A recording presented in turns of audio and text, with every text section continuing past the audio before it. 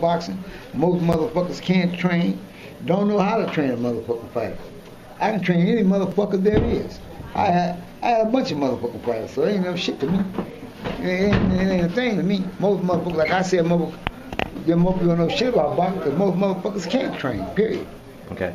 When did you start saying that phrase? I said that since I've been a little bitty ass kid. So that's a long time frame. Hey, I don't say nothing different than what I said before. Most motherfuckers don't know shit about boxing, and they sure in the fuck don't. And I want everybody from this moment on to recognize me as the scholar of boxing. That's it, Tim. The rope when he got hit with a beautiful shot back and forward. That's the right. Hey, leans back and forward with a right hand. most people don't know shit about boxing At all. Did you get what you were looking for?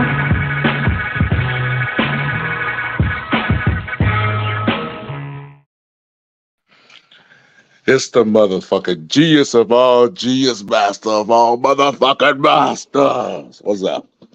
Yeah, man. Like I said, man, in the title, man, I'm gonna squeeze a little bit more juice out this lemon. I feel like boxing fans done lost their motherfucking mind. And shit, I want to clean up, man. I want to clean up. I ain't made this much money since Deontay Wilder fought Helenius.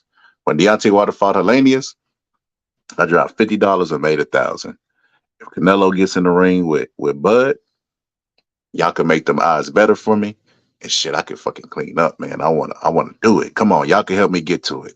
Shit. Y'all hitting them super chats, just do it with your face. Like how Goku do his spirit bomb. Y'all belief is gonna make me a rich motherfucker. So come on, man. Keep on believing that Bud could do the impossible. He could do the impossible, man. We gonna get to that shit, man, because I need to make some money. But first things first, man.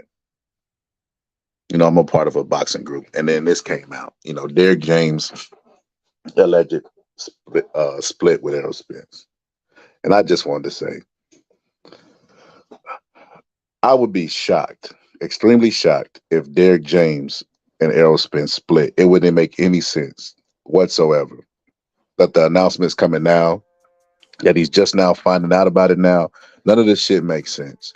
I think this is possibly one of these YouTubers who thinks that the best thing to do would be to leave Derrick James. I think it's those guys. And you think so, Rose? It'll be a good fight. I'm gonna get to it. Let me address this Derrick James stuff because I'm gonna get right back into that, man. I gotta bring some sanity to YouTube. But yeah. So with that, the Derrick James shit, it just doesn't make any sense.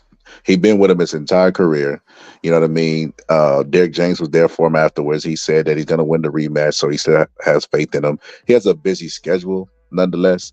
Like, the only thing that would make sense to me is if he said he was going to bring in somebody to help Derrick James, because Derrick James is a superstar now, man. He got a good stable of fighters. Shit, arguably everybody outside of Canelo, making big money. He got a lot of people that has a name in boxing. So he might be a busy man, and he don't have three people like Bomac, you know what I mean? So it's just him going and preparing for these fights, and he has to brace himself for this this loss that he's about to take. Because hypothetically, man, he's probably gonna lose the fight with Charlo, and then he's gonna lose the rematch with Bud. So then after he loses that rematch, shit. It's gonna be looking pretty sad for Derrick James. All these fair weather fans that have been praising him and talking about how he was gonna beat Bud because he had the trainer of the year. So they're gonna turn on him and say he needs to leave him. And I think that's where this story derives from. The people that have boxing channels, what's up, Lisa Bells, that are content creators. I've seen all of them. You know, I paid attention.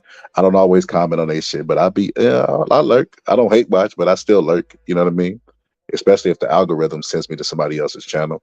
And I sit and I listen to all the excuses they made. And one of the talking points was he should leave Derrick James. The same person that they gave him a ton of credit and said that would be the X factor in beating Terrence Crawford is the same person they now said after one loss should leave. So my personal opinion, I think it's those guys. I think it's some sources say ass motherfuckers that's creating this type of buzz and energy around him leaving. I don't I don't know the validity of the story. It doesn't make any sense. It would make sense to me if they said they were going to bring in somebody extra. That's happened before.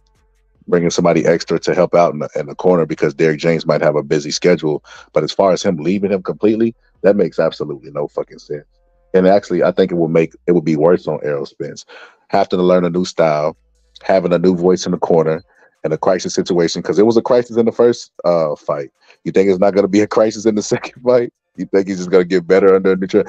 I don't see that happening. And shit, like I said, I'll be around. I've been hearing the talking points. If Chris Eubanks could come back and win his fight, that he was stopped in, and Spence can also. Okay, we'll see. We'll see how that goes. I'm looking. Like I said, I'm looking.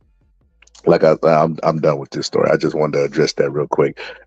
Errol Spence's character doesn't show me anything snakish or sneaky. Meaning the people who were rooting for him after the fight try to give him a ton of excuses, and he came out with a pretty man statement. He said, even if you try to give me excuses, I wouldn't take them. I know that's not an exact quote, but something similar to that. Basically, he ain't taking no fucking excuses. So you can't expect me, a person like that, who's a man of his word. Look, I know a lot of these people that they call aerosexuals say he did what he said he was going to do, but they not lying, man. That man really did do what he literally waited around for the fight with Spence to materialize. So yeah, man, he sat around waiting for that fight, you know what I mean, to a detriment to himself. So he showed me that he's a man of his word. I don't see any scenario in which he would show me anything different than what he's already showed me. He's a man of his word, even with the rematch. You know, everything he done displayed to me shows me that this type of move wouldn't even be in his character. So no, absolutely fucking not. He's not leaving Derrick James. Now on to what you wanted to talk about a while ago, bro. The Bud Crawford fight, bro. I hope, I pray that he gets past him in the next fight. Charlo gets past Charlo. Canelo gets past Charlo, and I hope that he doesn't look impressive in that fight.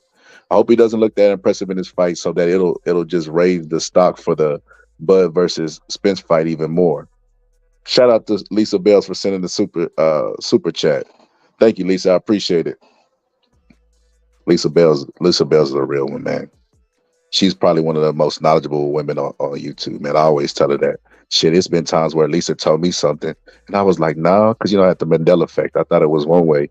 And shit, Googled it, and Lisa was right. Shout out to Lisa Bells. But yeah, so I hope that he looks less impressive against Charlo, and just add more fuel to the Bud fight. I want to see that shit. I want to see that fight.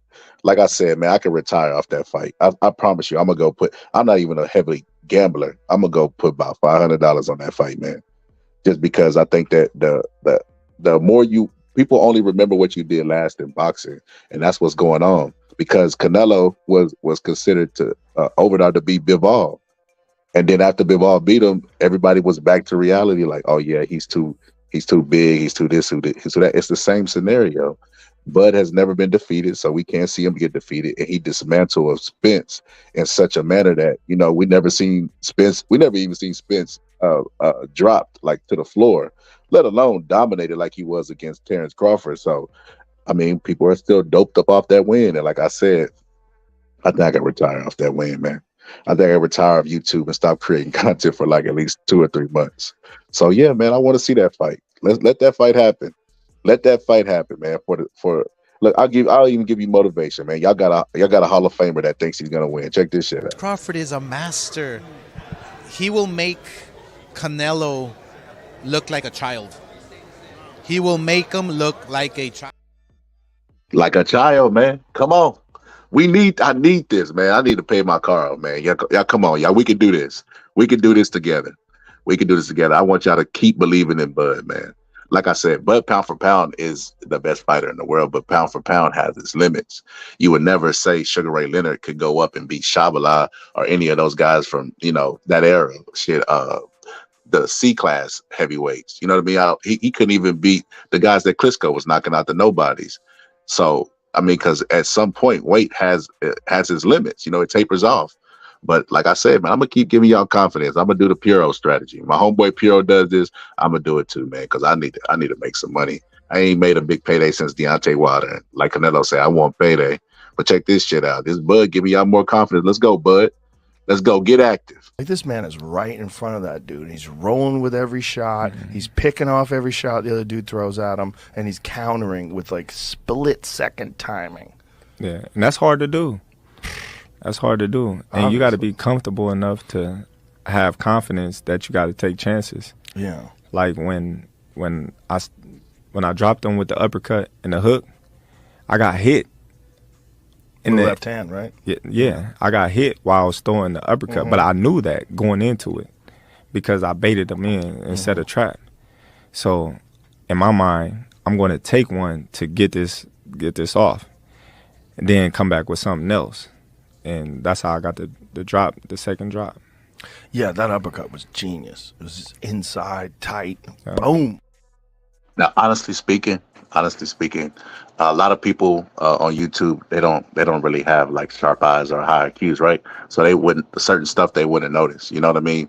And one of the things that they probably wouldn't know, you know what I mean, because they ain't hanging around gyms, is that when you're counter punching, it takes balls. Exactly what Bud just said. It takes balls because you have to stand in there in the pocket with the risk of getting hit and throw your shot. And a lot of people don't have balls to counter punch. I mean, they don't even realize that like it takes a risk. It takes a risk to open up with your offense and be susceptible for offense, but also to just stand there and anticipate a punch or set a trap for a punch. And I think that same style is like, how could Bud ever be Canelo? Look, man. If Bud beats Canelo, like me and All Positive said, man, I'm going to have to start talking about him in a different light. I'm going to have to start talking about Bud as one of the greatest of all times. I won't even let nobody say anything bad about Bud if Bud pulled that off, because that would be something that's unheard of. I can't even see it. I can't even see a path to victory. I've never even seen Canelo like knocked down. I've seen him hurt, you know, maybe I think his first fight when he was like 15 years old, but I never even seen the man knocked down. So it's hard for me to see, because Bud's not winning no decision against Canelo. It's hard to win a decision against Canelo. It's gonna always be like that. He's the golden child of boxing. Other than AJ, you know what I mean? He's the goose that lays the golden egg. So I can't see anybody just going in there dominating, but Canelo and winning a decision. Because even Bivol had a dominant performance against Canelo, and shit, one round it would have been a draw, and that's what you're up against. So it's like, I can't see a path to victory. He has to knock him out, and I just don't think he has the power to do that. And like I said in my clip yesterday, Sugar Shane Mosley basically said the same thing. Sugar Shane Mosley was a fucking beast at lightweight, fucking like animal running through people. But when he moved up to those bigger weights and fought bigger guys like what's his name, Winky Wright. I mean, Winky Wright was walking through his shots. He was walking through his shot. I think Bud can do it. Look at Sam Langford. Yeah, Lisa, but they don't make the fighters like the fighters of yesteryear. Bud is the closest thing to a throwback fighter that we got. So, I mean, but that's not saying much. Look at what we're dealing with. These fighters don't fight. You know what I mean? They fight, once, 2, 3 times a year. They're not active. So I just can't see it. I think his path to victory, he would have to use his legs. And Bud hasn't even used his legs in his last 2 fights. And I personally think they're gone. I think, like I said, Bud is at the point that Michael Jordan was when his jump shot, he had to develop his jump shot because he couldn't dunk like he could when he was younger. I think Bud working out 7 days a week is taking its toll on his body. And instead of pulling back, he's going harder. And I think it's catching up to him. You know what I mean? Everything has a price, especially not letting your body recover. Got to move away from that old school stuff. If he was going to be old school, he should have just stayed active in the ring instead of being, training 7 days a week with no days off. That's what I would personally advise to Bud if I knew any of those guys. But hey, like can't change the guy's mentality. When Floyd Mayweather went back to his daddy, he literally said, he wanted to work really, really hard, and his dad was telling him like to chill out. So it's already built and ingrained inside of him. He said, yeah, Bud got it, I think. You think, or Rose 45, he has a better IQ. He does. He's better all around than pound for pound, Lisa. But that doesn't always equal a victory. Like when Sugar Ray stepped up and fought Donnie Lalonde. Donnie Lalonde was nowhere even near the stratosphere of a Sugar Ray as far as pound for pound. He wasn't even pound for pound in his own division, if you rated just his division. And he dropped Sugar Ray and he was walking through Sugar Ray's shots. And everybody knows Sugar Ray's fast, accurate, and punches hard and throws a bunch of combinations. So if it was a limit for Sugar Ray, why wouldn't it be a limit for Bud? Which I think Sugar Ray is better offensively than Bud with both hands. Bud may switch and do all this stuff, but I mean, as far as punching power and speed and accuracy, I rate Sugar Ray over Bud. So I prefer fighters in their weight classes. I agree, Lisa. And shit, to Bud's credit, he just wants to get 3-time undisputed. He could do it at 154. I don't understand why he's entertaining this. Well, I know why he's entertaining it. For the same reason most people entertain it. Because he wants, like Canelo said, he wants payday. But it's like, yeah, at what price? At some point, I feel like you're selling your O, like Ron Garcia did. Ron Garcia went into a fight where he knew he had an injury to his rib. He knew that Tank had a mole in his camp, so Tank was aware of it. Tank's a hard puncher, and Tank has short arms, and you know he's going to go to the body. Even with all that being said, he took the fight. And for the life of me, I was wondering why. Like, why did he take this fight? But after the results of the fight, and I seen he made some reported like 30 million, I was like, oh, okay, well, it makes sense why he took this fight. He had 30 million reasons why to take this fight. But like I said, it's selling your O. These fighters are crazy. They so worried about losing because Floyd done brought this, perfect record shit to the sport. But then they'll sell their O. So it's contradictory. They're contradicting themselves. How could you be so worried about losing, but at the same time willing to sell your O for the right price? I picture them at an auction like 35, 45. So you know what I mean? Like they'll sell their O. You offer them enough money. Michael Spinks did it against Mike Tyson. Michael Spinks didn't want to fight no fucking Mike Tyson. He backed out of the tournament so he wouldn't fight Mike. Did everything to avoid Mike, him and Butch Lewis. But when they started talking about them pay-per-view numbers and all this stuff, $14 million was unheard of back then. Michael Spinks got his scary ass in the ring and was demolished within a round, but he essentially sold his own. So there's a history of it in boxing. A lot of YouTubers on here don't believe fighters are scared of other fighters, but it's unnatural. Everybody possesses fear, and if they don't, there's something wrong with them, right? Like they need to go to a mental hospital because they're not normal. Like nature gave us fear, like Customato said, fear helps us survive. So of course fighters are afraid of other fighters, but some of them just get in the ring and overcome their fear. But not a lot of them do that these days because everything has become incentive based. So they'll only get in the ring based off incentive. They'll say, oh, this don't make sense. This don't, prize fighting, because there's so much money in boxing. You can't even really blame them because, the risk that they're taking. But yeah, fighters are absolutely scared and they absolutely navigate themselves. I put up a picture today on my community tab, and it was like fighters who, had O's before they lost, like Joe Louis, his record before he lost, Muhammad Ali. And a person told me, yeah, these fighters had O's until they stepped up in competition and they lost. And what I told them is they could have easily went undefeated if that was the goal. Their goal wasn't undefeated. Their goal was legacy. They wanted to find out if they was the best. Ali was fighting everybody. It didn't matter who it was. He literally fought all the young guys and the old guys when he was coming up. The veterans, that was risky fights. So, I mean, it was just a different mentality. But if Muhammad Ali had in his mind that he wanted to be undefeated, he could have navigated around it because people had to come to him for the fight. He was the cash cow, whether he had the belts or not. But he wanted to be a champion and he cared about legacy. So, yeah, I don't think Bud would sell his O. That's just me. Who says they're fighting? It could be all talk. Who knows? I don't know, Lisa. He doesn't strike me as the person, him or Spence. I got to give them both credit for that. Even though they played with us for 5 years with the fight behind closed doors, when they finally got to talk to each other, the fight was made because I think that's their character. They had too many middlemen talking for them. But when they finally got together and spoke on the phone, the fight was made in no time, right? So with that being said, I'm looking at the character of both the guys, and they don't bullshit. They don't just talk just to talk. When they say something, they really mean it. Him and Spence. So Bud's entertaining this because they've asked him this before in the past twice. And both times he was just like, Canelo's too big. He was basically saying, you don't even know what Canelo walks around at. You just know what he fights at. So, I don't even know how big Canelo is was the premise of what he was saying. So, I mean, if you don't know how big he was then, what's changed from now to then? Because he was still a welterweight, I think, when he did that. Yeah, he was definitely a welterweight when he did the interview. Nelly said, "What's up, Lisa? Rose Rose 45 said no fear. Nelly said smash that like. Appreciate that, Nelly. He said salute to the boxing scholar. Salute to everyone in the chat.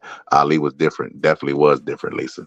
I mean, somebody was trying to say some Ali slander yesterday on the show, man. That's one thing that'll get you booted from my show. You can say anything. You talk about Ali, that's like talking about my mama, man. I gotta get rid of that shit. Like Ali could walk on water to me. But yeah, man, like I said, given the character of the two guys, I don't know if Bud's selling his oat, Lisa. I think he really thinks he could beat Canelo, but I think he's believing his own press clippings. I think the parade, the accolades, like I said, Bud has never been this big in the sport of boxing ever. And he's been pound for pound reigning probably for like 5 years. So 5 years of reigning, number one pound for pound, and you're just now getting the prize, the part of the prize fighting. It's like it's a new high for him. And shit, at some point, Mayweather said he didn't even love the sport anymore, but he was coming back for paydays. Like they starting to see these zeros and stuff. Bud was thinking about retirement. I can guarantee. Looking at his paydays now, he ain't gonna retire. He's not leaving the sport. I can guarantee. Even if he wants to leave the sport, somebody's gonna come and drop a bag on the table like how Don King did Larry Holmes. I guarantee Bud gets his ass back in the ring. What's up, Puro? Yeah, Pure. I was just talking to them about them getting in the Pure. We got to start motivating this YouTube community. We got to keep with the Bud parades, because get Bud in there with Canelo, bro. I need a payday. I need payday. Like Canelo, you need payday. No, I need payday. I want to get them in the ring, man. Like I said, now mind you, I just keep it real, right? I ain't gonna say neutral because that's an overused term on boxing. I just keep it real. Even if I'm biased, I'll start with saying that I'm biased, right?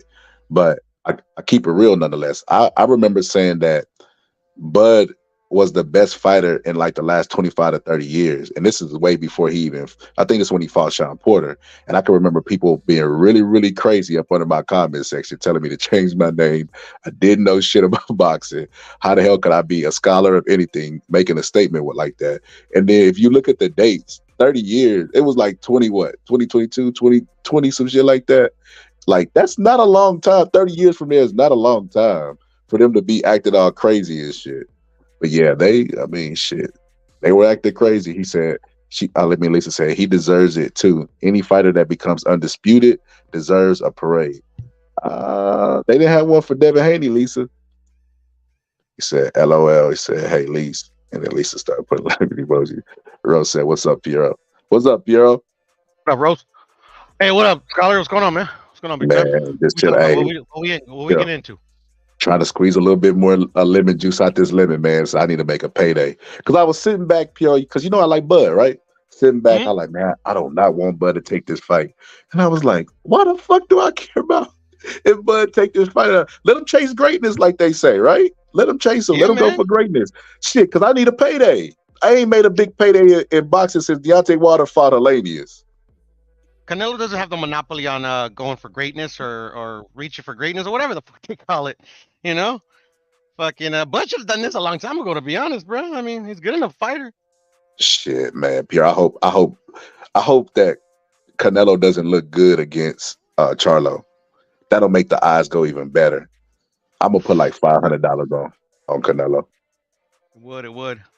I mean, like, I respect Bud. I like Bud a lot, man. I fuck with Bud a lot, man. He like, his mentality is a mentality I like, and he be exposing YouTubers just like I do and shit. But yeah, I mean, it's tough, man. I mean, it's not like usually these like major upsets happen if a fighter overlooks another fighter. The fighter's just not like, the fighter's like overhyped. Like, I don't know. I just don't see I mean, shit, man. I don't know. I mean, I think I don't know. I don't know Canelo personally, but I see that Canelo's the type of person that like will get motivated for this fight just to fucking like piss off, the establishment. Man, Piero, I just want to see it, bro. Like I'm look like, so I think this is gonna be a good ass fight. I was looking at film. I'm gonna drop a breakdown probably either today or tomorrow. I was looking at Castano versus Mel, and I was like, holy shit, this Canelo fight is gonna be fucking exciting, bro. Castano is just a smaller Canelo. Just less skilled. Yeah, I hear you. Yeah, he don't got to, of course, that too. But I'm Yeah, just saying, yeah. like, No, no, I hear what you're saying. No, I hear what you're saying. I hear as what far you're as the saying. pressure, you know what I mean, coming Yeah, forward with the high yeah, guard, I'm like, he's gonna see the same style with a bigger guy, more skilled. That yeah. fight was exciting because of the pressure. I'm like, man, we finna have a good fucking fight on our hands. It got me excited about this fight. I was like, holy shit, this is gonna be a good ass fight. Yeah. And I agree. Just because of the I won't call it a narrative, but of most people think that Mel likes to get into fights. So if he sticks to the script, yeah, it should be a very entertaining fight. To be honest. You think he's already showing too much respect? I was worried about that. Nah. If it was like this, like if it was coming out of a place of like, oh shit, like what did I get myself into? Then I would say yes. But now he's always shown Canelo respect. Him and his brother. What To be was it? The honest, one of the what was few. the presser like? Pure with Castano and him part two. Were they talking shit? Yeah, yeah, they were talking shit. I believe in both. No, well, definitely number two. They were talking shit. See, and that's what I'm saying. The best performances that we seen Mel when he made the outer ring adjustments and Huh? he stopped the opponent was when he was fired up and talking shit. He has too much respect for Canelo. He got that hand injury. It's just a whole bunch of shit. The percentages starting out that I gave him was probably like 60-40. I factored in the hand injury 70-30, 35. Then I Yeah, yeah. factor in other stuff and it just keep going down. I'm like, yeah, I can't see him winning. It's just like what I see of hey, what's up, Lisa? What I see of Hey, how they're hey, what's up? How they're training of the little training film I've seen with him and Guzman, where they're trying to make him a fighter that he's not. I just hope this like a backup plan that they showed us.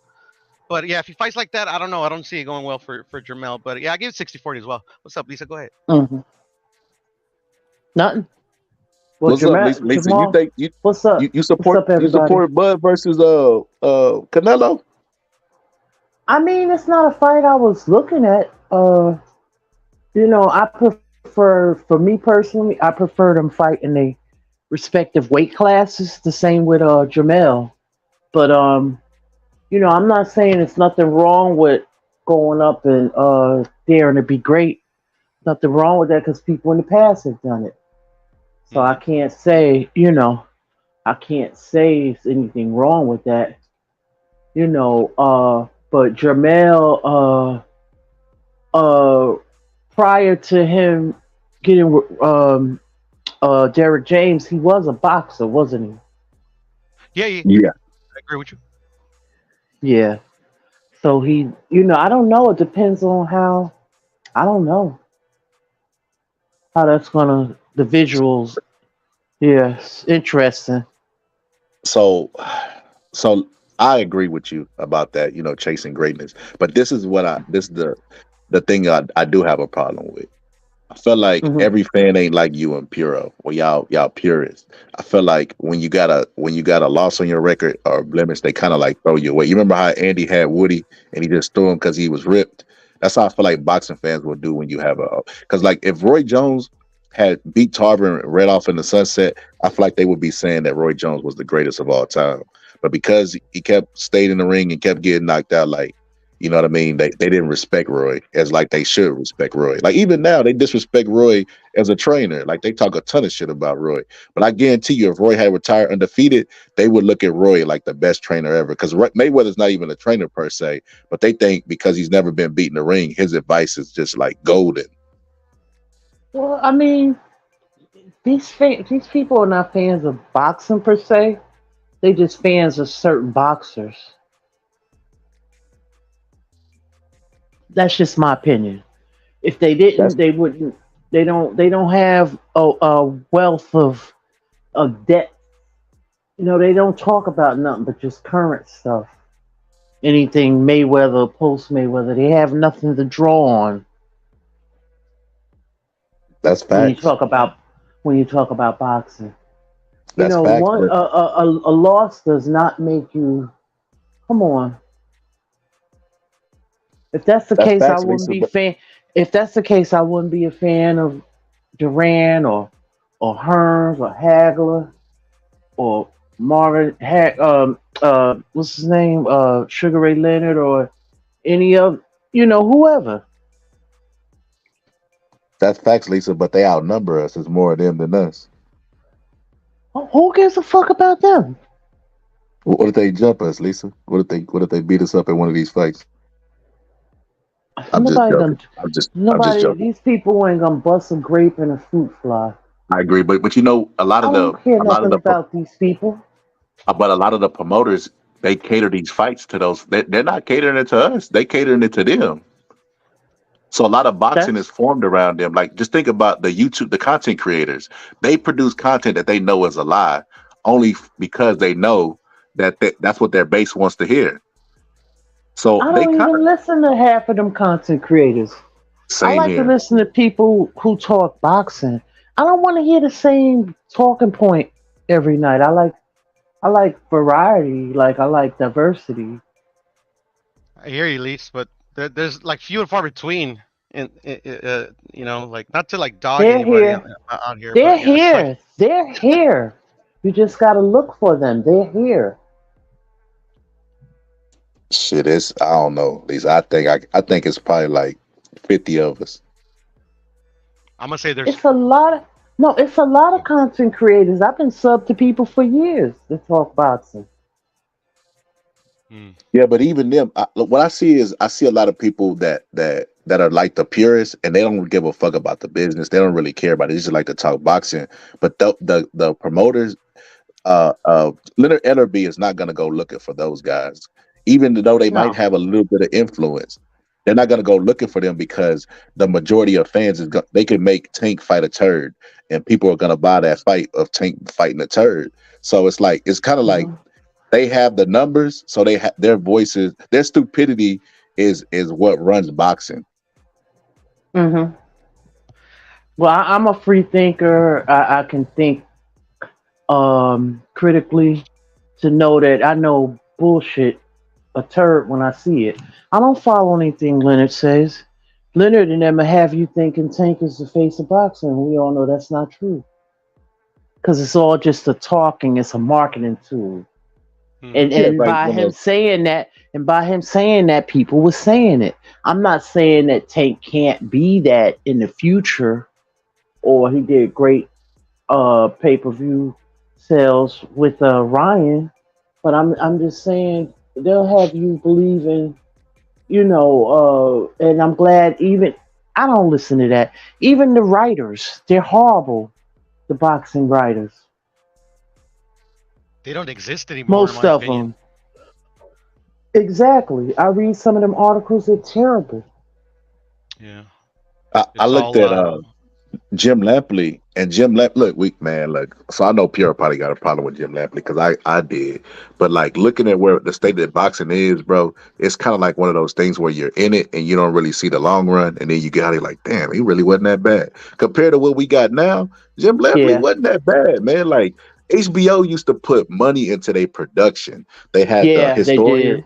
which was Larry Merchant. They had the professional analyst, which was Roy Jones or Emmanuel Stewart or George Foreman. And then they had Jim Hmm. Lampley, which was the journalist. They had the complete package. And then they would go through like if you watch the entire HBO program, oh my God, you would learn so much. But like I said, I Yeah. just took that shit for granted. Compared to what we got now, the shit that we got now is trash. And Jim Lampley said in an interview that Hmm. after he got let go from HBO, he was expecting like Showtime to call him and stuff, but like nobody called him. It's crazy. Yeah, I No, they're mean, not to gonna me, call. Go go ahead, ahead. Lisa. No, you're I good. said, Go ahead. why would they call him based on, you got to understand who's at Showtime. They had a long-standing beef probably with HBO. And when Floyd Mayweather left and Heyman and all of them, that do you understand that when they left, they took a lot of people with them, and also that mindset. Like I Yeah, can, I agree. I But like yeah, because Fox when I News take reporters from MSNBC because they journalists. yeah, but boxing is petty. You're dealing with petty people. Yeah, that's true. But I think it's crazy. I would have like look. I mean, shit, I'ma just say it. I would have rather heard Jen Lampley break down a fight or give his scoring than Blue Blood Boxing. I'm just saying he more seasoned than Blue Blood Boxing. I actually think it's a bit of a conspiracy theory, but I think it's all pre-planned. The reason that they didn't get some of these Jim Lampley did color. Like I never really had a problem with him because I knew what he did.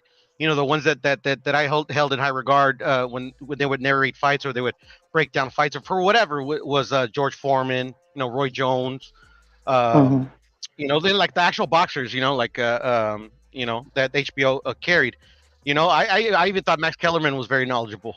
But at the end of the day, I think it was all pre-planned. I think they knew what social media was going to be and what they could use it and how they could use it to manipulate the narrative. Hmm. Where it be negotiations, where it be the casual's perception of a particular fighter. I mean, I think. I mean, I think sometimes we because we're living in this time where it feels almost like it's almost like a I don't know, like a what am I going to say, like a parody of life. It feels like to me at least. Hmm. And I think sometimes because we have, well, at least maybe I'll just speak for myself, that I have that mindset that I have. I sometimes forget how smart humans are, that they could there's been humans in the past that can literally project where a particular technology is going to go or where particular you get what I'm saying? It's kind of like politics, these guys can see where the country's going to be 8 years down the road just by Hmm. what's coming down the line. You get what I'm saying? So that's kind of what I'm thinking. Why they didn't get because to me, I agree with Scholar. That's like a no-brainer. As soon as HBO dissolved, if I'm Showtime, I'm grabbing Jim Lampley right away. Hmm. Yeah, And but you you know had what's crazy, Steven Pure? Espinoza and all of them. They had. I mean, I don't think he was at HBO, but they they probably tried to. For all we know, they maybe wanted him out of boxing. You never know. I Yeah, mean, it maybe. seems like it. He said he didn't get no phone calls from Hmm. anyone like asking for a job, and it's just like I've seen Fox reporters go to MSNBC and then go to CNN because they're journalists. Their job is to say whatever the person up the front wants, the marching orders. And in boxing, we have a lot of that. I'd rather see a professional guy do it than a YouTuber. That's all I'm saying. And what you were Hmm. saying, Pure, about the projection, that's 100% true. I think HBO just started gambling. I mean, I'm the wrong person to ask about boxing business, but this is just my theory on it. I think HBO kept gambling on the wrong guys because I remember they was trying to make Kovalev a household name, and it kind of didn't work out. And then they bet on a Triple G. They've been trying to make Triple G a star for a long time, and it just never happened. He wasn't even considered a household name until he fought Canelo.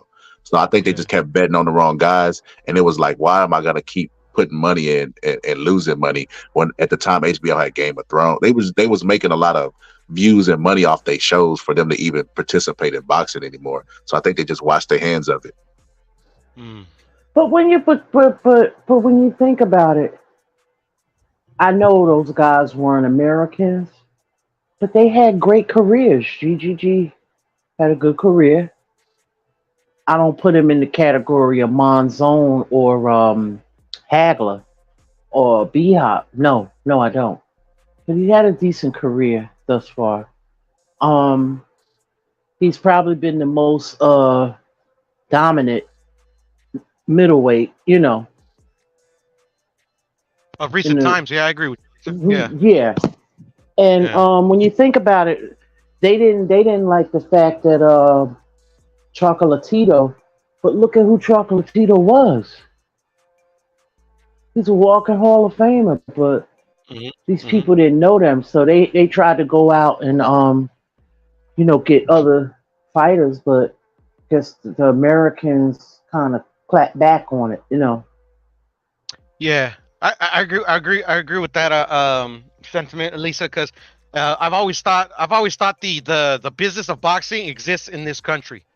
And at the end of the day, since the business of boxing exists in this country, they focus the marketing on American fighters or weight classes where American fighters have usually routinely existed. So at the Hmm. end of the day, I think I don't know. I mean, I've heard a bunch of theories like it was a Floyd Mayweather Pacquiao fight that turned a lot of casuals off. You Hmm. know, I don't know. To me, the casuals more at the influencer boxer side, as Hmm. opposed to when I was coming up. Late '80s, early '90s, 2000s. The casual was just focused on the boxer that a promotional company would build. Like that. That's what I Right. noticed. Like promoters now are like promoters in name only. I don't know why these fighters are Hmm. paying them when they literally aren't doing what they're paying them to do. Like Bud Crawford, like the narrative I remember back in the day were like that. Certain American fighters were very boring. You know, so like the Hmm. promoters would literally have to create some promotional angle to like sell them. You get what I'm saying? Hmm. But then you would get like the it's not like in the '80s where like literally like the American fighters, all of them were like not boring, and they were all like great boxers. Whereas in now, it's like it happens in waves in boxing or in cycles where like you don't get as much talented boxers as you had before, and then you also have these boxer. I guess the era of the money era where it's like you have a more technical boxer that's not really like pleasing to the casual because it's very technical. Hmm. But like Floyd, Hmm. in the case of Floyd, he did his job to like to sell himself. So because at the end of the day, like you have to give the casual that wants to see blood, something a reason to buy yourself to buy your fight. He turned himself into the villain and worked out for him. But at the end of the day, I don't even see promoters even trying. And then now you have an American fighter like Bud Crawford, even an Errol Spence that like literally have exciting styles, but they don't sell anything. And that's because like in the case of Terrence Crawford, like Bob Arum, like literally, like did a horrible job in promoting the guy. So, Pure, I'll say this. Hmm. I think our climate is just shitty, bro. I think our climate is so Mm. shitty that Tim Witherspoon, two-time heavyweight champion of the world, will go live. And he'll go live at the same time as a content creator. I ain't gonna say no names, right? But just a random content creator. And people will tune in for the content creator over Tim Witherspoon. We all here to hear the boxing from the boxer. We all supposed to like, if you're a purist, you're gonna appreciate a boxer more than the average person, right? But the average Hmm. person is doing better numbers than the fucking boxer, and that shit makes my head explode every time I see it. Like I said, I think we just live in a shitty, we just live in a shitty time in boxing where the promoters now are the superstars. Don King was a superstar. Don't get me wrong, right? Him and I wouldn't say Aaron because Aaron really didn't have the personality that Don had. Oh Don had a yeah. lot of charisma. But I got you. now they riding for the promoters. I'm Team PBC. Who you with? Who you like? What? I hear you. It's a shitty The time that the we're only in, man. promoter I see, the only promoter I see now that's always out there is Eddie Hearn. Yep, I agree. I mean, Bob is old now, so I don't know any promoters over there on PBC. That's the thing. They're not like visible. You know what I'm trying to There's say? Leonard. There's Leonard, but I mean, like, I don't know. I don't like Leonard. I don't think. I think he hurts his fighters more than he helps I them don't by know if by, he's a like putting them out there. promoter. I thought he was the. I don't know what Leonard is. He just a dude with wide Mhm. nostrils. Yeah. Yeah, yeah, I I agree with you, thought Lisa. They're not. Leonard was the CEO of. I thought he was the CEO of Mayweather Promotions. He I is. think that's what he is. Yeah. Yeah, he's that. He's that. But I say Yeah. I just this. always group them together. Mayweather Promotions and PBC. I always thought they were the same entity. So look, Don King had charisma, right? A lot of people love Don King, but back in the day, in the '90s, Yeah. if you Yeah. had like a black box, nobody would come up to you and tell you how crazy you was for stealing money from Don King and how the big fights wouldn't go happen because you're stealing money from Don King. I see that a lot today. I'll see somebody who be on the panel and then they'll be like, well, PBC sucks, and then the other person will be like, well, why do you not like PBC? Because they obviously like PBC, and it's just like, bro, I've never seen anything like this. This is so crazy. It's like it would be like basketball teams arguing over like logos or some shit. Like it doesn't make any sense whatsoever, Hmm. especially when the promoters don't give a fuck about us. So why would we give a fuck about them? It doesn't make any sense. Why do they care about how much money the promoters are going to recruit? I said this Mm. one time to Yeah. somebody. They was telling me that people like me runaway casuals, and I had to explain to them, it's not that I want to run you away. I just want you to know your place in boxing, not beneath anybody, but you shouldn't be talking about purses. Like nobody in the 90s was talking about fucking purses. Nobody even cared. If y'all get time, go back and look at Julian Jackson versus McCullough. Go look at that audience. That was a great fight, right? Go look at that audience, the surrounding. They didn't pack that arena, but nobody cared because the fight was so fucking exciting. But somewhere along the line, fans started becoming managers and experts on ticket prices and pay-per-views and all this other stupid ass shit. And somewhere along the line, they started talking about, oh, he can't pack an arena. He can't do this. That's not your place to talk about. Just support the fight or don't, because it's the free market. But you just got to know your place. So is this the Floyd era? Because that's the only time Absolutely. I started hearing of it. Yeah, I mean, I know Oscar was a big star too, but I don't remember them talking. Maybe they did, but I just don't remember them talking about it with Oscar. I could be wrong. Even when Oscar was the A side, he never said it. Now that shit didn't come to Floyd. You're right. It's the remnants of the Floyd Mayweather era still lingering around, like that useless ass mitt work that everybody doing. Right. Like even Sugar Ray Leonard, he was the darling. Like I sat and I watched when Sugar Ray fought Benitez, and that's when he got his first title shot or whatever. But if Sugar Ray came out the door, just a star. Even when Marvin Hagler was making $50 his first fights, right? Sugar Ray came out the door making $40,000. He was just that instant star, kind of like with Oscar, the Golden Boys. Yeah, he was the first Golden Boy, Sugar Ray. Yeah. Fact, he had a Pepsi commercial. Yeah. Yeah, I remember. Yeah, that's my dad. Yeah. Yeah, I remember that. You know what's crazy about that? Can you imagine if Ray was doing all that A side, B side talk, and he was like, "Man, look, I want to make the fight with Hagler, but Hagler the B side, and he need to take a 25% split because I'm bringing all the fans." Like people would have thought that shit was crazy then, even though Ray was the A side. Yeah. But that's even what I'm though saying. Ray Boxing- had that big event and invited all of the people, and he said, unfortunately, it's not going to happen. So he had his diva. He was a diva now. He was. He So did it to look, Aaron out of Pryor the as four well. kings, my favorite one is the Roberto Duran. Second is probably Ray, right? They might even be tied. It just depends on what day it is. But I just got to keep it real when it comes to Ray. Ray was the first Floyd Mayweather without the A side talk and the purse splits and shit. The reason I say that is because how he maneuvered his career, retiring, coming back, and then like he literally admitted that he waited for Roberto Duran to get out of shape to give him a rematch, so he had a tactical advantage. Mhm. So love Ray, but man, he was Floyd is 2.0 Ray. He's just a loudmouth Ray. Ray did all that shit silently and talked about it when he retired. Mhm. Floyd was doing it while he was fighting. Oh, I'm the A side. Floyd would do it. He's so full of himself. He'll do an interview and say, "I ain't got to say I'm the greatest," and then tell you why he's the greatest. He's hilarious to me. Yeah.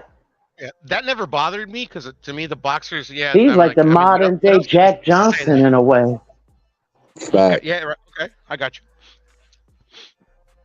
Facts. He is like Jack Johnson. But we had people in the past. Sugar Ray Robinson was known for being a diva too. Oh, really? I didn't Oh know that. yeah. They said he was one of the first people with entourages. Yeah, bro. He was trying to be like a movie star. He would comb his hair. He was. Most boxers are full of themselves and have egos. You know what I mean? That's Emmanuel Stewart. I think said that he looks for the star status in a fighter. He wants them to be full of himself. He said Fury had that charisma, but like Lisa said, the remnants of the not wanting to take a loss, the A side B side talk, the pay-per-view, because pay-per-view ain't always been here. But the pay-per-view talk, all of that stuff, it all stemmed from Floyd. He not a pay-per-view star. I'm a pay-per-view star. All of that shit is regurgitated Floyd talking points. Mhm. Yep. Now, who said Fury had that charisma? Who said that? Emmanuel Stewart? Yeah, Emmanuel Stewart said it. Oh, okay. He said he To took me, him out to like a club or something, and they said nobody knew who he was, but he was really boisterous about letting them know who he was, and he said he just noticed that charisma in Tyson Fury. right. See, to me, I'm not saying that he don't have a charisma about him, but to me, he's like a troll. I guess that's today, like he trolls. Yeah. He's a clown. I don't find him to be funny at all. I think he's a clown. I think He he's a can clown fight too, Lisa. though. He Yeah, can no, fight. no, I've always said And that. he I does, always and say that it's too. not like he's attractive. Women are not looking at him. So Lisa, I'm on the opposite side of that because I'm childish. I think Tyson Fury is fucking hilarious.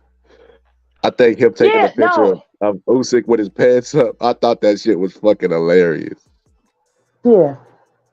But I'm No, childish it's just though. some things he say, like he say things that is cringe. That's what makes me look at him funny.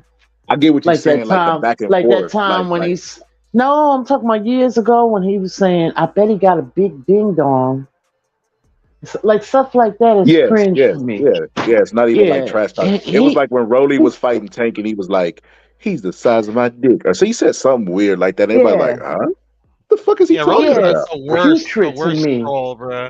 Yeah, it's putrid to me. Yeah, especially you 6'9", you can't be inconspicuous. You too big for that. Yeah. To be honest, I've never liked fighters that talk too much shit and suck. That's why I've never liked Rolly. That's the only reason I've never liked Rolly. If you can back it up, I actually like it, because I like talking my shit myself. But when you suck, oh my god, it's the annoyingness. It's annoying to me. Well, hold up, Pierre. What about Mayorga? Mayorga was like that. But Mayorga didn't suck at the level of Rolly Romero. Rolly Romero, I'll probably whoop his ass. I don't know, Pierre. That man champion right now, Pierre. He might get you. I ain't trying to fight him. I say probably. No, I just say, I mean, like, I don't rate him at all. Like literally, like, to me, he's a fabricated fighter. It's a fighter that Floyd fought. That's like, okay, this guy looks like I could sell him. Like, let's teach him how to throw a couple punches. I don't know. I don't like Rolly. He squeezes down to that size. You ever see him when he's not training none? He's huge. Nah. Huge. He's a big guy. That's not his weight class. Yeah. Now we got a lot of weight bullies in boxing. It's been for the shit since I can remember. Shit, Pierre. That's why I don't even use that term weight. They all, like you say, they all fucking weight bullies. Yeah. I don't use it myself either, unless I'm trying to annoy somebody. They all looking for the strategic advantage. That's why they taking steroids and shit. And like, Carmen Serene did a cold ass fucking video, and it was like, I was like, damn, she said some true shit. When she was talking about how everybody talks shit about AJ, but everybody juicing up to fight him, bro. Right? That's real shit. How AJ a robotic, how he slow, how he all these things, but you need performance enhancers to fight him. Still has the best resume in the heavyweight division, in my opinion. Nah, I don't agree with that no more. I mean, like, why? That used to be my opinion, but the elite have fought each other, like Tyson Fury and Wilder. No, they have not. Tyson Fury and Wilder got 3 fights, Pierre. Yeah, they ain't elite. But he fought. Yeah, but wait a minute. He fought Usyk twice. Yeah. Even though he didn't win, still fought him twice. And you got to put Usyk with the elites. I don't put Usyk over Wilder though. I think if Usyk and Wilder fought tomorrow, kidding me? I think Wilder would knock Usyk head off his shoulders. I mean, I would only put. Go ahead, Lisa. Wait a minute. You're talking about a former undisputed cruiserweight came up and fought the unified champ, took the belts, and then won in the rematch. Wilder was never a unified champ. I'm not talking about the stylistic breakdowns, but he has a better win. Yeah, That's but I just agree that with my doesn't. Lisa opinion. on that aspect. The only reason I would put Wilder over Usyk is that Wilder's a career heavyweight and he does have his title defenses, even though they were, in my opinion, versus subpar competition. But I would actually put him on the same level, to be honest, right now. Yeah, I didn't say Wilder.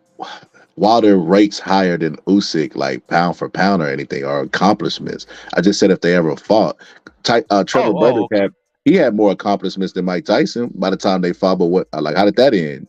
It doesn't matter. Like styles make fights. I mean, we all know that, right? If Usyk got in the ring with uh, Wilder, I'm putting $100 on Wilder to stop Usyk. Especially, look, I bet you AJ probably mad at himself looking at the Daniel Dubois shot to Usyk that he like laid on the ground and all that shit.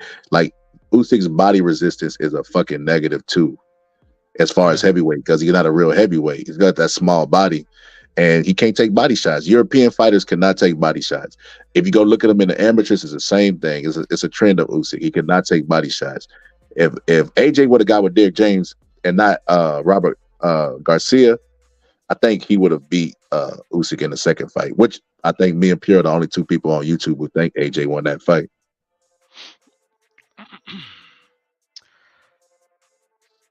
I had it a draw. You had it a draw, Lisa? I could see that as well.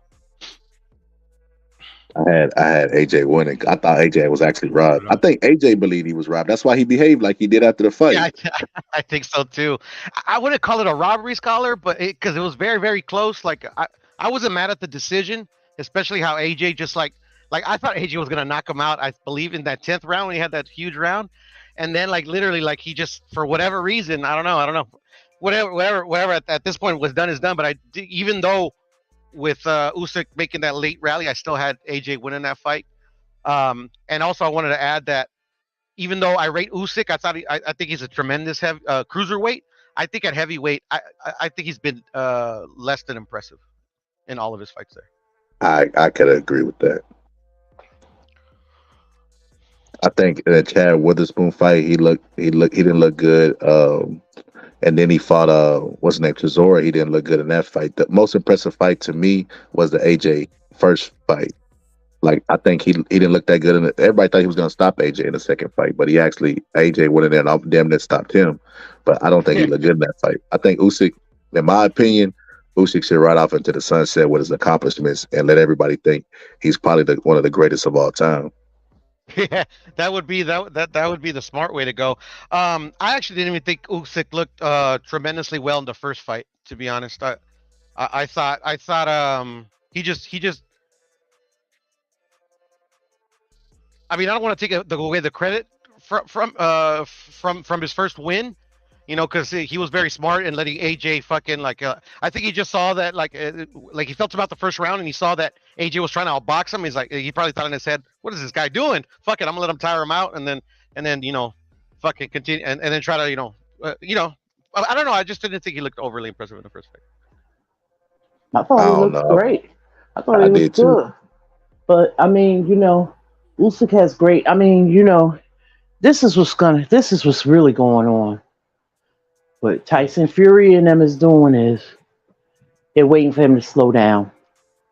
And he's fighting all the Mandos. You know what I'm saying?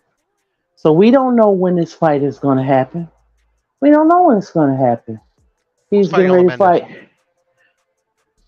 When you're a unified champ like that, you got to fight all these Mandos back to back. And that's what he's been doing. So he just fought Daniel Dubois. They're gonna order that Hrgovic fight. Hrgovic fight. Yeah, that's next. So that's what they're doing. They just playing possum. They playing games instead of just making a fight that everybody wants to see. Yeah, I could definitely see that, Lisa. I don't know why they would play games. I mean, like I don't think there's any way Usyk could beat Fury. I just don't see it. That if you know anything about Fury and his fights from the past, those styles are troublesome for him.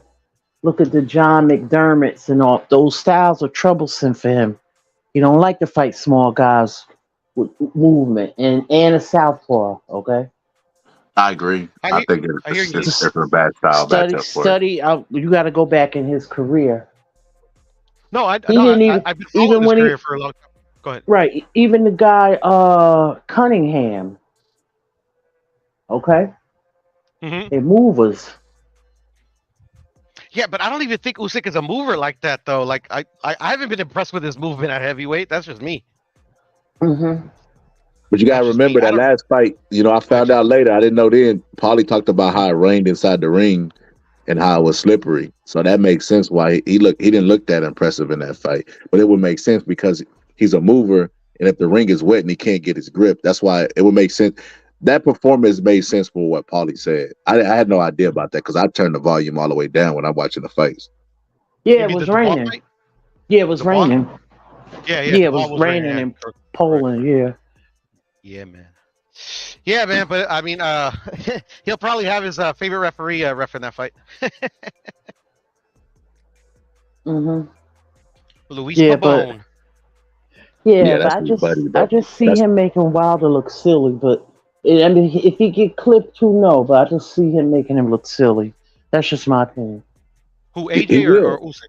He will, just like Luis Ortiz Usyk. did. Like Usyk. everybody makes Wilder look silly until it's too late. 36 Yeah. minutes is a long time not to take one right hand, and that's all it takes. That fight's not Yeah, gonna but that happen. don't work. But that don't work for everybody. It didn't work for Fury. Yeah, but Fury ain't a cruiserweight, moving up to heavyweight. Hmm. Okay. Listen. Usyk is a heavyweight now. He fought at heavyweight. He fought big guys like that in the semi-pros, and he fought big Mhm. guys. Trust me on Mhm. this. Hmm. He Yeah, didn't fought fight big. at he didn't fight at super heavy, but he's not. He's used to fighting them big guys and big punches. Yeah, Mm. he could deal with them whenever he's pitching, but he can't catch. Whenever he get hit to that body, Usyk turn into a flopper. Yeah. He don't like the body shots. Yeah, I agree with that. Yeah. So I mean, even when he fought Fury, Wilder displayed the right hand to the body. That was a tool he brought out. He could set up a right hand Yeah. to the head by hitting Usyk with a right hand to the body, and he's longer than Usyk. So, like, I agree with you. Usyk will probably be winning the fight. He has good foot movement. You know what I mean? Wilder didn't look impressive when he fought Arthur Spilka, who has is a lesser southpaw guy that was light, just like Usyk moving up. He had trouble with him, but that was one of his nastiest knockouts of his career. Yeah. I mean, in my I opinion, remember they're that. not going to make that Wilder fight with Usyk. I think it's just too high risk of a fight. And if they did happen to make it, like if the fucking referee actually like didn't call any shenanigans, I got Wilder like beating him like in 3 rounds. Mm-hmm. Damn, 3 rounds? Yeah, I don't know. Usyk's just looks so. I have not. I don't. In any of Usyk's fights at heavyweight, I did not like how he looked.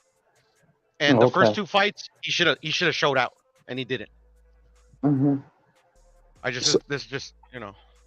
Ken Rydat and Teddy Ellis are big Usyk fans. Like, they cool with Papachenko. I remember after the fight, they were even kind of disappointed. Like, yeah, he hasn't looked impressive. They even picked AJ to beat him in the first fight just because he hadn't looked impressive at heavyweight.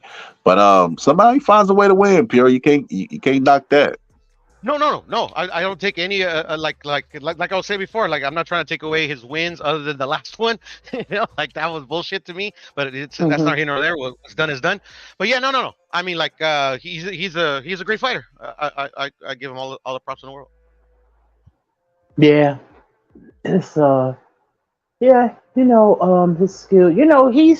He's been fighting since a little child, like Fury. So they have those skills that they're real boxers. Yeah. Yeah. No, they're very, very good boxers. Yeah. Definitely. Yeah, he's good, but I agree with you, Piro. He's a heavyweight by definition, but by bone structure and all that stuff, I don't think he's that. Only because it's like Prince Nas. If he came back to boxing, he would technically be a heavyweight right now. You remember when Amir Khan had blowed up all that weight to fight Canelo, but he still wasn't the you know what I mean? He still was a welterweight, just a blown up version. I feel like that's what Usyk is, because it's not a lot of jump from cruiserweight to heavy. All he had to do was eat his way into that division. But as far as his durability, because heavyweights are durable, That's why heavyweights could beat everybody. Heavyweights could beat everybody, even the lowest one. Like take But what about Holyfield? But Holyfield had more power at heavyweight. Holyfield had more power and he had better schooling. He had Georgie Benton. So he did a lot of good things well, you know what I mean? And it just it worked out for him. And he was a lot more durable. I don't know. Usyk could take it to the head. I've seen him get hit by AJ with a hard right hand, and he took it to the head. But that body, man, like that body is a big deal, and and now the public knows. So now everybody that he fights from now on is going to be throwing relentless body shots. Like I said, I don't know if Usyk should try to get this Fury fight and walk away, or just walk away, in my opinion. Because if you walk away, he don't like what he's accomplished now with no losses. They're gonna be talking about Usyk forever. You know what I mean? Because what he's accomplished. But if he take a loss, man, they're gonna be saying it, like what basically what you said, Pierre. They wasn't impressive when he finally stepped up, and people knew he couldn't take it to the body. He was exposed. And I'm kind of, I don't know, maybe this is like a little bit of fanboying coming out on me, bro. But like, I don't know if you guys know, like, I don't know, like maybe right after he beat Caleb Plant or before, I don't remember. But like Usyk was calling out Canelo at one point. He's like, yeah, him and his manager was like, I'll come back down to a cruiserweight if he's down. Shit, man, I think Canelo should call his bluff, bro. Canelo was calling him out. Canelo was the other way around. It was the other way around. No, I remember Canelo saying that he would like to go up and fight Usyk. I do remember that. He never said that, Lisa, to my knowledge, because like I remember looking to see if he said it. It was actually Eddie Hearn saying it, but Eddie Hearn was only saying it because Usyk was actually the one that was proposing it. Oh. And I think it was a joke. I sent the article to Shelton, because he didn't believe me. At the end of the day, I thought it was nuts. When because I remember debating it. I forgot with somebody on some channel. I'm like, bro, it was a joke, bro. Like Eddie Hearn was the one that brought that up, anyways, right? They're not entertaining that shit. Oh, okay. Like, come on, a heavyweight, come on now. But even with that, man, I think I don't know. I don't want to see that fight. The same way I don't want to see Bud versus Canelo. I don't want to see that fight. I don't think it's fair for Canelo. I don't know. Him coming back down after, I don't know. Hey, my position, Scholar. If he dies, he dies. That goes for Canelo and Bud. I don't give a fuck. Damn, Pierre, you cutthroat. Well, Pierre, I want to get your reaction to this, because like I said, man, I'm trying to make some money. I'm trying to make some money on this Canelo versus Crawford fight, man. We got to pump these fans.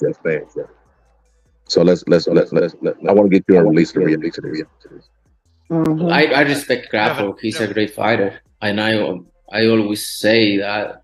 No disrespect him, but sometimes it's a little crazy that people talking about a small fighter like Charlo. He's big, which he is big, and everybody's talking about if I'm gonna face Crawford, fighter 147, who is smaller than Charlo. So no make sense when you guys say that right now. At the end of the day, I don't want to have credit to face Crawford, but you never know. You never know in boxing. I'll go up and down and fight everybody out there. So it's possible. Why not? It's possible.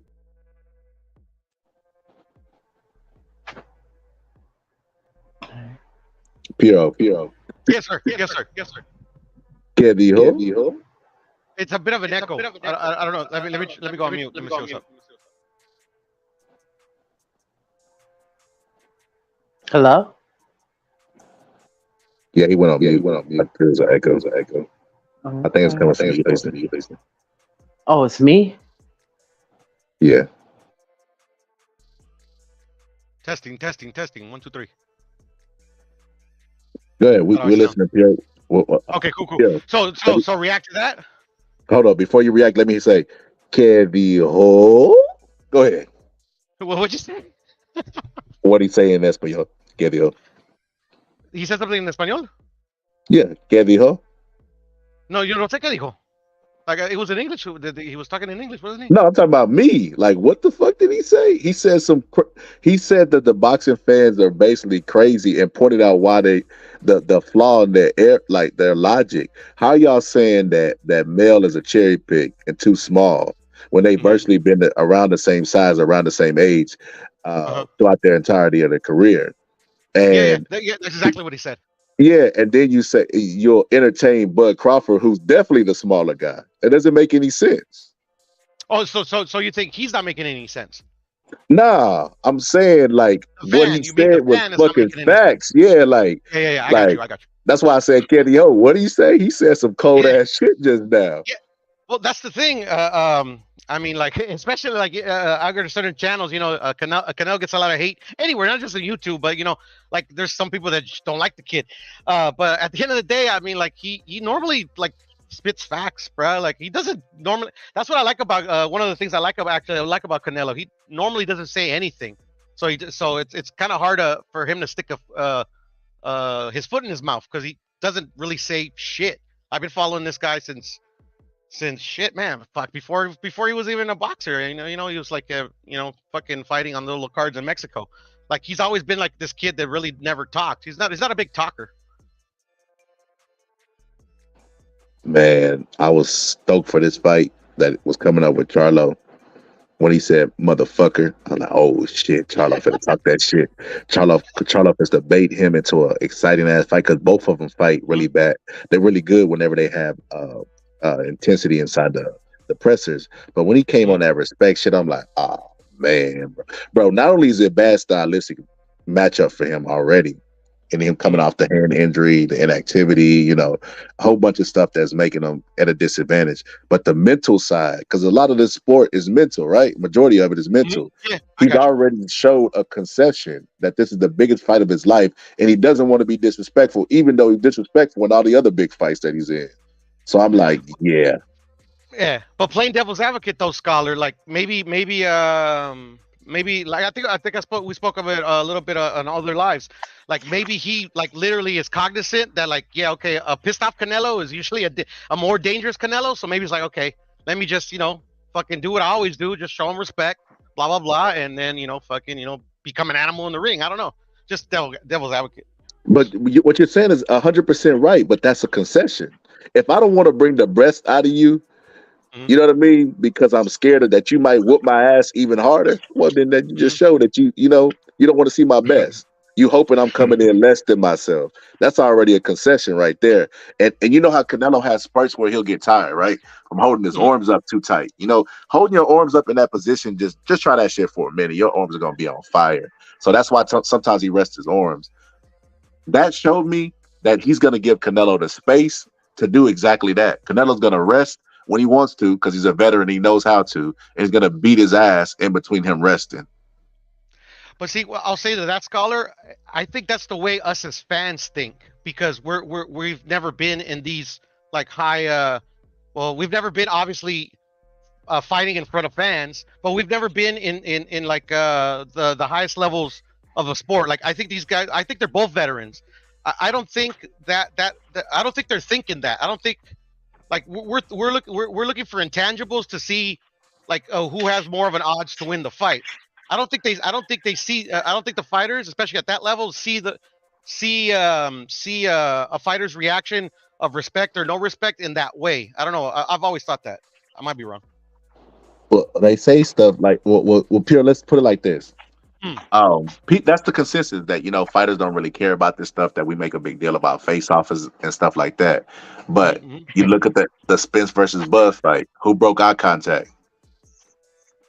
Spence. Yeah, but then Spence went home and got eye contact first in all of his fights that I remember. Okay, go ahead. Hold up. This is on a different level though. This is the biggest fight. This for Undisputed. He never fought for Undisputed before. He broke eye contact and then he went home and acknowledged it. See, if he didn't acknowledge it, I'll say, okay, he's not cognizant of it. He acknowledged it and he said, "What I look like standing inside a man's eyes for 30 minutes." He said something like that, and I was like, he's already in his head. He already just showed me that he's cognizant of it when he was doing it, and then now after it, and what was the results of the fight? He broke him. He did to Spence what Spence said he was going to do to him. I agree.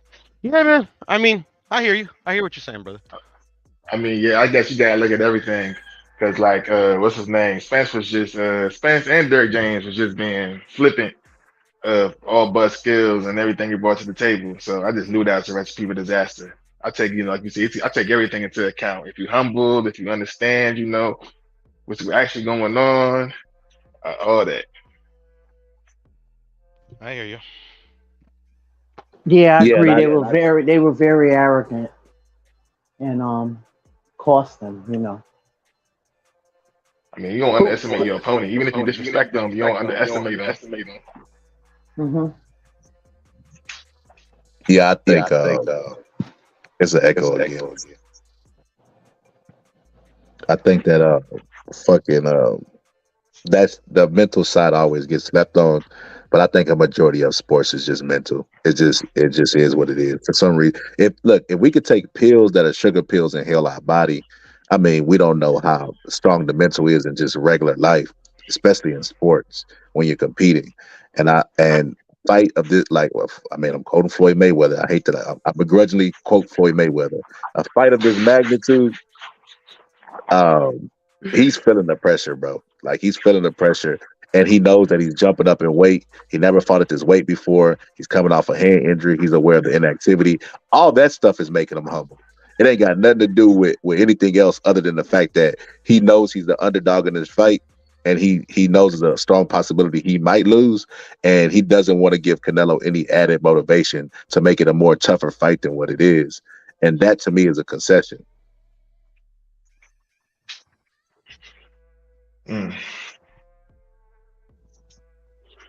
We Shit, shall and see, right? I hear hey, you. after I It can't, makes sense. We shall I'm see. looking forward to the 31st. I don't even care about the 30th. The 30th gonna be an exciting fight. I went back and looked at that film and I was studying it and I was Hmm. like, God damn, this is gonna be a badass fight. Like just looking at the styles and looking at the stuff that Castano was doing, that Canelo does. I'm like, wait a minute, he fighting a bigger, more skilled version of Castano. I'm like, holy shit, this is gonna be exciting. Those fights were exciting. He's not gonna be able to bull rush him like he did Castano, bull rush him and push him back and use his hands and be physical, because Canelo could get physical back, and he's stocky. He's a stocky fighter that's bigger, Hmm. so he has a lower center of gravity, and he could take a bull rush from him. You know what I mean? So Yeah, Bigger but and I didn't stronger. think I don't think he bull rushed him, okay, Father. Lisa. Though, if I can remember correctly, I'm sorry, Lisa. Go ahead. No, she was saying she gonna come back because of the echo. But Oh, okay, I yeah, he got you. bull rushed Yeah, him. Here, I'm gonna drop the I don't breakdown. remember the bull rushing. I Yeah, he remember him bull like rushed. always like in the first fight, especially. I remember him like I remember him shooting himself in the own foot because he has a very good uppercut, which he didn't throw at all. Actually, I don't even remember him throwing it that much in the second. I don't know. I remember Castano dictate. I think especially in the first fight, Jermell made it harder than it had to be, and in the second fight, I don't even think he changed that. I didn't think he changed up that much. I just thought he was just more. I think maybe he pressed the action more in the second fight. I don't know. I never broke down the second fight, to be honest. When I say bull rush, I don't mean like a Joe Frazier when they Hmm. jump on their chest. You mean When I what do you say mean bull then? rush, I mean like him going back to the ropes and then he ducks down and then he smothers and he bumps into the smaller guy, knocking him back. Okay, I That's got you. I that's what got I you. meant. I got you. He did I that a got you. lot. He won't be able to do that to Canelo. He's just as big as him, and he's strong than a Yeah, motherfucker. yeah, and he's well schooled in how to counter that. That's why Caleb Plant couldn't do it. Yeah, so that's what I'm saying. I don't think he'll be able to. That won't be an effective strategy. I've seen him do a lot of things. As a matter of fact, I'm not gonna lie. Hmm. He did some things similar to what Bivol did to Canelo What against did? Castano. Uh, Mel, like keeping the high What he guard do? preoccupied and then hitting them to the body. You know what I mean? Making them, because they take advantage of Canelo and them having a high active guard, so they'll just pitch shots at him, throwaway punches, to stab him to the body, Yeah. pivot to the side, like stuff like that. And I was like, the stuff that he's getting away with, I Hmm. don't think he's going to be able to get away with Canelo. I think most of his Me knowing what I know now, because I went to BoxRec and I looked at him and Canelo's age. Whenever they were both 15, they were the same weight. And I looked at it when they were both like 18 or 21, they were the exact same weight. Canelo just moved up just like, I think in like the last 5 years, but they were virtually around the same weight at the same age. And I looked at that and I said, you know what? Same way. I said, let me look at that now that I know I'm aware of that. And I looked at his fights. I looked at the size difference that he had over all of his opponents. And I was like, oh, okay, that's how he beat Castano. He's so much bigger than fucking Castano that he just used his size. Size played a big part in the Castano knockout because Castano's style was giving him hell all night. But because he was so much bigger, he was able to negate a lot of stuff and use a lot of control tactics. And that's why he was able to get the knockout against Castano. But I'm like, he won't have the size advantage against Canelo. Because I looked at him versus Tony Harrison. He looked fucking huge compared to Tony Harrison and Castano. I'm like, fuck it. I didn't know Mel was this big. Like, I never noticed it. I mean, they're fucking humongous, both the brothers. But back to the Bivol thing, like I could see where you're saying that he did a lot of things that Bivol did with the high guard or whatever. But this is where, like, I personally thought the Bivol fight, aesthetically and offensively, on behalf of both fighters, was trash. But the difference was, and I don't know if you've heard Joel, what's his name, Joel Diaz, the guy that trains, or the co-trainer of Bivol. Like supposedly, this is supposedly, I don't know. Yeah, they're saying in the last interview that I saw on the undercard for the Canelo fights that they specifically told Bivol not to press for the knockout because they were afraid of Canelo's punching power and his counter punching ability. And to me that kind of makes sense. Like, I don't know if he was being totally truthful because like because I saw I scored the fight, the Bivol Canelo fight, numerous times. So I mean, I don't remember like it feels like I'm watching it now, but I do remember, like, I agree with you that he would throw him off balance or with the little jabs or whatever. But the thing that Bivol did is he never took advantage of throwing Canelo off balance. Like any breakdowns that I saw on the internet or for anybody that's explained to me the way I've seen it, where they're saying that Bivol did this, but the one thing that Bivol never did is follow up on it. I think actually Jermell, which he proved in the Castano fight, will follow up on it, and at least I think we're gonna get a better fight. I think if he follows up on it, he's gonna get knocked out. I mean, I just don't see him walking up to Canelo like that. That's the reason why Bivol was being honest until he knew. I feel like in the later rounds he turned it up, but he's not as big as Bivol. Yeah, I agree with you, and that's why I think that what the coach said made sense, But at the end of the day, it made for a horrible fight. But then too, like, Charlo's gonna have to make a decision. Like, okay, either he's gonna do what the Bivol did and play it overly cautious, or is he actually gonna try to win the fight? Because I think to beat Canelo, you're gonna have to beat the fight out of him, if that makes any sense. Yeah. So with Bivol, it made it like the managers didn't even have to come out and say it. It's common sense. Bivol not a knockout artist, right? And Canelo is a counter puncher, and he likes to counter with hooks. You're not going to counter with a straight punch, right? So why not keep your arms extended because you have the reach advantage, and not let him in that range where he can hit you with a counter hook? It's just common sense. They didn't have to say that shit. Like yeah, keep him. He used straight punches throughout the entirety of the fight. Like, it got to the point where Canelo was inviting the men on the ropes. Like, if he had killer, most killers would have been like, oh, okay, motherfucker, okay. He started throwing punches, but he was like, "No, I'm gonna just win the fight. I'm gonna keep you at the end of my extended long punch, straight punches, and not give you a chance to counter punch." He didn't take the bait, but yeah, they didn't have to say that. I could see that. I hear you, Scholar, and I can see that as well. I just pointed it out that he recently said it just to put a little bit more emphasis on why the fight looked as horrible as it did. But also at the end of the day, I still don't agree. Sorry, I thought it was. I thought offensively, defensively, it was a masterpiece by both fighters. But offensively, I thought both looked like shit.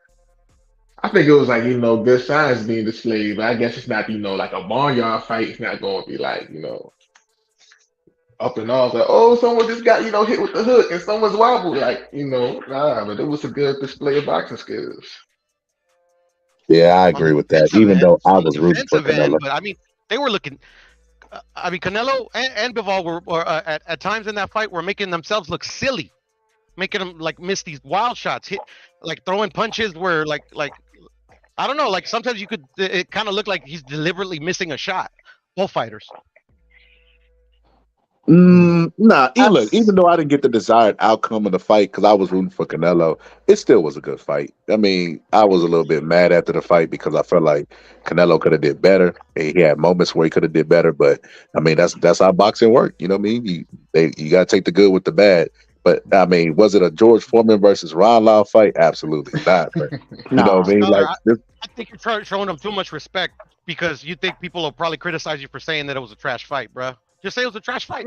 Say it. yeah, I never you thought think it was me? a trash fight. You think I'm worried about criticism, Piero? Nah, I said Bud don't got legs. I'm the only person on YouTube saying that shit. That I think Bud's legs are Yeah, gone. that's because you're an aerosexual, bruh.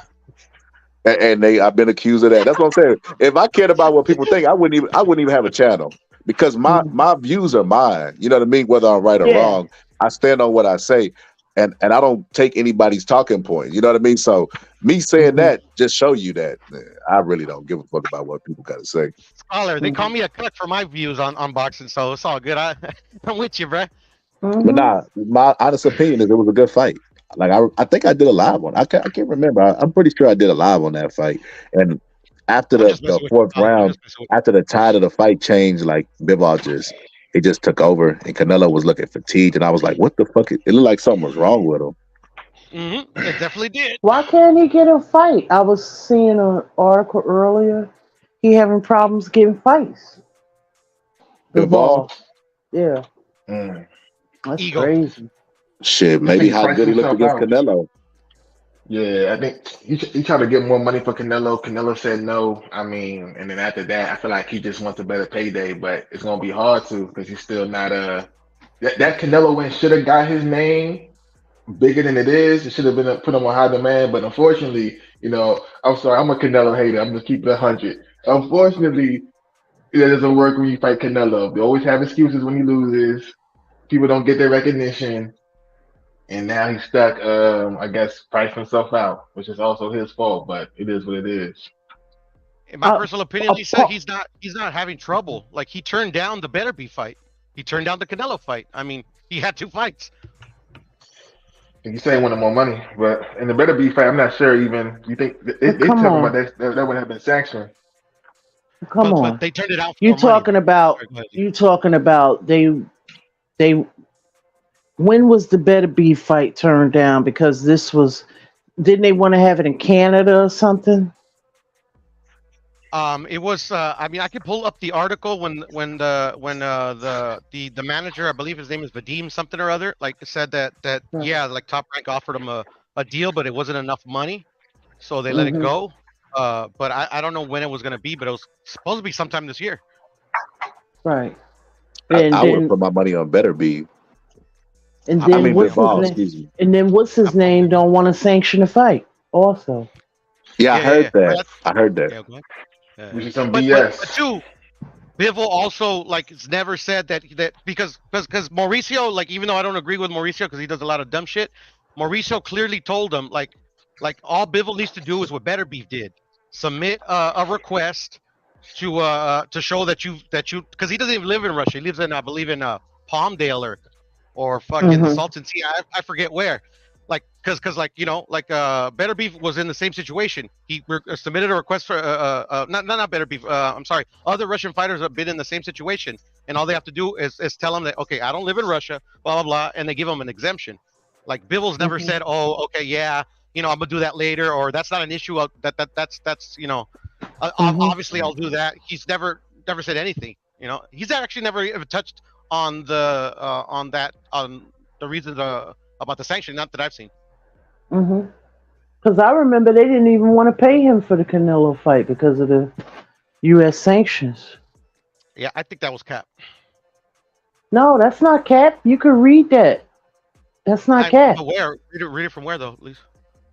The WBA at the time was it the W? Which belt do he have? He has the WBA. Okay, the WBA at one time was not sanctioning any Russian fighters.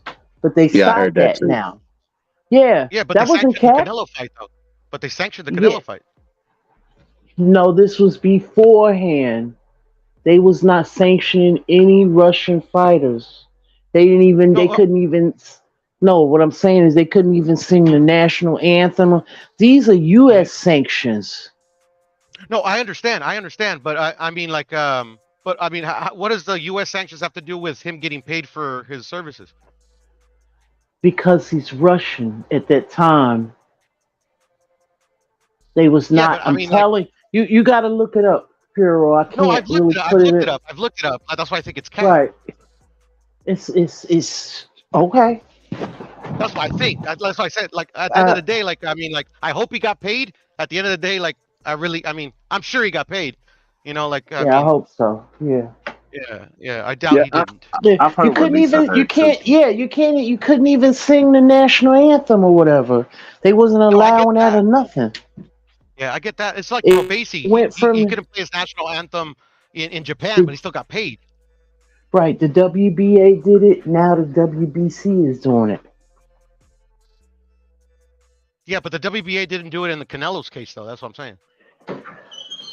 I don't know. I Well, I don't mean, they know. were fighting for the title. I That's what don't I'm know. saying. So Well, look, this is all I say. if It, they didn't do it, then why was there articles all around saying that he wasn't getting paid for the fight yet? But like I said, I think it was just a narrative that they were pushing, especially with because, like you said, it was facts that they didn't play the national anthem or anything like that.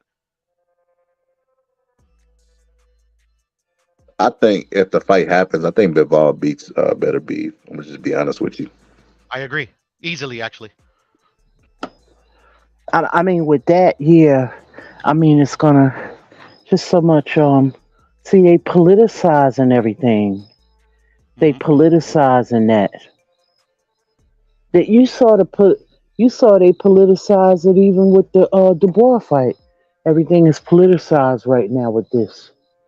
Yep. Yeah, like I remember saying that if AJ fought Usyk in the second fight, and then I remember on the backs of the political stuff, I'm like, even though AJ is the cash cow, how does he win a decision against Usyk? You really think that they would rob Usyk or take a decision away from Usyk in a close fight, like with the Russia and Ukraine stuff going on? I was No. like, nah, not happening. Oh, yeah. And AJ actually, I mean, because people were saying he was gonna drop the belt or whatever, but he went in there and fought him, exercises, rematch or whatever. And actually by him fighting AJ, that opened him up to a lot of money. You get what I'm saying? Because he wasn't getting them paydays like that. I hear you. Yeah, Yeah. if Better Be fight. See the Pure. This is another. I don't think. Yes, sir. I think the first live we ever did. You remember I was calling Better Be Wash. I don't, but I'll take your word for it, brother. They was mad at me. They was like, "Bro, you don't know what you talk about with boxing." I'm like, "Bro, that man at the time I think 36, going on 37. They saying Bud is old and Bud is younger than that, and took half the punishment that Better Be walks into punches with his face. You know what I mean? Takes a lot of takes 3 to land 1. Zero defense. Yeah, so with that, like he's older boxing age wise, but I said he was washed. I said he's gonna start to slip. I said one day he's gonna get in the ring and everybody's gonna say, "Oh, what happened to him? Why did he look so old?" I said, "I'm telling you now, that man is old as far as boxing age goes, because you got your biological age, you got your boxing age. His boxing age is fucking old. He's took a lot of punishment. That's why he always gash over his eye. That same cut that Lucas Brown opened up.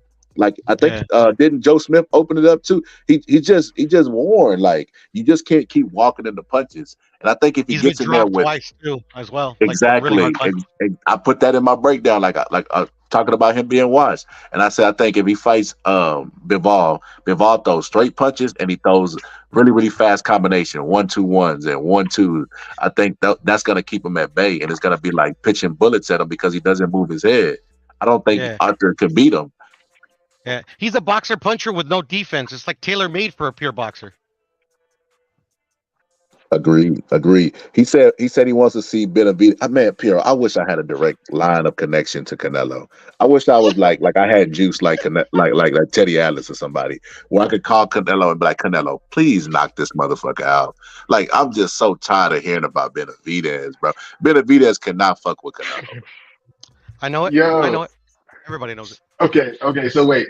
So this is how I think the fight might go if Benavidez wins, right? If Benavidez finds a way to withstand Canelo for at least 6 rounds and Canelo gets gassed, I don't think Canelo can withhold from Benavidez punching fury and power and combinations that he's going to bring to him. My bad, my thing went. I didn't hear what you said. What'd you say? I feel as if, right? Okay, David Benavidez, I feel as if his biggest weakness, his biggest flaw is that he squares up a lot. So he's gonna like walk into punches. He has horrible defense, right? But I feel as if Canelo gets gassed out. If David Benavidez can, I have to think. If he's able to survive Canelo's counter punching until maybe 6 rounds and Canelo gets gassed out, I think Benavidez can do some major damage to Canelo just based off his work rate compared to Canelo's work rate. Bro, I want you to go back with like an unbiased eye, bro, just a natural eye, and I want you to look at Benavidez knockouts, right? And I want you to pay attention that he doesn't throw combinations, bro. He throws consecutive punches. Like he'll throw. What's the difference between consecutive punches and combinations? Yes, combinations, and when you put them together, and it's like rhythm to it, like ba ba ba ba ba ba ba. You know what I mean? His is ba ba ba. You know what I mean? And it's slow as shit. Like, bro, Canelo would punch him in between shit, bro. He would time that shit and punch him in between it. I think when he gets in that mid range, I feel like he be throwing it. I'm up to look it up. Like, granted, I've been seeing like some of his knockouts. At least when he gets to his knockouts, he be like throwing them in bunches. As far as when he's trying to break people down, I think you might be right as far as him throwing consecutive punches. But at least when he has you against the ropes with the high guard, I feel like that's when he starts throwing combinations. I have to look again. Like when he sees that you're not going to throw back, that's when he lets it go. You know what else he does, bro? He do shoe shine punches. He gives the illusion of combinations. He'll throw them like a whole bunch of uppercuts, like left hook, and then just start throwing a whole bunch of uppercuts. And it looks like he's throwing combinations, but he's really not. And another thing that's a flaw of his dad, every fighter his dad trains all fights the same. Every single one of them. They all try to peel your guard down and land hooks on the side. Like they fight the exact same. One game plan to kill them all. They like a carbon copy of each other. And then the experience gap between Canelo and David is just, it's like night and day. I mean, he's literally not fought in any.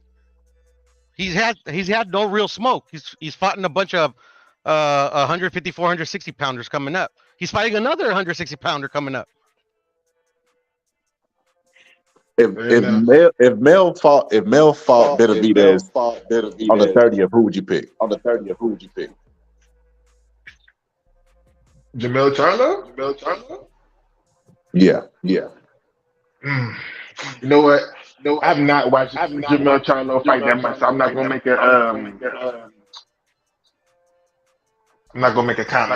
I can't say nothing. Mm-hmm. I'm not sure. You echoed again, Lisa. Oh shit. I would favor Benavidez. I would favor Mel to beat Benavidez. You know who I got? You know who I got? Who you got? Okay. Jermell. Yeah, I think the same people that are giving Mel a chance against Canelo would probably give Mel a huge chance against Benavidez. I mean, like he got outboxed by Ronald Graville. And dropped. Yeah, I can't understand for the life of me why everybody has so much faith in Benavidez and he's been dropped. I seen Canelo hurt. I never even seen him drop. I don't have faith in Benavidez. I'm sorry. I just don't think Canelo. I think I'm like Canelo's my fault. My fault. I just feel like Canelo is just kind of not to say washed, but I never bought.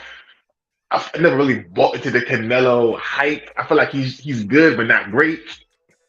And Benavidez is the same. He's good, also not great. So that's the way I look at it. Bro, I bought into that hype, bro. I bought into that motherfucking hype, bro. You know when I bought into the Canelo hype, bro?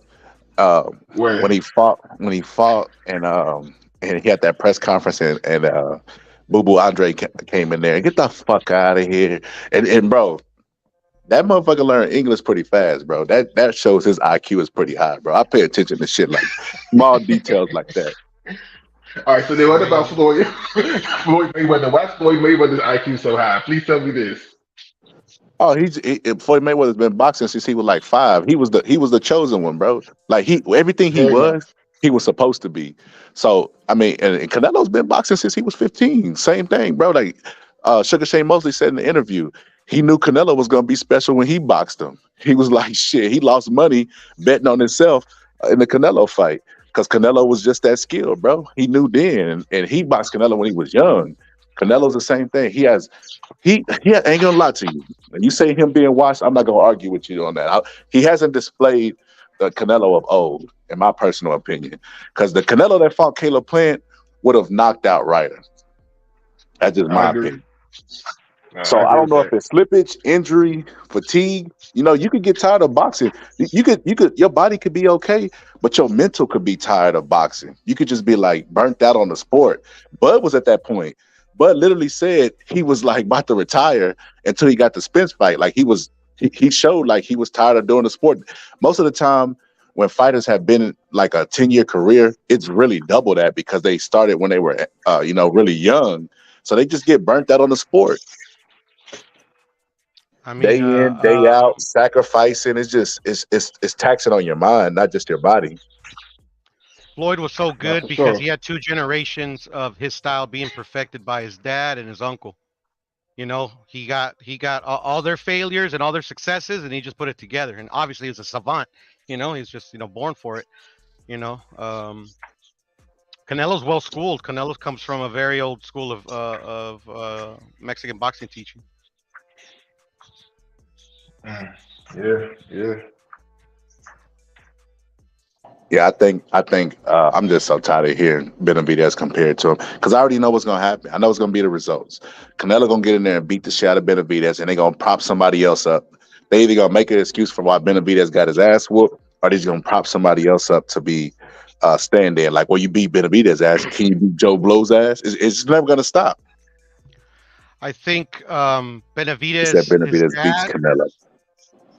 I think Benavidez' dad and Benavidez' handlers strictly want the Canelo fight for money. David looks like I mean, at least I perceive that David is like serious about this shit. He just don't have the tools to beat a Canelo. Can you blame him? I want a Canelo fight. Yeah, but I mean, like I believe David wants to win, and I want him to have the best chance to win. But shit, bro, come on, man. You call Cap, yeah. I mean, it's just they're moving him. They're not moving him right. Like the same thing with Caleb Plant. Like I don't know how anybody gave Caleb Plant any chance to beat Canelo.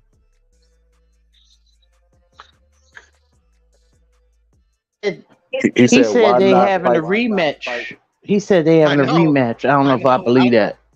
I don't know if I believe that either. Makes sense though. They give a lot of fighters that have consecutive losses chances at chance after chance after chance. He said, "Why not fight him then? Damn it, Canelo versus Benavidez, because it's never gonna end. It's like you got to look at it from their point of view. When you like an AJ or Canelo and you're on that status, everybody want to fight you because it's gonna be the biggest payday of their entire life. You can only fight 1 or 2 people a year because you're the star. It takes time to build the event, you know what I mean, and make the fight happen and decide on purse splits, et cetera, et cetera. So." Once Canelo, I've seen the same thing play out with Triple G. They kept saying Canelo was scared of Triple G. I remember the call out after the fight when he was saying us Mexicans don't fuck around. I remember all of that shit. I remember I'll everybody put the saying gloves on Canelo. and shit right now if we need me to. Yes, Shit like they said that. Canelo was scared of Triple G and he was running from him. He was ducking him. And who did he fight? His next fight, Triple G. And then fought Triple G 3 times. Nobody ever even gave Triple G a rematch. He fought him 3 times. And then after he He went did the all of third that, time they till he still, got old. Come on. He bro, was God, old the ain't third nobody time. dying Old to as get in dirt. the ring with no old ass Triple G, bro. Bro, let's And keep he it only real. got Oh man. George Come Foreman on. was 40 and people were scared of him, bro. The and power is the Canelo last never thing to wanted that go, fight bro. either. And not only that, for me, I would say, okay, I feel like this, just like Andre Ward said, Canelo has not been any prime fighter, yo. I truly believe all his, not to say he hasn't been any prime fighter, but he has not conventionally won any prime fight. Every fight he's fought against a fighter who's in their prime, Caleb who's Plant on was that, in his prime. I was also going to say he's on like A+ level. It's all been questionable wins. Triple G was in his prime. It's controversial wins. Both of the wins were controversial. Not in my book. Okay. And a lot of That's the just me experts break it personally. in. Yeah, I know, but at the end of the day, bro, say we didn't exist and this was like 20 years later, it ain't gonna matter. I mean, that's why I feel wrong with the sport of boxing. Just I feel like Canelo and Tank are part of those, oh, it doesn't matter, what really happened. As long as you dress up your career very well, people are going to forget. But see, bro, you see how you just said Canelo ain't beating no prime fighters, bro? And then, like I said, okay, what about Caleb Plant? And then the goalpost got picked up and moved it a little bit further, bro. That's what I mean by it's nothing Canelo could do. Triple G was in his prime in his first fight, right? He fought Triple G in his prime. But you say, oh, that's a controversial win. It's going to always be an asterisk by anything he does. So he might as well do what the fuck he wants to do anyway. You know what? See, let me be 100% honest here, right? I told you I probably started watching boxing 2 years ago. So I'm not gonna lie, I'm being somewhat biased, but at the same time, right? I can just see how Canelo moves now and put 2 and 2 together. And just see the cat. Like no one asked for this Jamar Charlo fight, bro. Nobody asked for this fight, and he just jumps out. Oh, want to fight Jamar Charlo? That's not true. They've been asking for this fight for both twins, for everybody. No, they used to say he was ducking the Charlo, bro. It's the only reason he's making Jamal this Charlo. fight. Jamal Charlo, not Jamel. But look, if he fought Jamal Charlo right now, they would say he was cherry picking him, and that man is depressed, bro. It's no winning with Canelo, bro. Because he is, bro. The man's depressed, hasn't fought in years. You see this man in the gym trying to fight, you chose John Ryder when people want you to fight Benavidez. So what's the excuse for him fighting John Ryder? That was a mandatory, bro. Okay, fair enough. Yeah, and in Jamal's case, and I like both the Charlos.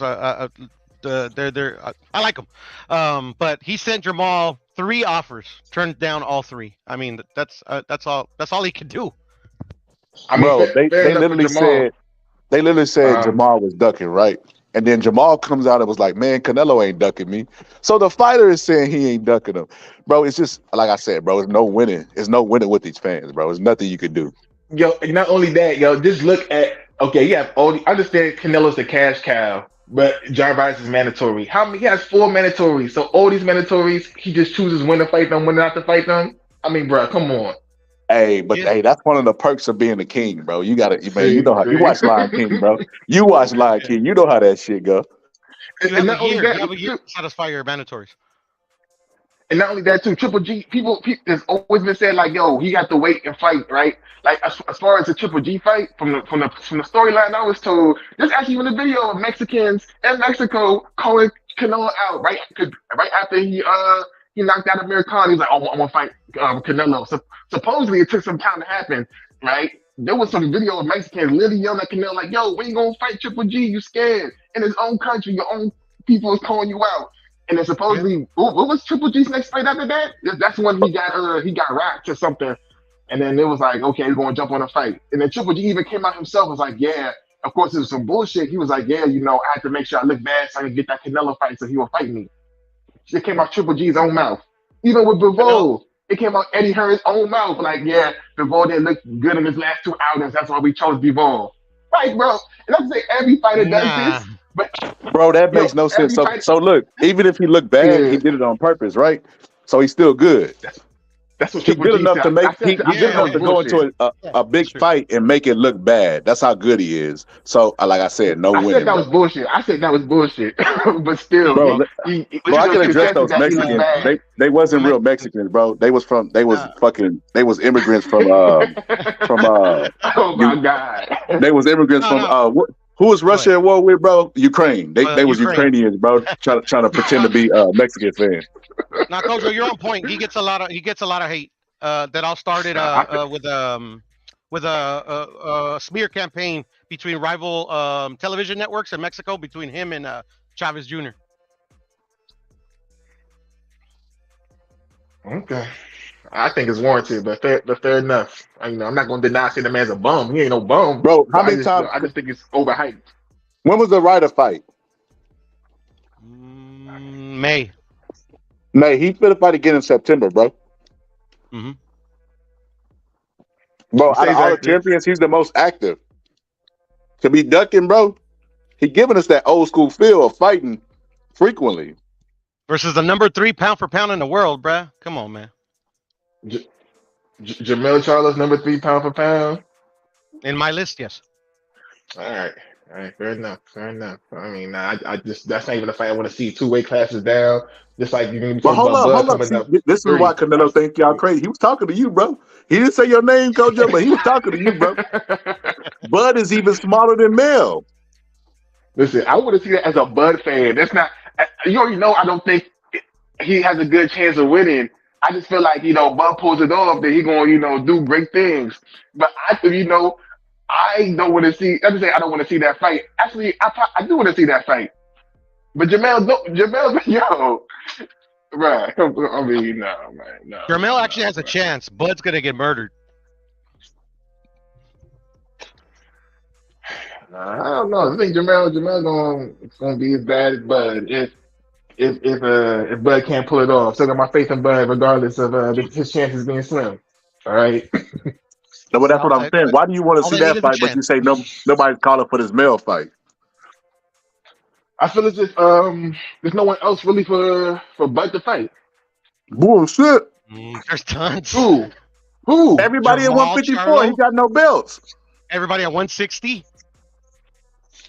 Yo, so that's the thing though. He's not obligated, right? He's not. If you don't hold on to the belts, which he shouldn't hold on to the belts like some other champions do, you should be able to freely move how you want to freely move. That's my philosophy. No, he can do what he wants. I want him to fight Canelo. Yeah, I want that. I want that fight. I can't wait. If he dies, he dies. Say that one I'm more the same time, way bro. with- You said he should do what? Yeah, listen, he should be able to move how he wants to move if he relinquishes all the belts at 47. Okay. Like you're supposed to do. Nah, hold that shit up, bro. Hold that shit up until you like Devin Haney. Kind of like what Canelo is doing right now. He just became undisputed, and now he can do what he wants. He's still holding on to the belts though. I mean, they barely got the belts, to be honest. To be fair. What's up, boxing nerd? Hey, Pure, how many times did Canelo fought in that undisputed run? Didn't he fought like 4 or 5 times that year? He fought 4 times in 11 months. 3 undefeated fighters, all champions, 1 mandatory. That's why I say, Kojo, you gotta stop. Kojo, man, you gotta stop listening to these YouTubers, bro. You gotta stop listening No, to these YouTubers. man. They're gonna lead you astray, bro. No, man. After the Bivol fight too, when they didn't give no Bivol no credit for beating him, I was like, nah, this is a cancer to the sport, man. And that's not, Everybody was excited to see Bivol beat Canelo. Yeah, Yeah, I was super excited. I literally joke that Canelo is the people's champion. Like he literally he loves his fans that love him, and he loves his haters as well, because he literally lost for y'all. He lost, and then all I heard was excuses. By who? By him and his fans. Oh yeah, I was doing good till I got tired, and I know something was wrong. And I'm like, yo, bruh, we don't want to hear this. Sound like an excuse to me. Just say you lost, a better man won. And then talk He about said that. no, He said that though. and then He said that. once again his fans gonna come around saying, "Oh, Bivol was too big." Like that's not why he lost because Bivol was too big. Listen, if he would have won, If they would Bud have get been knocked like, out by "Oh, Canelo, you gonna say the same thing? Yep. listen, And this fan listen." didn't say that. That's the fight that I wanted. You know, I'm not gonna like huff and puff because I didn't get it because I think he'll beat the shit out of Bivol in the rematch. That's one of the reasons he didn't take it. Bro, please. I wish they would have fought again. Oh man, I would have won some more money. I agree with you. I wish they would have fought again as well. Oh man. All right. You know, it's all good. It's all good. It's all good. He's gonna fight Mel. I mean, it's a fight I've always wanted to see because, like I said, I do like the Charlos. And if they die, they die. Fuck it. Fair enough. Yeah, I don't think Canelo fight Bivol again. I'd rather see him beat Mel convincingly than beat Bud.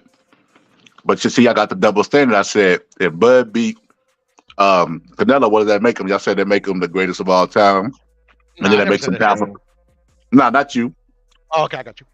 They said they make him the greatest of all time. I said, so what about when Canelo knocks out Bud? Oh, well, he too little. What the fuck? Why take the fight then? I'm gonna get some Because you're gonna make a lot of money. Yeah, because you're gonna make a lot of money. That's it. That's the only reason why. Because honestly, like Canelo said, there's no reason for him to take that fight. Canelo could fight me and make a lot of money, bro. But he's not gonna do. Listen, it's a difference though. How much he did? Like, I hate counting PPV numbers and stuff, but he did like 300,000 against John Ryder. That ain't nothing. Canelo does in his hiccups, bro. His 9 good fights. Well, fighters doing that good fights.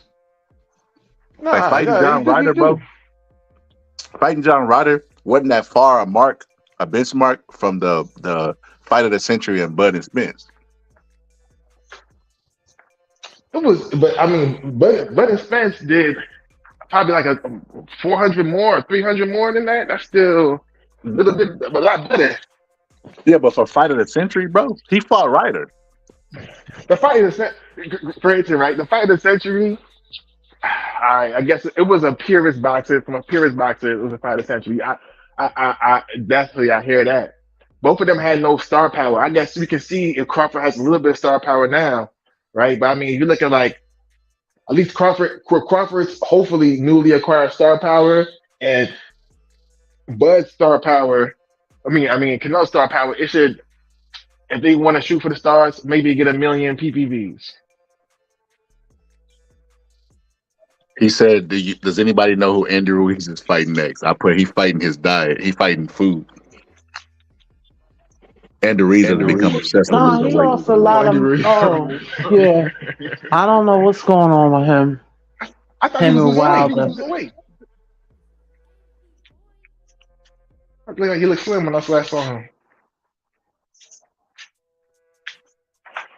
He do, bro. Saw him. They fighting over money or something. I don't know. Oh yeah, I'm saying don't say that because them man can gain that thing right back.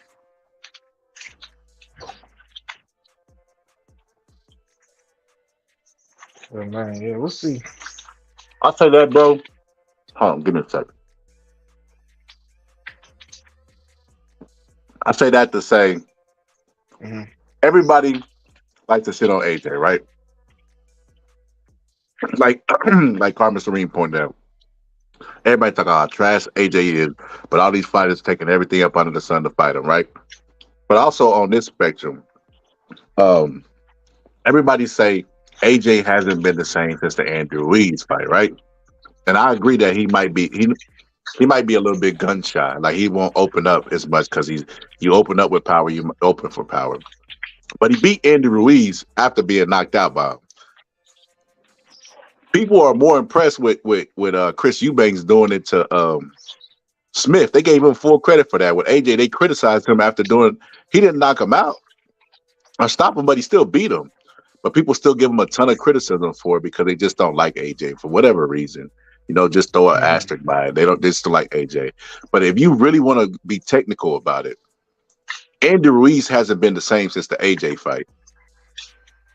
The AJ win. He has not been the same. He did the exact same thing Deontay Wilder did. Everybody criticized Deontay Wilder for getting rid of Mark Breland. He got rid of his trainer after he came in overweight. Like, go figure. You come in overweight and fire the trainer like it's his fault after you lost the belt at the dinner table. So he fired his trainer. He's been going obsessed with his weight and it's like every accomplishment you got was fat, bro. It's not your weight. It was your mental. You need to fix your mental. But Andy Ruiz is just weight. He's another one. If I'm Deontay Wilder, those guys, that's a good payday to make and just knock Andy Ruiz. He's not mentally there. Mm.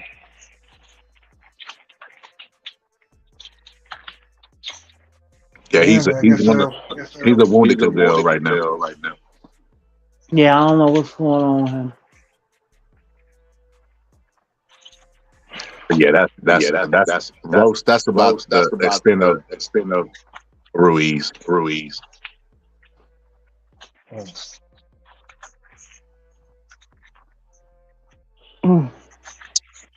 Yeah, I'm not big on Ruiz. Me and Pure have had plenty of debates about him. As a matter of fact, Kojo, Pure told me one time that Canelo got better Andy Ruiz got better footwork than Canelo. That's funny. Man, Pure and Press wake up every day and they be like, what could I say to possibly give the boxing scholar a heart attack? I got it. I'll say Andy Ruiz has better footwork than Canelo. That's the most absurd shit I've ever heard. You can find the biggest Canelo hater out there and tell them that and they will laugh at that statement.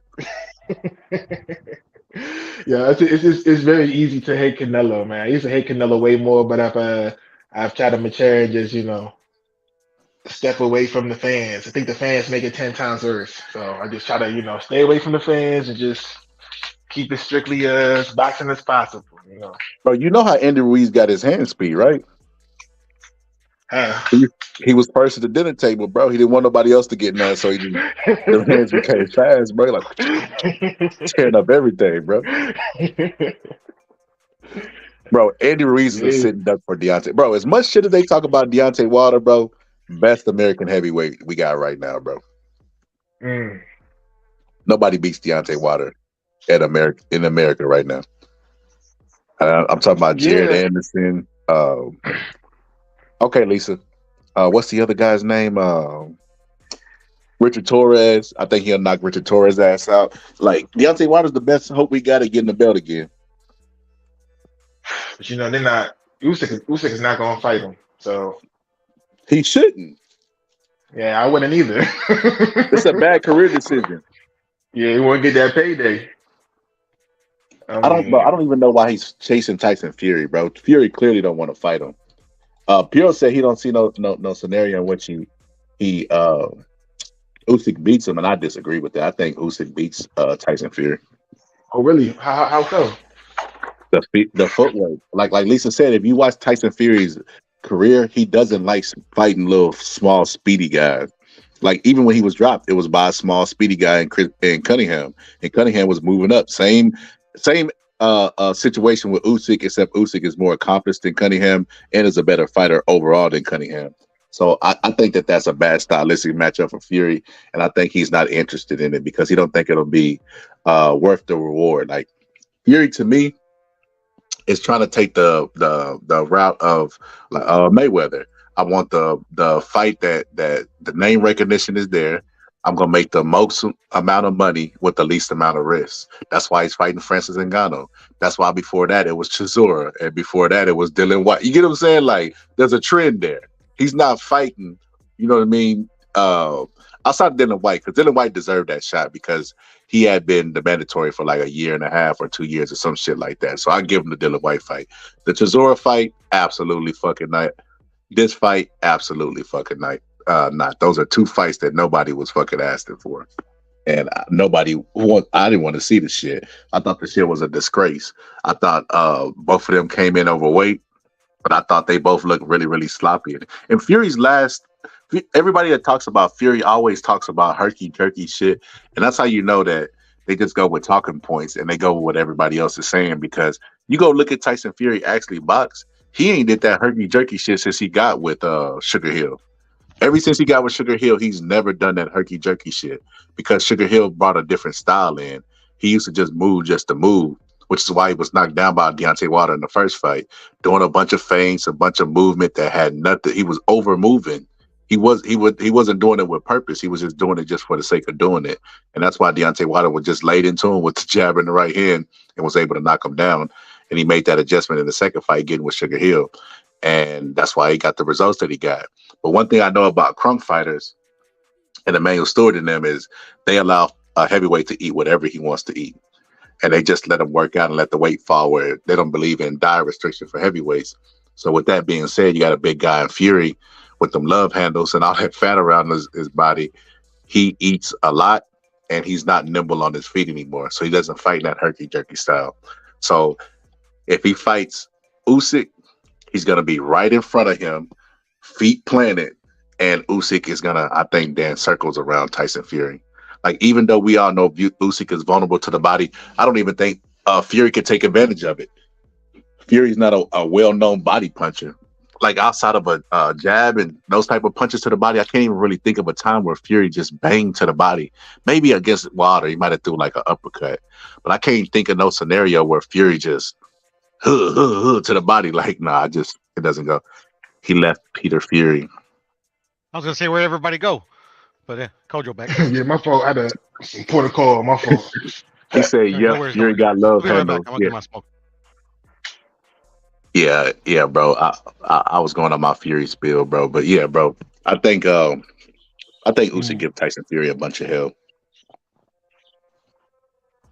I think he dances around him and frustrates him. The footwork and the movement. Yeah, not to mention the Fury straight scenario now. He's not the Fury of old, coming doing the herky jerky shit, moving back, and he don't got that in him more. He can't do that shit if he tried, bro. He couldn't keep that shit up for more than 3 rounds with the new style that he's learned, with the weight that he's acquired, because he done gained about 30, 40 pounds since that fight with Deontay Wilder.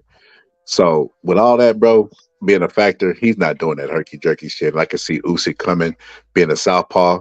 It's going to be hard for Fury to pump that jab. That's his best weapon, is a jab. The southpaw is going to take the position alone, is going to take that jab away. You take that jab away, you just got Fury with the right hand and Usyk with the better footwork and faster. So that's a winnable fight for Usyk. How effective do you think Tyson Fury is as a switch hitter? You think he'll be able to switch stances and maybe Man, I think Fury does that shit for sure. I think see, people always look at stuff like that. You know what I mean? Like, oh man, he's a switch. But you got to go about who he switched against. That matters too, right? If I fight Peter McNeely, I can get in there and switch some shit around.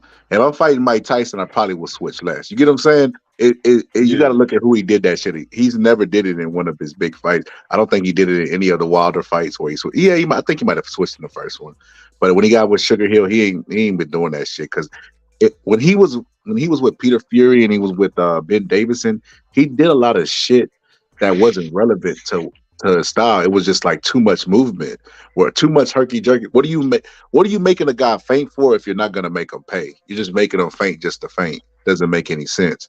But when he got with Sugar Hill knows boxing. So he got with Sugar Hill, he was able to make him faint with purpose and do different things in there that would, take advantage of. She said, now if Fury works on a body that would be interesting. I agree with Lisa. Okay. Yeah, bro. I guess it's a fight that we need to definitely got to see. Hey, Kojo, if they ever have one of these Bud meetings, bro, and you attended, bro, please, I need you to do me a favor, bro. I need you to tell them Bud is going to knock out Canelo. I need you to pour gasoline in the fire, bro. I'm trying to retire, bro. I need to retire, bro. I'm going to put like $500 on Canelo, bro. And I promise you, bro, I'm going to bless you. I'm going to line your pockets, bro. I'm going to line your pockets, bro, if you do your job at the Bud meetings, bro. Listen, they don't even need me to do that, bro. Believe me, they think Bud better than everybody in the world, man. Shit, and I love Bud, and I still got a question there, Shit, Sir Senior said Bud beat everybody. I said, what you mean? In the sport of boxing? He said, everybody. I said, oh shit. That man said everybody. So AJ, god damn. I said Sugar Ray Leonard, Bud beats everybody. I said, oh man. They done lost their Just the damn recency mind. bias. And then the disrespect to Floyd too. But like, y'all sure he just beat Floyd? No questions asked. Just he beats Floyd. Nope, didn't even think about it. I'm like, okay. She said, I wonder if Sugar Hill still trains him. I know John Fury was talking smack about Sugar. They're all a weird family. From Peter Fury all the way to Tyson Fury. Like all of them are the Furies are fucking weird. I think Sugar Hill would still work with him because Tyson Fury knows that's the best trainer he had. It's a clear difference in Tyson Fury under Sugar Hill and without Sugar Hill. I can remember a while back. That's why I say we just live up in a fucked up ass environment where YouTubers, right? I can remember a while back where Sugar Hill was going on YouTuber shows and they was asking Sugar Hill glove questions, and I was so embarrassed that like my contemporaries is with Sugar Hill. Sugar Hill has all of this knowledge from Emmanuel Stewart, and you asked him a dumbass question about Glovegate. So waste the interview, bro. Bro, that's crazy. You know what it reminded me of, bro? I just recently watched Michael Jackson do an interview with Oprah, and Oprah was asking him about the kids, and he said, he basically told Oprah this shit. He was like, it's like having Leonardo da Vinci there and you ask him about something that's stupid and irrelevant. And Oprah kept asking questions. Michael Jackson just broke out in the song, bro. That shit was fucking hilarious. It was going, bro. He just started singing one of his hit songs, bro. I died laughing, bro. Like, well, Oprah, you got out Oprah. Said great era. I wasn't around early 70s. That was a good era of boxing. Said, nah, Peter is legit. He different, bro. Peter, there's a clip of Peter getting knocked out by fucking, what's that guy's name? Damn, I'm having a brain fart. I done been up too late. What's his name, man? He was a big, tall, linky heavyweight. He was cold in the motherfucker. Henry Akamwande. That was the first Deontay Wilder. If you go look at Henry Akamwande, he punches just like Wilder. He just don't got the confidence Wilder got in his right hand. But he was just as athletic as Deontay Wilder, same build and same everything. He knocked Peter Fury head off his goddamn shoulders. Peter Fury is just crazy, man. I like all the antics and stuff, and him going to the pressers trying to fight the other all that's he's more annoying to me than Tyson Fury himself. I can deal with Fury. I can't deal with fucking Peter Fury. He's annoying. Yeah, I'm gonna ask you, yo, where you what part of the US you at? Cause you be on here early in the morning where I'm at. I'm not even where I'm at right now. I'm actually in Ghana, but usually I'm in Maryland, so I don't be catching your live streams. Bro, you in Ghana? Yeah. Bro, what the fuck? I got fans in Ghana, bro. I made it, bro. Nah, I'm just on vacation right now, though. Nah, bro. Damn. Why you say that last part, bro? I could have studied on people with that shit, bro. Yeah, bro. You should have gassed me, bro. I could have like, yeah, you know, my show is. This is my second home, so pretty much you got fans in Ghana. So you can still say that. I'll be here all the time. Nah, I'm in San Antonio, Texas, bro. I just be up late night. I don't get a lot of sleep, bro. Okay. That's the price of being a fucking genius, bro. It's a small price I pay. Got to sacrifice my sleep. Now I just like talking boxing, and I'd be like, you know what? I'm gonna do a live, man. Just go talk some boxing. I like hanging out and shit, talking boxing. Okay. She said that's John, not Peter. Peter is Huey's dad. I didn't know they had different dads. Did you know that, bro? Who had different dads? Tyson Fury, and that makes sense because they look nothing alike. Oh, I didn't know that. That's crazy. Yeah. Man, blew my mind just now, Lisa. But yeah, I still can't stand none of them. I don't care who he is. None of the Furies. The only one I do like is Tyson Fury, and I feel like that's even stretching it. I only like Tyson Fury because he's petty, and I'm petty, and I'm childish. So when he do petty shit, I just be laughing like a motherfucker. Like when he had his trunks up to his nipples, making fun of Usyk. I thought that was the funniest shit ever, bro. Yeah, I didn't even see that joint. I'm sure now Tyson Fury's a character, yo. He got jokes. Yeah, bro, he's a troll. But you know what? What I was talking about earlier, bro, when we was talking about the state of boxing, bro. The state of boxing is so shitty, bro. It rewards trolls, bro. Trolling is rewarded. Like Ali was a troll. Now let me. Ali was definitely a fucking troll, bro. But he still went out and backed it up, bro. He just wasn't trolling for the sake. Rolly just trolls, bro. He don't back up shit. Rolly literally said he won every round in a fight he was knocked out in, bro. And nobody called him on it. It was like, yeah, that boy can talk some stuff. I was like, wait a minute, what? It's boxing is a business, and now it's just strictly becoming just entertainment, slowly and slowly. I mean, it might turn that way. Look at Rolly, look at Jake Paul. I mean, yeah, this might be a dying sport. I don't think it is, but nah, it'll never die. It'll never die, bro. You know why it'll never die, bro? Why? Because it'll evolve. It'll never die because you have diehard people. Like Dana White has made several attempts at trying to kill boxing, even though he claims to love it. He's made several attempts. He's opened up MMA gyms and different places that boxing is really heavy. And then he also tried to have events in Mexico to try to steal the Mexican base from boxing because he's tried several attempts at it, but boxing will always reign over MMA in Mexican people's eyes because they like machismo. They like mano a mano. They talk about it all the time. They don't even like fighters who run. No, what they call run. Box. Why would they like people who wrestle, bro? They think that's like pussy shit, bro. Kicking. Puro even said it. Slapping, all that shit is pussy shit. You can slap in MMA, bro. Like you could open up your glove and slap. Nate Diaz does it all the time, bro. He slaps and then slaps them into punches. So like, yeah, bro, he'll. He said Peter is Savannah Marshall's trainer. Okay. And Huey was Tyson Fury's trainer. He said because of dumbasses like us. What do you mean, Pure? That's so random. Yeah, bro. Like they'll never take over. They'll never take over for that reason, bro.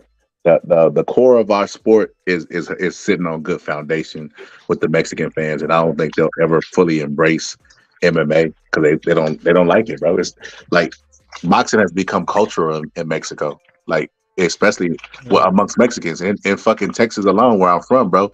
All the gyms, they're owned by Mexicans. You know what I mean? Like the cultural thing now.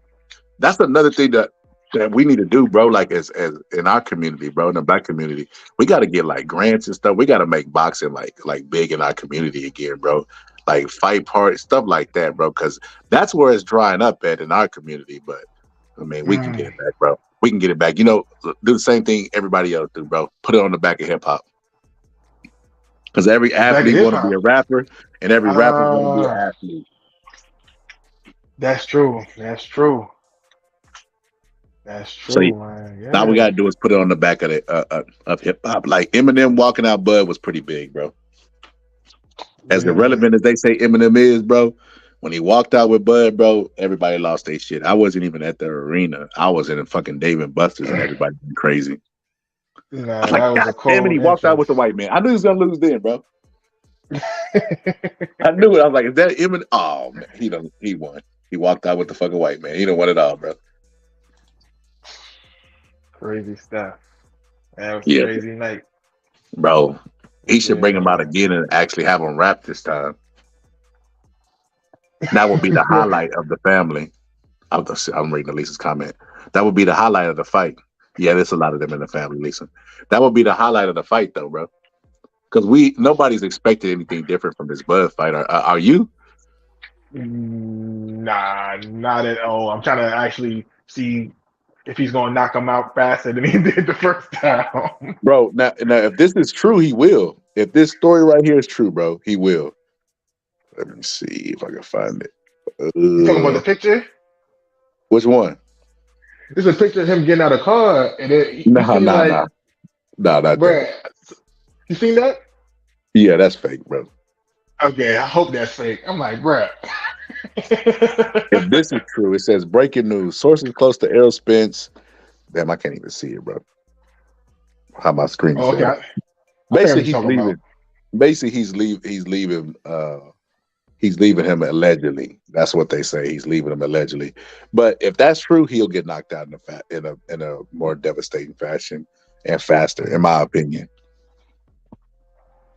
I don't think that's true, but It's not, bro. yeah, like I said, it wouldn't be a smart move. I mean, maybe you should get like another assistant trainer on the side. Even in that might cause confusion. So yeah, I don't know. Bro, bring in Floyd Senior, bro. No, that would be perfect. That would be perfect. Nah, he ain't working with nobody, bro. He's so egotistical. I can see him trying to take over the corner, bro.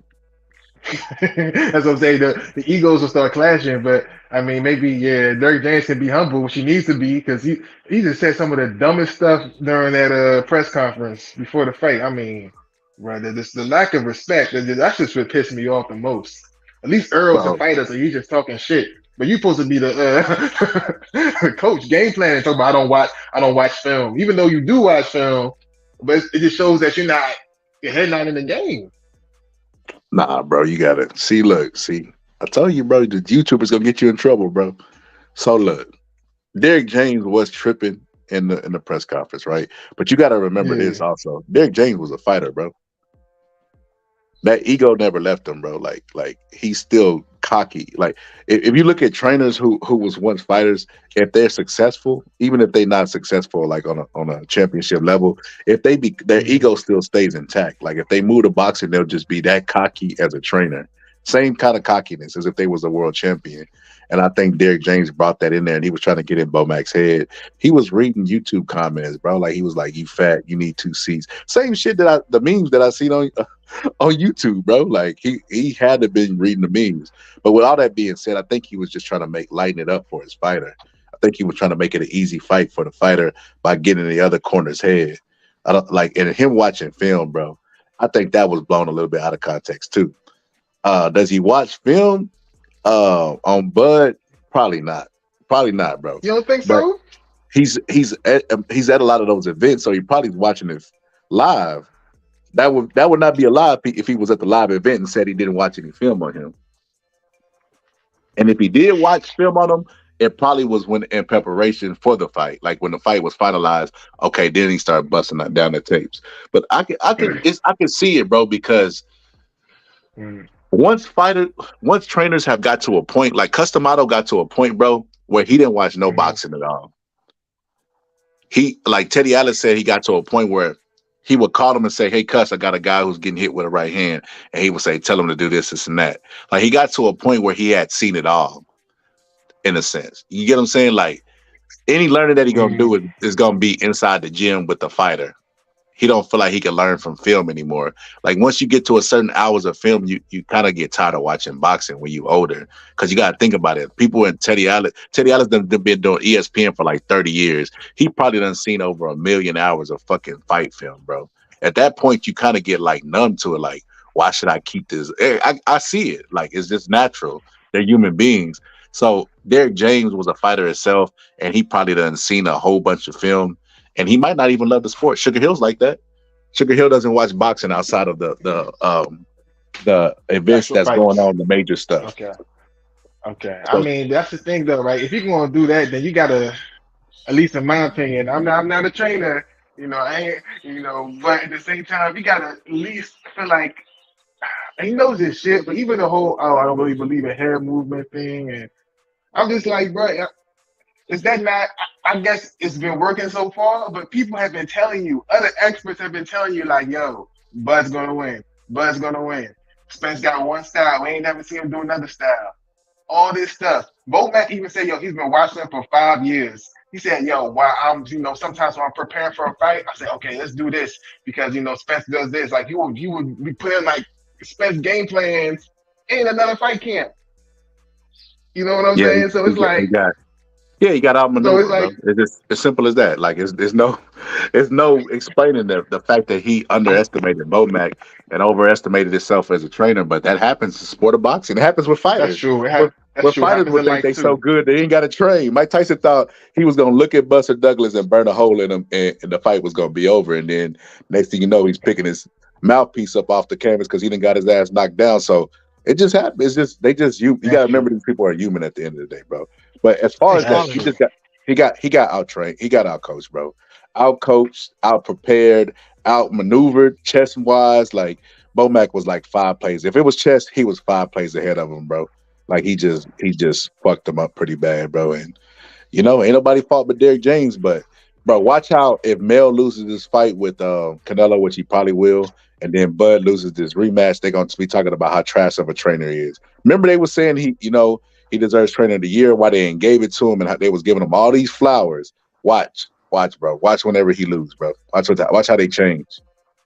Hey, yo, That's true. Scholar. That's true. The because of the dumbasses like us comment was directed towards why boxing will never die.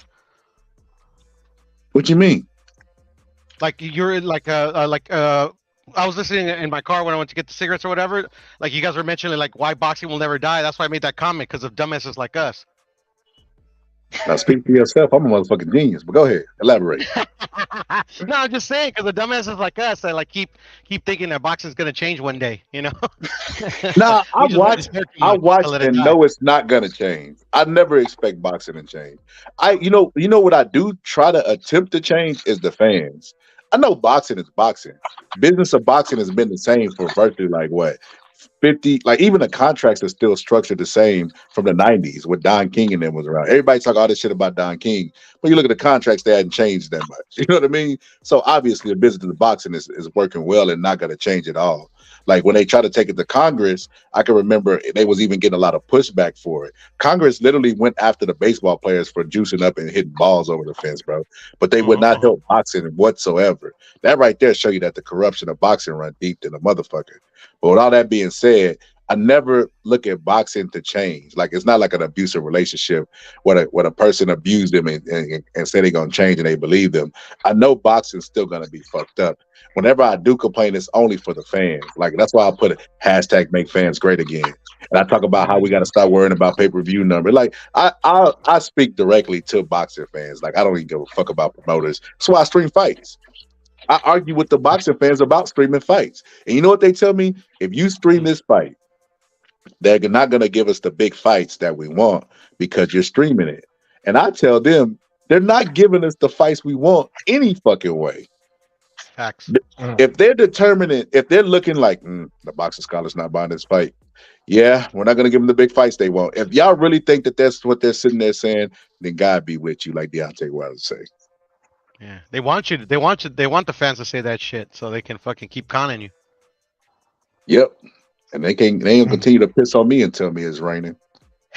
Right? Yeah, I'll be right back. Yeah, so what was we talking about? Oh, Derrick James. That's what I was talking about. So yeah, Derrick James getting out coached, bro, was arrogance on his behalf. And I kept putting videos before talking about like Bo Mac's the X Factor, Derrick James the X Factor, but Bo Mac is too. Like, bro, I even put the clip of Bo Mac giving great corner instructions or giving great game plans. Like, y'all sleeping on Bo Mac, but hey, it is what it is. But watch how these people turn on him, bro, when he loses fight. When he loses his next two fights. You right. I won't take away his credit. And just like Crawford said, I think everything Crawford said was true. Like, I won't take away his credit as a good coach. I think he's improved Anthony Joshua a lot, but as far as, preparing for Bud, that's something that he just wasn't ready for.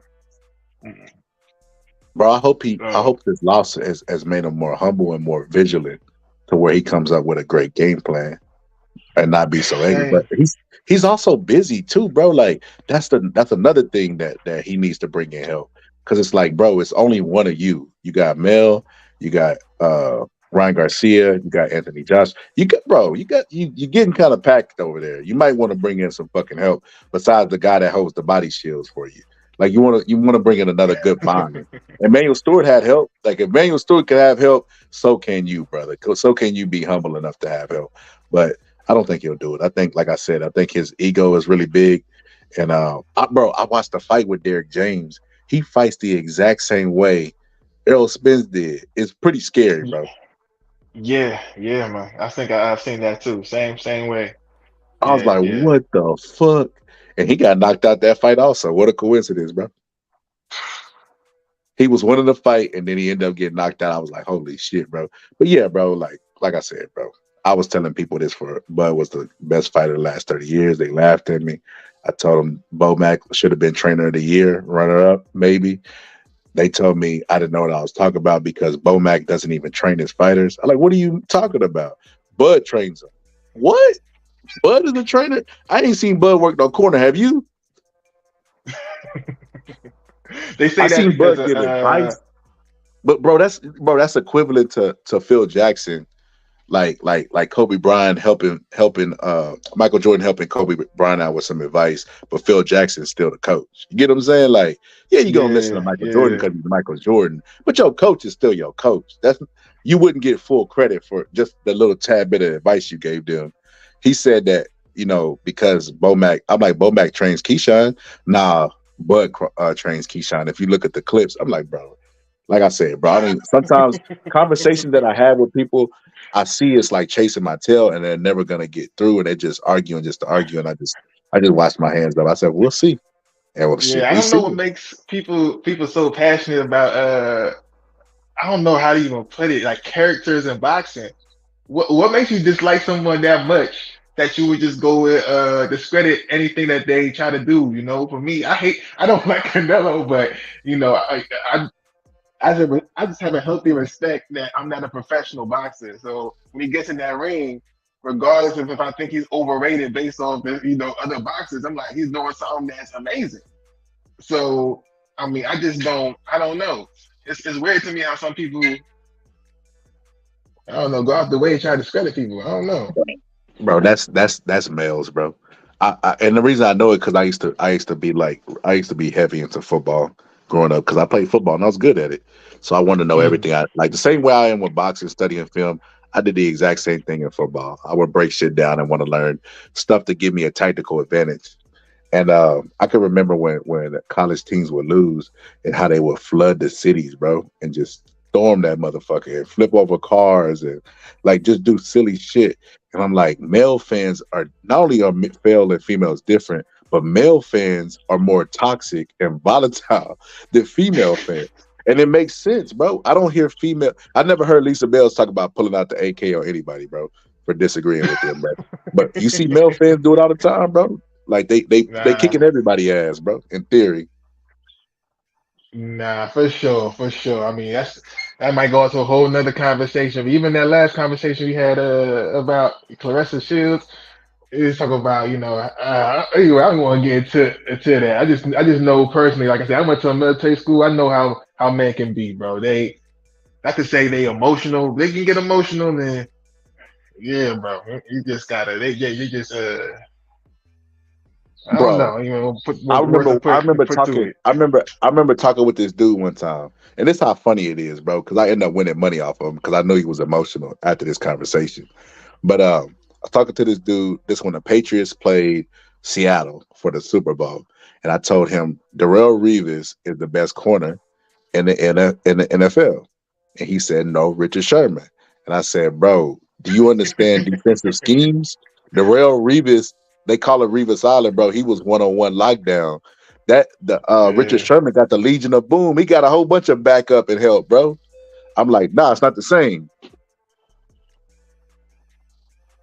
Yeah, that's crazy. I think he told me how crazy I was, bro. He told me I didn't know shit about football, but that was okay, bro. I didn't care, bro. I didn't call myself the football scholar or anything, so I didn't care, bro. But he kept raising his voice, bro, and screaming. In a regular conversation, bro, he was like, I know football. I am from Georgia. Like, he was just going out, bro. It was getting embarrassing because he was causing a spectacle, bro.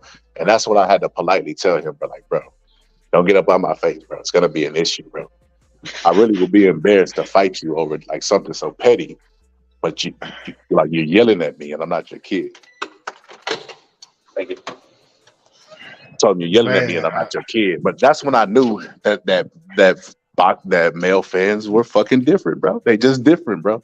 They passionate. They behave how you think a female fan would. They behave like Brianna's Beehive, bro. Yeah, bro. Yeah, L. bro. Spence got a Straight up. beehive. Bud got a beehive right now, bro. Straight up, bro. These dudes just be hella emotional these days, bro. Hella emotional. The Bud Navy, bro. That's what I'm gonna call Yeah, them. The man. Bud Navy, bro. Like, man. Pierre, was that you that said yeah, man? Yep, that was me. Pierre, you part of the Canelo army? What? Not me. I don't think he is based off. I am. I'm in a. Go ahead. Go ahead. Nah, I my boy fuck with some Pierre, he really love Canelo Canelo, bro. diehards. Yeah, I Nah, fuck with some he really diehard. Canelo diehards. And no, man, I feel like they just. I know he likes Canelo, but it hasn't gone that Nah, he bad die yet. hard. So. He die hard too, bro. My boy Pierre I am die an hard too. official member, or I'm the president and a member of the Tank and Ryan fan club. Oh, man, shit, you might as well turn in your whistle then. I You just, might well. I've always, even back when I was or younger, anytime I watch boxing, I defend like the boxers that get overly criticized. So like I'm always fucking finding myself defending like Bud sometimes, Canelo. So what about Caleb Plant? He get overlooked? No, we don't. Man, Canelo's they the only talk, praise he needs. Caleb Plant is so trash, bro. I don't know why man, people cut it don't like out. realize this shit. Cut it out. He not trash, bro. And that's how you know I'm not like well, some of them call them canelitas. You know, there's other like I've heard like terms for like Canelo like fanboys, but just me saying that Caleb Plant is trash should show you that I'm not a canelita or a or a Canelo fanboy. Now you got to prove your loyalty. You got to slice your wrist. I gotta slice my wrist now. Oh shit. Nah, I'm just fucking with you. But nah, I say that to say this, bro. I was just joking. Puro is a Canelo fan. He definitely is, but so am I. Oh no, I'm a fan, obviously. Yeah. I mean, I would rather be a fan of Canelo over Tank. Tank ain't got no fucking. He ain't getting undisputed no time fucking soon. No, I know. All right, that's a good way to look at it. I just feel like Tank got more skills than Canelo, so that's why I respect Tank more. Hell no, But bro. I can hear both arguments. I think Tank do. Tank got better footwork. Bro, Tank in my sits opinion. around looking for one punch, literally, bro. He'll get out, bro. Rolly was up against Tank, bro. That right there should tell you everything about Tank's All right, pound for fair pound enough. status, Fair bro. I enough. actually Fair think enough. Fair enough. what's his name? Shit. Calvin Ford. I actually think Calvin Ford models Tank style off of Canelo style. I think they fight very, very similar. Nah, I don't see that shit. Well, break it do some film study, scholar. You'll see what I see. Trust me. I think what I see with Tank is Tank steps back and then he reaches forward with his lead hand and he tries to get you to touch. He'll try to time you with the left hand. He'll probe and try to land that one big bomb. And he gives up a lot of rounds trying to do that because he just looks for one shot.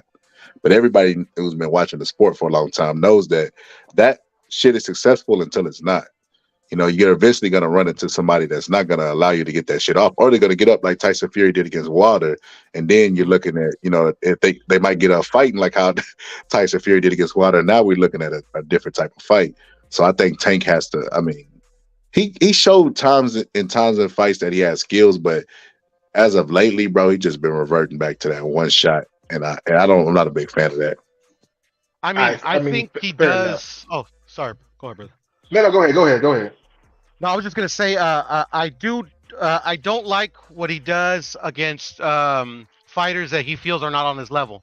Like literally, like against Hector Garcia, he literally threw away his defense. Like Hector Garcia was hitting him with everything but the kitchen sink, but I mean, it was having no effect on him until eventually, you know, Tank fucking got him with a good one, and the fight was over. But in all the fights, like the Mario Barrios fight, to me is the best I've seen Tank in his career. And to me, I was like if Canelo wasn't short and like a lot of shades darker than Canelo, like I think I'd be looking at Canelo. Huh? Especially in the Mario Barrios fight. And what a lot of people don't know, or maybe they do know, they just don't mention it, because they did mention it back when that fight was going to happen. Canelo was supposed to walk out Tank for that fight. Interesting. Oh yeah, Tank has been on. But he sent me that video where he was basically saying that. Yeah. Yeah, Yeah, I and remember that. Floyd got mad at him for wearing the no boxing, no life gloves for that Mario Barrios fight. Oh God, bro, don't even get me started on it. His only child syndrome having ass, bro. Like he's Yeah, annoying, bro. Floyd is hella annoying. Great of a boxer he is. I 100% agree with that. I can't say I can't stand him, but He makes it he's hard to annoying. defend and like him, bro, because he won't shut the fuck up, bro. Like he won't let us do the debating for him. He out there debating himself. Like I don't know if y'all remember this. He held a whole press conference saying, you know, y'all believe if y'all ain't signed to Al Heyman, y'all ain't signed to me if y'all want to. This fight ain't happening without me. Y'all asked me about this fight. And then like a week later, he did big announcement on update on Errol Spence versus Bud. And he talked about himself the entire interview, bro. He didn't even mention the fight. He's But I can understand with the gloves though, and in Tank Davis situation, like literally that's Tank's. I mean, excuse me, that's Floyd's like his only fighter, bruh. And then that's like the guy that's like taking all of his shine, bro. So I get it. I wouldn't do it me personally. At least I don't think, but I get it. Bro, Floyd, anytime Floyd's feeling insecure, he should call the banker and be like, how much? Oh, okay. And then just hang up the phone, bro. Like what at this point, bro, your legacy's intact. You got a whole Floyd army that's gonna ride really hard for you. Just go into retirement, bro. Just ride off into the sunset. Let these young people get their shine. He keep hogging the spotlight, bro. He don't want nobody to get shine. Then he say stupid shit like, this fight ain't happening without me. Bud calls Spence and makes the fight happen without Floyd Mayweather. I don't know. I don't think he was lying there. They made it happen without him. How is he not lying? I mean, like nothing happens without him, bro. Like literally, he literally fights exhibition fights to fund PBC. I know, but the fight happened without him. Bud called Spence and they negotiated and had the fight happen without Floyd Mayweather being in. And then Floyd Mayweather comes out after and says, how he didn't want Bud. He don't want Bud. He didn't want Spence to fight Bud. So were you blatantly holding up negotiations? Were you the middleman that they was talking about they had to get rid of to make the fight happen?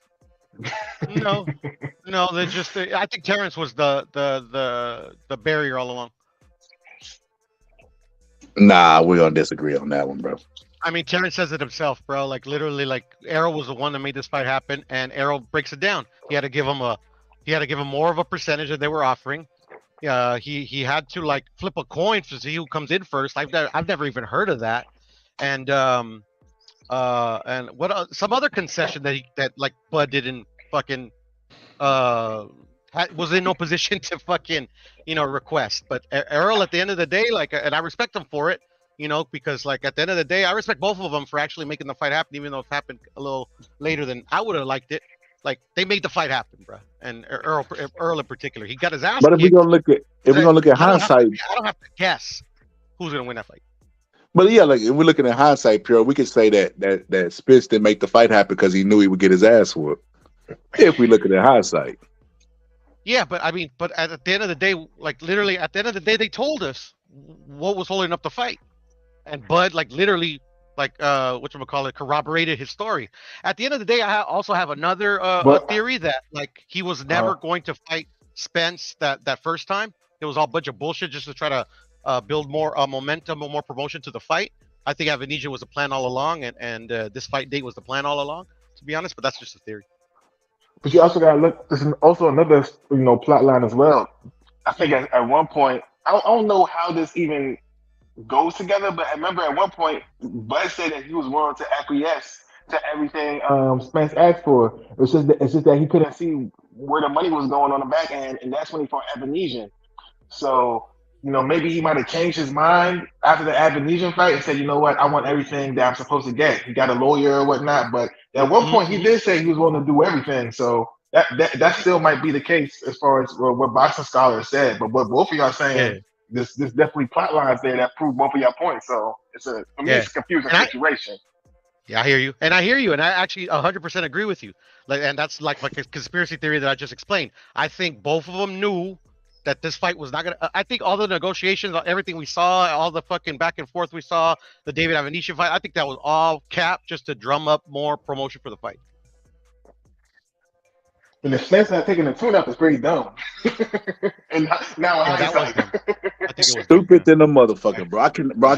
Like looking back, bro. Like we was talking about the arrogance of Derrick James.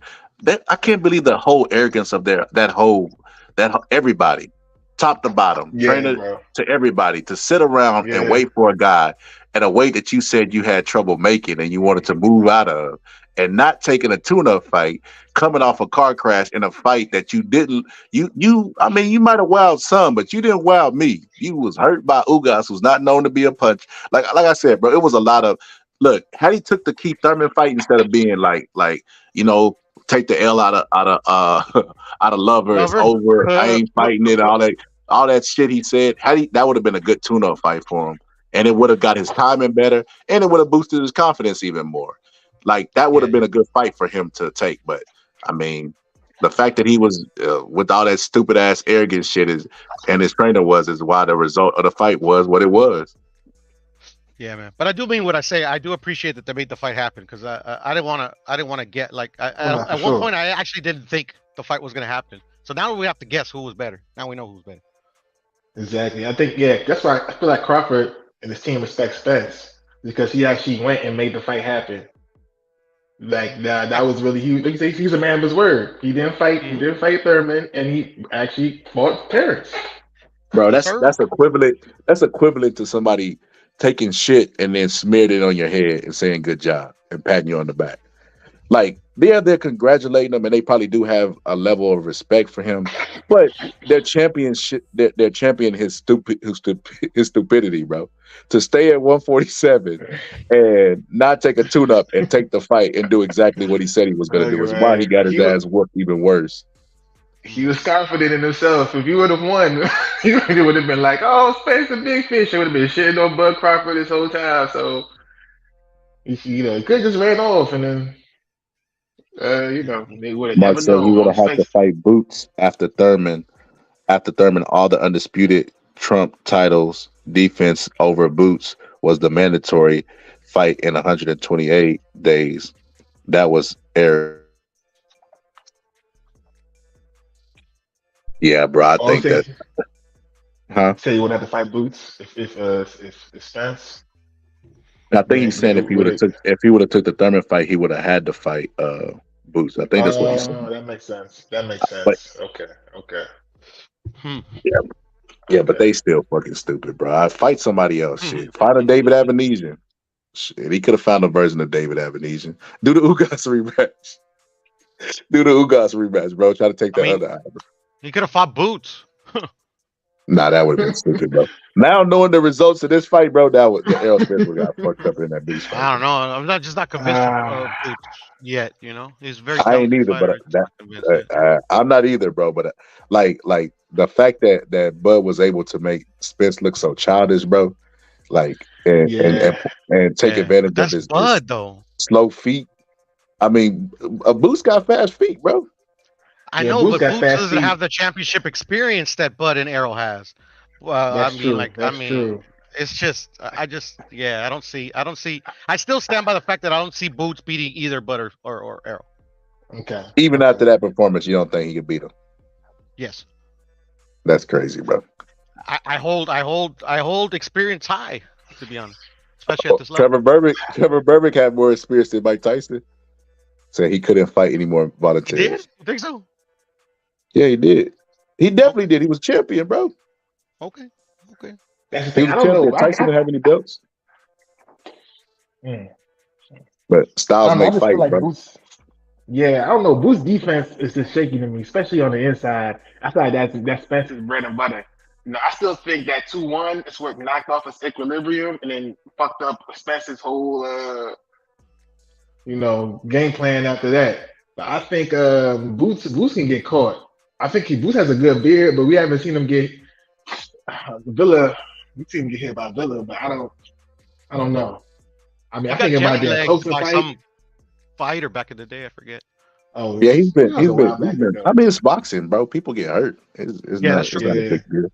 I just think that experience does play a part, but when you're so much talented than the other guy, you're able to overcome experience, and I think that's what Boots is. I think Boots switch hitter. You know what I mean? Bud said he didn't even go southpaw. He decided he was going to southpaw in the dressing room. And I knew that I was watching him train. I said, he going to go orthodox.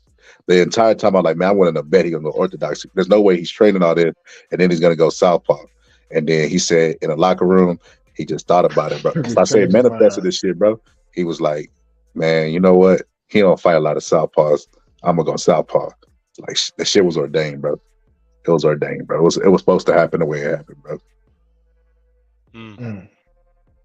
Shit, Eminem story. Legend is, bro, Eminem wasn't even supposed to be there, bro. He was just walking down the street, bro, of Vegas, bro, and he just stumbled into the locker room, bro. Walked Bud out, bro. It's my story, bro. Rumor has it Nas is gonna walk out Canelo in the Jamal fight. Jamal. Are you serious? Nah, I'm just fucking around. I was gonna say, what did Canelo know about each other, that? but I'm just fucking around. No, they know each other. That would be crazy. That would be crazy. I couldn't even hate on Canelo after that. So you become a Canelo fan after that, bro? Nah, not fan. I just stay neutral. Bro, you gotta stop. There goes Nas right there. There goes Nas right there on my avatar. Canelo's good, bro. I said he was good. I said he's not great. I said he's good. Nah, he's great too, bro. No. Bro, you gotta look at the amount of times that he's fought in a year. You gotta look at his accomplishments. Undisputed at 168, never been done. He got a lot of accolades, bro. Like, do you think Devin Haney's great? No. Oh, okay. Well, then you consistent then. I mean, try to stay consistent. Devin Haney's the most, bro. Devin Haney's the most spit on champion in the sport of boxing right now, bro. Man, come on, Scholar. We all know that's Shakur Stevenson, bro. We all know that's Shakur Stevenson. The most spit on champion. Oh yeah. Devin Haney just be doing dumb stuff, man. Outside the ring. I mean, granted, I know Shakur do dumb stuff too, but it's just whole pushing Loma and then him running out the ring when Shakur came in. I'm just like, bro. Man, nah. See, bro, we gotta add context to that, bro. So the push with Loma, bro, I actually like that WWE shit. It actually made me more excited about the fight, bro. I'm not gonna lie. I like that type of shit, bro. Like, we all here to see violence, bro. I hate when people try to show up to see violence and they act all like snooty, bro. Like, how dare him push his how dare him use violence. That man flung him across the room, bro. That's not even like a regular shove. Like, you feel me? You see when Tank Davis shove people? Yeah, that hurt his spine, bro. Yeah, that hurt my spine watching it, bro. I agree. Yeah, but, bro. With the out of the ring shit, I think Pure, was you at that fight? Which fight, brother? Haney versus Loma? Yes, of course. Didn't you say they was throwing stuff in the ring and they instructed Devin Haney to lead the ring? No. I made the joke like maybe the first week, like the first 2 weeks going on the panels and shit. What did you guys think of my aim? I got Bill right in the dome, but I was just joking because Bill did get hit with a bottle. No. I'm not trying to incriminate you. I'm just saying they were throwing stuff in the ring, though, right? No. Bill did get hit with a bottle when he was leaving with Devin, like when he was right behind him. But in the ring, there was nobody was throwing anything. Ran out scared. Scared of the ring. Bro, man, come on, bro. It's hard for me. Look, I know fighters do duck fighters, bro, but it's hard for me to believe that a guy that he used to spar on a daily that he's actually scared of, bro. I can't. My mind doesn't bend that far, bro. That he's so technically more better than. I mean, I think Devin Haney mops the floor with Shakur. I don't know about mop the floor, but I think he is better than Shakur. I think he's been sparring his entire career, and then Shakur only has. Like I am. Shakur only has one fight at 135, bro. It's like, scared of what? It would make you might have an argument if it was Tank, right? We know what happens when Tank touch people at 135, bro. All right, I get it. Oh, you scared of Tank? You don't want him to touch you. But Shakur, man, come on, bro. Shakur probably. If we had a video game and we had to rate their punching power, Dez would probably be a 5 and Shakur's would be a 6, bro. I mean, I think I don't know about this guy. This is one I'm going to have to really disagree with you on. I just think Shakur just washes him, bro. Like, I think it's not even going to be close when they fight. I just don't think Devin Haney, especially against southpaws. I feel like he gets touched up so much. Like Shakur just like his reflexes is just on another level. I don't see what's Devin Haney going to do to beat Shakur. I don't know. Shit, I think same shit he was doing in sparring, bro. overrated.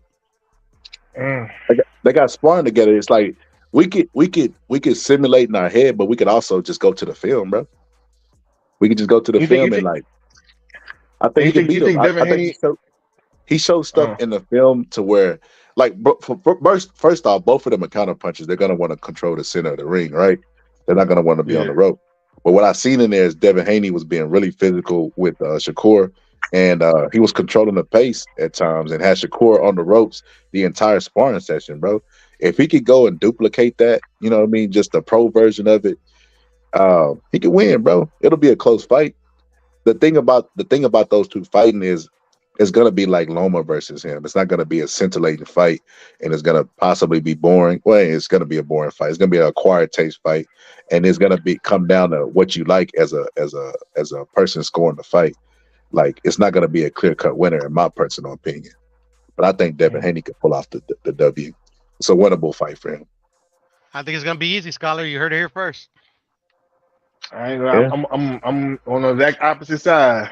We gonna meet up maybe got by God's grace 5 years later when they fight. 5 years, bro. He got Martin problems, bro. Yeah, true. And shit, Dev got fucking Regis problems. True. Okay. I think he's gonna beat Frank Martin, so we're gonna see. I think Devin Haney can beat Regis. I think it's just Teofimo. I don't know if Devin Haney can beat Teofimo, so that's gonna be a whole nother thing. So that's what's really gonna be issues. Coach, Yeah, you could never. Devin is tough, man. You could never pour stock into fighters like them. Fighters like Devin Haney, them. You can never pour stock in them because boxing has existed way before them, 200 years before they were even thought of, right? And the business of boxing always wins. It'll lose rarely, but it mostly wins. Its percentage is high at winning, right? And when you take the corruption element in our sport and you take in the fact that they're not good finishers, like they don't have power, you know what I mean? You take those two things into account, it's going to be hard for them to retire undefeated. Floyd Mayweather had hiccups, right? A lot of people thought he lost the Castillo fight. A lot of people thought he lost the Oscar De La Hoya fight, and he beat Canelo like convincingly. And was it C.J. Ross or was it Adelaide? Adelaide Bird. I think it was Adelaide Bird. Gave Canelo the fight. So if you don't knock people out and you leave it in the judge's hands, you have a potential to get robbed. It's going to be extremely hard. Fight, Scholar. Huh? She didn't give him the fight. It was a draw on her. Draw, but that's still a robbery, bro. It wasn't the fight we all saw. No, it was. So, it was. Yeah. So when you leave it up to the judges and you don't knock them out, you leave room for you to possibly get robbed. And I think it's going to be really difficult for those guys to retire undefeated just because they don't have the knockout power. All right, fair enough. Yeah, that's a good point. I mean, like I said, we've seen Devin Haney get rocked before, so all right, we're gonna see. Granted, I guess he's fought better competition than Shakur, so that's also fair game there. By far. Yeah, so fair game. The only person he got is Loma. Is Loma. Who else can you say Devin Haney fought that's so much better than Shakur's competition? JoJo. All right, fair enough too. Yeah, JoJo's good. Fucking bro, Kambosos is good, bro. I had JoJo winning that fight, bro. Bro, I say this on my channel all the time. And Pio throws stones at me, Bo throws stones at me. Bro, Kambosos is good, bro. No, he is not. Stop it. Bro, y'all gotta stop shitting on this man, bro. You know what's even crazier? He's garbage. Hey, you know what's even crazier about Kambosos? The more that Tio goes and accomplishes, the more he looks good, bro. For the victory, he's the only man to ever beat Tio, bro, and even knock Tio down, bro. Like if Tio goes on and like reigns at 140, beats Regis and all those, bro, Kambosos just sitting home collecting all of that energy, bro, without even doing any other work, bro. Bro, y'all got to put some respect. I'm sorry. Go ahead, Scott. Nah, you got to put some respect on Kambosos' name, bro. Tio lost that fight because of he was feeling himself, bro, and because he's a young dumb kid, bro. But and even with that, bro, the in my eyes, the fight was dead even going into the 11th, and that's where I'll give the most respect to Kambosos. He showed championship mettle in those 11th and Yeah, he 12th. definitely needed did. those rounds He to definitely win, did. you know. So, but yeah, I think he sucks. Bro, it's the only man to ever beat Tio, bro. Hey, bro, Tio's one of my favorite fighters, bro. I hold Tio in high regards, bro. He beat the No, he's a good esophagus fighter. out of Tio, bro. So it's never been done, bro. Styles make fights. So for whatever reason, I know they said Tio had the medical shit going on. You know, I give him that, but the fact that he got hit by right hands, bro, because of a bad game plan and lack of respect of Kambosos had a lot to do with that also. So even if he had Yeah, something that's medical true. going on, bro, he shouldn't have never been clipped by them right hands. You know what I mean? That made the loss come up to where these excuses suddenly came to the forefront. So with all that being said, bro, Tio's a great fighter, and as long as he continues to achieve for greatness or strive for greatness, it's just gonna make Kambosos look even better, bro. Listen, All Kambosos right. needs to win his fights. He needs to keep winning his fights. Nah, That's the only way Kambosos he's. need to retire, bro. You know how you playing your big brother in a video game and you get that win, bro, and you just retire. That's what you need to do, bro. You're right. That's a He's gonna better fight option. You're Loma right. in Actually November. retire. Facts. You say You you think want to see him he's gonna fight fight Loma, Loma? Pure? Yeah, he's gonna fight Loma. Kambosos gonna fight Loma in September. You're November. joking? Excuse me. November. No, that's where I heard on this one channel. I mean, take it with a grain of salt, but like, he's like a relatively new channel. But yeah, he said that's what he's heard through because he like does interviews and shit. It's a Spanish channel. If that's the truth, then you know Loma is ducking Shakur straight up. If you gotta call a spade a spade. And not to say, I guess it's a high risk, low reward fight for Loma. Maybe you can put it in that, spin it that way. Yeah, I've never been like the biggest fan of Loma, so I don't mind people calling him a duck, to be honest. But at the end of the day, I don't think it's a duck. At the end of the day, it's like he wanted to be undisputed. That's why he like at the end of the day, like he's Fair gonna enough. fight Fair more enough. for a vacant belt. I mean, that he already had before. It's like I don't know. Bro. I mean, when Kambosos beat Loma, y'all gonna put some respect on his name? Yes, I hope he does. I will put respect on Kambosos if he beats Loma. Nah, y'all gonna still disrespect him. Y'all gonna be like, man, Loma, he be the old washed up Loma. Y'all ain't gonna get that man no Nah, credit. no. I'll give him full I credit. might say that, but I mean, he still gets full credit. You know?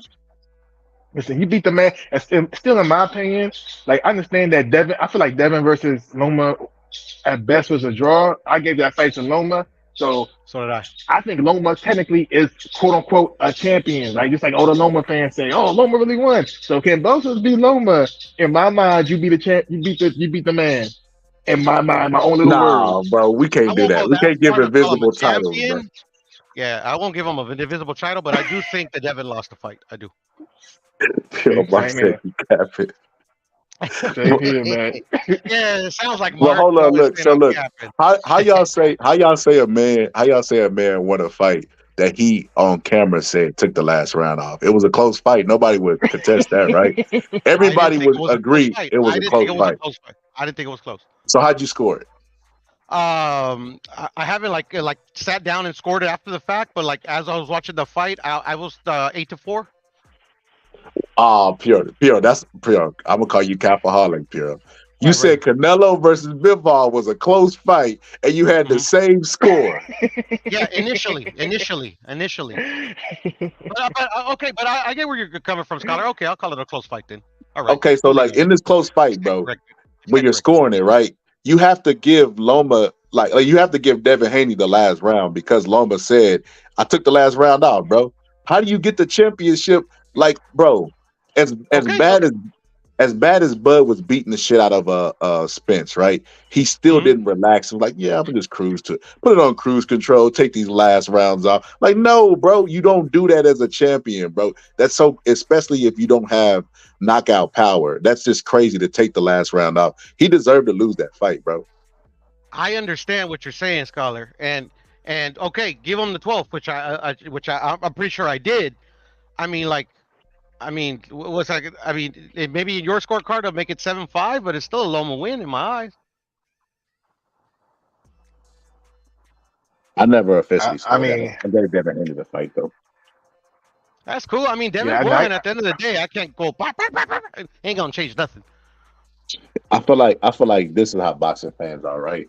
If boxing fans have an expectation of what you're supposed to do during the fight, if you don't meet the expectations or exceed it, they'll say you lost the fight. because everybody thought Devin Haney was gonna blow out Loma and he didn't. People feel like he lost the fight, but Loma is still Loma. Loma's still a good fighter at the end of the day. And I never thought that Devin Devin was Haney. gonna blow out Loma, bro. Everybody thought Devin Haney, bro. Devin, Nobody thought that. yeah, we I just think a lot of we people talk. did think that. Some Yeah, people but did we think that. talk all the time, Puro, about everybody's being obsessed with the last performance you had. Those two Cambosis shutouts, bro, had everybody thinking Devin Haney was the fucking man, bro. Because his last performance was T.O. So he went from a T.O. win to Devin Haney shutout. So everybody thought Devin Haney, Loma's an older fighter in activity. They thought Devin Haney was going to beat him decisively, bro. They didn't think the fight was going to be as close as it was. So when it was close, everybody said, well, Devin Haney lost because, this was a bad performance. So not to mention Loma gave away the early rounds by barely throwing a punch, same as he did with T.O. Loma is a notorious slow starter. So how you be a notorious slow starter, give up the last rounds? So he must have swept and dominated the middle rounds. Like there are rounds that you had that were swing rounds because that's how close a fight it was. So how could people just arguably say a guy who's a slow starter who gave up the last rounds and didn't sweep the middle rounds won a fight decisively? That don't make any sense. Because I don't like my opinions are my own. At the end of the day, like I used to actually say this a lot when I used to debate boxing. I'm online. It's a little bit different because I don't want to be a dick without being in front of people. Like I don't care about other people's opinion but my own. At the end of the day, I thought it was very clear. I didn't think he started slow. I didn't think he did none of that. I thought he was the ring general in there. I thought he dictated the pace. He was the stronger fighter in there.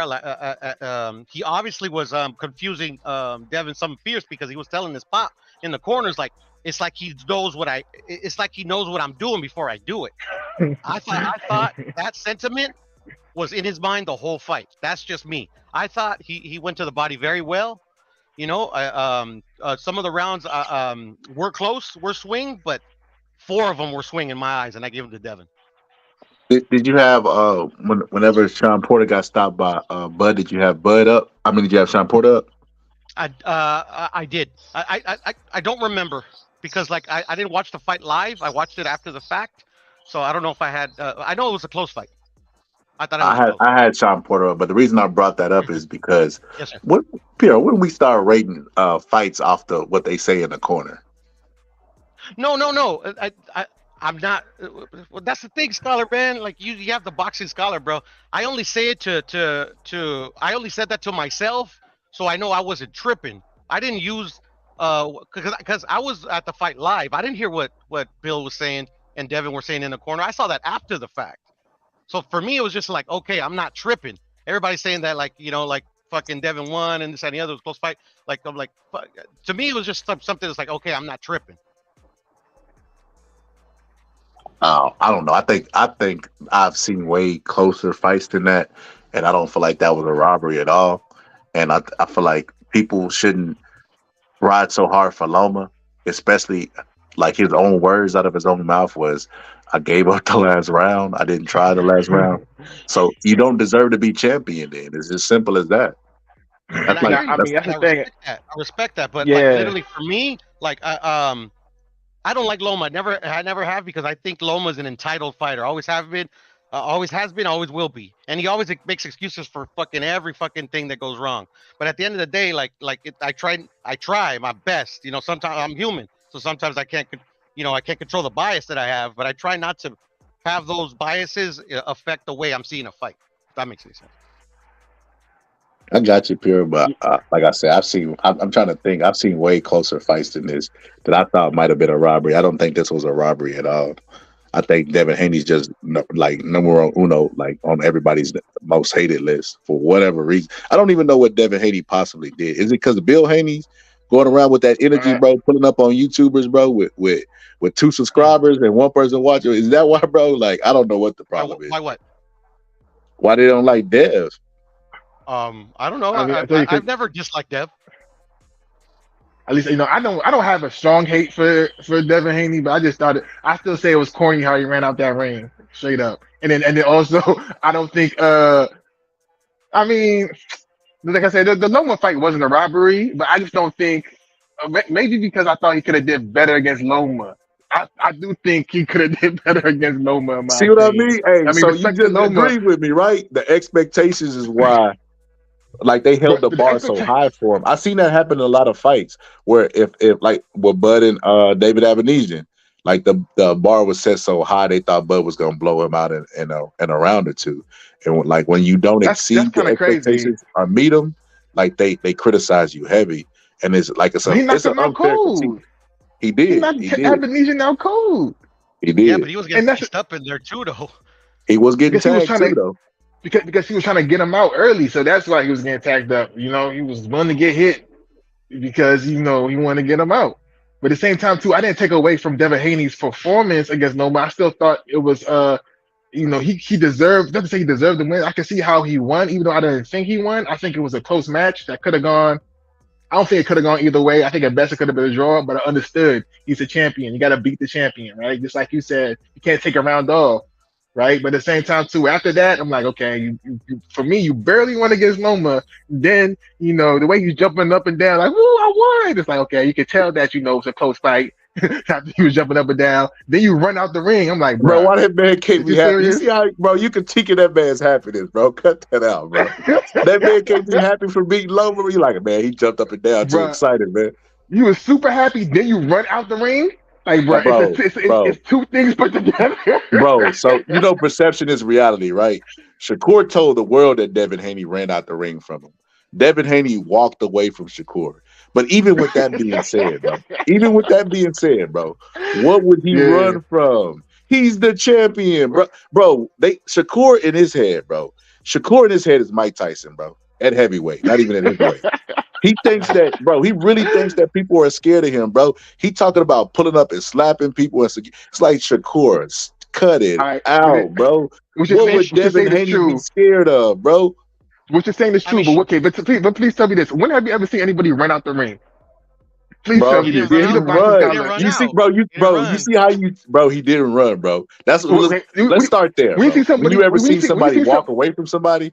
I've seen it before. I've seen it when not in the ring, but I remember being at the the Bud fight, Bud versus Porter fight, and Errol Spence was in the crowd and he just walked away afterwards, bro. It's the same thing, out bro. the crowd. When you win in the ring, that's your ring, that's your moment. You see when what's his name came on, what's the guy's name? Shane Mosley. He's like, yo, chill. I just play ball with you. Like, yo, not gonna take away from my shine. This man would literally walk out the ring when he won. When another fighter came in there. Now, don't get me wrong. I don't think he's like he was scared or something, but mentally, it's just like, why would you leave the spot where you just won at? When another man walks in the ring. You also gotta notice that they were booing him too. Like literally, like the pre-fight, it was before when they were walking out, it was a pro Haney crowd. Like Lomachenko, like at the introductions, like it was noticeably louder the cheers for Devin than it was for Loma. But at the end of the fight, he was getting booed. So at the end of the day, he probably was like feeling awkward. He just wanted to get out of there. It wasn't because of Shakur. I mean, he was walking so slow out the arena that I was able to hit Bill Haney square in his head with the beer bottle. Man, yeah, I'm finna send this to Haney. He gonna pull up with the fucking smoke for you. He gonna pull up with the smoke for you, Pierre. He did get hit though. He did get hit. It's on video. He did get hit. Who did that? Who threw that bottle? I don't know. I was watching him walking out the arena, and it was kind of like dark up there where it came from, but it came from the upper levels. I don't know who it was. Bill Haney done pulled up, Pierre. Look at the screen. Who the fuck threw that goddamn? There he is, bro. Who the fuck threw that goddamn bottle? But nah, I say all this to say this, bro. Like I said, perception is reality, bro. He didn't run out the ring; he walked out the ring. Like I said, I seen it with Spence and Bud. I remember Spence leaving it too, because it's like this is my theory, right? I can't speak for Devin Haney because I'm not Devin Haney. I'm not Devin Haney. I can't speak for him. I can only tell you my theory on it. I think Devin Haney is like that dude in The Great White Hype. You remember that dude kept calling him out through the entire movie, bro? And he was like, God damn, like, bro, leave me alone. It's my moment. Like that type of shit, bro. It's like Shakur and Bill Haney have a relationship, and Jay Prince. They could make the fight happen and negotiate. Fights are not made after fights, bro. So it's like Shakur wants to show the world that I'm scared of him. He's sending bottles saying sign the contract. When has a fight ever been made with a napkin, bro? It's like, bro, he wants public perception to be that Devin Haney's scared of him. So Devin Haney's probably fed up with it, bro. He's like irritated by the shit. So he probably just left. Or they could have just told him like, "Hey, man, this might be a ride in here. Let's get the fuck out." Either way, bro, I don't think Shakur's the monster where Devin Haney looked at him like, "Let's get the fuck out of here. This guy's scary." No, Yeah, I think it was a shot. it's not that. But at the same time, though, you gotta stand your ground. Like, you feel me? I agree with you. Like, Shakur is an annoying ass dude, but you gotta stand your ground. I guarantee you, if he would have walked in with Tank, it would have been a whole different story. He would have been like, even if he would have thought Tank lost, because Tank has that confidence and belief in himself. Like, you're not gonna move me from where I'm supposed to be right now. You know what I'm saying? That's why when Yeah. Shakur did that to Tank, he started bothering him too. He just called him out straight up. He was like, "Yo, I won't fight you, man. You crazy. Like, who the fuck you think you is?" I mean, because Shakur Man, also older than Devin Haney, that might be what it is too. But I mean, at the I same think time, though, Shakur's jealous. it's still that Shakur, what you looking at with Shakur is the green eye, bro. right. That's what you see right now. He jealous of Devin Haney, bro. Devin Yeah. Haney was It his could be a green eye, little but brother. He should have took Devin the Haney smoke. was Is what he should have done. Devin He Haney should was have his little brother coming up, bro. They always viewed Devin Haney as little bro and him big bro. But when they went pro, the roles reversed, and Devin Haney has more accomplishments and he's younger than Shakur. And I think Shakur's just jealous of that, bro. He always got Devin Haney name in his mouth. He about to beat him up and slap him for free, but he wouldn't take the 25%. Just ludicrous shit, bro. Bruh. To where you be like, bro, he's capping, bro. You got a shot at undisputed that you didn't earn, and you turned it down. Come on, he ain't scared of Shakur. Come on, bro. all right. Yeah, bro. Watch it. We're gonna see how it played out because according to Shakur, he's supposed to slap the shit out of him on sight, bro. Shakur is gangster, bro. He finna slap the shit out of him. He wouldn't fight the man for 25%. It was a low ball offer, but he finna run up on him and slap the shit out of him and beat his security up for free, bro. Well, we gonna see how this shit play out. Yeah. I'm gonna make my prediction. They never fight. What if they fight in the street fight, Pure? Oh, okay. Well, that's something different. I'm talking about in the ring. I just, I always talk about this all the time, Pure, how fighters have identities. Trainers got styles, fighters got styles, and they got identities. And their identity got to match their style. Like Francis Ngannou finna get his ass whooped fighting peekaboo style because he don't have the attributes or the morale for a peekaboo style. He's gonna look stupid in a Fury fight using it. But I feel it's the same way outside the ring. As stupid as I think Francis Ngannou looks in the ring, I think Shakur looks outside the ring trying to be a gangster, bro. Like, bro, he was there when Takeoff passed, bro. It's like, No, he was what, right next and to him when everybody he was got thinking, shot. like, what the He was fuck right was next you to doing him. there, Shakur? Like, you have so much promise, like you have so much in front of you, and it's like he ain't learned his lesson, bro. He talking like because he feel like he got an army behind him because of Jay Prince. He's talking really reckless to his friend because that's what they are. Bill Haney and those guys were friends to him. Like They he's still talking are, really man. reckless. I doubt ain't no coming back from that. I Pure. think Bruh, I think it's Shakur's just rehearsed. Nah. yeah, I maybe don't- it's I rehearsed disagree too. with that. Maybe it's rehearsed. Yeah. I Bro, don't. you can never rehearse disrespect to me, bro. And they don't have that That's type true. of energy where they would actually do because there's no coming back from it, bro. You talk about this man mama, you talk about this man daddy, you talk about slapping him, he a bitch ass. That, bro, you as a fighter I having think pride and egos, they're not Uh-huh. gonna get over this shit, bro. They're not gonna look past Scholar. this moment. Scholar, it's not my thing, but I've disrespected dudes on panels before and shit. At the end of the day, I think you can rehearse disrespect.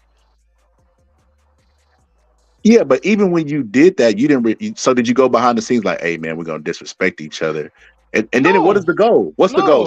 So look, so they're There is friends. no and- goal. It's just like this is what they do here.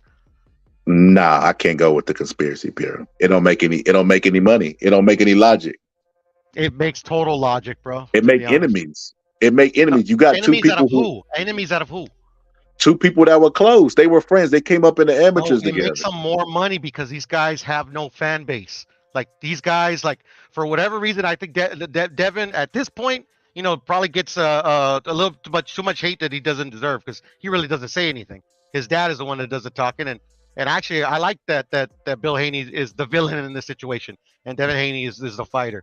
But Shakur, bro, like I think he off puts people because he's just like I said before, he's disingenuous in how he is because he wasn't always like this. But you said they would never fight. So what is the end goal? If they doing all this and they're never gonna fight, like what's the purpose of doing this? Publicity. That's it. They could Nothing do more. other stuff to get publicity. Pure, they could go to a strip club and make it rain in the I strip club. understand. But these two dudes went on my boy's channel, H Money. It's a free smoke platform, bro. I mean, this is just how they get publicity nowadays. I can't see that. Like even when they've argued in the past, it's always been respectful, and it's been like you know what I possess, I know what you possess. It's always been a mutual like respect there. Like this was just all the way left field, and it ain't no coming back. Pure, I can't payfully say something bad about your mother, bro, and we still be cool whether it's rehearsed or not. That's why I can't go with the conspiracy. They do it of every disrespect. day, Scholar. They do it every day. They're not YouTubers though, Pure. If you talk about a YouTuber who disrespect each other, They are. They were on a but YouTube platform. but see, look, it's They're different. YouTubers, bro.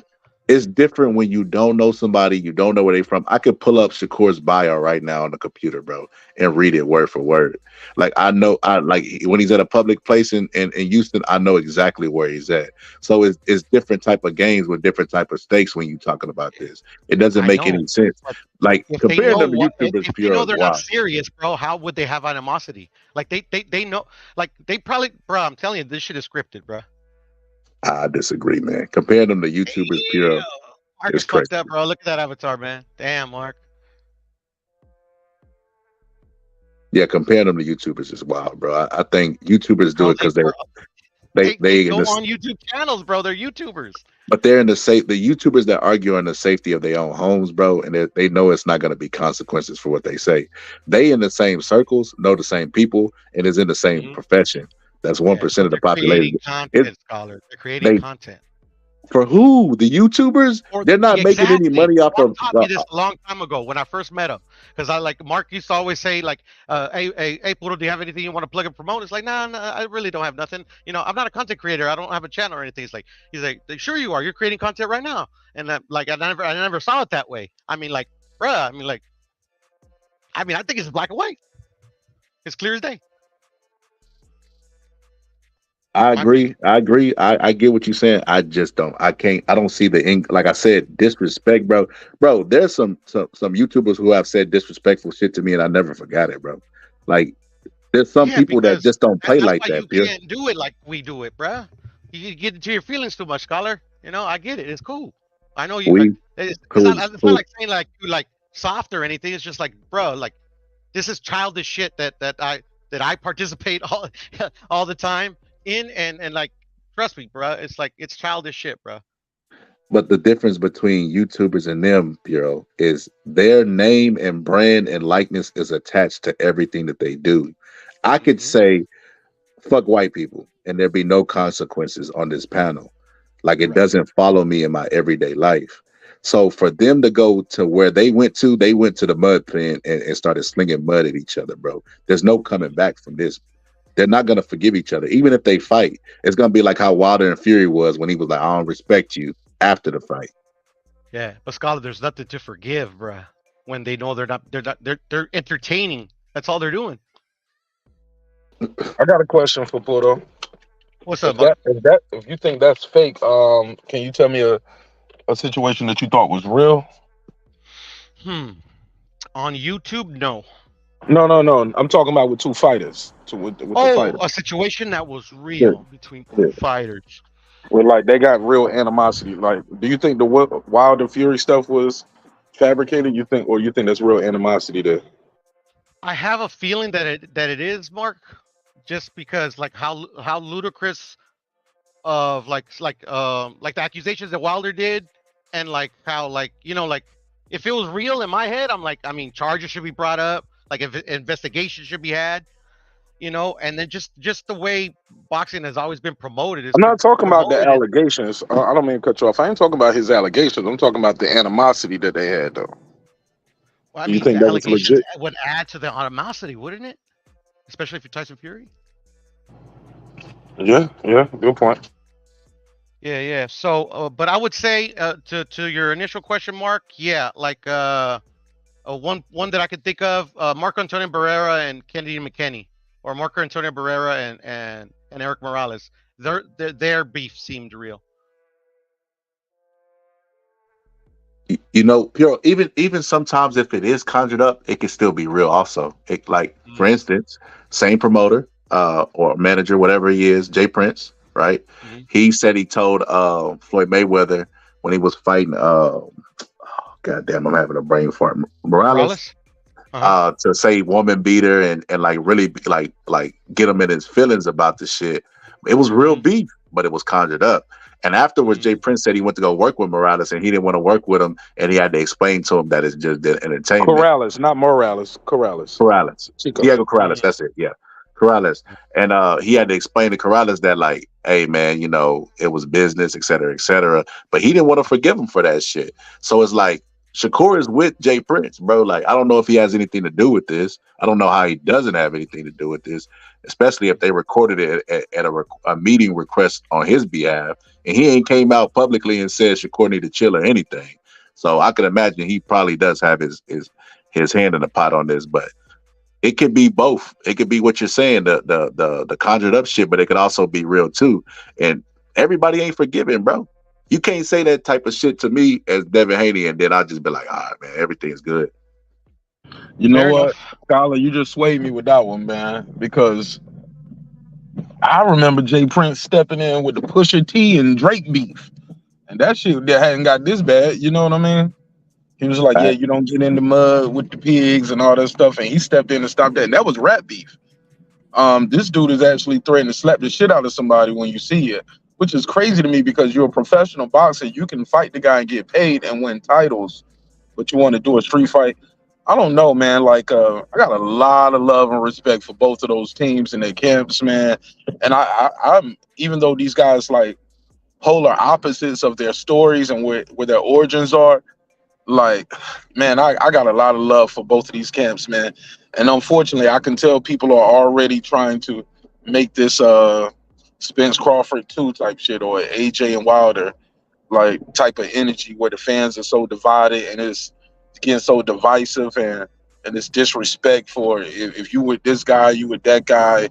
Like, let's be real, man. Both of these guys are world class athletes, man. Like champions, no matter who you ride with. I mean, that's cool, but all that extra stuff, man, is just so divisive, man. But I've realized in the space where we're in, it's hard to monetize peace. You know what I'm saying? These guys ain't monetizing peace, like causing chaos, confusion. That's how people make their bread. Jerry Springer was a very popular show. It 60 was. Minutes been around longer than Jerry Springer, but 60 Minutes won't doing Jerry Springer numbers. You know what I'm saying? Every day Yeah. Jerry was doing them numbers, you know? So Fact, CNN, they never had nobody chant their name before they came on air, but Jerry had it every show. right, every episode. Hey, look, and think about that. He spun off other shows. Like he got other dudes popping. What's the dude, Steve Wilco and all of that stuff? You got Mhm. Steve Mhm. Wilco popping, you know? So Richard Bay. never heard of him. Yeah, Yeah, I, he was like a Jerry Springer.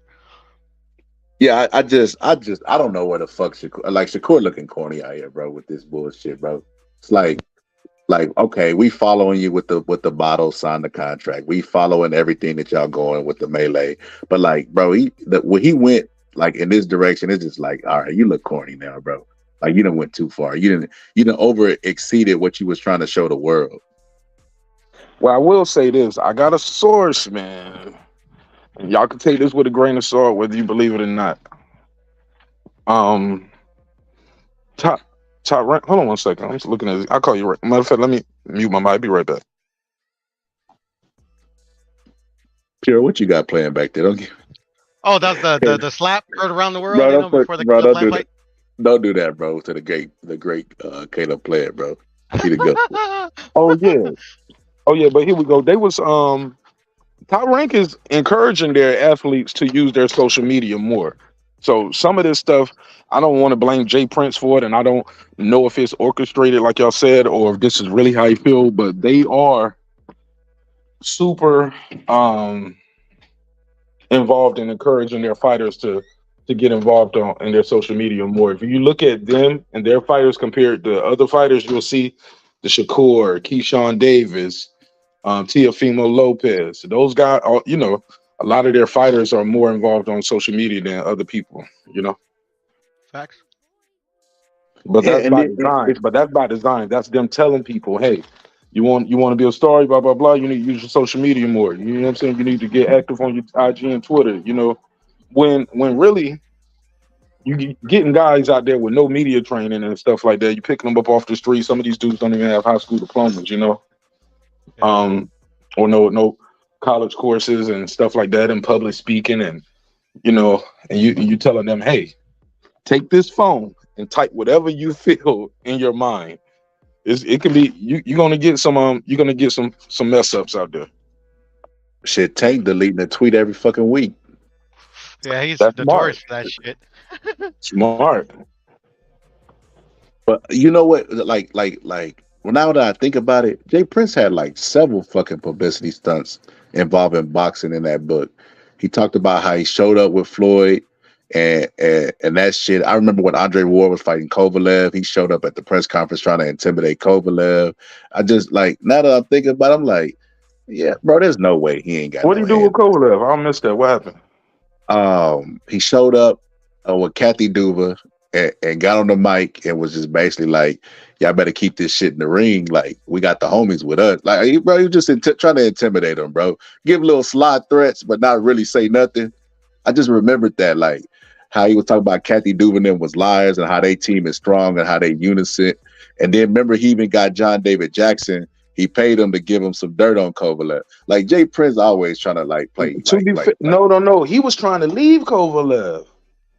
He was trying to leave. I think he was trying to leave after that first fight.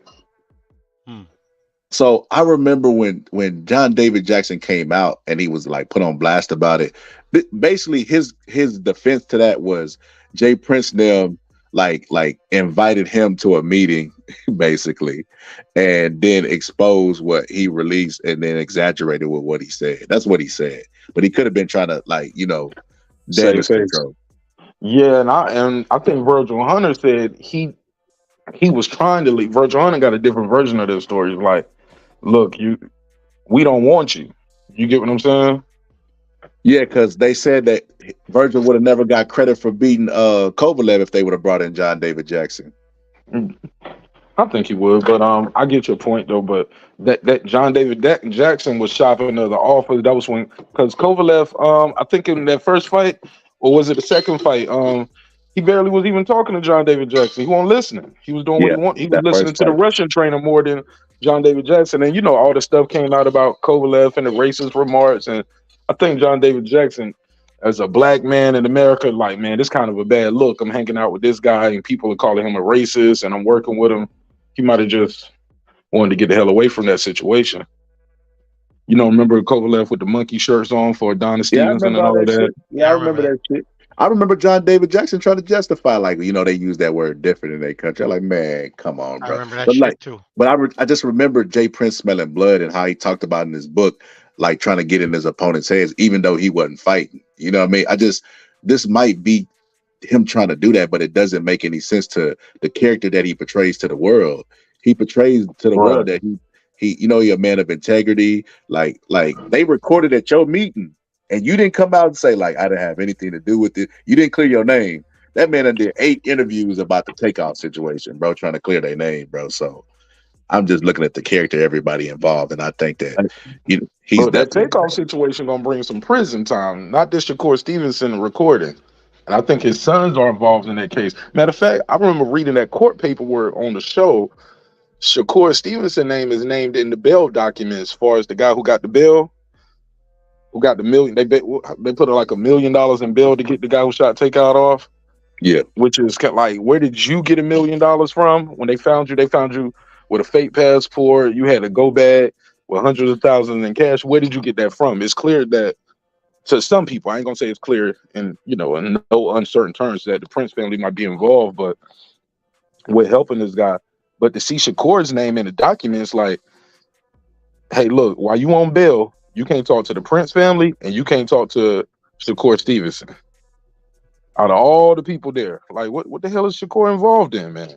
I don't like it. I don't like it for the kid, because I think he got a bright future ahead of him. But it seems like sometimes, I don't know, man. He might be hanging with these people and then giving him a false sense of security. You know what I'm saying? Or, you know, you hanging around enough tough guys, you think you tough too. You hang Athletes in the want to gym. be street You ever niggas. heard somebody say this? You hang in a boxing gym long enough, eventually you'll get in. Eventually you're gonna get in a fight. No, I ain't heard nobody say that. You But ain't it's never true. heard of that?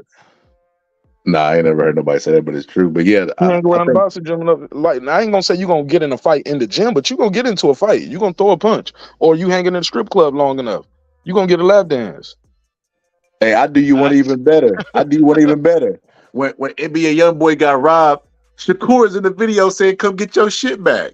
Right? Why was he there I've for seen that? that one. Why was he there for that, bro? Like, hey man, just want you to know we got your key to your car. You know, we got everything, man. If you know, just reach out to us, you get it back. NBA Young was like, man, fuck you, nigga. He's like, they I'm made that like, car, bro, came with two what the keys. fuck? Shakur Stevenson, what do you do? You're like, you're a fighter, bro. Why are you even speaking in the video, bro? I would have been, they wouldn't even know I was in the video, bro. I'd have had to remind people, yeah, I was in that video He with was Jay Prince. used. They definitely used him as a prop in that video, in my opinion, Scholar. Look at his face, Right. Mark. I agree with you. Look at his face. He looks scared. Who? Shakur. Shakur looks scared. Yeah, in my opinion, he looks like a little shook when they're making that video. Nah, bro. He looked confident as that. He looked like he was the gangster. I don't know.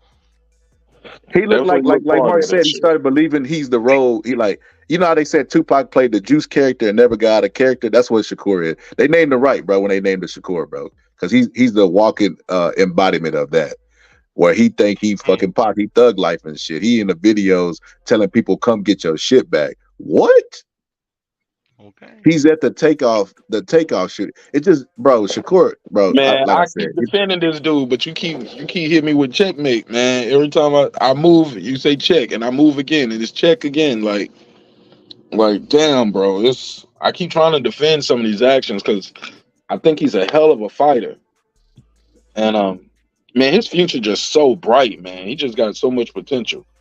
But I can't explain that. Like, why are you there talking to a rapper, a gangster rapper, with cases about his house getting stolen? I mean, his house getting burglarized, and you holding the man keys to his like Rolls Royce or his Maybach? It's like, yeah, we found out who did it. We got your stuff, man. So just holler at me, get it back. And then the dude responds with, man, fuck y'all niggas. Y'all can keep that shit. You know, it was just a bad look. Like, what was the point of him being there? Why him? Why Jay Prince pick him? Like, Jay Prince, you could have did that by yourself. You could have picked one of your sons to do it. You could have picked Jazz or Junior. Like, you could, or you know what I'm saying? Or just reach out to the dude privately. Like, these people know how to get in touch with each other. That's what the NBA YoungBoy was like, man, y'all doing that shit for publicity. Like, you know how to get in touch with me without going to the internet. You know what I'm saying? Just I don't agreed, know. bro. Agreed. Like I said, with him and Dev, they got an actual relationship where, you know, like little brother, big brother. It's just sad to me that Clout done separated them two, and it's no repairing. They can fight, but even after the fight, I think the grudge is still gonna be there. They're not gonna forgive for these words.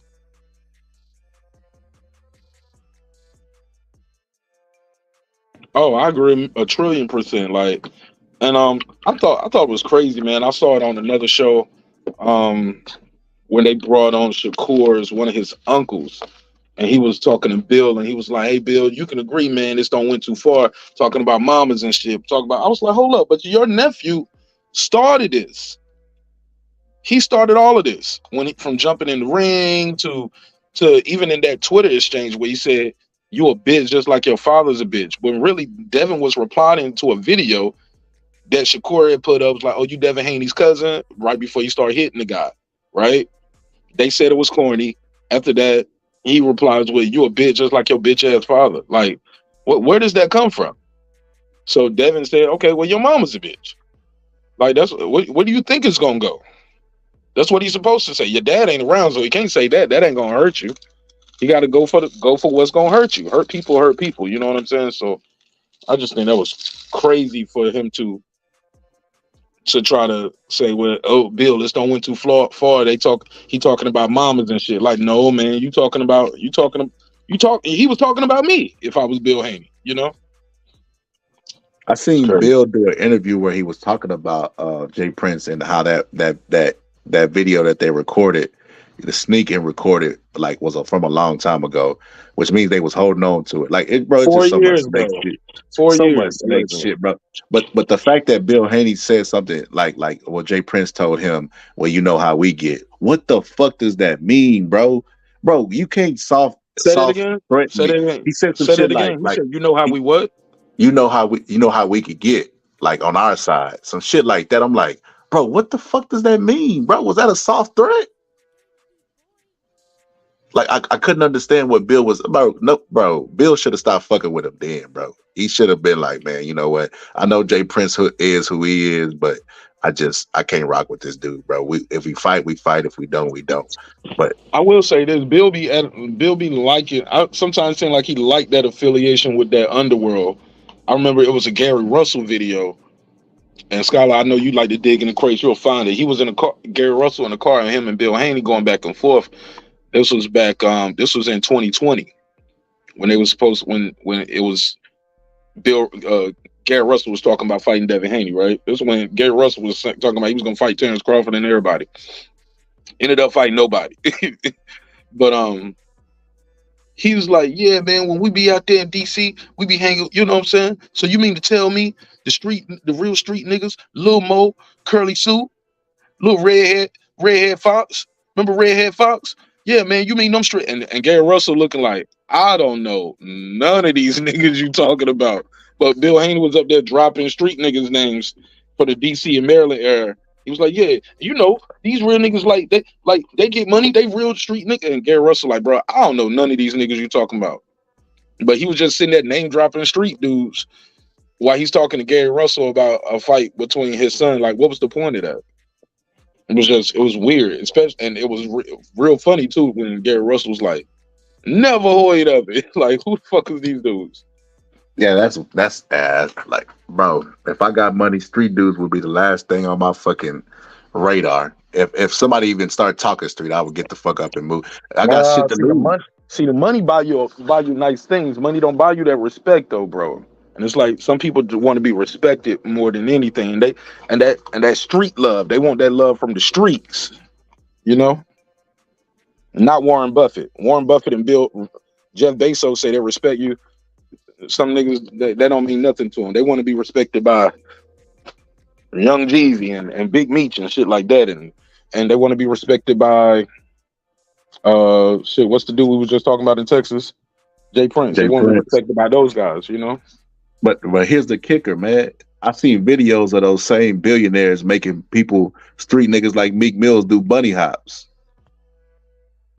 So they want the respect of the peers, and the peers want to be like the billionaires. That shit don't even make any sense. That's why I say, man, if I had money like that, bro. When has the street life ever made any real sense, bro? Yeah, never. But shit, if I had something to lose, I gotta be around other motherfuckers who got shit to lose, bro. Street niggas is the last. They'll sabotage. They'll sink the whole ship. Oh yeah, you're right about that. Somebody stepped on their Jordans and stuff. Now you in the shooting because you want to be a real nigga and have a million. Bro, they got me fucked up, bro. They got to move around with that bullshit, bro. I don't understand why Bill. But yeah, you're right, bro. Bill, he invited a lot of woes that Devin Haney be having too. Devin Haney might have to check daddy. I know, you know what I mean. It's not common, but he might have to check him, bro. I think some of the stuff though that the Haney team get is it comes from the YouTubers, right? A couple things too. Let's just look at the clock. Now they loved it when he first started, right? But then he start flexing, he wasn't a humble little Devin no more. He's Devin buying Audemars Piguets and driving around in Rolexes. Like you looking at his IG and shit, his IG look like he's on a Floyd Mayweather type level. You know what I'm saying? He started IG flexing on him. Some people don't like that. Let's keep it a buck. Like some people don't like that. Like Shakur was a champion before Devin Haney, right? But he ain't getting to the bag like Devin Haney. T.O. had accomplished that unification. He had that big Loma win, but he won't get into the bag like this kid was. This kid. I remember Paulie Malignaggi. Paulie Malignaggi had said, Yo, Devin keeps to get to do these short one-off deals and these little short-term deals. I never had to do that. I didn't have daddy helping me out. My daddy didn't know the business, blah, blah, blah. I didn't have a silver spoon in my mouth. I had to get it out the mud, and I had to sign long contracts. That has nothing to do with this guy fighting, his skill set, what he do, and how he conducts his business. Like, those are personal problems you have with your manager, your agent, your contract. That has nothing to do with Devin Haney. But to speed the timeline up, another thing I noticed too was the white boy won't beat me. That turned a lot of people off, black people and white people. But all right, you can have that. That ain't even what they mad at. But then he got that undisputed and didn't. Oh no! Don't forget he turned Muslim too. At some point he became a Muslim. But he's a Muslim. But sometimes you see him doing things that doesn't seem Muslim-like. You know what I mean?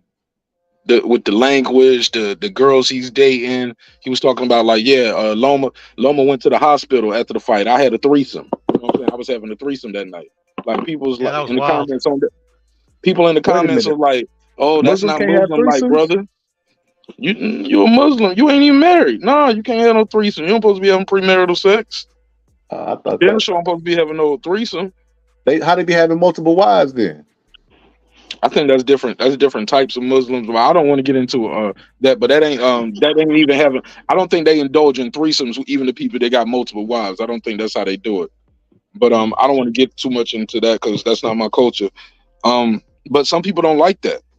They didn't like the fact that he got that undisputed. It was like, why does he get a shot? He ain't got no real undisputed. He ain't like they couldn't call him a paper champ no more. They couldn't call him an email champ. When in all actuality, all the business in boxing for the most part is done through emails and fax machines. You know what I'm saying? Which is crazy, but he was the email champ, even though the franchise was an email belt.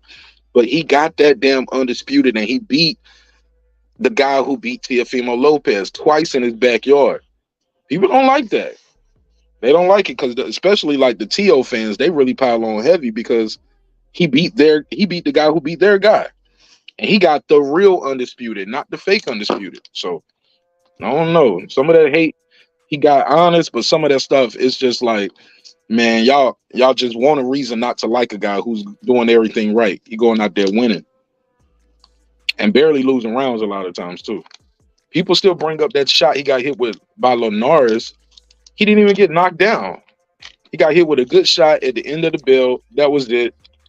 And if he got and he's pillow fisted. If he's pillow fisted, why ain't nobody walking through him? Nobody's walking through Devin Haney. So I just think a lot of that stuff, man, you can't win for losing. You get a guy who's a knockout artist like Beterbiev, and y'all don't support him neither. He knocked out everybody he fought, and he don't get no support. So pillow fist, no support. Knockout artist, no support. So Yep. If they don't like you, they gotta fuck with you, and that's fine because we in the free market. You have the right to pick and choose, but let's not make up shit, bro. I got jumped on all paddle for saying Devin Haney was elite.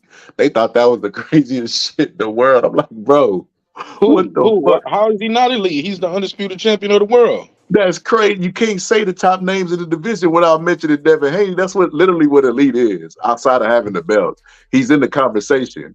Of even he's such an elite fighter. He's in the elite of the division above him. He hasn't even officially went to 140 yet, and they're putting him with the elite guys up there. So that shows he's elite. But yeah, bro, I got jumped for saying that. But I was like, to be fair, Rolly's a champion at 140, right? And people would say he's not elite, and I would tell them, yes, he is. You don't gotta like it. You don't got to think he's the best skilled.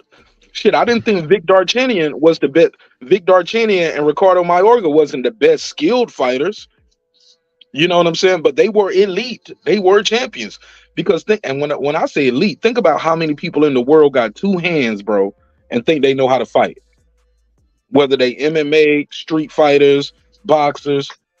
You know how hard it is to get a world title shot and then go in that bitch and win by hook or crook. It's not easy. As Boots in is how hard it is to at least get a title shot. Like, it's hard, bro. Scholar, you box. That shit ain't easy, man. That's not an easy way of life. So, yeah, that motherfucker's elite. You ain't gotta like it, but he's elite. And when I saw that motherfucker in Vegas, everybody was swarmed around Rolly trying to get a picture with him and talk to him. They love Rolly out there in Vegas. I think Yeah, it that goes was both ways. To be honest, I think I get what you're saying. How like you can't be mad, but somebody call him elite, but somebody disagreeing, you can't get mad at that either. I mean, at the end of the day, it's just an opinion. No, you can disagree, but that's not a fact though. The fact is he's a world champion. How many world champions in that division? It's only 4 of them in the world. 4 men in the world have a title in that division, and he's one of them. That's elite by definition. Okay, fair enough. Now is he the best skilled? No. Is he the best fighter in the world? No. But in that division, you gotta say it. You get whether you like it or not. He is elite. He's one of 4 people out of 9 billion people on Earth. That's saying something, bro. Rolly's trash talk to me is garbage, but I think he's actually a good fighter. I think every fighter, like we was talking earlier with Margaret, like Mayorga had his strengths and weaknesses, bro. He wasn't the most impressive fighter of all time. He would slap punches and you know what I mean. He talked more shit than what he backed up. Just like Rolly. I mean, shit. Rolly is Margaret 2.0 in my personal opinion, and nobody talks about Margaret being a bum. So. Yeah, I could agree with that. If you disagree with Rolly being elite, you would have to articulate why you think he's not elite, and you probably would lose the argument. So yeah, I would say Rolly probably is elite. Mayorga didn't get gifted his title or title shot. How you get gifted? Rolly, he got him. How did he get in position to get that shot? Because I know a whole bunch of people that weigh 140 pounds. They ain't in that position. How did he get in position to get a shot at a vacant belt? Okay, how do you get in position? Okay, elaborate. How do you get in position with that? Politics. One, he became the mandatory robbery, a clear robbery against Jackson Marinez. What happened? Like how do you get the shot with Jackson Marinez? Like, see, because what I'm trying to tell you is it's a step. It's a lot of steps to it. They didn't just grab a dude that weighed 140 pounds and grab him off the porch. He had to fight, right? He was a pro. He signed up. First of all, he signed up to do the shit, which most people ain't gonna do. I'm gonna punch people in the face and get punched in the face for a living. This is what I'm gonna do. Then you gotta win fights, and then you gotta win fights. He was winning fights. Why won't nobody else beat him before? All them fights he got won robberies, right? No. I'm just saying, man. People get in position, man. I mean, some people just hate their position.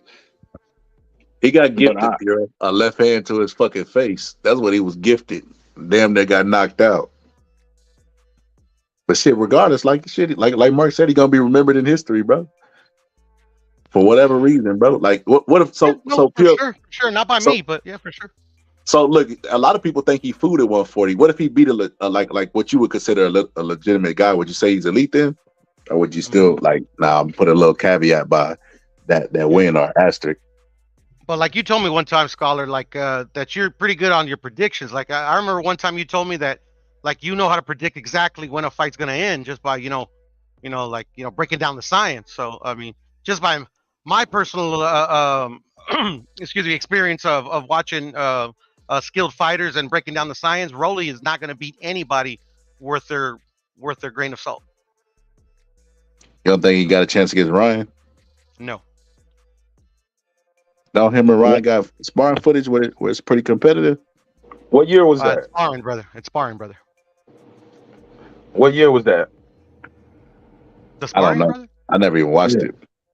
I don't know. I think they were. Scholar, they were amateurs. Hold on, objection, Scholar. You didn't bring that in play, and you ain't even seen it. Nah, I was just talking about consensus. I never watched it because, like Pierre say, it's practice.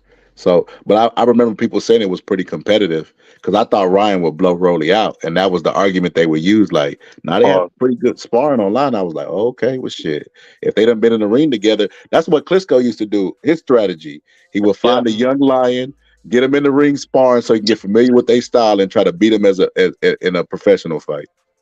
Interesting. I heard that too. I heard a lot of people say that about Klitschko. It was like he would spar with the young lions, and that's why some people turned down sparring with Klitschko because like, why would I spar with you? I'm gonna have to fight you one day. I don't want to. You never heard of that? I'm not just fucking around. I just wanted to say it. The smart ones would say that shit. Nah, I don't want to spar with you. The dumb ones be Or like, like Roy "Oh my Jones. Roy god." Jones said when I fought who did Roy Jones say? I sparred with him. He said I did a round and a half with him. And I got out of the ring. My dad was like, "Nah, you need to get back in there." He said, "What the fuck I'm gonna stay in the ring with him for? I see what I got. I see what he got for me. He ain't got nothing for me. Why would I spar with him? I know I'm gonna have to fight him one day." And Roy Jones ended up fighting him. I'm gonna tell you his name in a minute. I'm gonna look up Roy Jones box red. And I'm gonna tell you this guy's name. But he was like, "Yeah, my dad wanted me to, you know." The whole actually the conversation wasn't about sparring that guy. It was really about him going against his dad, and his dad wanted him to do stuff he didn't want to do. And he was like, "The hell I'm gonna sit there and spar with this dude all these rounds for and let him? I know he ain't got nothing for me. I can't let him see what I got for him." Damn, Roy Jones got too many fights. Let me scroll It down. makes sense, though, Mark, what you're saying. It makes a lot of sense. Yeah, man. Derek James for the beat and Roy Jones company in a little bit. Overly criticized trainers. He gonna be in that category. Reggie Johnson. I think it was Reggie Johnson. Oh, okie dokie. He was like, why am I gonna sit there and keep fighting Reggie Johnson and sparring with him when I know I'm probably have to fight him one day? He ain't got nothing for me. Why would I let him keep seeing what I got for him? You know? Yeah. Hey, Pierre, you think Roy Jones a good trainer? Let's see. He's trained Chris Eubank. Who else has he trained? I don't know. I mean, I don't know. I think his sample size of boxers he's trained is Michael kind of Williams small. Jr. He trained Mike Williams Jr. I don't think Mike Williams Jr. is very good, but I mean, is that Roy Jones's fault? I mean, he's the trainer. Okay. I don't know, man. I feel like training now, how I'm looking at the job, bro, it's like the cameraman for those music videos where they gotta hold the camera and they pointing guns at it. I feel like it's like high risk, high reward type shit. Like where if your fighter's winning, everybody's gonna praise you and talk about how great you is. The moment one of your fighters lose, whether it's your fault or not, bro, they gonna talk about how they need to leave you, how you overrated as a trainer. Like, bro, Derek, if you look at what they said about Derek James after this one loss, bro, you would not even like they did a complete 180 on their position. They said that was the X factor to why Bud was gonna get beat. And then when Bud wins and Spence loses, they say, "Oh, well, he needs to leave him because he's overrated as a trainer and he ain't Tom Spence." But it's how he lost though, Scholar, and the lack of adjustments. And he looked unprepared. He looked unready for the moment. I'm sure the bright lights wasn't the thing that got the Spence. Do y'all think it was the bright lights? No. I think it was the fighter. And if it was the weight, I heard Bomac say this in an interview not too long ago. He said people were saying he was weight drained. Well, if he was weight drained, that's the coach's fault. That's bad coaching. Like you didn't get the guy prepared for the fight. You didn't know you weren't monitoring his weight. You didn't monitor his weight. You didn't know what he was eating, his miles he was running. What you guys not doing the science? Like I'm paraphrasing, of course, but what he's talking about, if the guy's weight drain coming into the biggest fight of his life, that's the coaching. Like that's bad coaching. Yeah. I heard Crawford in that Joe Rogan interview. He talks about it's times where he peaks too early. He might peak too early, in preparation for the fight, and they reel him back in. Or it's times where like, hey man, I want to do even more rounds today, and they was like, no, that's enough. Like you good now. You ain't peak, or you peaking too early. Let's reel him back in. Or we don't want you to peak too early. Okay, hey look, you're not peaking fast enough. Let's speed this shit up. You know what I mean? Yeah, to be 100%. And the legs. I don't know if anybody noticed this. I know it sounds no homo, but we talking about fighting and we talking about some fans. Did y'all notice Spence's calves and his legs compared to Crawford's calves and legs? No. Spence's legs looks way smaller. Spence's legs look like like a tripod stand compared to Crawford's like calves and his legs. His legs were bigger. That's something I always noticed about Manny Pacquiao too. Manny Pacquiao used to have these big ass calves and these big legs compared to the guys he was fighting. You know, yeah, so power punchers usually have them like that, and Bud is always known as the power puncher in comparison to Earl. You know. I don't know that now people say that, but they won't say that July 28th and before the night of the fight. Everybody said that afterwards, but prior to July 29th, I'd say July 28th, the day before the fight and before. Yeah, Spence the eye collector. He the bone breaker. Yeah, different type of power Man, though, Mark. You know. you know what My it's opinion. like. You know what it's like saying with the Derrick James situation when Roberto Durant went in there and got blowed out by Thomas Hearns early, and they say, man, Ray Arcel didn't make no adjustments. You know what I mean? They didn't leave that man. Like the trainer could do so much, and then every job, whether it be nursing, doctor, whatever, is on the job training. And he never dealt with anything like that before. I don't think he thought he was gonna have to deal with anything like that before. Like it or not, fighters it's kind of like guinea pigs. To become a great trainer, you're gonna have to have ups and downs and the ebb and flows of life. So you're gonna have moments where you don't know what to do, or you're second guessing yourself, or whatever the case may be. They don't always know what the fuck to do. I'm pretty sure there was fights where Emmanuel Stewart coming up didn't know what the fuck to do. Thomas Hearns against Ray Leonard. I'm pretty sure Emmanuel Stewart was second guessing what he did and what he said. So I feel like we put too much of the wins and losses on the trainer. They can't go in there and take no punches for the fighter or throw any punches as well. Yeah, I actually think Oscar Valdez is a really good example of that. I actually don't blame any of the because he's gone through some coaching changes. He has Eddie right now, but before that he had the Cuban fight, the Cuban trainer. I forget. I just think it's just one. I think 130 is a bit too high. I just think there is no trainer that can fix what Oscar Valdez has. I think it's just part of his boxing DNA. To be honest, I think there's fighters like that. It's just the fighter is what the fighter is. There's no trainer. I mean, you can have shit. I don't know. Pick the greatest trainer that you ever seen. It's not gonna fix certain fighters and what they do in the ring. So, Shit. go ahead, fella. Go ahead. I was Oh, gonna say something after you. Bomac with fucking Bomac with Amir Khan. Yeah, facts. Oh yeah. I'll say this too. I put that little bait out there earlier, right? People saying I think that was part of your lead tonight too, DBS. You was talking about let's squeeze some more one more drop out this limit, right? And it's the news came out with Derrick James was Spence supposed to be firing Derrick James, right? Hmm. I didn't believe that post when I saw it, but got a job to do. I cover it, but I was very clear at the beginning and ending of that video, even the short I put out about it. Like, look, I don't know how true this news is, but you can take with it whatever you want to, right? But I thought it was more interesting to start the conversation. Should he have a different coach going into this rematch? Can they do something different? What did they not do the first time, right? Hmm.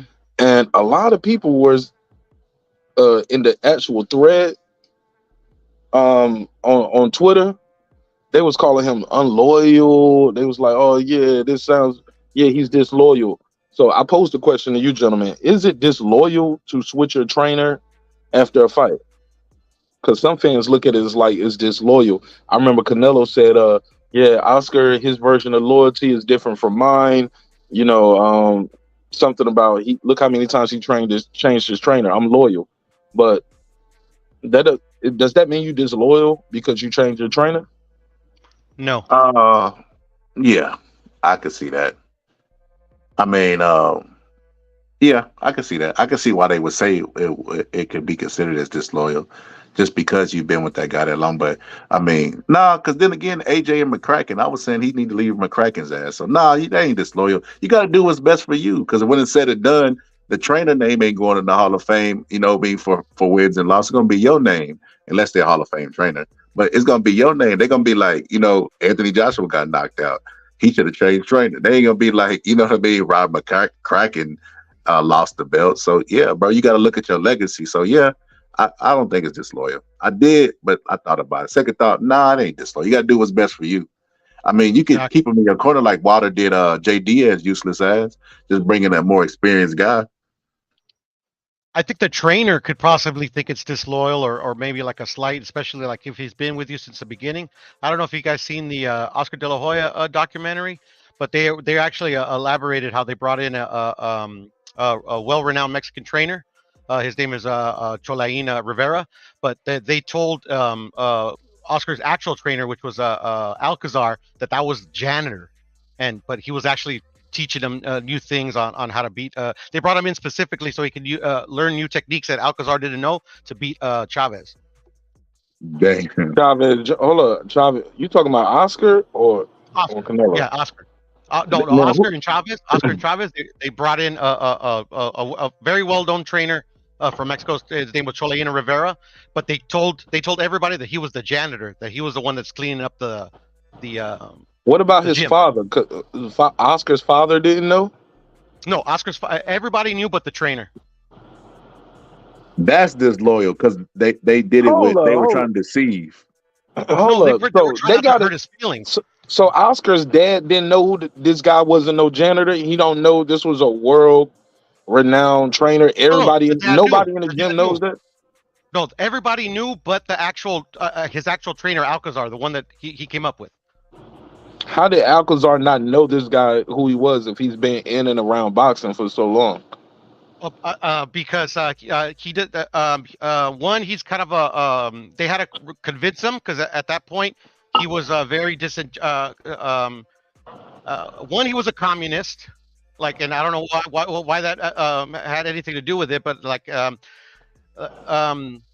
had to beg him to train Oscar. To be honest, at that point he was already old at that point, but he was just Alcazar was a trainer that. He was a new trainer. It was just Oscar's dad's friend. He wasn't he's not what am I trying to say? You saying a lot, but you ain't saying nothing. My whole point is, if this guy is as world renowned as you say, how could you look? I couldn't convince nobody that Virgil Hunter was in my gym just cleaning up, or Derrick James is just there cleaning up. Freddie Roach is just there cleaning up. Eddie Reynoso is just there cleaning up. You get what I'm saying? Because I'm naming world-class trainers. How could I tell somebody, even Rob McCracken, you ain't even got to like him, but nobody's going to believe he's just in, what's the dude, Ben Davison? Nobody believes he's just in my gym cleaning up. Yeah, but that's the thing. You got to realize that this is a time before social media, before the internet, and literally this was a trainer that really didn't even train fighters anymore. They just brought him in because Oscar struggled in the fight before the Chavez fight. My thing is, okay, maybe I ain't making it clear. I'm just trying to figure out, even before social media, you couldn't convince reporters and journalists who've been around boxing too.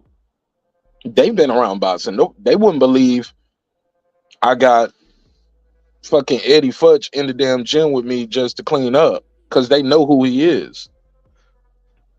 You hear what I'm saying? I totally understand what you're saying, Mark. And I'm I don't know how you sell that story to the camp. I don't know how you sell that to media during media days and workout days, or Yeah, it was a close camp, and I'm just reiterating what they said on the documentary. Okay, fair enough. That's pretty crazy though. That's fuck. Now that's disloyal, Piro. You bring a guy in and you tell him he's a janitor, and he really taking my job. Now that's some disloyal shit, bro. Because they were trying to deceive. If a person is making a business decision for their career, I mean, you could perceive it as disloyal, but you should also be understanding at the same time. If they're saying they're not growing under you and you still want them to be around, I mean, you're being selfish. Fuck being disloyal. You're being selfish at that point. They saying that you're not teaching me anything, or what you're teaching me is not working. I need something else, and you to be like, "Oh no, you need to stay with me." Well, then I mean, that's crazy shit. They were being apparently he had a reputation of being hard-headed, and also that was Oscar's dad's I think it's his best friend. That's how he ended up training Oscar. But if you ever get a chance to talk to Bernie, Mark, try to convince them to fight Canelo, bro. Please. Oh, I'm all for it. I'm gonna try to set up one with Red Spikes. I'm trying to get Red Spikes on the show because I saw him at the fight and he was he said something like, what's your IG, man? What's your social media? I gotta look you up, man, because it's a lot of people jumping ship. I was like, nah, that's how I got his attention, because he was walking, they was walking down the down the not the aisle, what's the shit? Not the ring walk. But this was after the fight, and they did the post-fight press conference back in the ring in the arena after the fight. So they cleared everybody out, and then they brought the press back in, and the fighters came out, right? And as they walking away, I said, "Yo, I invented the fish fry on my channel." He was like, "What?" I was like, "Yeah." I said, "Y'all probably should pay me a couple dollars for that." I actually got that part on camera too, but I cropped it out for my members only video. Cause I didn't want to, it just the optics. In the moment, it sounded great, but when I play it back, I was like, "Nigga, crop that shit out." You over there telling people they owe you money for saying fish fry, but and he's like, "Really? You? What's your name?" I said, "Martin Nash." He was like, "I said, Bernie been on my show." He was like, "Man, I got to look you up, man, because some people trying to switch up now like they knew the whole time." I said, "Bro, I've been rocking with y'all, man. I knew the whole time, and I got to ask him some other questions, but I'm definitely trying to get Coach Red on the show, because I seen one of his interviews before. He gets real candid. But I ain't got no problem with them doing it. I ain't got to convince them to take that Canelo fight. If that's what they want to do, put his ass up in there. Why not? It's not a surprise to me. Like, shit, it's a lot of pros picking him. Like, believe it or not, it's more people picking Crawford. I'm gonna tell you how crazy life works. I heard you talking about this earlier, DBS Porto. You was like, Canelo in that interview, you was like, people said Charlo was too small. I'm not gonna get credit for him, but now they want me to fight a 147 guy, and he's 1,000% right. I agree with everything Canelo said. It's a lot of people that probably don't want to give Canelo credit, right? This, that, and the third. But what we got to say is this. It's more people that give Crawford a chance to beat him coming up for 147 they give Jamil. Or I ain't going to say more, but just as many. It's surprisingly. I've heard a lot of people say Crawford can beat him. I don't know about Charlo. Because the fact that Crawford walks around at a heavier weight, he's faster, the skill, things like that. I just feel like I just find that interesting that so many pros are picking Crawford to beat him, but got Charlo losing to him, It's because Bud shook up the world. He dismantled Spence in easy fashion. He didn't even look, bro. It like he barely sweated in that fight. That's why they're giving him such a big chance. But it's the same thing like when Canelo was about to fight a cruiserweight and went in the Bivol fight. Like in hindsight, we was like, damn, why did we sleep on Bivol? But before the fight, we thought Canelo was going to beat Bivol. It's the same thing. We remember your last performance. Interesting. True. That was good right there. And his last performance for Bivol was Caleb Plant, right? No, Triple G. Nah, it was Caleb. Caleb Plant. It just got before who? Before Bivol. He fought. No, he fought Triple G first. No, he had stopped Caleb Plant. He had stopped Billy Joe Saunders. He had fought. I'm sorry. You guys are correct. I apologize. He fought Triple G after he lost. Yeah, that was the get back fight. Correct. You are correct. That was the get back fight. He fought old man Gennady. Yeah. It was a fight he had to take to get the Bivol fight. Hey, bro, I already know that. You know that. I know that. I never gave him slack for that. When people were mad about that Triple G fight, I always defended Canelo. I was like, y'all knew who he was gonna fight next before they run the first bell. We knew he was fighting Triple. That was part of the contract. That was the deal. You fight Bivol, fight Triple G. You know what I'm saying? That was the deal. We all knew that. But for some reason, that's why I was rooting for Murata mad. so much. That's why I was rooting for Murata hardcore, because I didn't want him to fight Triple G. Yeah. So we done seen this before, Mark. I feel like Bud is stumbling down this Roy Jones road, and I don't want to see him get knocked out and be a memory. Hold up. No. I got to give you a little feedback on that, because I think you're one of the people that said Roy Jones should have retired after he won the heavyweight title, right? After he beat Tarver. The first time. Yeah. Okay. If that's the case, that means that would see the difference between Crawford and Roy Jones is Crawford ain't gonna be fighting as long as Roy Jones is. I don't believe that. I don't see this guy fighting until he's 47 and 50 years old. You know what I'm saying? I agree, but it just I don't takes think one he's fight. in love with the limelight as much as Roy Jones. Roy Jones loved being Roy Jones. He still talk about himself in third party. You know what I'm saying? Third person. But you know what? You know what Roy Jones had that Bud is just now starting to get that superstar status. Bud has always been pound for pound in everybody's top, but he's never had the accolades where he's doing he did Joe Rogan before, but he's doing interview after interview. Like he was even on ESPN. This was the fight that put him on the map. Now he fit to see a couple extra zeros on the check now, and I don't think there was a time where Floyd was fighting just strictly for the money. He said he didn't love it anymore. Like Bud could say he gonna retire all he want to, but his new fame and them zeros gonna do a whole lot of different talking, and we gonna see if he's disciplined enough to fight them zeros. I don't think he will. I think history has shown me. You said he's disciplined enough to fight with what? Them zeros, them O's, what millions? Them extra O's. Yeah, them extra He O's. didn't get millions though. He didn't get millions. 20 million for a fight, 30 million for some Tyson numbers. Because I mean, he got the potential to do it now. But that's the thing. I don't think he's gonna keep fighting after that. I think he's gonna win, lose, or draw. He's gonna go off into the sunset. I don't see him fighting for 10 and 15 years, getting knocked out and getting beat up after he takes these fights. Like I think he knows he's at the end. He said he only got 3 fights he won next.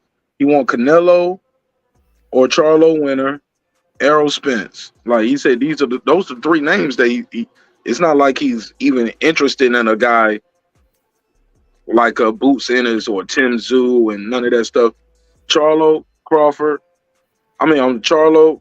Canelo, and the Spence rematch. Now, what I don't like is where you close at. He said, go up to 168, beat Canelo, and then come back down. If Errol Spence still wanted to do another one again, I'll fight him again. And I was like, don't do that. You get what I'm saying?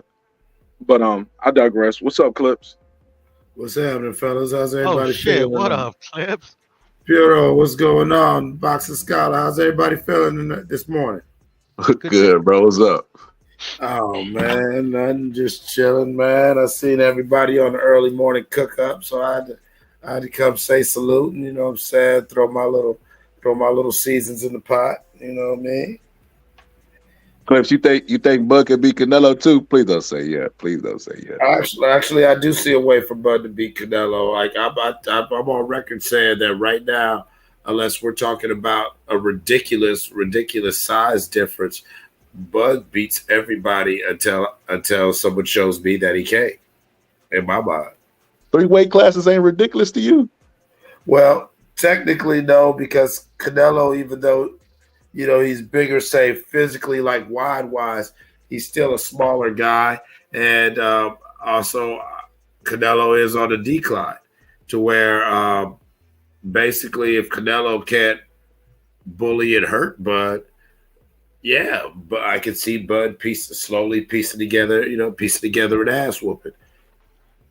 You know, Bud's just too methodical. You know, he's one of those. He's like one of those MacGyver ass fighters. You know what I'm saying? He gonna make something happen. You know, he gonna take what's given, and let's not act like Canelo doesn't give you things in his fights. You know what I'm saying? Canelo gives you openings. Canelo does give you things, and I think Bud's MacGyver. He'll take that and make something out of it. I'm curious to Scholar. What's the percentage that you give Crawford to win? 0? Is it 10%, 20? You give him 20. 80, it's an 80-20 fight for you. Outside 80. of power, what does outside of the power? What are all of these advantages that you give Canelo? It's not speed. He doesn't have better footwork. He don't have better head movement. He's the younger guy, but he's the older guy in the ring because he's been in so many wars. We've seen him lose. We've seen him get out coached. We've seen him fight Triple G the same way 3 different times. Like, it's not like Canelo goes in there and makes all these adjustments. So outside of the power and him landing a shot that can, you know, outside of him like, ooh, he caught Crawford with a shot and he knocked him out. That can happen in any fight, right? Outside of that, what are all these attributes that you give Canelo that Crawford only has a 20% chance? Okay, so we gotta break this down to atoms, right? Any opponent that's fighting Canelo is probably already down 2 rounds, right? Like we seen it with Floyd. Floyd got a draw in a dominant performance where he probably lost maybe 1 or 2 rounds. And he was the star at the time, and they still was like, yeah, get the fuck out the way, Floyd. We got a new star coming up. I'm an LA Bird. I'm gonna just get his fight to this guy, make it a draw. So you got that aspect of the decision. So the only path to victory fairly for him is to knock Canelo out. I've never even seen Canelo knocked down. So take that and put it to the side, right? You know, I draw all my current views from the past. You got Sugar Ray Leonard versus Donnie Lalonde. Donnie Lalonde wasn't even pound for pound in his own fucking weight division. Sugar Ray exceeded him pound for pound status, had faster hands than him, more power than him, better all around the board. But at some point, weight meant something because Donnie Lalonde was walking through Sugar Ray's punches and even knocked him down. Canelo is way better than Donnie Lalonde was in the scenario. But if size didn't mean anything, it would just be a king of the hill type of sport. We always say it all the time, there's weight classes for a division. So with that being said, Canelo is just too big for Bud. Bro. Like you danced guy. all around that. You danced all around the question. So basically, you don't have no answer to what I said other than power. Because my question was outside of power, because he's not a bigger guy. They're the same height. He's wider. Crawford walks around and shrinks down to these weights. Like he's growing up in weight. As he's growing into these weights, he's getting bigger. Canelo didn't start off at 168. He's 5'8". He's a 168 guy at 5'8". He has the shorter reach by 3.5 inches. So, like the physical part, like I get the weight class has a difference for a reason. Like we're not talking about him going to 168 and beating David Benavidez. That would be a lot harder because of the height, the reach. He's somebody, and he's going to be walking towards you all night. You get what I'm saying? He got a hell of a gas tank. We seen Canelo get tired in fights. Like Canelo I just don't think I just think outside of the power. No, we seen Canelo get tired at 154, 168, 175. He get tired in all his fights. But he undisputed. Why would you go to the guy who don't even got a belt in that weight class at Benavidez and say that was the mismatch? Oh, because of the physical attributes. It'll be He's harder still bigger than Bud. No, that's what I'm saying. That's what I said. It'll be harder for Crawford to fight David Benavidez than it is for Canelo because of the height and the reach. Y'all better make me rich. The height and the reach is and the punch placements and getting to the guy chin and getting to the guy body. Like he's taller, so when I move, he can take a step towards me, and it might be equal to 2 of my steps or a step and a half of mine. Like I'm just saying, physically, I get it. We're not talking about him fighting Deontay Wilder, bro. We're talking about him fighting a guy his height.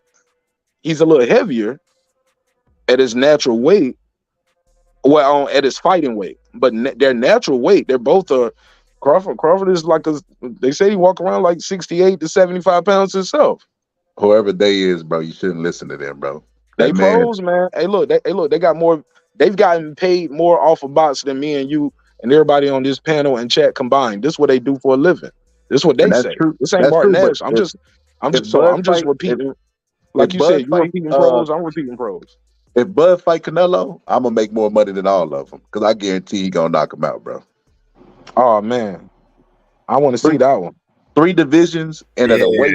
The first fight he goes right after Canelo. Y'all done lost y'all mind, man. Y'all finna get this man. But we already know it's not gonna be his first fight, so that's not gonna happen. Because Spence activated the rematch clause, and yeah. So that's not gonna happen. It still would be his first fight at 168. So it'll be jumping up probably 2 weights. It'll be going from 54 to 68. It still will be his first fight at 168 though. No different from Charlo, right? But we've seen that done before in boxing so many times. Like I can name just 5 in my lifetime. I've seen Shane Mosley go up. I've seen Shane. Hold up. But we've seen it happen. We've seen Pacquiao do it. We see Broner do it. We saw Shane Mosley do it. We've seen Oscar De La Hoya do it. Like, this has happened in our lifetime. Like, I don't know why it's so far-fetched to people that a guy can skip a division. Mosley said 54 to himself, though. 68. Mosley just said himself. He picked Canelo to win, and he said exactly the same thing. I get Y'all it. I finna get make it. it rich, man. But Mosley said Terrence Crawford and Errol Spence had sparred before too. So you got to take some of that stuff he's saying in his old age with a grain of salt. I mean, and that's his personal opinion. But he's done it himself though. He went from 40 to 54. He skipped 47 when he fought Oscar. Right? No, he skipped 40 when he fought Oscar. 35 to 47. But even the tangible things that you could take, he's still. And I don't think Shane Mosley a better fighter than Terrence Bud Crawford in any division.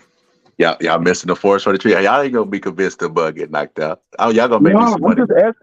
I just asked you a legit question that you danced around, talked about Ron Lyles and all kind of stuff. I asked you, but you're not gonna understand what I'm saying, bro. You like I'm just Bud asking the question. Can you give me any answers other than power?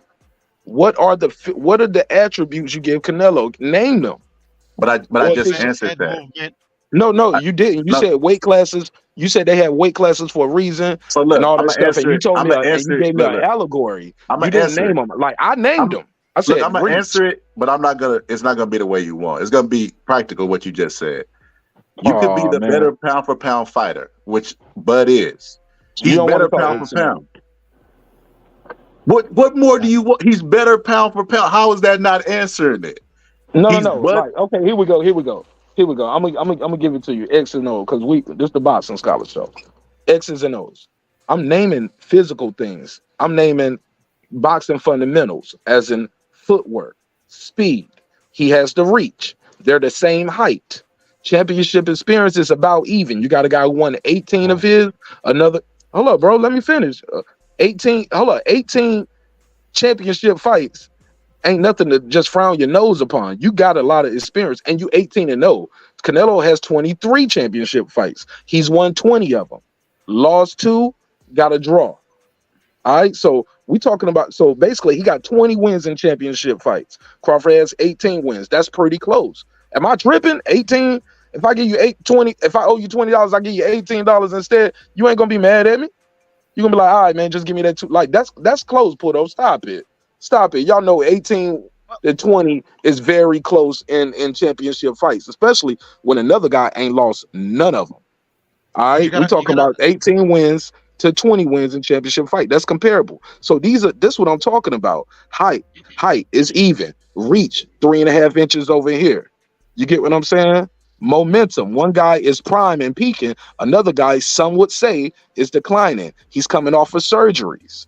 You get what I mean? He said, I don't even run like I used to because I'm in pain. Crawford don't have all these injuries that we know about. I'm sure he does have injuries, but they're undisclosed, and he's not talking about them in press conferences. So when I'm talking about the stance, the style, the awkwardness of that fighter, we seen this guy make adjustments. The other guy don't make adjustments. Counter punching ability, the speed, like of not just the foot speed, the hand speed too. Like, I'm naming physical things and boxing things. I'm not just telling you I remember when Sugar Ray fought such and such. So that's why Crawford gonna lose. Nah, bro. You gotta give me more than that, man. Like, give me something, bro. You're not gonna understand it, bro. You like Bud, bro. There's nothing I can say that's gonna get see now we take the personal stuff out of it.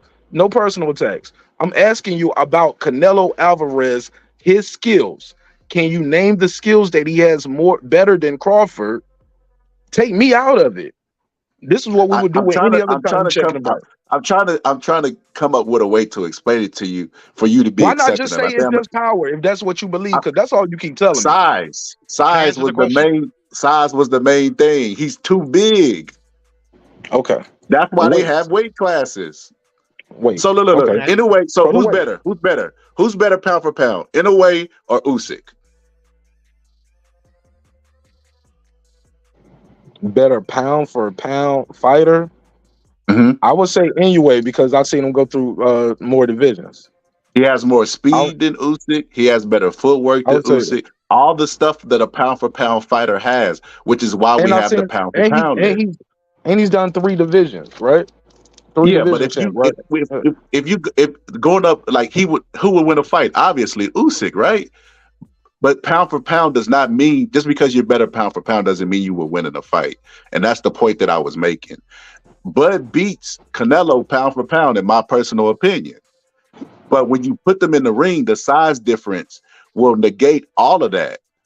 Who knows if he has power at 168? You never seen a fight at 168. Why didn't the size difference make the what? See, my only thing was with your analogy right there. I think that was poor taste, and I think it was like just trying to win right there instead of making something more fair. Do you remember when Usyk? Why not use Usyk in the heavyweights that he's fighting now? Because Usyk went from cruiserweight, right, to heavyweight. But you know Usyk didn't start at cruiserweight. In the amateurs, he fought way lighter than that. My point to that is, people would by your analogy, Usyk shouldn't stand no chance with none of these heavyweights. He shouldn't have beat Anthony Joshua twice. He shouldn't have beat none of these heavyweights. He shouldn't have beat Daniel Dubois because he's too small. Heavyweight is unlimited. These guys come in there outweighing him by more than 20, 30, 40 pounds. Why is he successful? Did we lose him? No, just put him in the ring. Can I answer the question though? There's no point in you talking about. Just put their ass in the ring. Y'all gonna get Bud ass knocked out. That's what's gonna end up happening. No, we having a conversation, bro. Why we can't have a conversation? You use that same You're not analogy. gonna accept it, bro. You're not gonna accept. You just gonna counter me with another analogy, bro. No, bro. I asked you for skills. You gave me an analogy, so I gave you an analogy since you don't want to name the skills other than the size. Usyk beat AJ. Who was the bigger guy? Who's the natural heavyweight? Bro, but what happened though? Look, what's the weight difference between cruiserweight and heavyweight? Is not that drastic, bro. You're talking about a guy coming what up you mean? It's unlimited. Heavyweight is unlimited. What did Bud start? It's very drastic. Bud is a lightweight, bro. He's not even a career welterweight. So him fighting at welterweight, he only has 8 fights. He'll have 8 fights at welterweight, 1 fight at super welterweight, and then he's gonna move up to fucking super middleweight. Bro, that's crazy, how did Usyk bro. do it? So how did Usyk do it? Because Usyk didn't have that many fights at heavyweight before he fought AJ. Okay, he like Usyk, bro. I don't know what to tell you. Y'all finna make me a lot of money, bro. That's all I can tell you. Oh man, you been condescending, man. Because I got you with this argument right here, and you don't have no answer. We will revisit. You haven't been able to answer none of this stuff. You've been condescending. I cannot wait because I got cannot you, wait for this, bro. You got man. Let's stay on this topic right here. I want to twist this knife a little bit more, bro. I cannot wait for this fight to happen, bro. How about this? Can anybody else tell me how was Usyk able to beat AJ, who outweighed him by over 20 plus pounds, 30 pounds? What did AJ come in weighing? 150, 160. Usyk came in at 220 something. How was he able to beat this guy? This guy's a career heavyweight. Usyk fought. What did Usyk fight in the amateurs? Light heavyweight, 150. I know at one point he fought Sean Porter. I think Sean Porter beat him in the amateurs. Only 150, 160. So in your analogy, you go all the way back to Usyk's amateur career. You go all the way back to Usyk's amateur career to make a point, bro. This is what I'm trying to tell you. No, I started with his cruiserweight. And then, I mean, I asked you about heavyweight. I said this guy didn't have 8 fights at heavyweight. He beat AJ in less than 8 fights. If you think Bud is fit to get in there, I'm asking you about Usyk. How did Usyk beat AJ? It's like I ask you a question and I answered yours. You ain't answered none of my questions, bro. You didn't answer the question about the skill set. I told you I was going to make an analogy. My first question was, what is the skill? Bro, no, when you think Bud can't say can beat everybody, I've had this conversation Bro, I had this conversation with Sir Senior, bro. You think Bud could beat everybody, so you're just gonna make a case for Bud to win. It's pointless. Anything I bring up, Bud can stop it. No, hold up, bro. With all due respect, I'm not here to advocate for what Sir Senior said or didn't say. Like that's not my place. Like treat me like an individual, like a different person. My name ain't Sir Senior. Have the conversation with me. You know what I'm saying? The fact that we're even having this conversation shows me it's not a lot of difference between you and Sir Senior, bro. I don't think Canelo is too big. He's too big. I don't think he can. I don't think he can beat Deontay Wilder, bro. I don't think he's gonna beat Usyk. Like I don't think he can beat David Benavidez. You get what I'm saying? And he definitely can beat Canelo if he can't beat Benavidez. But it's the height. See, when you say weight is one thing, but the height and the reach matters too. Also, you got talking about Canelo. I seen Canelo get tired in every damn fight recently. I ain't never seen David Benavidez get gassed out. I've seen Canelo gas out, go to the ropes, and take breaks. So And you know it's what not else for gets me. you It's not gassed? for me. It's not just When for you're me. It's not just weight. For me, I'm when talking you're about skills and fighter tendencies. The when you're a history little of this guy, when fighter. you're a smaller guy and you're Skills is the only fighting a thing we know bigger with. guy, you get fatigued also. So Bud pushing that big 168 pounder will also get him tired. And I guarantee you it won't be anything like Canelo got Spence. tired fighting Floyd. He got tired fighting the little guys. I didn't think I he didn't got Get see tired. tired. Canelo getting tired. I didn't see Canelo get I, tired in that fight. I, You didn't. neither did You I. didn't see Canelo get tired in the Floyd Mayweather fight. Absolutely not. He actually lifted That was part of the boom boom Mayweather off pop. the You did a ground. video about it. He literally No, tried to that was take the a break Bivol. and just start going to the No, high guard and went to the ropes to take a yes, breather. that's Bivol Them fight. That shots wasn't. Floyd hit him with won't haymakers. That was the Bivol fight. That wasn't the. That was my That argument to was why the Canelo. I Floyd think fight. Canelo slipping. Yeah, I think it's That a was the common Floyd fight, misconception that bro. Canelo gets Hold tired. on, y'all don't remember Canelo's only that got tired when once. Floyd dad. Go ahead. Say what? No, I'm just saying. I think that's a common misconception around boxing fans that Canelo gets tired. I've only seen Canelo get tired one time, and that was versus Bivol. And you think he won that fight? No, I didn't. Y'all finna get Yeah, your butt bro. hurt, bro. That's all I gotta say. Bro, Hey, I we, never hey, said that. I never said that. I never said that. I never said y'all that. Bro, finna, you y'all made finna us get watch butt that hurt, fight bro. 3 times, bro. You said he won that shit, bro. No, I didn't, Mark. I never said that. Why did we Ever. watch it 3 times for though? Because you and Clips and HLD and I'm sure a lot of other people think that Bivol beat the ever living shit out of Canelo, and he didn't. The only reason we watched that fight is because you guys disagreed that I agreed that it was a close fight and that the judges got it right and that Bivol won 7-5. Bivol beat your boy ass. Bro, we won't even debating on is that scorecards. The whole shit was you was telling me he won. No, I was never telling you that, Mark. That never came out of I'm gonna Poodle's mouth find that. ever. I gotta find that shit. I never said that, though. I've never said that. Hey, fuck all that. Y'all finna get Watch butt me killed, find man. that The only shit. two And, people that I know watch me that won, find that it. thought Canelo won against Bivol were Monty Brown, and he was joking, and Canelo Alvarez himself. Watch me find that shit, and Pudo gonna tell me, "Oh, Mark, you know I was just trolling when I said that. I didn't mean that. I was just I don't trolling, need to Mark." cap. I don't need a cap. And when I You troll, said I that. don't lie when I troll. I don't lie when I troll. You said it. Okay. That's one of my effective ways to troll. Bro, I is don't think we I don't would have lie. rewatched this shit. I don't think we would have watched this shit because somebody gave Canelo 1 round more or 1 round less. 8-4. We weren't arguing over 8-4-7-5, Pudo. We was arguing over who won that shit. That's why we watched it so many We were times. never We was arguing that. over 1 round, bro. We was arguing over 1 round. What one at the beginning, I didn't even know that you guys actually stopped watching the fight.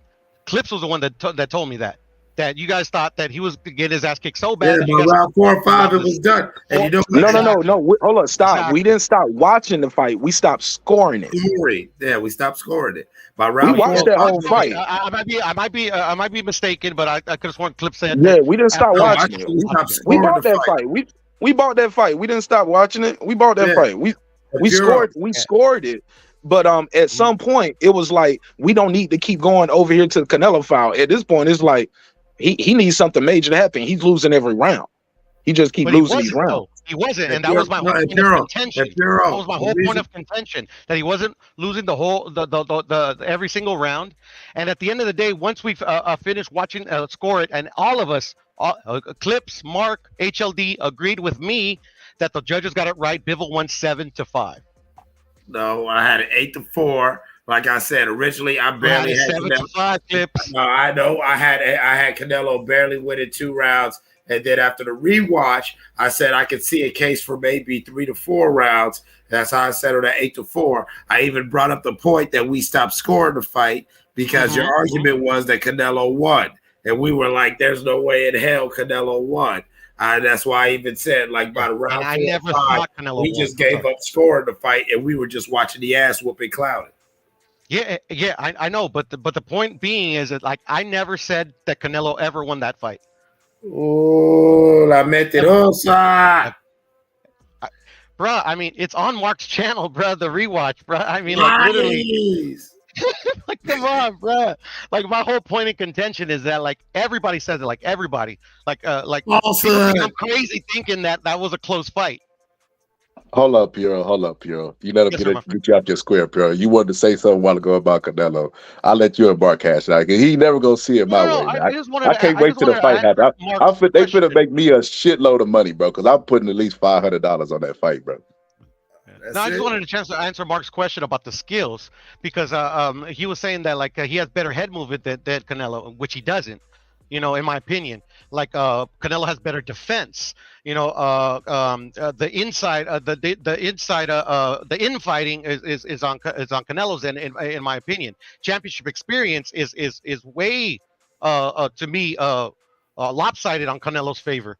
Ring IQ, I believe, I think they're equal. Accuracy, definitely Canelo. But Bud is right there. You know, like I respect Bud a whole lot, but Hold like up. literally, Why's the championship? The championship experience can't be way too that much lopsided, bro. Because one guy got 18-0, the other guy is 20-3. quality He of got opposition. He got a Mark. loss to Quality of Mayweather. opposition, Mark.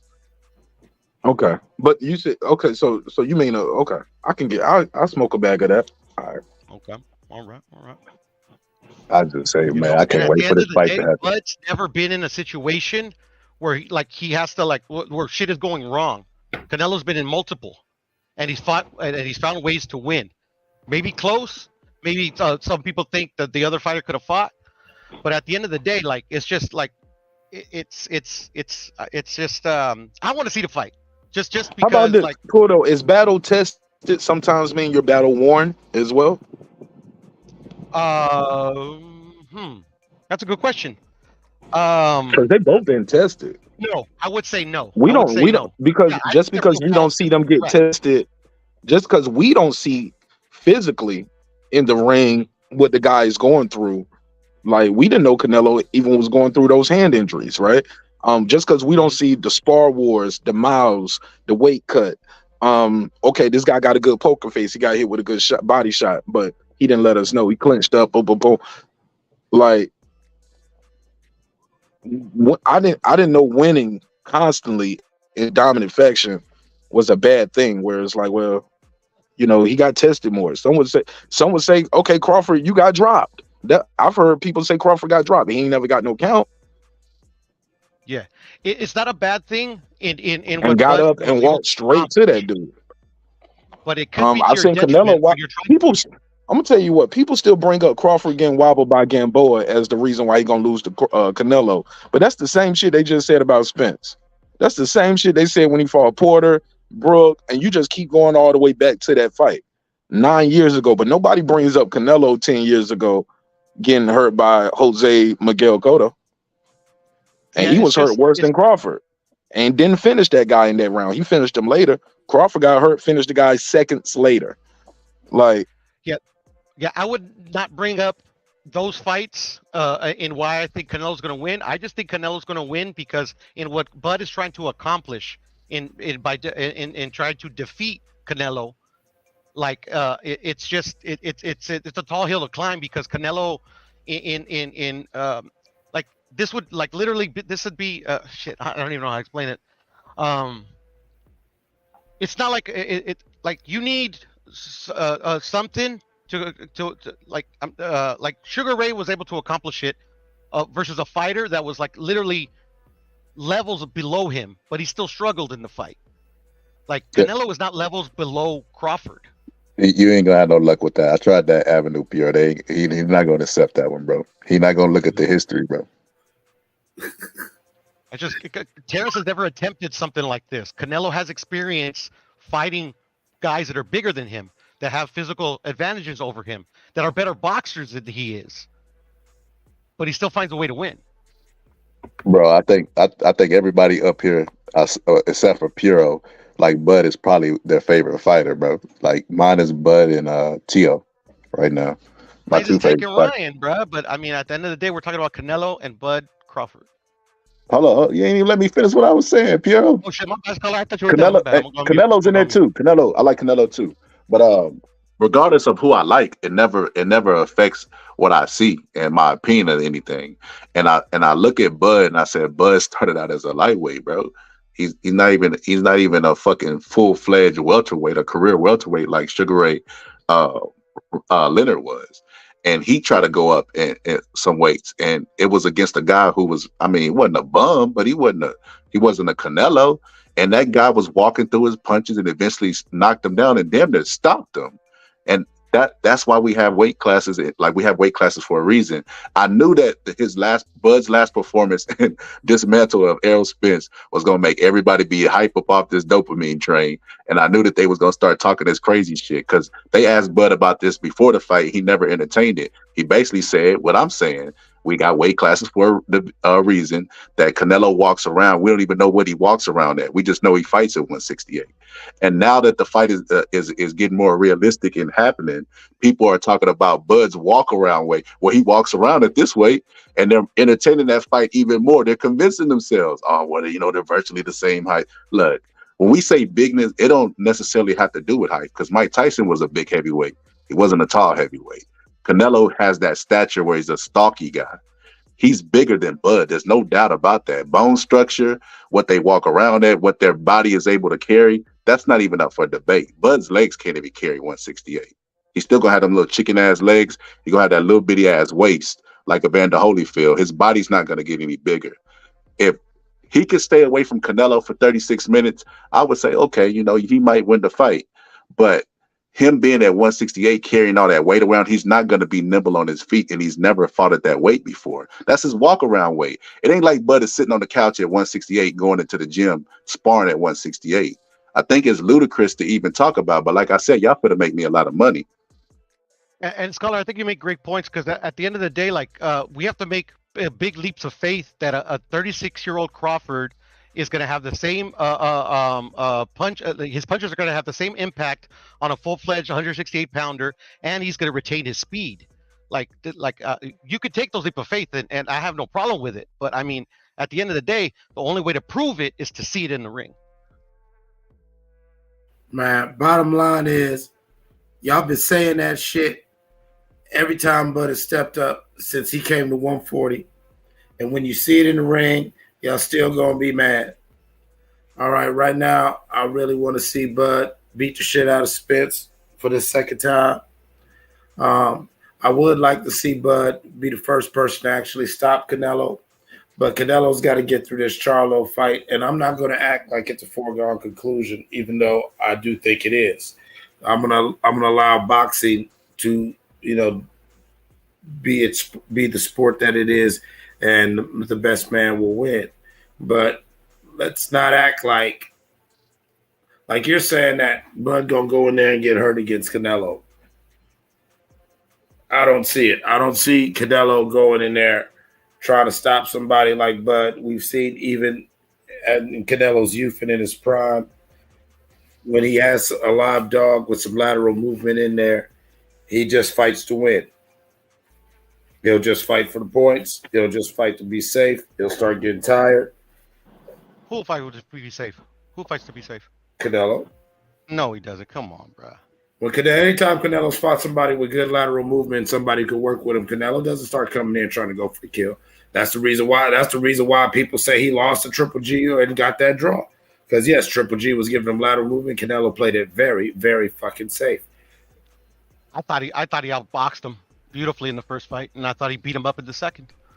Man, I'm with Puerto on this one. I got Canelo winning all three of them damn Triple G fights, yo. I thought he beat him 3 times, bro. I didn't say I didn't think he won. I'm just saying that's why the argument was all that shit. Because, yes, Canelo wasn't going in for the kill because, yes, he had some shit he had to think about. You know what I'm saying? But Clips, what they forgetting is it's not going to be 3 divisions. It's going to be basically skipping 60 going to 68. We've seen this done before. Like Canelo himself did it. Nobody was tripping off of him going from Danny Jacobs to Kovalev. Shane Mosley going up to fight Oscar. Broner skipping a weight going up. Roy Jones skipping Cruiser going up to heavyweight. We've seen this done before. Skills pay the bills. Like, And it's not like I said, and it's not like he's going to the tallest guy with the longest reach. He going with a guy his height. He got the longer reach. He's the faster guy. He definitely has better foot movement, works better angles. And just because you're the bigger guy don't always mean you're the stronger guy. And by the way, Scholar, I like Canelo Alvarez, but he's no Kid Dynamite. He's not Mike Tyson, bro. At that weight division where he going in there wrecking shit first, second round, getting these dudes out of here. He's not a Mike Tyson style or type fighter, or it presents that explosive. He's not as explosive as that. Nah, he ain't no Mike Tyson. You missed the analogy, the stockiness, the build. Canelo is short for his division, like Mike was short for his division. They have like he's heavy not bones, but he's not explosive like that. He's not an explosive guy like that. I'm talking about the build. The build, right? So He look, has proven Canelo's that he bigger than. is, But the You're build talking worked about for Mike size Tyson because as in. Mike Tyson used to coil himself up. He was like Tank Davis. They get smaller in the ring. They small guys and they get low and they dip and they make themselves even smaller. They're harder targets to With the hit. style. I'm familiar with the style of Mike Tyson. So what? I'm talking about the build. I know the style. I'm familiar with the style of Mike Tyson. I'm talking about their build. They're stocky guys and they're short for their division. But my point is that build works for that fighter with his style. Canelo's build, he doesn't make himself even smaller in the ring. His build is he's already hard to hit because he has good upper body movement. I'll give him that. But he chops guys down. That's what he does. That's how he wins fights. He just chop away. Pressure. But what happens when that's not there? What happens when that's not there? He loses. It's always or he get questionable decisions. So you think or get a draw. So in your head, you think that Canelo's gonna come forward and apply pressure, and Bud's gonna have enough dynamite to keep Canelo honest, and he's gonna have the legs. Because I think Bud's legs are gone. I'm alone on YouTube and thinking this. I think Bud, you got it, man. His legs was bigger than Spence. Yeah, I was he ain't show me. He ain't show me no. Look, you don't drop a guy like that and keep whooping these dudes' ass if you ain't got no legs, because the power comes from the bottom up. He ain't no arm puncher. He ain't throwing arm punches, bro. So look, where he Muhammad just Ali's knocking them out legs with was arm gone, punches. and Muhammad Ali's legs was gone, and he knocked out George Foreman. When I say by his legs gone, I mean and if you go back and you look at the Sean Porter fight, Bud was like 2 steps ahead of Sean Porter, and he was using his legs. The David Avenesian fight and the Errol Spence fight, he laid in the pocket. And I But think Bud that's ain't similar. beating guys who gas. Bud ain't doing rope-a-dopes and letting guys gas out and then knocking them out. That was a bad analogy. Every time I make a point, He ain't doing rope-a-dopes. He's standing in the pocket. You're not gonna get it. You're not gonna get what I'm trying to tell you. How did Muhammad Ali use his legs when he was younger?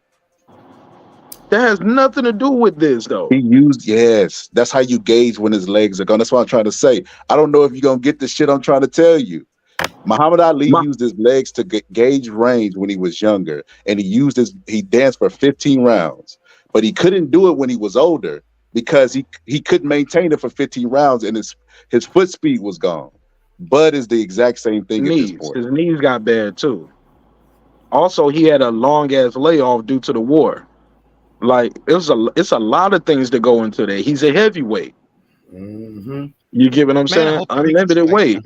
He never had to make weight for things. Like it's a lot of different variables that go into that.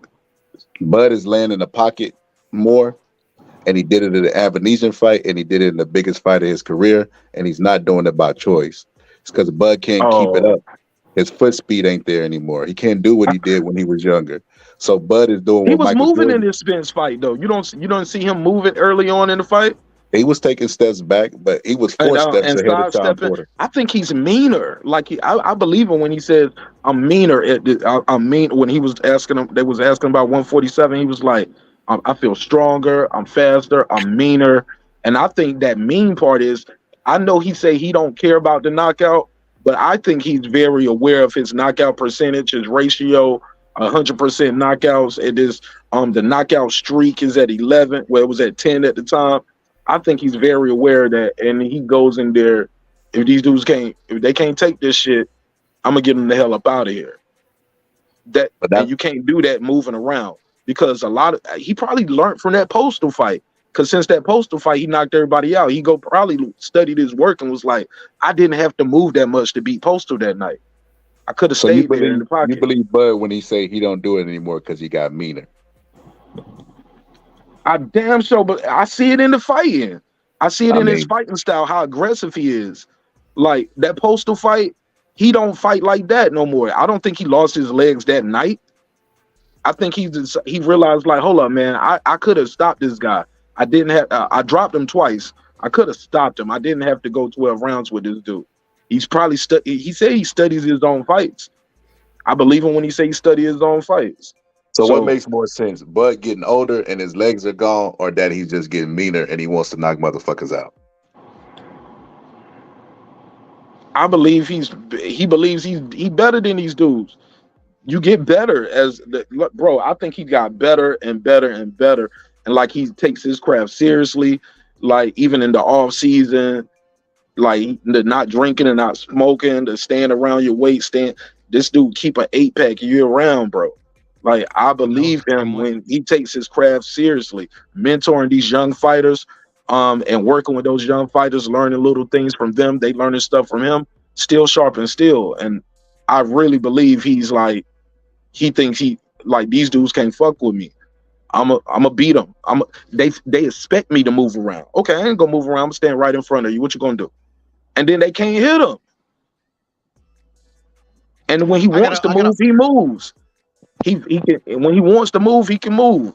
I know what some bad legs look like, bro. I just disagree with you on that one. But I know you've been saying that for months. Like Crawford ain't got no legs. But I gotta hop off, fellas. But I truly hope they make this fight. And the reason I'm picking Canelo is that I just think he's just better than Crawford. No, I just think he's better than Crawford. I just think. Hey, no, don't worry about it, Piero. Because if this fight happen, I'm gonna fly where you is, bro. I'm gonna wear my sombrero on me, and we gonna fucking party up because Canelo Bud going to sleep, bro. He said he's better than Crawford. He didn't say bigger than Crawford. Okay. Better, yeah. I just think he's better, and that's it. At the end of the day, I think that's the basic. But I gotta go, fellas, man. I appreciate it, man. We'll cook some more later. Peace, fellas. All right, man. Have a good one. You too. Yeah, y'all gonna get Bud hurt, Bark. I can't wait, man. I can't wait. Don't say that. Don't say I'm gonna get him hurt. I never called for this fight. No, but you quote him. You said fight. he said he meaner. You said everything you done presented at to convince yourself he gonna win. At 147. It's quotes from Bud, right? Yeah. Yeah, Bud done gas you up to gas him up to get him fucked up, bro. I can't wait. Hey man, if he can't do it, he can't do it. Go for it. Who am I, bro? I'm not here to protect none of these fighters. That man say he want to do it. He got. Why not? Everybody else got a chance to dare to be great. All them other fighters I named, they got a chance to dare to be great. Why he can't dare to be great? Shit, because he can retire undefeated, two-time undisputed. Maybe he don't care about protecting his oath. If I lose to Canelo, I lost to Canelo going up for my third undisputed, and I made a big ass check. And it is what it is. You win some, you lose some. But why do we? Who are we as fans to tell a guy what he can and can't do when it's been done see him be a ghost like Roy Jones. Roy Jones, had he retired, then they would have been calling Roy Jones the GOAT of boxing. But he won though. Like Roy Jones, people keep saying that Roy Jones won the heavyweight. I know. Title. I always say after Tarver. I never say after heavyweight. If he'd have beat Tarver, he'd have had that name recognition, a win over Tarver.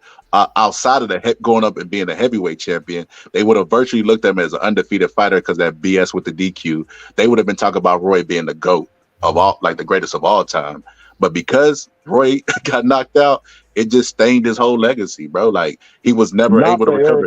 Roy Jones is still some people's GOAT because of what he did. And they look past the losses because they said he fought too long. They don't even respect this man as a trainer, bro. They don't even respect Roy as a trainer because of that. I guarantee if Roy were to retire, no, they don't respect him as a trainer because his fighters be going in there trying to fight like him and getting their ass whooped. But I guarantee you this: if he were retired undefeated and at a win over Tarver, they would respect anything Roy had to say and treat it like his GOAT, like they do Floyd Mayweather. Because Floyd Mayweather don't even really work with fighters like that. Like he'll get the mids and stuff, but he don't work with. But because he's never been defeated in the ring, they treat his words like his gold. If they coach told him to do something, they're like, man, that shit ain't gonna work. It's not. If Floyd say it, they're like, man, that shit gonna work. Floyd's more than undefeated.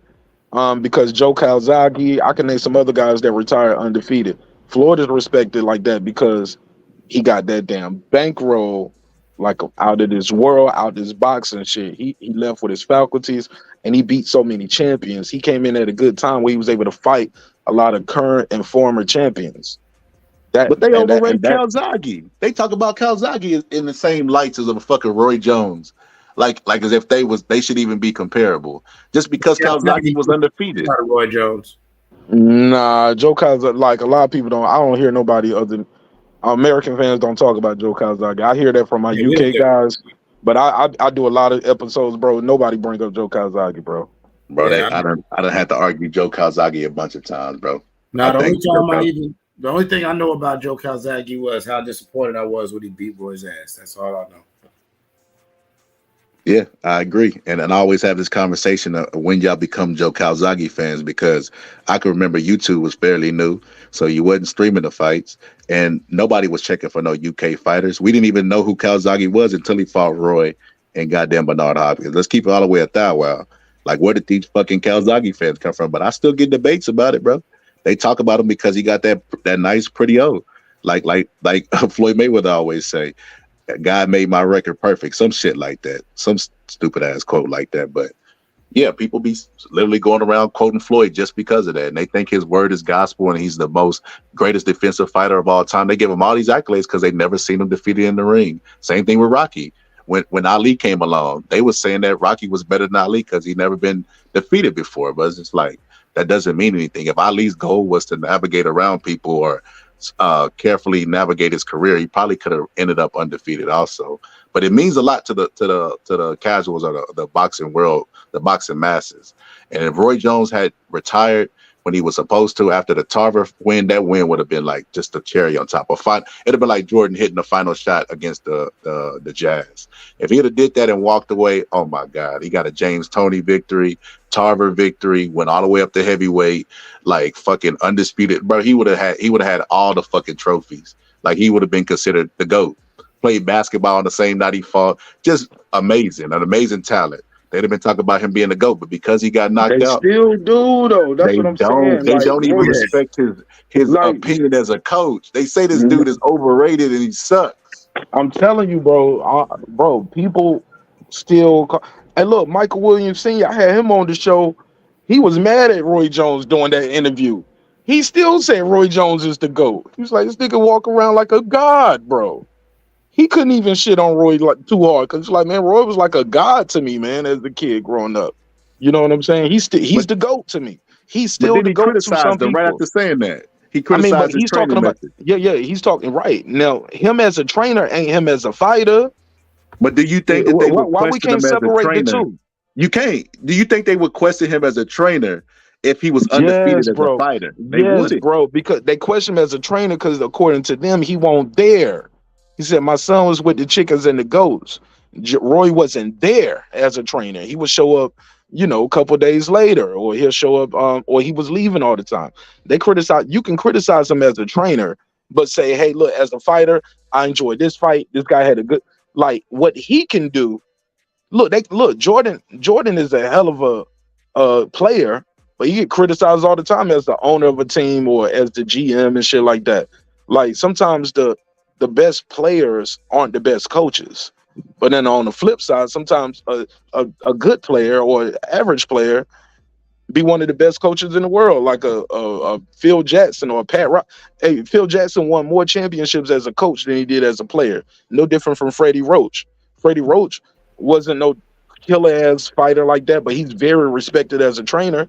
It's very rare where you get somebody like a Robert Garcia, who's highly regarded as a fighter, world champion, and then goes in there and do that shit as a trainer. That's very rare. Roger Mayweather is a rarity sometimes. You know what I'm saying? But then, granted, he didn't have a whole bunch of different fighters where he did that with. But that's rare, man, where you're a great fighter and a great trainer. And usually one thing got to die for the other thing to live, I guess. But well, yeah, I know when Magic Johnson still fighting his damn self. This nigga still out here doing fights. Yeah. Like he's still out here fighting. That's what you said, Magic Johnson. No, I said I know when Magic Johnson was took over as coach for the LA Lakers briefly. Like he said, he found it very hard for him. It was very clear to him what needed to be done, and sometimes even tried to. That's why he would even tried to come back and play for a second. It was like, and Michael Jordan felt the same thing when he first went over to the Washington Bullets. It was like it was hard for them to translate these things that are in their head to where it'd be like, I can show you better than I can tell you. And then still that would be sometimes a little too intimidating. And so some of them lessons were hard to translate to where, like, that's just adding on to Mark's point. It was like, yeah, Pat Riley was a great NBA role player. You know what I'm saying? But he was able to translate that into good coaching. Phil Jackson was a great power forward, but he was not a star or role player. And so, yes, certain people, because they're that great and that elite as an athlete, it might hurt them in translating that as far as teaching someone else, because sometimes greatness is a little too instinctual and you can't really teach instincts. Man, what you say is true, but it don't take from the fact that Canelo gonna knock the shit out of Bud, man. Look, we gonna make Canelo an honorary Texan when he do that shit, bro. He gonna visit. Y'all just want to see Bud. He beat the shit out of your fish. He beat your fish, you man. He gonna avenge Spence, bro. We're gonna make him an honorary Texan. We're gonna give him a holiday down there, bro. See, Mark, we finally got to it. Mark, we finally. Hey, I knew that's what it was. Hey, look, we gonna put him on the Alamo, bro. We gonna put his picture up. He picked Bud to win, but he won't happy about it. Right, oh, he's been mad about that shit. Like, Bud gonna win, but he's mad about that shit. That Texas pride is a motherfucker, boy. I told you, man. I used to live in Texas. I know, bro. I know that y'all. And I know them got San Antonio niggas, bro. I used to live in San Antonio, man. I'm telling you, y'all got your aha moment, but y'all ran into the traffic, man. Like, y'all try to push this man up against a God knows gonna beat him, bro. Like, no. Man. Stop saying we trying to push him. That's a narrative. Yeah, he said this is what he want, and I said I don't mind seeing it. Let him dare to be great. If he win, he wins. And it's a win-win for everybody else, too. Y'all want to see him get knocked out anyway, right? They say Canelo don't fight black fighters. I want him to retire undefeated, 2-time undisputed. I just said that. Why does retire undefeated matter so much? Like, when guys are ducking and dodging each other all the time, this guy want to be 3-time undisputed. He want to do some shit that. And he fighting the top guy, right? One of the top. Wait, he's the top guy, but he's fighting the top earner, right? And then like he fighting Joe Blow. Let him do it, bro. Let him bark up that tree. He barking up that tree, bro. Let him do it, man. The tree gonna fall on him? It's gonna fall on his ass, man. And I don't want to see it. I'm gonna write Bernie the box. You know he blocked niggas. He gonna block me, but I'm gonna write. I'm like, man, don't let Bud take that fucking fight, bro. Do what you gotta do, man. Don't let him take that. Why did you care? Let that's that man's life, his family, his career, his dollar, his earning potential. Why are we trying to stop it? Yeah, if that nobody was telling Canelo, hey man, you look good versus Danny Jacobs, but leave Kovalev alone. They let him go from 60 to 75. No problem. Why? Like, come on, bro. I mean, I didn't have a channel there. I didn't have a channel, but that's a winnable fight. That's not the same thing, bro. Him versus Kovalev, and older Kovalev. Bud is the older person in this situation, bro. He the fresher fighter, though. Took way less punishment. I don't think he's the fresher fighter, bro.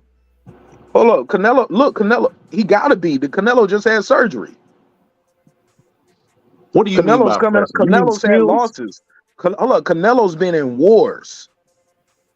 Canelo had 3 Triple G fights. Got beat up by a bigger guy, Bivol, that came in probably at 180 pounds. He taking punches to the head from 180 plus pound guys. How much you think Bivol weighed fight night? 180 something, 190? Canelo took punches from him to the head and to the body all night. Canelo just had a damn war with John Ryder. John Ryder. That was a war. Did you see the fight? It was very competitive. Yeah, that wasn't a war. That was a competitive fight. John Ryder should not have given Canelo Alvarez a competitive fight. Bro, that shit. John Ryder was hitting them. Now, granted, the scorecards won't reflect that, but you think Canelo, that the punch stats ain't gonna lie. Like, Canelo did take punishment, right? He didn't take no punishment in that fight. The 3 Triple G fights, he didn't take no punishment. And Bivol was Caleb Plant piecing him up until he won't. He was getting punishment. He took some punishment. Even in the fights he won by knockout, he was taking some punishment. He definitely has been taking more punishment than Crawford. Bro, you don't have over 60 fucking fights, bro, and not take no punishment. And he's had some draws. He had some fights that people said could have went the other way. Yep. Ain't no Crawford fight you said it could have went the other way. Even the 9 guys who made it to the final bell, we knew who won before the referee announced the cards. I hear y'all, man. I'm gonna have to get it. Hey, Chris, I'm gonna have to get a drop for y'all, man. You remember Pauly Shirt, buddy? I'm gonna have to get that shit for y'all because y'all done lost y'all mind, man. Y'all finna Nah, get man, we ain't gotta insult each other, man. We cool. I'm just giving my opinion, and I'm giving you fat stats and data to go with it. We ain't gotta do that shit because that shit has a negative connotation. What you like? Nah, we ain't gonna do that. I ain't doing no aerosexual drop for you on my show. We ain't got to do all of that extra shit. I'm talking to you about boxing. And I ain't trolling at all tonight. I ain't did no trolling. I'm talking straight boxing. No trolling. I hear you, man, but y'all finna get this man hurt, bro. Every time I talk to you about boxing tonight, you've been cracking jokes and doing little trolls and because like, nigga, I'm keeping I it a can't buck make with you. I can't make you see what I see, and then you can't make me see what you see. Every time I come up with a fact, I go through the history. You say, "Oh, well, this ain't that time." Well, every prediction I make, and I'm pretty accurate on my prediction, is based off the history. I didn't say nothing about that. I didn't say nothing about the time. I talked about the fighter. I always talked about the fighter that you used in the analogy. You get what I'm saying? You brought up Mike Tyson.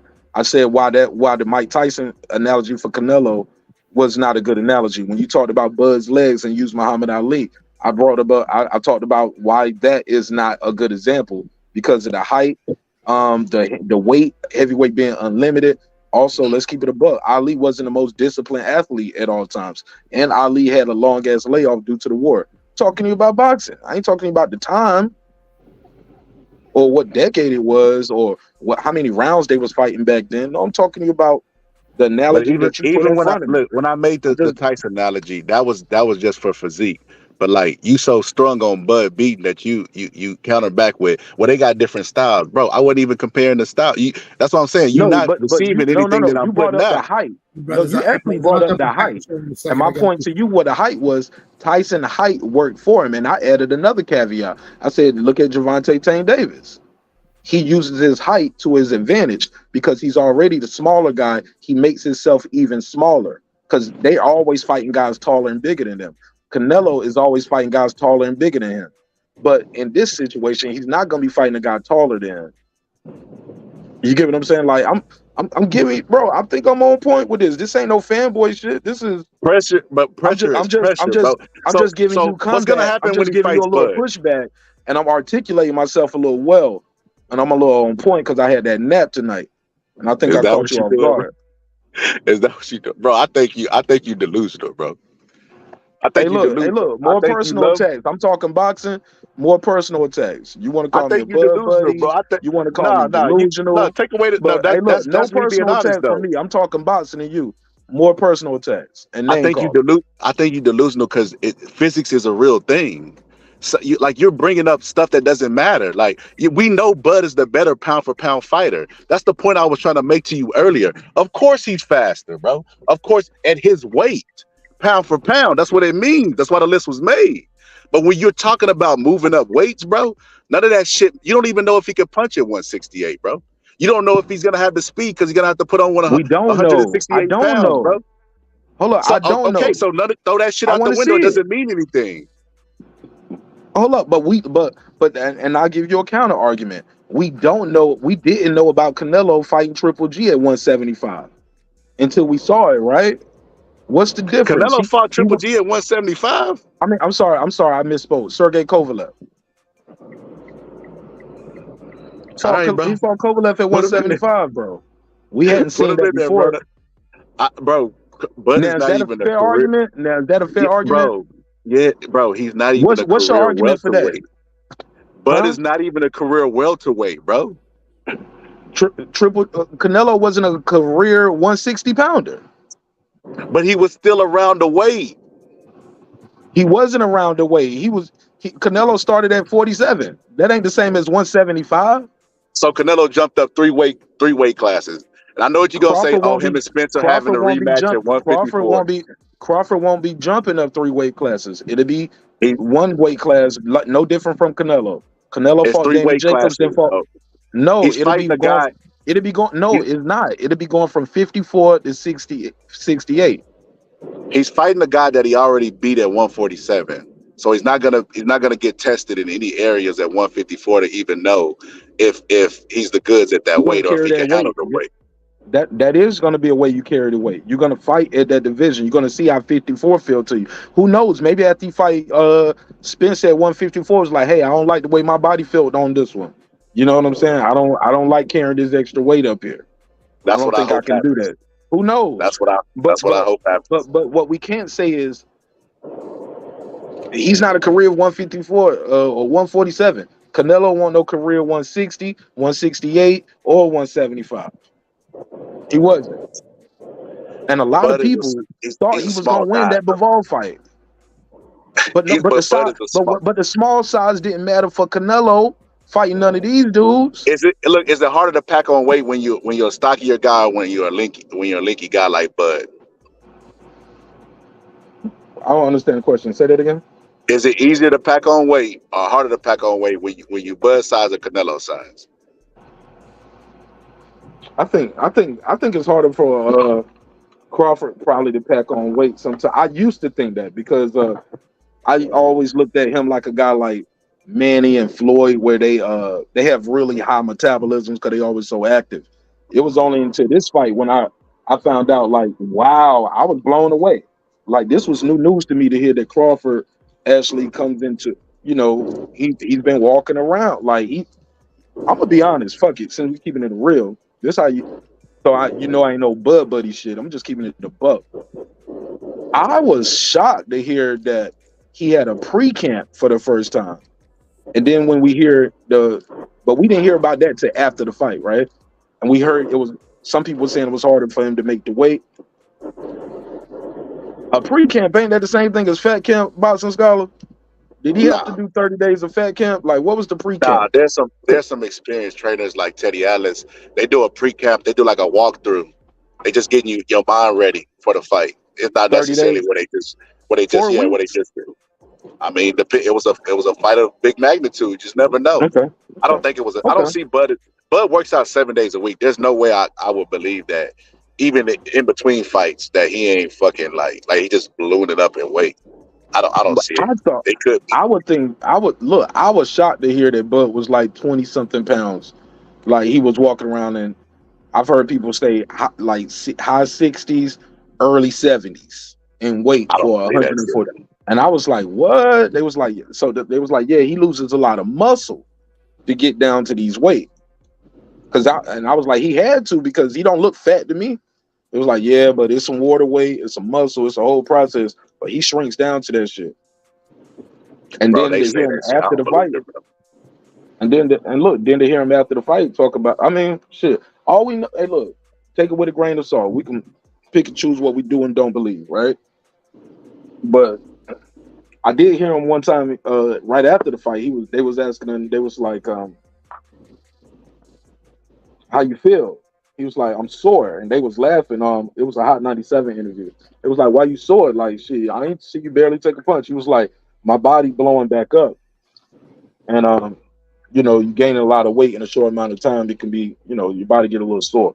And he was like, I'm in the 60s, but I think that was when he might have accidentally slipped it out. He said 68. It might be around 68. And then after that, all the other interviews he did, when people asked him about his weight, he wouldn't say what he weighed. There were Joe Rogan and all of the other shit, all the other interviews, he wouldn't say what he weighed. But I don't know, Scholar, man. Like, I don't know if he can or can't do it. I don't know. Bomac got arrested. Huh?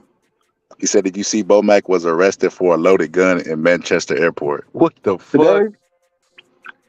That's what he put. Let me see this shit.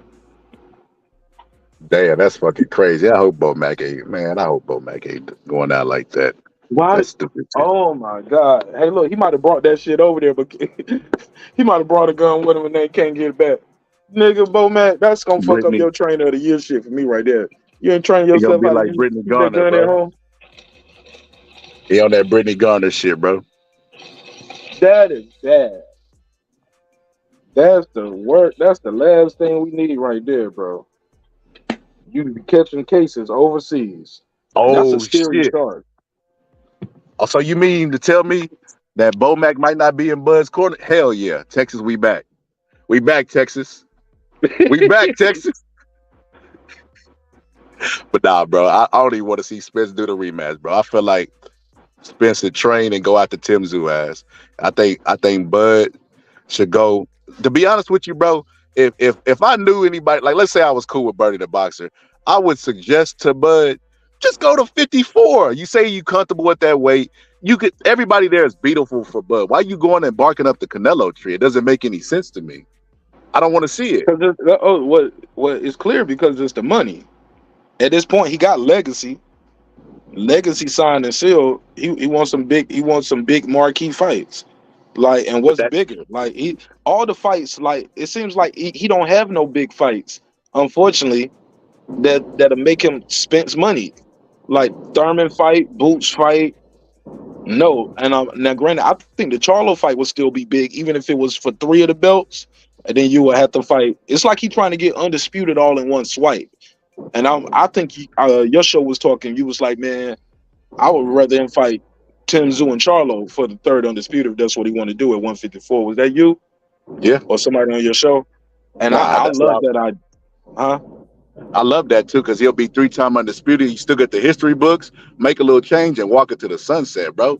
With 3-time undisputed, those are doable fights. Even if Charlo was to come back, because I think Charlo loses and comes back to 154 where he still got 3 belts. That would still be a good fight if Charlo loses. But if Charlo wins at 168, you think Charlo coming back to 154, Scholar, or he gonna stay up there? Hell nah. He gonna stay up there and try to get that rematch. Oh yeah, he gonna get that rematch.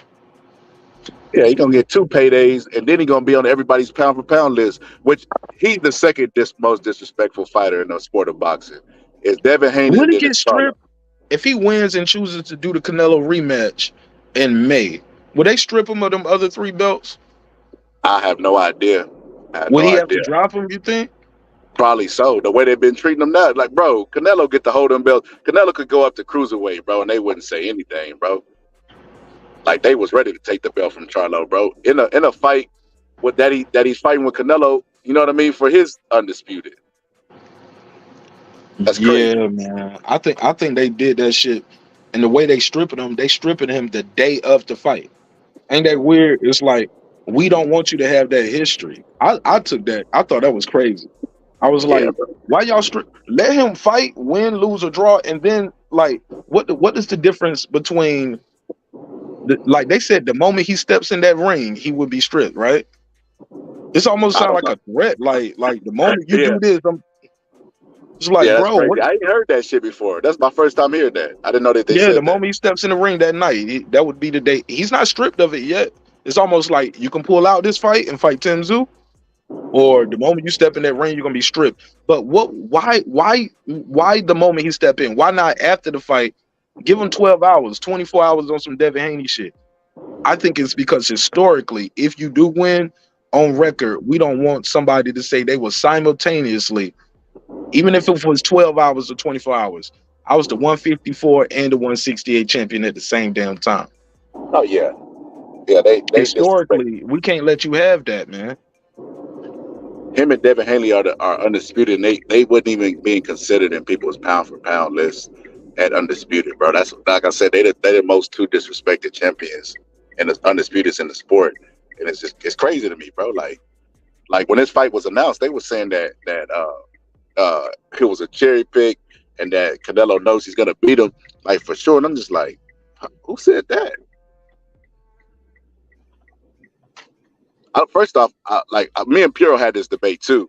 I said, I think Canelo, they give him a list of names, but I don't think he was picking and choosing. I think they just came with the bag and came with the fight, and he was like, okay.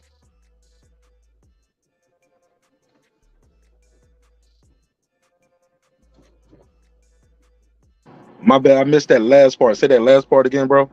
I think me and Pure had this debate before. I think that they just came with the bag and the contracts, bro. And he was just like, okay. I don't think he was like, give me this fighter, Al Heyman. I want to fight this fighter. I don't think it was like that. They making it seem like Like Canelo really out there, like, nah, not him. Too short, too tall. Him right there. I want that one. I think Canelo can pick and choose what he want to do, but when you give a guy a certain amount of money, I think it's gonna come with some contingencies. Like, hey, look, I give you one guy right here. You know what I'm saying? I give you a gimme. You pick one. I pick one, and then we'll see how the rematches go. You know what I'm saying? Or you fight him with a rematch clause. But I don't think Canelo has to sign a blind deal where he don't know what the hell is going on. And I don't think he's just gonna take a blind check. Like, they paying me 3 fights for how much? Who am I fighting? Oh, we don't know yet. But this the money. Man, I don't even know who I'm gonna fight. Just give me no, because when I hear Canelo in interviews, even when he talks about who he gonna fight next, even with the Crawford fight, he was like, well, if it makes sense. If it makes sense, that means somebody's gonna present it to me. I have a choice. Because he said, if it makes sense, who knows? Who knows?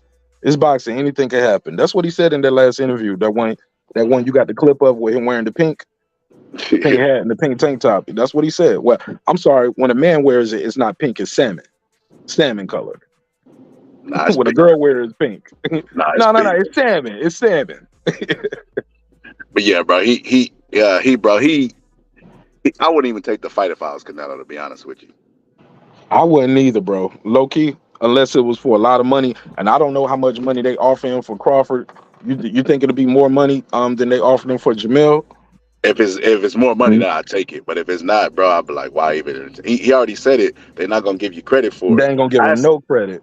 I asked somebody on the panel. I said it. So if Canelo beat him, is he the greatest of all time? They said no. Nope. I said, oh, so the greatest of all time only work one way. Yeah. Then why even take the fight?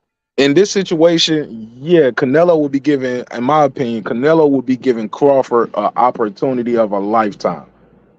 If he wins, if he's successful and he keeps his undisputed, he would give Crawford a chance to, one, get a career high payday, but also the name recognition of our names beside each other. You're undisputed 2 times. I'm undisputed 1 time. I just fought another undisputed guy. He came up 2 weight divisions, but unfortunately, man,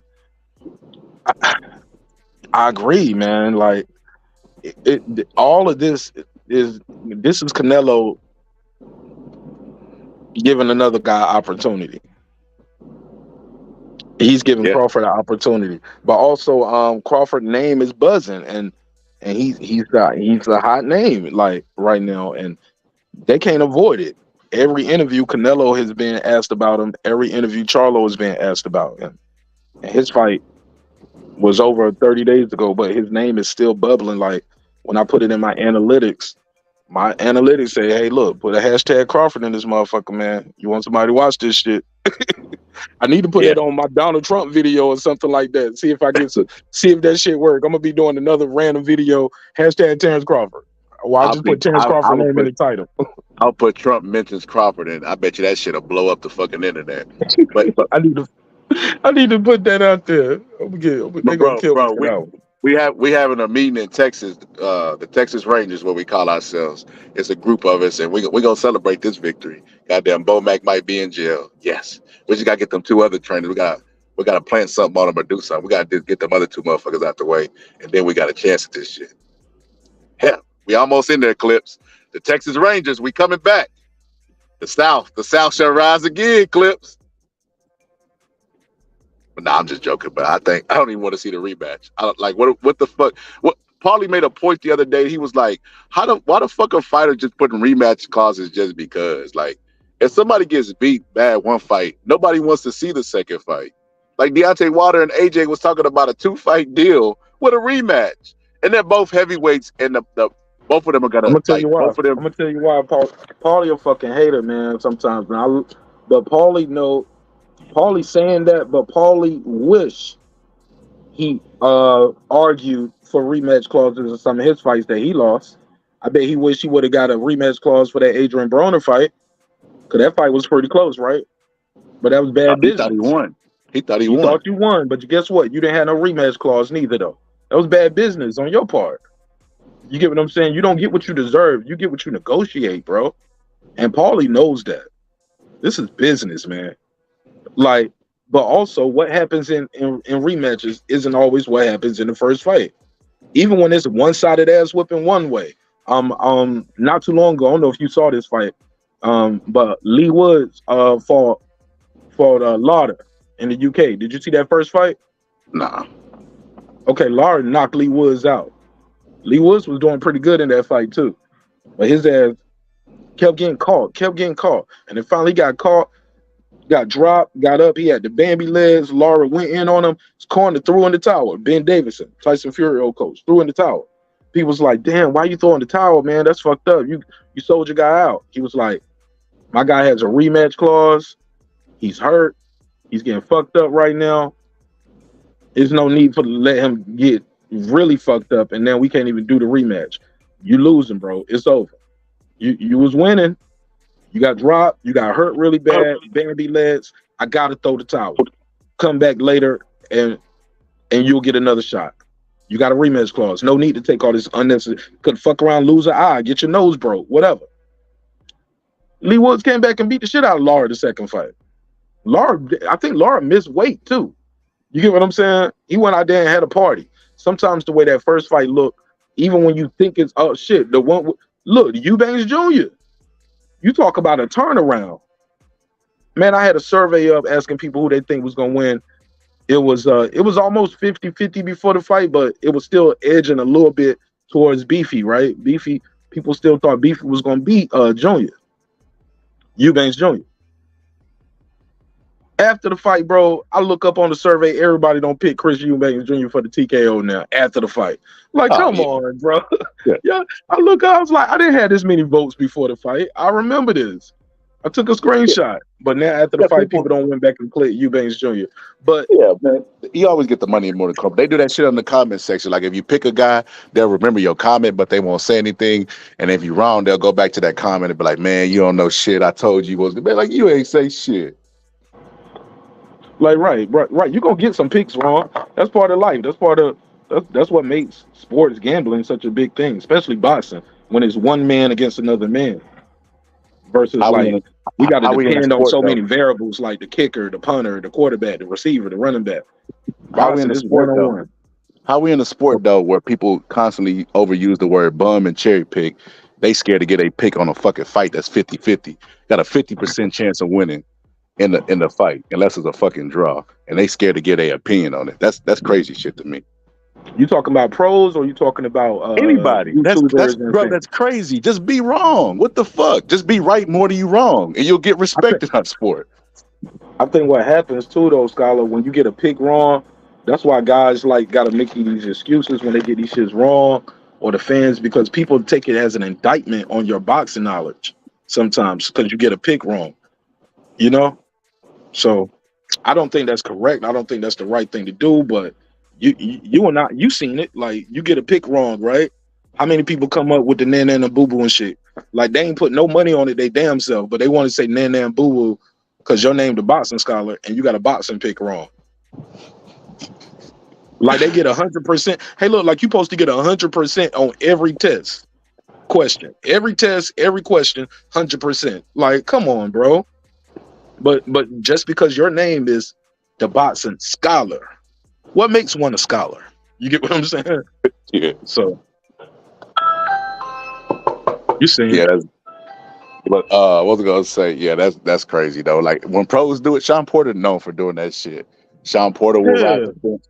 Timothy Bradley, bro. I was so disappointed in Timothy Bradley. And then he went crazy after the fight. I've been told him. I told you, yeah. I acted like the fight was 50-50. Bro, first off, your job our opinion is our opinion, but we YouTubers, he literally is an analyst that get paid for his opinion. Like millions of dollars, bro. Millions that's crazy. Of dollars. And he's riding. So you're deceiving the fans on purpose, just to maintain credibility. I don't know what the fuck his logic was, but that was, bro. When he said that shit, that pissed me off, bro. Yeah, I don't know about that. Yeah, I did see him go super hard, pause, super bodyguard hard after the joint, talking about I knew what was going on the whole time. I ain't never seen Timothy Bradley that crunk for his own wins. Let's know somebody else's. That's crazy. He was more happy for Crawford win than whenever he fought what's his name? God knocked him silly, the Russian guy. Provodnikov. He was more crunk for Crawford to win over Spence than his own win over Provodnikov, and that was a tough ass fight for Timothy Bradley. But yeah, it's just crazy to me, bro. It's just an opinion. You think a guy who has the balls enough to step in the ring and accept punishment and go, for in the 1%, go for a championship belt and actually win it and be a Hall of Famer? You think a guy like that, bro, would just have nerves of steel, not give a fuck what nobody say? But it's complete opposite, bro. Timothy Bradley actually comments back to YouTubers. He go on people's channel and talk about other YouTubers. That's just weird to me, bro. If I was Timothy Bradley, bro, a YouTuber couldn't tell me shit, bro. I would just call my accountant. How much? $5 million? All right. Hang up the phone and be like, man, that nigga got me fucked up. I ain't even gonna respond. Tim Bradley is keep in mind he's an unreluctant hero. He's the guy that who's on record said he was feeling suicidal after a Manny Pacquiao victory. Right. Yeah. After the victory, the shit got to him that much where he was feeling suicidal. I was like, nigga, you won. Yep, he cared too much about public perception and people's opinion. I see him when he be on Jim's channel. If I ever interview him, I'm gonna ask him that. I was like, do you feel like you let people get to you too much? And I'm gonna bring up that part right there, what you just said. I was like, I see you reply to people like you be wanting that smoke with the fans, and one time you talked to, I'm gonna bring up that part. I'm gonna ask him, man. I'm gonna ask some real good questions. He gonna say no, but I mean, we know it's true. We can see it's true. He don't have to say anything. Okay, well, maybe no. I would frame the question then. I would frame it different than ask him, do you think you do that? I would frame it more as, why do you? I'm gonna just go and convict him. You get what I'm saying? Tim, why do you let the fans get to you so much? I see you reply to Twitter. You go on people's channels. Well, I don't want to say that because hopefully he'll be on my channel, right? So yeah. When I see him, but also I would be like, yeah, man. You said this shit got to you after the Manny Pacquiao victory. Why was you feeling suicidal after the win? I'm gonna ask. I'm gonna figure out a nice way to do it because nowadays, even if you mention, I shouldn't even say that on your channel. When you delete yourself, like you got to say it like that because shit, even mention it, like niggas will demonetize you. I can say niggas all day. Don't say delete yourself. Nigga, take your $sign off your page. Like, hey. But yeah, man, that to me that's crazy. Like shit, I was talking to somebody real quick. Let me add one. Hey, look, they'll take your $sign off the page and then they'll put an ad on at the bottom. It's like, if you or somebody need some help, call this number right here. It's prevention line. But go ahead. They'll take your monetization and then give you an ad for somebody else's monetization. That's crazy. UndeleteYourselfPrevention.com. But yeah, that's one of the most overused terms in boxing, bro. Ducking and bum. People scared to get a fucking picks. They'll pull up to your channel or something and talk about how wrong you is when you wrong. But like I always tell them, you halfway there, bro. You got your channel created. All you gotta do is start giving your opinion. Oh yeah, I'm not here to learn from no 20-year-old. That's a whole nother conversation. That's a whole nother conversation with people trying to dictate what you should and shouldn't do on your channel that you pay for. When I see that logo in your corner, when I see that Boxing Scholar logo in the corner right there with Bruce Lee and that quote about being like water, you know what that tells me? You paid for StreamYard. You get what I'm saying? Yeah. Everybody else who on your channel, it's free for them to watch you and it's free for them to participate in the content. But you paid to be here. You paid for this shit. And it blows my mind that people think they can tell you what to do on your channel, bro. Like, it never blows my mind. But I see it all the time. I see it all the time. Somebody actually called in one day. He was at the fight. I think one time he called in too. I think that was the dude that checked me because I didn't speak to him at the fight or something. It was like, what? You saw me? I was calling your name. I was like, bro, it was like 30 people calling my name. I was blown away. You know what I'm saying? I wasn't Hollywood or nothing like that, but nah, bro, I really didn't know you is you and who is who. Like, I never seen you be. He pull up on the show and cam up all the time. Like, nigga, you ain't never cammed up on the show. I don't know what you look like. You know what I'm saying? You just a person calling my name. I knew Abigail Hollers. I knew Kyle from the boxing section. I knew Centos. You know what I'm saying? I see these people in the crowd. And what's the irony, bro, that all these people would be in that one section? You get what I'm saying? From the show. Versus that whole fucking arena, bro. It was a fucking arena, bro. And the seats we was at was good seats. Nigga, Mike Tyson literally sat in the seat in front of me. And now that all these people in here for this weigh-in, and it was at the weigh-in, not even the fight. Like, bro, I missed you. I'm sorry. You know what I'm saying? I called your phone right then. Like, nigga, my phone died. Yeah, it did go straight to voicemail. But his whole point was like, trying to tell me we was talking about the fight too much. And I was like, it's like, bro, I do a lot of other content. You just miss those shows. You get triggered by titles like this. When I put Fanboy or Aerosexual in it, like, you get triggered. And those the episodes you pull up for. I said, but I was like, nigga, you missed the Tory Lanez episode. We talked about Charleston White. Like, we don't talk about Trump, game night. Like, you missed all those other episodes. But it's just funny to me that people pull up, tell you don't know shit about boxing, but they watching your channel every day. I knew Bud was gonna win that fight. I never thought Spence would beat Bud.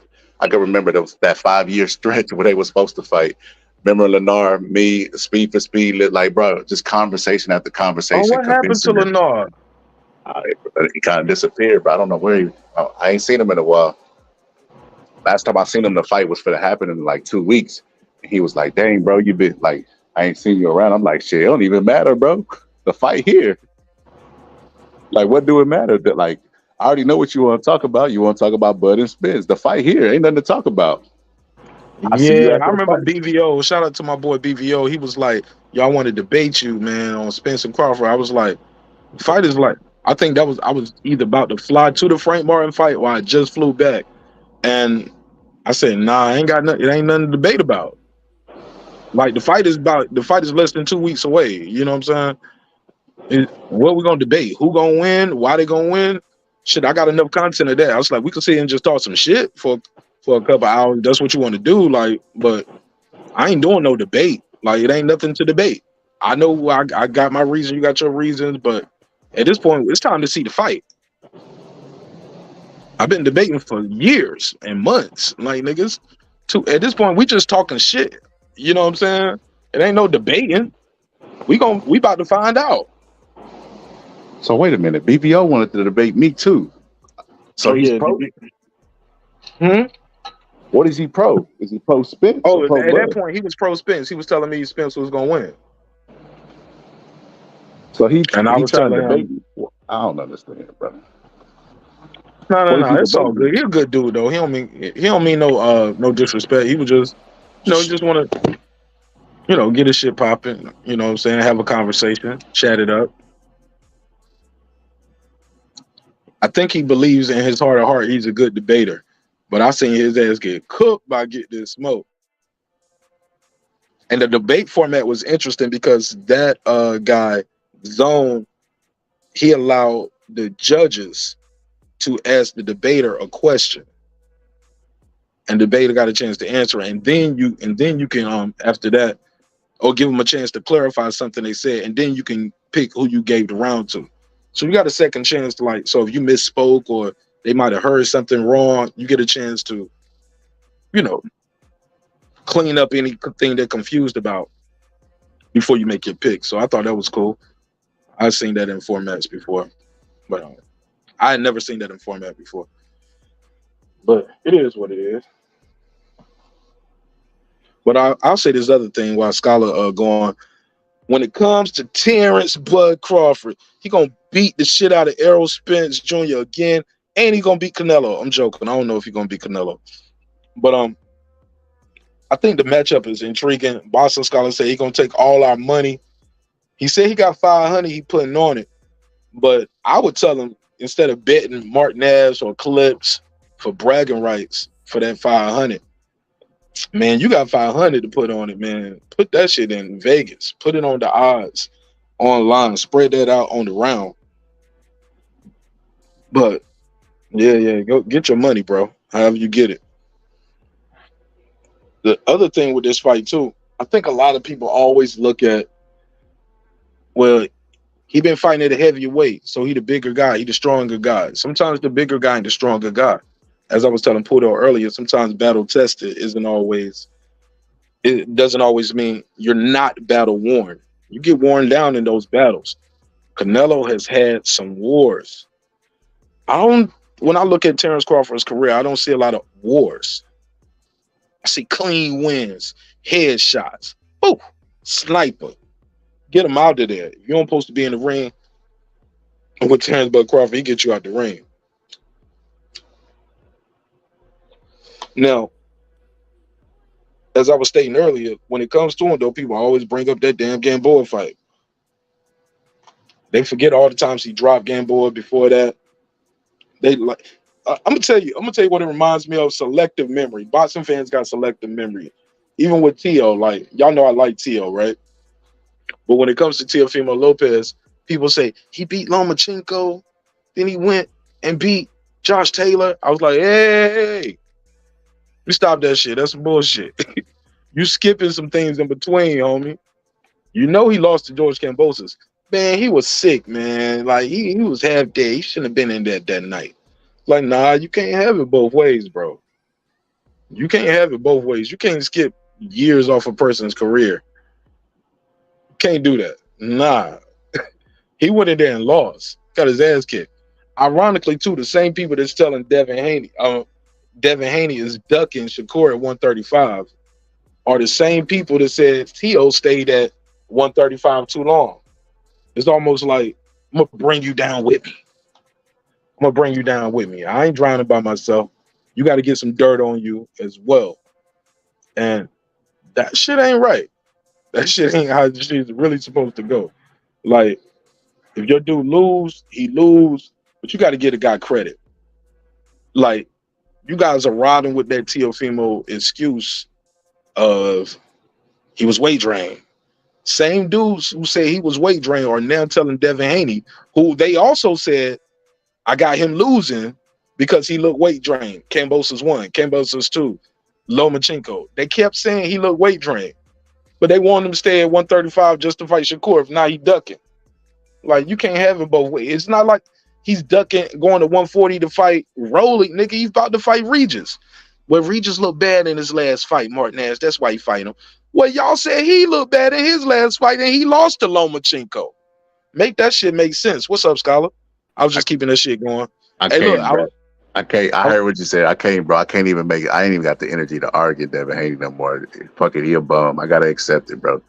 I get bombarded. Hey, look. I was turning that shit up while you was going. Hey, look, I was just talking there halfway through. I was like, oh, I'm over here at the Boxing Scholar show. No Crawford talk. Let me switch from Crawford talk to another fighter.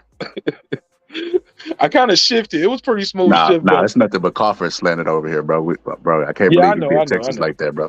I'm built for that shit though, man. That's how I made my rep out here going to enemy territory, holding my own. It was a sad day in Texas, bro. Like we had a blackout in Texas one time. It was similar to that shit, bro. It was just depressing, bro. Walking through the stores, nobody was talking to each other, bro. They're like a zombie apocalypse, bro. It was a sad day in Texas, bro. I will say this: Dallas ain't fucking loyal, bro. It was a sad day on YouTube. Niggas shutting channels down. People disappearing, not paying their bets. It was like after a hurricane happened and you trying to find your loved ones and shit, or a natural disaster, like where they at? Hilarious, yeah. Yeah, man, it was sad, man. Some people I ain't gonna lie. I was sad for different reasons. I knew Spence would knock out. I knew Spence would get knocked out by Bud. I knew it. I knew uppercut was coming, bro. I know he liked to lunge in, and I watched the Ugas fight. He lunged throughout the entirety of the fight, so I knew he would get knocked out. I just thought it would be a little bit more competitive than it was, and it was like I brought this point up, and somebody said it. They was like, "Well, you didn't feel bad for Ugas, bro. We not finna sit here and act like every athlete is created equal, bro.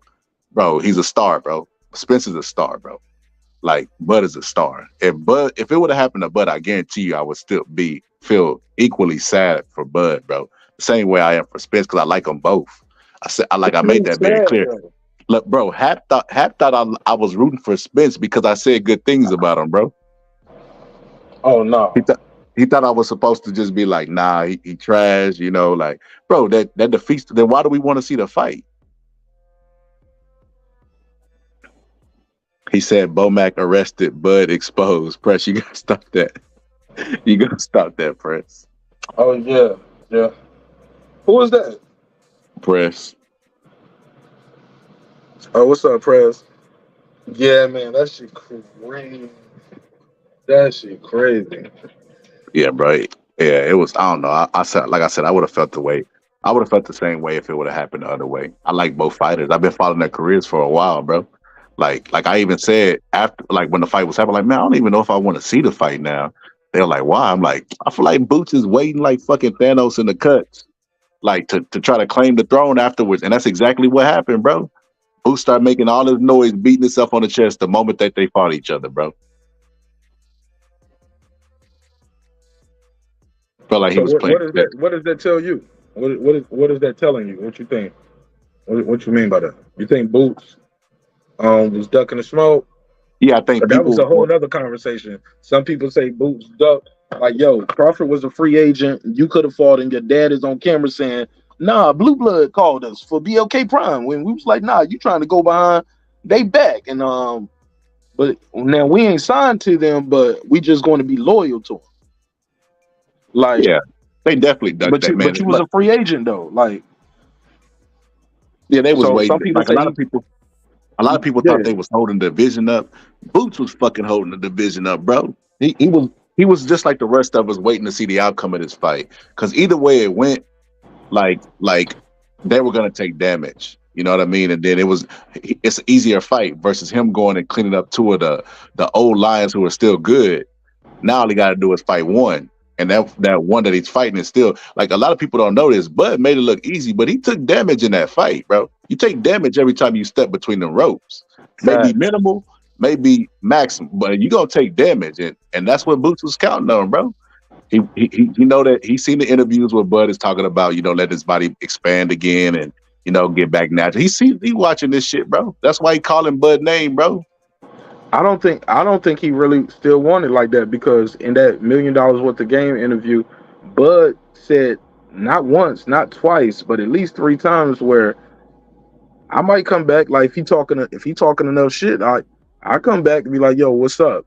He also said, yeah, if he say my name enough, keep tweeting. You know what I'm saying?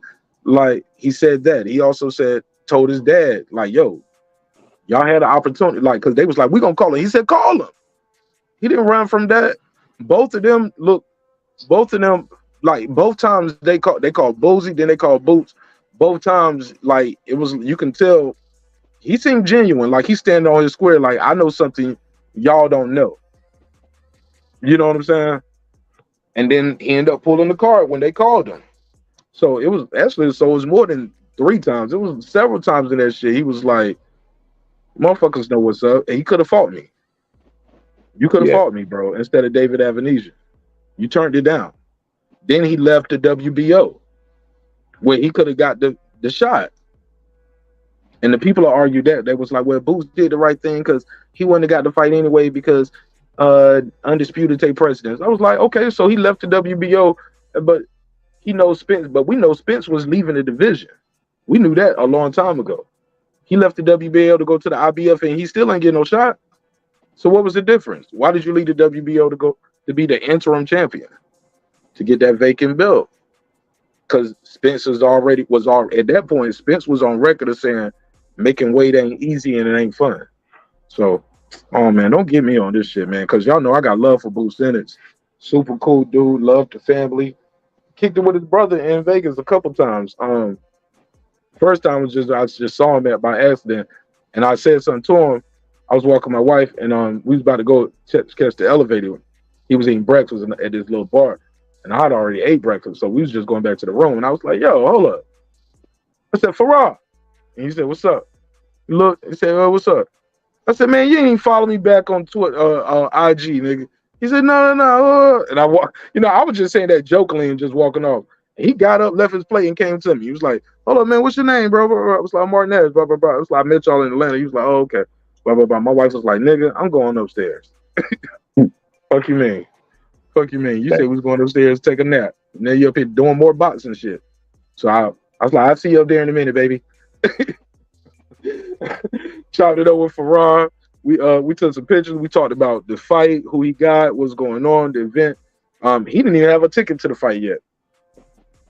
And we were just chopping it up, man. But I asked him about that fight, and he was very like evasive. He was like, "Well, everything happened for a reason, blah blah blah." You know what I'm saying? It's all in Allah's will. You know what I'm saying? He didn't give me no details. It was shit like that. I'm gonna get him on the show. Talking about God, niggas start talking about God, bro. You gotta be. That's where your red flags gotta go up. They either scared or they finna try to fuck you. Either way. Nah, and you know what? It's funny you say that, but looking at it from a different angle, maybe he just don't know. And that's still his blood brother, and he ain't about to sell him out neither. But he also ain't gonna tell me, nigga, I ain't involved in the contracts. He ain't gonna say that. We just gonna have a conversation. Like, man, everything happened for a reason, man. Blah blah blah. He up next though. You know what I'm saying? He about to get his shot. Keep in mind, he's a former fighter himself. You know. He might be worried like I am for Bud fighting Canelo. Do you think Bud? Shut up, man. Do you think that's what they not worried about? They definitely got belief that Boots can beat Crawford, bro. R. Kelly believe he can fly. I want that fight for Crawford and Boots. R. Kelly believe he can fly. He in jail now. So what that tell you, man? Do you think that gun incident flying kites? That nigga flying kites right now in jail when he write them letters, sending paper planes. For being ever to corner. Bro, I'm gonna be honest though, man. I think Boots does put on a challenge, but what I hate about that fight is the same reason why people say, and keep in mind, I am a Crawford fan. I don't believe in protecting no fighters, though. I want Boots to get that shot. I want to see it because it's not like he's not capable of winning. If he wins, it's like people gonna say, well, Crawford was old, right? He got old overnight. No, maybe Boots is that good, and the age different, the speed matters, the power, that shit matters. But if Crawford wins, Boots wasn't ready. He was not experienced. You know what I'm saying? That's to the dumbasses. To me, the excuses on both sides are baked into the cake. If he gets Boots' head and collects it, bro, that to me will be worth fucking undisputed at 154, in my personal opinion. Just because it'll be like when Hagler dismantled Mugabe. Like, normally speaking, the young lion is supposed to take care of the old lion. But when the old lion take care of the young lion, bro, that's what make him an all-time great, bro. Like, if he dismantles Boots, bro, like, bro, I would consider like Bud like shit. Fuck top 20, yeah, top but 10. you would, bro. But historically, they don't. They always diminished it. Like, when the young lion wins, he's supposed to win. When the old lion win, he's supposed to win. Like, the excuses. Hey, look, when you're dealing with a bad app or something on your phone, hey, look, that right there, it's not the bug, it's the feature. That's not a bug in the problem, bro. That's the feature. They're gonna make the excuses. They've done that with Canelo and Floyd. Remember that? Before the fight, undefeated, all them damn wins, all them knockouts. He fought champions. He had beat Mosley at that point. And he had beat some guys. Canelo was the young, hungry lion up and coming. Floyd went in there and put on a masterclass performance. You know what I'm saying?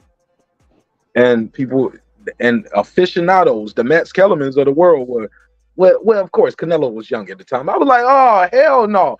I've been watching this shit. You weren't saying that before the fight. Thank God for the internet now. And us having the ability to have our own voices and our own platforms where we can chop and slice and put that shit together. Like, you said this on this date. You saying this now after the fight. We didn't have that before.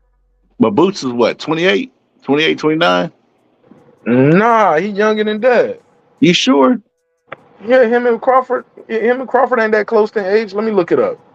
I'll look it up for you. Because if And then he Crawford, around that age, bro, like man, he ain't in his prime. He ain't never gonna fucking get there, bro. 26. They 10 years apart. Like I said. Okay, 26. Yeah, bro. That's So this could 10 be the years prime apart. year. So here's the thing. Boots ain't gonna never get no older, and Crawford ain't gonna get no younger. So when people kept saying it's like 2 years ago, when Boots was coming, that's when I used to be out here telling people Boots was coming. But actually, that used to be my avatar, the picture of me and Boots Ennis together when I met him at the Tank and Gamboa, or was he the Tank and Barrios? Tank and Barrios, when I met him at the Tank and Barrios fight. And that motherfucker was, I was looking at this dude, I was like, this nigga big as hell. It's like, how do you make 147, dog? You get what I'm saying? Yeah, he's definitely used. He look bigger than me, bro. I remember that picture, and then I remember like he did it like a commentary on a fight, and they asked him how much he weighed, and he just smiled. I'm like, damn, nigga, that much? And they started trying to guess, and he just like kept smiling. I'm like, God damn, bro, how the fuck is he Yeah, bro, making he it? works hard. That's when they be talking about some of these dudes like, man, that nigga work hard in the gym. They talking about how hard that nigga work in the gym too, cutting that weight. Yeah. They ain't just talking about like, man, he hit the bag real good, and like, no, this nigga is sweating pounds. I watched this nigga lose 50 pounds in 3 months. You get what I'm saying? Yeah, you got to be on Like the liquid that's diet. how his brother Cheerios. remembered me that night. Farrah, because Farrah had a bet with somebody. I'm gonna get him to tell that story again on air, but I forgot how much he weighed. But let's just say it was 203, and somebody bet him he couldn't weigh 153 in 2 months or some shit like that. And it was just because he had he a fighter too, but now he ain't fighting like he little chubby. You know what I'm saying? And he was like, man, I lost a lot of weight too, man. It was like, and he said I just had to prove a bet. And I think he lost that bet. He missed it by a couple of pounds, but he lost a whole bunch of weight though, just trying to prove the point to the person. So he might have missed the 50 pounds or 60, whatever the pounds is. It was a lot though, in a short amount of time. It might have been, man, I got to get him on the show now. I don't talk about him too much now. Press, pull up and give me a hot take before I end it, Press. Press gonna pull up and call Boots a bum, everybody a bum, and then leave and say, Tank the GOAT. Who's the GOAT? Tank and Spence. Spence can't be the GOAT. He can't be the greatest of all time. He just lost to, like Boxing's got to say, he a career welterweight. He just lost to a 135 pounder. Yeah, a blown up. Yeah, he did, bro. Or a hyped up super lightweight. And not only lost to him, it was knocked out by him. It wasn't like a decision win. Nah, he didn't knock him out. The referee stopped the fight. He didn't knock him out. Referee saved him. Referee saved him from being stretched. You think that was a late stoppage? You think they should have stopped it? They should have stopped the fight earlier? Yeah. You think they should have let him retire in the corner after the 7th round, then bring him out there for the 8th or the 9th? I thought they was gonna stop it earlier because they asked him after the knockdown, "Is he okay?" And I'm like, "Oh, here we go with this knockdown." Which knockdown? Because it was man down 3 times. The second, I think it was the second one. It might have been the second one, or maybe it was the first one. I can't remember. I just remember. You talking about when they brought the doctor in the corner? Yes. That was in between 4 and 5. That's crazy, bro. Like, here we go with this Wilder shit again, bro. They had ample opportunity to do that shit in the corner, bro. They waited till the round was the round was about to start. Then they want to check on him and they give him time. It's like, man, come on, bro. Actually, even though I was rooting for Bud to win the fight, and I had money on Crawford winning the fight, I like that style of refereeing more. I don't like the doctor coming in there in the corner before the fight. I mean, before the round ends, because you're interfering with the cut man. You're interfering with the time because you're not, we're not gonna get that time back.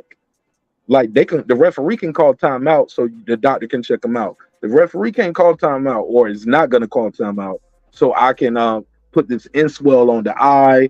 Let me apply this adrenaline 1 to 1,000 to this cut. Let the corner get some instructions. The referee ain't gonna call timeout for that, but the referee will call timeout. Timeout. Let me let the doctor check him out. Yeah. So I hate when the doctor comes in and interferes and with the people trying to give their fighter the instructions.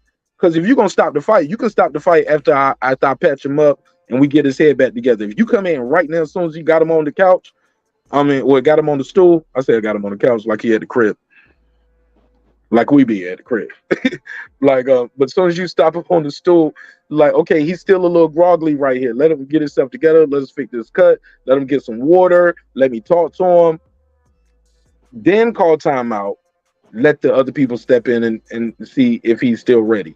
But you guys are interfering with my time that I can't get back. Do you get my assessment? And what do you think of that?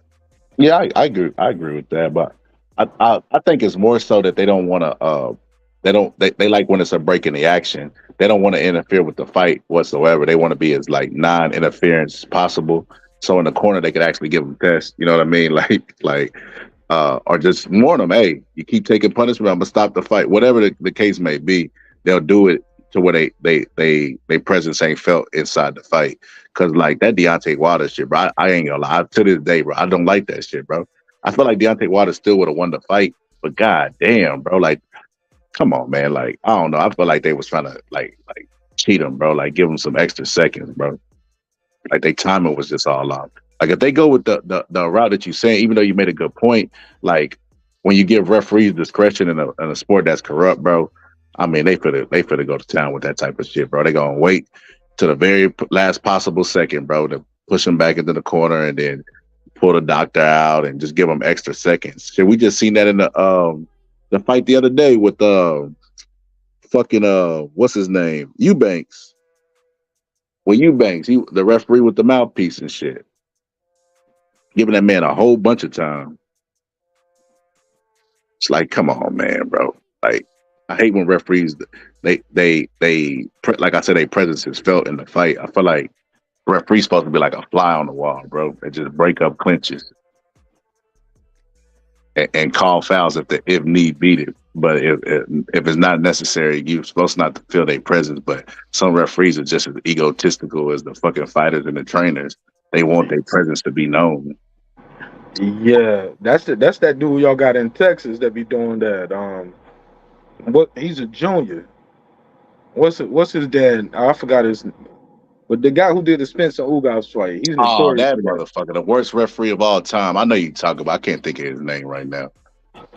He's trash. But another one who ain't that good is Arthur McKenzie Jr. Arthur McKenzie Sr. was fired. But the Texas dude, Texas boxing ref. Let me tell you in a second. I made money off that guy.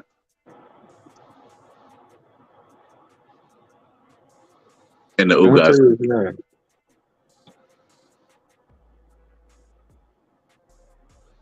Let me tell you. Lawrence Cole. Yeah, that's him. He's not a junior. But his dad used to be a boxing referee. Let me tell you another ref, man, who wasn't that good, man. Dracovic. You know Dracovic? He wasn't that good, man. I didn't like Dracovic, man. Dracovic, man. Draculich or something like that. It looked like Dracula, but without the lud, and he got itch in it. And he be itching to get involved. He was the dude that I think he was the one that took a point away from Mayweather in the fight for pushing off. I think he took a point away from pushing off. Like, yeah, you're doing too much pushing off or holding or something. It might have been pushing off because it was something crazy. Did you see the referee in the Ugas fight? That's Ugas' buddy, bro. And Lawrence Cole? Yeah. No, not Cole. Louis Bardon, whatever the fuck his name is. Luis. Which Ugas fight? The Sean Porter one? Ugas last fight that he had. What's up, Lisa? Ugas last fight that he had with Daniel Dubois. That referee was the same one that from the AJ fight, and he stopped the fight because low blow. That like he did it in both fights. He got Usyk all the time he needed.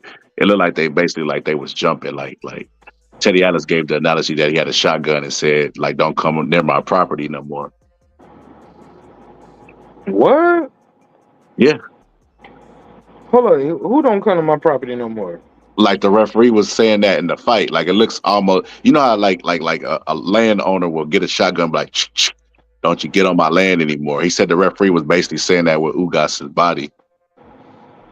Not Ugas, fucking Usyk. Usyk, okay. Usyk. There Well, we go. Usyk's Okay. body. You threw me off today because you kept saying Ugas, and I was like, and I was trying to place. I was like, well, he fought Manny Pacquiao, Sean Porter. Nah, I was thinking about It Dave was- DeBarge when he hit him with that shot. What you think of the shot? Did you think it was? I don't think I've been on the panel with you in a while. Did you? You think it was a low blow or not? Nah, it was a legal blow. Did you hear Teddy Atlas breakdown on the fight with Teddy Atlas? Yeah, I watched it.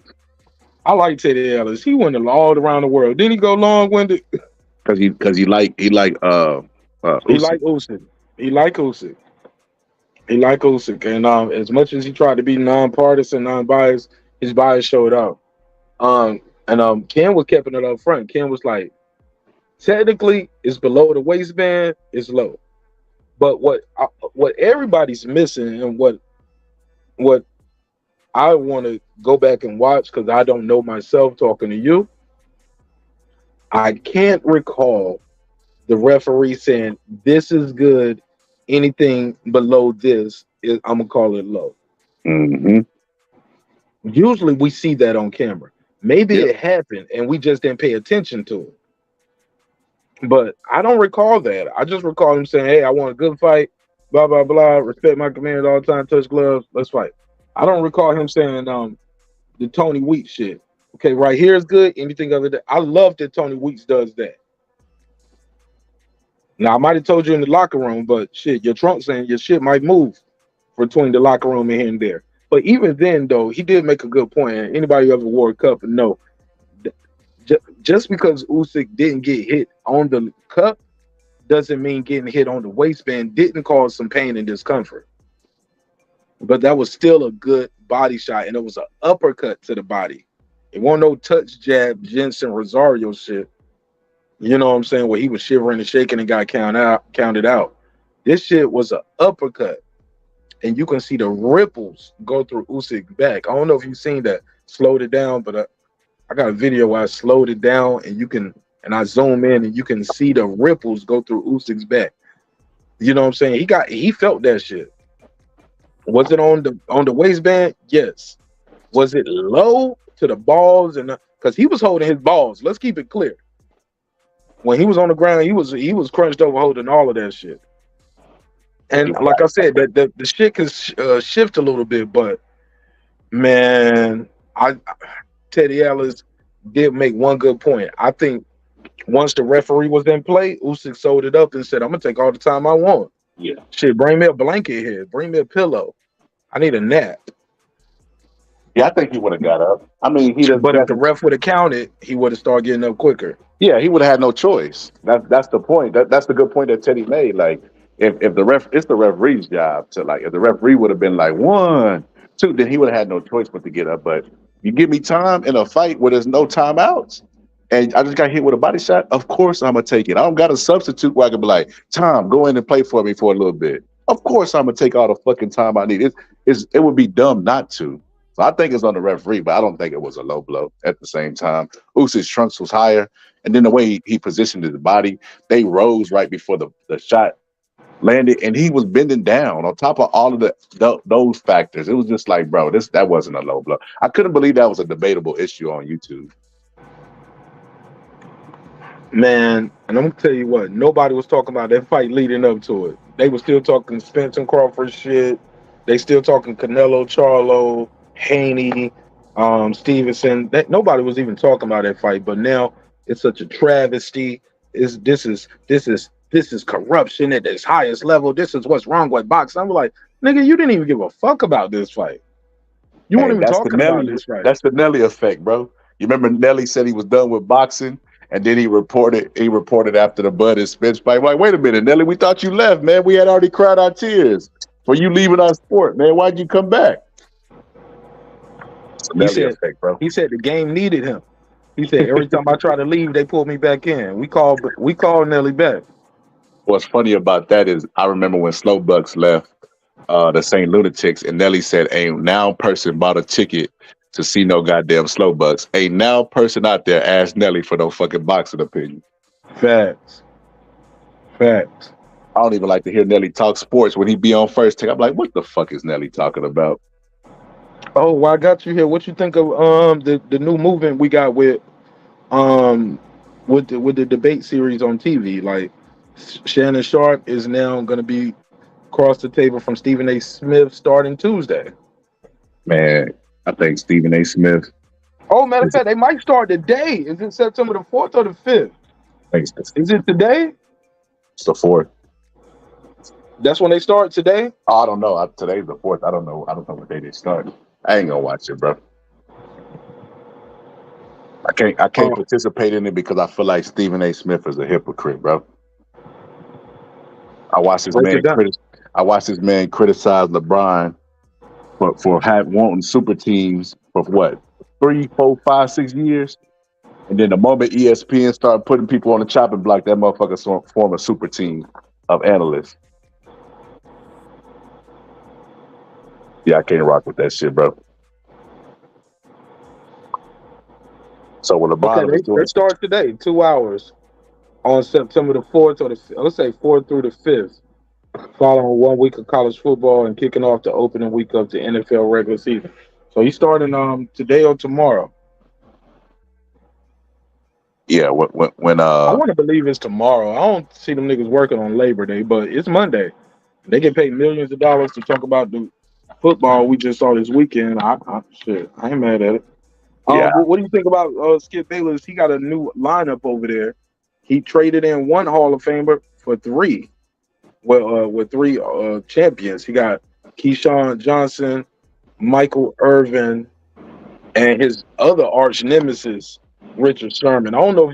Did you ever see Richard Sherman versus Skip Bayless? Yeah, I'm better than you in life. Yeah, I see that shit. Yeah, nigga, that sound like some Boston Scholars shit.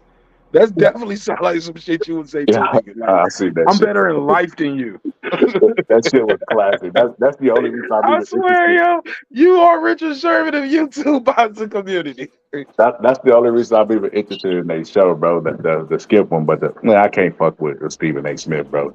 Like I said, you just don't like him as a person. Nah, bro. I watched him years criticize LeBron for. I don't remember him mad about the super teams. He was one of the people that was criticizing the super team shit, bro. And then this motherfucker, hey, Shannon Sharp, they're over here cutting niggas left and right. We got to form a super team. Like, man, the first sign of trouble.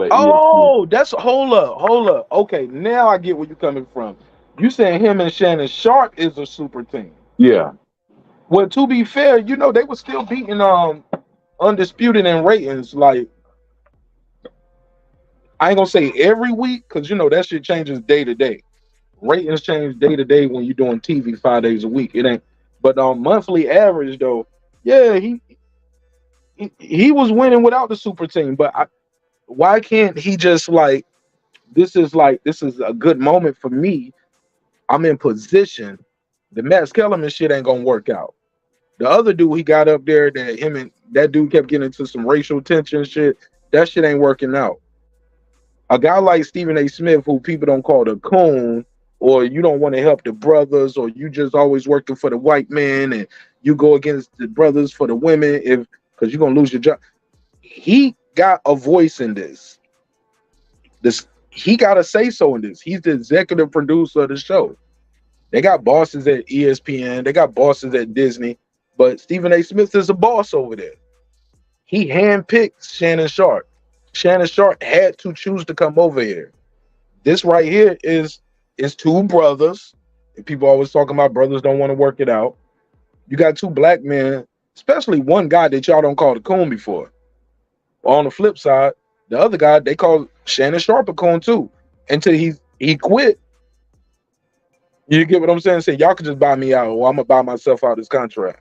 Let's just get this shit over with. This ain't gonna work no more. He could have stayed with Skip Bayless. He was like, no, I'm moving forward. I'm not going to take this type of disrespect. So you got to respect him for that. At the end of the day, like, if I'm not mistaken, that Club Shay Shay is still on the Fox lot. That shit is still on their lot. That set they do for Club Shay Shay.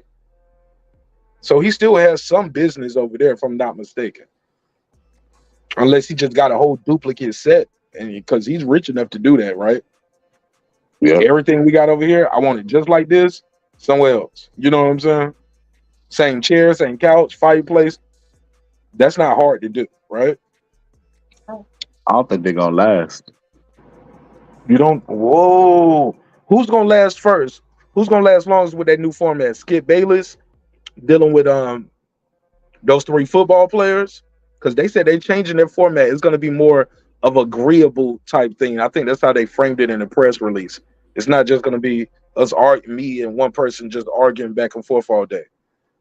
I think they're gonna get into a lot of racial topics over there, a lot of hot topics with basketball and NFL. I wish he had somebody from basketball on it, but Shannon Sharp, Stephen A. Smith versus Skip Bayless and his new cast, which again is Keyshawn Johnson, champion, Richard Sherman, champion, and Michael Irvin, multiple champion and a Hall of Famer.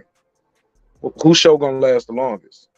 Shit, Michael Irvin is not reliable because he got a drug addiction and nigga, I'm out of here. Let me mute my mic, nigga. Let me get out of here.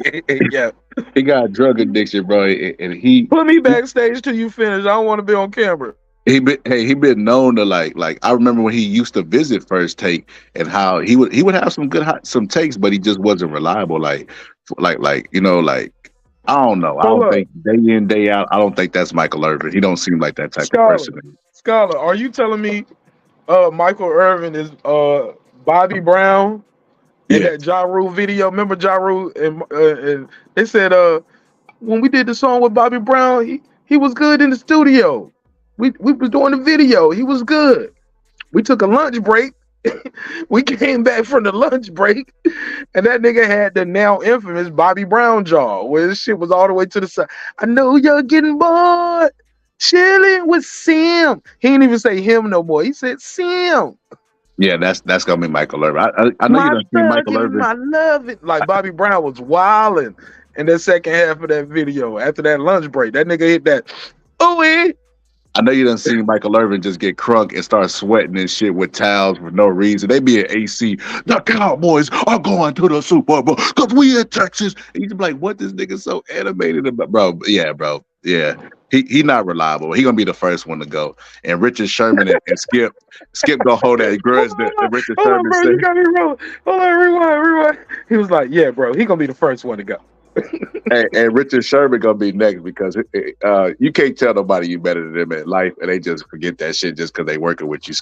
No. You working for them now. That's the crazy part. Skip is a boss over there. Skip is an executive producer. Remember that shit came out? Like that's why all that shit came out around the Shannon Sharp shit fell off. It was like, yo, that's why we was always talking about Tim Tebow over there because that's his show. Like he always wanted to do a Bash LeBron segment. You get what I'm saying? Mm-hmm. You know, Jordan's the GOAT. LeBron is Queen James. Remember that? Queen James. Come on, man. Emasculating the man. So you do these kind of things like that. And I think at some point, Shannon Sharp got conflicted too. Like LeBron ain't just ain't the GOAT to me. He's my friend in real life, outside the box. I mean, outside of the show. I don't even want to sit across the table from you no more. Like, I just don't even want to be around you, bro. Like, I can't fuck with you. It ain't nothing personal, but at our core fundamentals, I think this guy is the best ever. I got him over Jordan, if I'm not mistaken. Yeah. Shannon Sharp has LeBron over Jordan. It's like, he's the fucking GOAT to me. And I got to sit across from this guy every day who want to bash this dude. You know what I'm saying? And then he gets to pick what we talk about, how long we talk about it. You get what I'm saying? That's why they always was doing Cowboy segments, even when the Cowboys were doing bad, because that's Skip's team. And you can argue with him about it, but we still gonna talk about the Cowboys when they doing good, and when they doing bad, man, this league's soft. This league is like when your team ain't in it, I don't care. Like it was just sometimes people don't like that. But he's unapologetic. You know what you're getting when you get it. And he's very successful at it. Skip Bayless is what I'm saying. But go ahead. I'm ready, bro. I'll check it out, bro. I wasn't excited, but I'm gonna just now that you say that, bro, I'm gonna be. I might do a money draw. We might do bets. We might do prop bets on who gonna break up the band first. That's what I'm gonna call it. Which band is gonna break up first, bro? Because I can guarantee Michael Irvin them gonna go. They going first. I think Shannon Sharp and what you call it might last a little bit longer, just because Shannon Sharp played professional football. He used to working with people that he don't necessarily like. You know what I mean? I think the fact that him and Stephen A. Smith are both black, you know what I mean, that they'll get along at first. You know what I mean? I think that they'll get along till they don't anymore. To the personalities clash. And I think that'll be the end of the show. Because what you call it doesn't seem like an easy person to work with. He couldn't even get along with Max Kellerman, bro. Max Kellerman doesn't even seem like a confrontational dude. Cool. Stephen A. Smith? Yeah, he couldn't even get along with Max Kellerman. Oh, Max Kellerman used to cook his ass, though. Max Kellerman used to cook his ass, especially on boxing talk. And Max Kellerman got a smart ass mouth. And he can be condescending sometimes, and he know how to be disrespectful without even saying a word. You know, Max Kellerman used to roll his eyes. He used to do all this kind of shit while Stephen A. was talking. We had somebody on the show tell. Who is this trolling you? Is this Puro? What did he tell him? He said, Max Kellerman more black than you. You said, what you say about the troll? I said, who's this, Puro? Yeah, it's Puro's backup channel. He said, Puro said you the Skip Bayless on YouTube. Possibly, I might be. I mean, it is what it is. Damn, he gave you Skip. People ain't called me. I don't think I've been called a racist. I've been called a lot of things, but I don't think I've been called a racist, though. Damn, Skip Bayless. I definitely been called a coon before. I definitely been called a lot of coons. He never called me that before. People call me a coon just because I let Puto on my show. I've been called a coon because of my friendship with Puto. They was like, yeah, you got Puto on your show, and he be repping that CCD, and they racist. They be putting black people memes up. I'm like, Puto don't put that up on his show, do he? But he be on that panel. I was like, do he be saying racist things? But he's affiliated.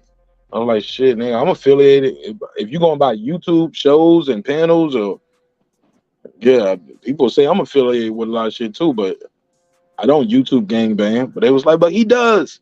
He put the hashtag up. Yeah, man, yeah. So yeah, people call me a coon. People call me a coon just because I hang out with put on the internet. You said they call him a cuck because he hang out with you. So what the fuck? Nah, you ain't watching me. You're not watching me fuck your wife, Puto. That's not a. What the fuck? Yeah, bro, I think people like get mad because Puto is able to go from a black channel to a low key one of those people though. I end up catching them on another channel, and me and him had a conversation. I don't mean to say catch him like we was in the streets and I caught you, nigga. Nah, you pulled up on him. I caught it but I caught up with him on the channel that's not a channel that it's not his channel, and it wasn't somebody else's channel that's gonna be hyping it up where it won't even no big audience. It was like some one-on-one shit, and it won't no big audience. You know what I'm saying? It might have been like 2 or 3 people watching.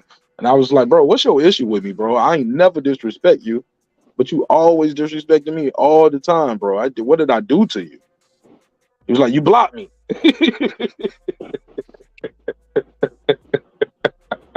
That'll do it. That'll do it. You blocked me. You got me blocked because and I was like, well, bro, I can unblock you, but it ain't no problem, bro. I ain't never did nothing to you, bro. You don't know nothing about me, bro. I don't do nothing to you. Like, even with all the shit you be saying about me on these other channels, bro, I don't say nothing to you. You know what I'm saying? But that's a whole nother conversation. I actually feel bad because I did say I was going to unblock Buddy, and I just thought about it. I never unblocked him. So he probably went back to talking shit about me. It's still smoke. Smoke's still in the air, bro. Yeah, I don't think I went back. I unblocked him from one channel. I don't think I unblocked him from the main channel, though. But shit, he don't add nothing to the conversation for me anyway. You know what I'm saying? Yeah, I'm gonna go ahead and end this one, bro. You got any last thoughts? Oh, I definitely got some last thoughts. Where you want me to go? Shit, start from the beginning all the way to the end. All right, let me say this, man. when it comes to Crawford versus Canelo, let Crawford be Crawford. If he chooses to do it, let him do it. I saw a YouTuber put out a video, just a homie too, and he said people are grooming Crawford to get his ass decapitated. I think that might have been the title of the video or some shit too. Or that's something he kept saying. He was like, yo, because before he did these interviews with casuals like Charlamagne the God, and he blamed the Breakfast Club boxing scholar for Crawford trying to fight Canelo. Or it was like, yeah, he interviewing with people like Charlamagne the God and Sway in the Morning, and he's like a up top dude. He's from upper East Coast area. And he was like, yeah, he interviewing with these casuals, son, and they grooming him for it. And he don't need to go in there and fight Canelo Alvarez. And I said, hey, look, you don't get to Terrence Crawford level if you're strong. If you're not strong-minded, strong-willed. Errol Spence, strong-minded, very strong-willed, man. You gotta be to get to that level. Be a grown man, 5'8", 5'9", still shrinking down to 147 pounds, and taking punches in the face and punching people in the face for a living. And you've been doing this since you was a kid, man. Like, you don't get to this level if you're not strong-minded, strong-willed, and have supreme belief in yourself. If you want to do it, let them do it. When it comes to the other topic, you was talking about Shakur Stevenson, Devin Haney. I like both of those fighters. I think I'm very clear on that. I don't want to see neither one of these dudes getting in no street fight, because what's the point of you getting in a street fight when you're a prize fighter? You're supposed to be fighting for a prize. But more importantly, that street fight is going to leave to some other people dead. And it probably won't even be now one of those fighters, neither one of those fighters. It'd be somebody in the entourage, an innocent bystander, get shot, get trampled by a stampede of a crowd or whatever. So, and far as that's it, man. As far as people trying to tell you what you should and shouldn't be doing, man, keep doing your thing, bro. Keep being great. Shout out to DBS, the Boxing Scholar. Holla. It's your man Martinez. Thank you so much for your time and energy. Like I said, man, do your show your way. Your rules, your way. You know what I'm saying? I appreciate you supporting me on my journey. Everything you did to help me out. If it's anything else I can do to help you out that I'm not doing, like, just don't reach out to ask. Like, I don't like to overstep. You know what I'm saying? But I definitely love what you're doing. I got some ideas, and I think I can help you out. But shit, I'm only a phone call away. My number ain't changed, homie. So it's all love. Just let me know what I can do to help out. I will sign up for my membership today, and I challenge you guys to do the same thing. I don't know what you're doing on your membership. I did hear you talk about doing different topics on the membership. So I'm interested in seeing what you got going on, but I'm definitely going to support your membership today with my because I got my new card now. I had to get a new card, but then I didn't want to sign up too quick, because after I got my new card, my bank canceled my card before my beach trip randomly. So they said some of my old creditors were still trying to use that card. Then I canceled that shit because of y'all niggas trying to overcharge me. So that's neither here nor there, but I'm going to support you in a major way. Thank you so much for all your love and support, bro. When it comes to that Spence and that Canelo Crawford fight, if it comes to fruition, holla at me. I'm going to take you up on some of that bread. You said you had 500. While you was off the line, I definitely said, don't spend the 500 with nobody on YouTube, not even me. Put that money in put that money in the casino. Bet the round. You got Canelo winning. Yeah, bet the round. Bet the knockout if round. I put 500 on props, bro, I could probably make up a fucking 10,000, bro. Yeah, bro, get rich. But look, but save like 20, 50 to 100 for your boy Martinez, because I might take that bet with you. You know what I'm saying? And just so you can laugh at me, like, nigga, I told you. I was like, I was drinking the Spence juice, nigga. I was still drinking the Spence juice from that fight. You know what I'm saying? So it's all love, man. But don't bet with nobody on YouTube, bro. Like, niggas ain't gonna pay. Like, somebody got to put the money in escrow. You I feel know, me? bro. Every time they come with that shit, man, your broke ass ain't got 3,000, nigga. You ain't finna bet me no $3,000. You You ain't gonna definitely bet finna it. fucking You pay. ain't gonna bet it. Look, I remember Ben Israel called me one night telling me him and Coach had a bet. And then Coach called me. It's like, yo, you know this nigga? Like, he told me, like, you know him and you gonna hold the money for him? And I was like, bro, this nigga ain't said nothing to me about it. But that's probably why I had 3 missed calls from him. So I called Ben back. And he was like, yeah. But this was back before the fight was made. And after the fight got made, every time Ben pulled up on the show, he would do all that crazy, cussing me out, all that wild shit. I was like, so what's up with that bet? Y'all still putting 3 on it? Is it 3,000? Or it might have been 5,000. That nigga was, or he said, nah, it ain't 3, it's 5, nigga. I was like, well, all right, well, are you gonna put some money on the floor? Cause I ain't about to run off with, I ain't gonna run off with now one of these niggas cash apps. You know what I'm saying? Like, my name is my name. Like, I couldn't explain that to my audience and nobody would fuck with me, bro. Like, nah, man, I sent the money, man, but he said he didn't get it. But yeah, man, I ain't got the money, bro. I ain't got, like, Martinez, you cannot keep no $5,000 bet. You know what I'm saying? I wouldn't keep a $5 bet that didn't belong to me. But come on, bro. Ben Israel, loud as he was, Coach, as loud as he is, these dudes had 3 to 5,000. Let's just say it was $3,000, and everybody know I'm the one holding the money. Come on, bro. I'm gonna give you your money. You know what I'm saying? So did they bet? I even made a deal with them as far as like you don't even have to put all the money up. Put a portion of it, put a third up in escrow. You get what I'm saying? If not, y'all ain't got no bet, bro. Cause it was just all talk. And Coach said, I ain't making no bets with no niggas like that unless the money in escrow. You know what I'm saying? And he brought you up, though, was the one to hold the money.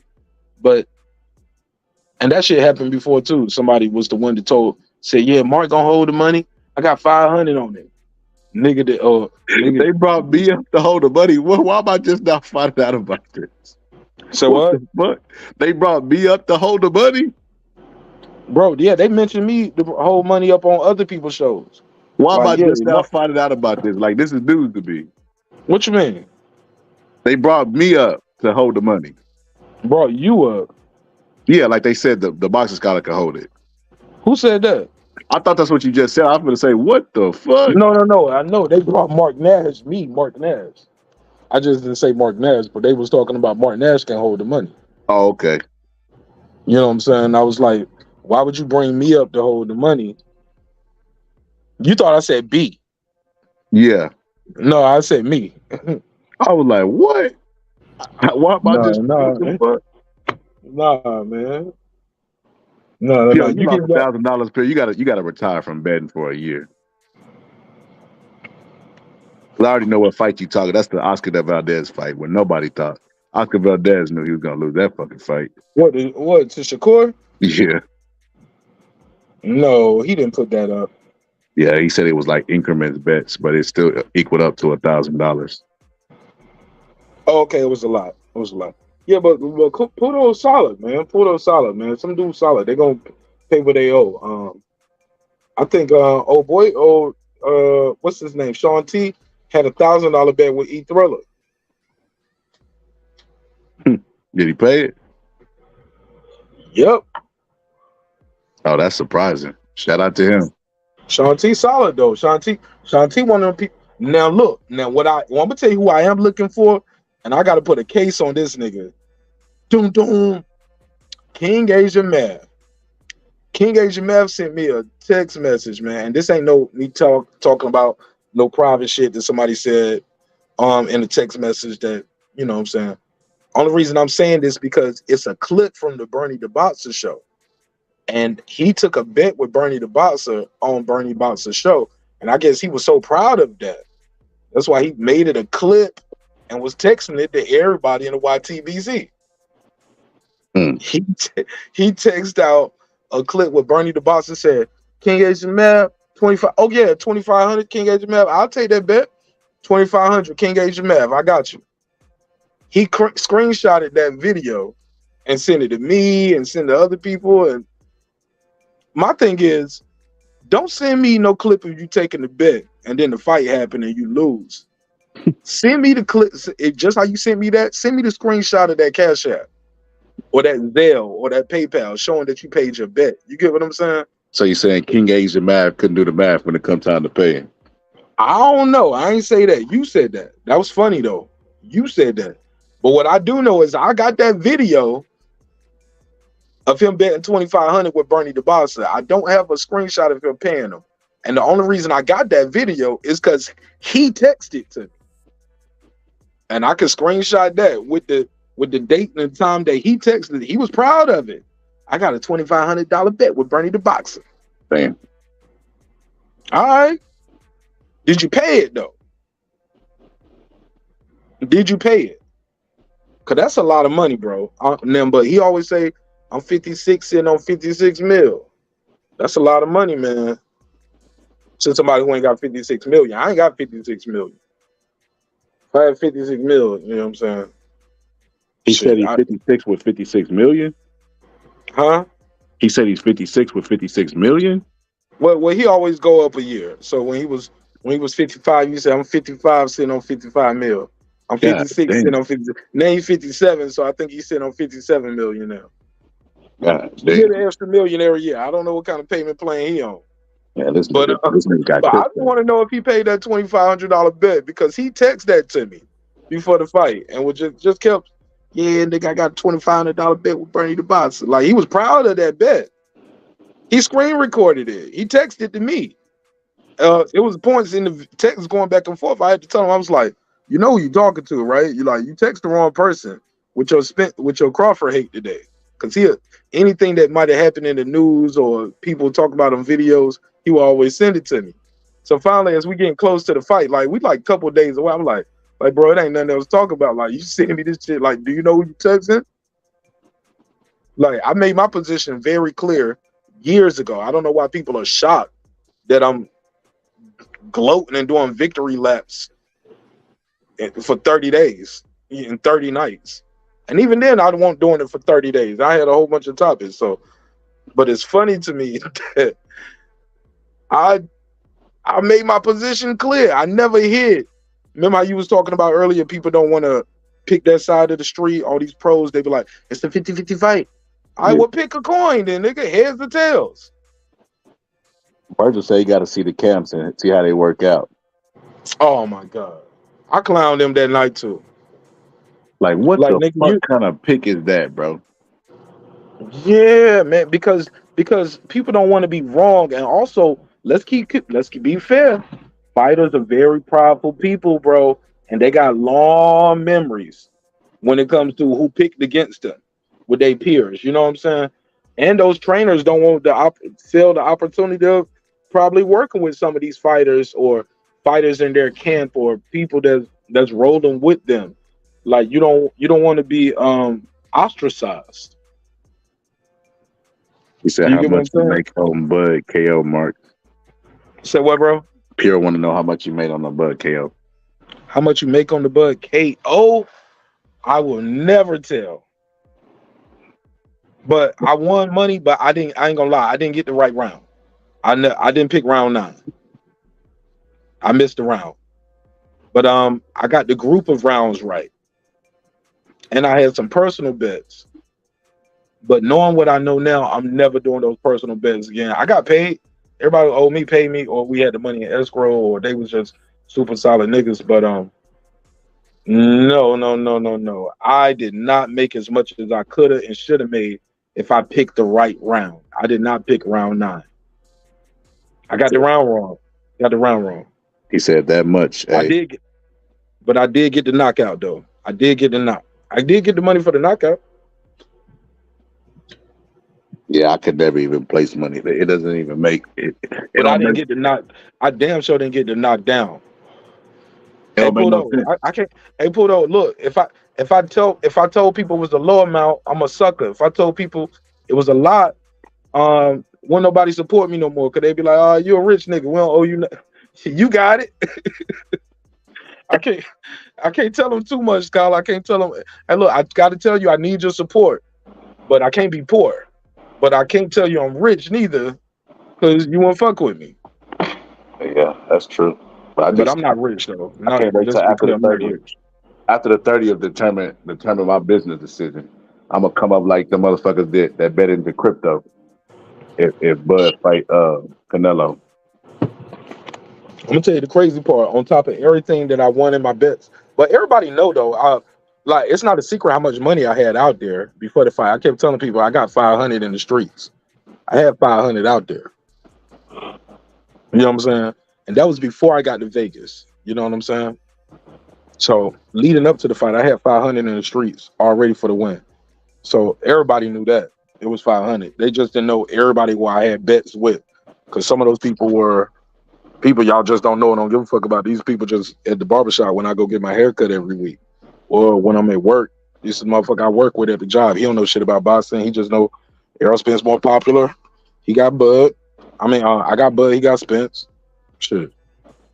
But far as I wish I would have took more prop bets like you was talking about. You know what I'm saying? I think that's the way to go. Like trying to pick the round or pick the group of rounds, but do it at the casino.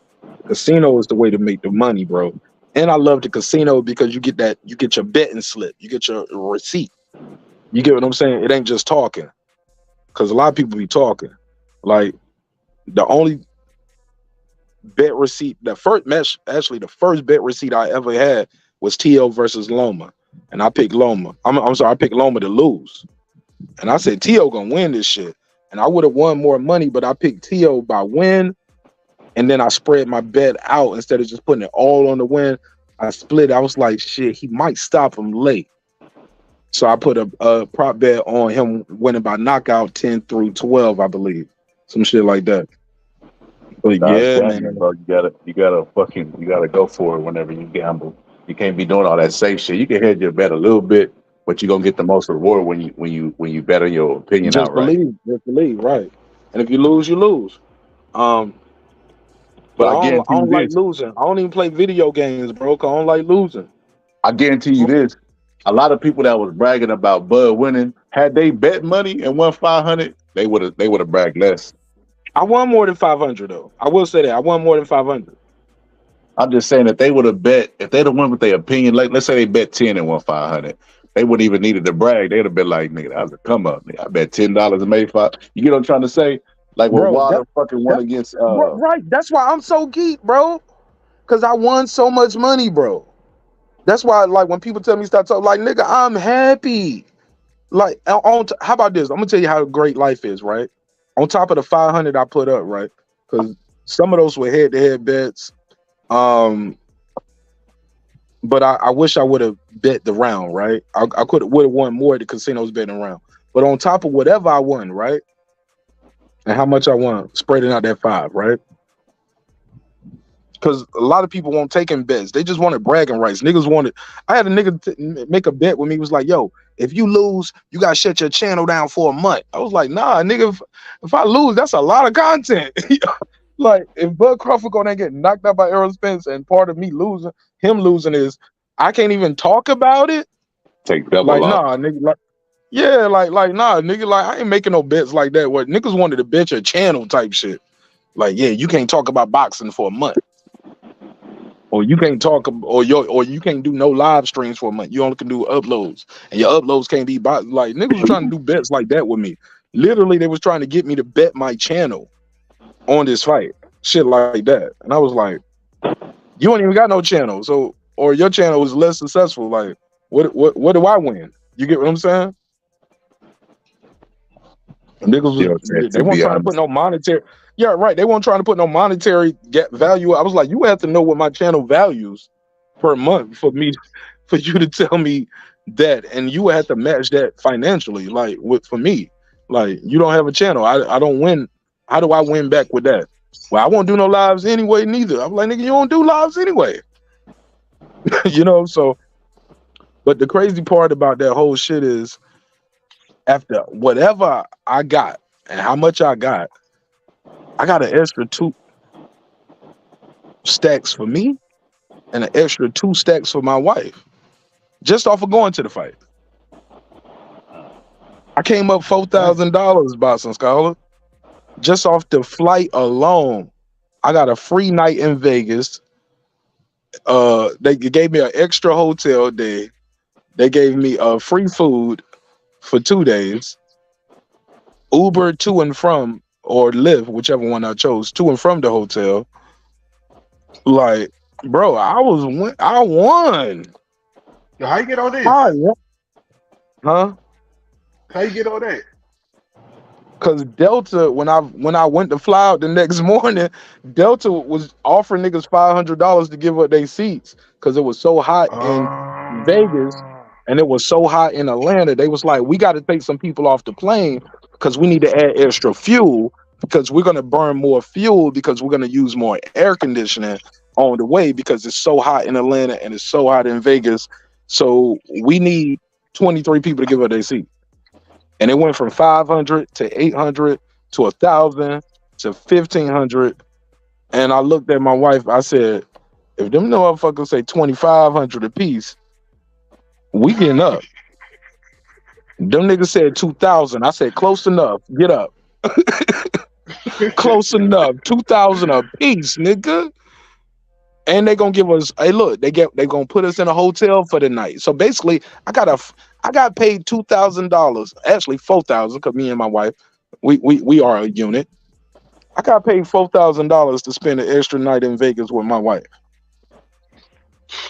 Free hotel, Lyft and Uber from there, and then they gave us food vouchers. But really, them food vouchers was really only good for the airport. So we got something to eat after we left. Then we bought something else to take to the hotel. Made sure that hotel had a microwave. Went back to the hotel, kicked it. Went to the vape store. I got some more weed, smoke, had some drinks. We kicked it another night. We didn't even feel like going to the strip. We just kicked it. You know what I'm saying? Watched the movies, kicked it. Thought about how we were gonna spend this money. You know what I'm saying? She was like, we ain't even got no underwear. I was like, we got $4,000. I can buy you some more underwear. You get what I'm saying? Yeah. Because your bag kept going though. So you only had the bag that you had got on the plane with. If your suitcase that went under the plane, that was gonna continue on to your final destination. So when you got to Atlanta, you just had to go to the office and pick up your bag there. But hell yeah, man, $4,000. Yeah, I would have did that. I would have definitely did that. Should have worn the shirt. No problem. The shirt, Mark. You should have worn the shirt. What shirt? The one with the yellow beezy. No. I want to live, brother. I want to live. I definitely had my Terrence Crawford. I definitely was wearing my Terrence Crawford hat everywhere. And I was like, we got both. Hey, look, bro, you keep it 1,000, bro. I'm still spending that money. Nice. I ain't spend all of my winnings. Look, I just went to Florida with my wife. Very nice, very nice. I took my daughter to Universal Studios and Sesame Place. Hey, you went to Mario World too. Oh yeah, I did. Yeah, well, that's Universal Studios. That's where that's at. Oh, okay. Yeah. Yeah, man. I ain't gonna lie. I won like 1,200. I put down like 250 on a 7th to 12th round knockout. But I'm thinking to myself after the fact, I let all those Errol Spence fans talk me into believing it was really a 50-50. The whole time I knew it wasn't. So I just played it safe. And I'm damn sure, like you said, I could have made way more money off of this. Like I said, it's a life lesson though. Just like Boxing Scholar said, when you gonna gamble, just throw it all on the line. I could have did so many more prop bets. I knew it was gonna be a knockout. I don't know what I was thinking, bro. Yeah, bro, you can't let them talk you out your money, bro. You can't let. Hey, look, I ain't gonna lie to you. Like, I really thought it was gonna legitimately be a 50-50 fight, and only because I would wake up with different scenarios and be like, this could happen. This is a factor. But even though I always thought that Errol Spence would lose the fight, and I remember somebody was talking on one of their channels, bro. And they was like, well, I got Bud by decision and Spence by knockout. I'm like, bro, what the fuck are y'all talking about? Man got 100% knockout ratio at welterweight, bro. And you think that he better go in here and win by decision? If anybody win by decision, it was gonna be Spence. Yeah, it was gonna definitely be Spence, especially with the him being a PBC guy too, that would give him a little bit of extra juice. That's what I thought might happen too. You know, like I you thought know, they the fight would would be close. but All I gotta say is we got a second chance at redemption. After the 30th, we could all be rich, fellas. We could all be rich. Yo, I just seen a preview for the GameStop. Did y'all see that GameStop movie that's coming out? what's a nah, GameStop? they making more about the Wait, stocks and yeah, whatnot. where they fucked with Wall Street and they made a whole bunch of money. That's what I'm gonna do with Canelo. Oh, okay, I'm gonna do that GameStop. with Canelo versus Bud. So wait, the 30th. Okay, what bets are you placing on it? You putting I know you said multiple knockdowns for what's his name? For Canelo. Canelo. Or both of them. Yeah, for both of them, multiple knockdowns. I think I'm gonna put it on for Canelo for the W, and I think he'll stop Bud. I think Bud will be winning till he Oh, we're ain't. talking about Bud, not Charlo. No, I got a not nickel. The Charlo. odds are already out for that fight. I got a nickel that are already out. Oh, she's talking about Charlo. Yeah, because Charlo's gonna be good odds, but it ain't gonna be near as good as Bud. I think Bud gonna be really good odds. I just refuse to bet against Bud, so I'm gonna leave that one alone. You can get rich Bro, without so me. you go. Hey, so the guy's not happy with this. So you gonna go against your better judgment and a second opportunity to make more money, bro. Like you could make up for that 50-50 fight shit, bro. I'm just not gonna bet against Bud, man. I bet against Charlo. I ain't bet against Bud. Damn, bro, don't do it to yourself, bro. That's my dude, man. I can't do it. Man, look, I I guarantee you this. Bud will never go in his kitchen and snatch the fork out of any of his kids' mouth and be like, man, I can't do this, boy. I can't go get my boy Kojo. Nah, bro, don't do that, bro. Look, deep in my heart, I believe Crawford can pull it out. I know it's crazy, but deep in my heart, I believe it. So that's why I'm not going against it. Not because I know it's a slim chance, but I think he can pull it off, man. And I know it's me being a fanboy. It is what it is. I seen it, bro. I seen it happen to grown men before, bro. Like I said, it's Roy Jones all over again, bro. That's true. I know definitely. I definitely heard some stories of Roy Jones breaking people's hearts. So you're right. That's my man said that. That's when he became sober to being a fanboy after he seen Roy Jones get knocked out. That's how it normally is. Like when you get into and I'm past that phase, bro. Like it happened to me with fucking Tyson when he fought Lennox Lewis. I believed he was gonna win as a kid, and then whenever I got older, you know what I mean. It happened to me with Roy Jones. Like it was too many like times where I was going through my fan phase of boxing, and I thought these fighters were invincible. When I started believing the hype and the press clippings. When I got after those two, bro, it just made me numb to the sport to where I could look like, you know what I mean, like cold. Like, yeah, I like him, but that ain't got shit to do with what's gonna happen in the fight. He gonna go in there, and this is gonna happen. That's gonna happen. But I'm gonna probably drop my mail breakdown later on today. Okay. 2-1 on Bud is the early odds. On Bud? Hell yeah. Come on, for Canelo or for Spence? Come on, Spence, No, right? for Bud. For Bud versus Spence. Yeah, those are the early odds. Oh, Bud versus I thought you meant Bud versus Canelo. I was gonna say what? Yeah, that's what I said. That's what I said. Bud versus Canelo. What? Yo. So if you bet 100, you win 200 if Crawford pulls it off. Oh, that's for Crawford to win. I thought you meant okay. Yeah, Crawford. For Canelo to win is 1-1. That's the early. I ain't gonna win shit. Damn, I need you. Hey, Coach, I need y'all to call in, man.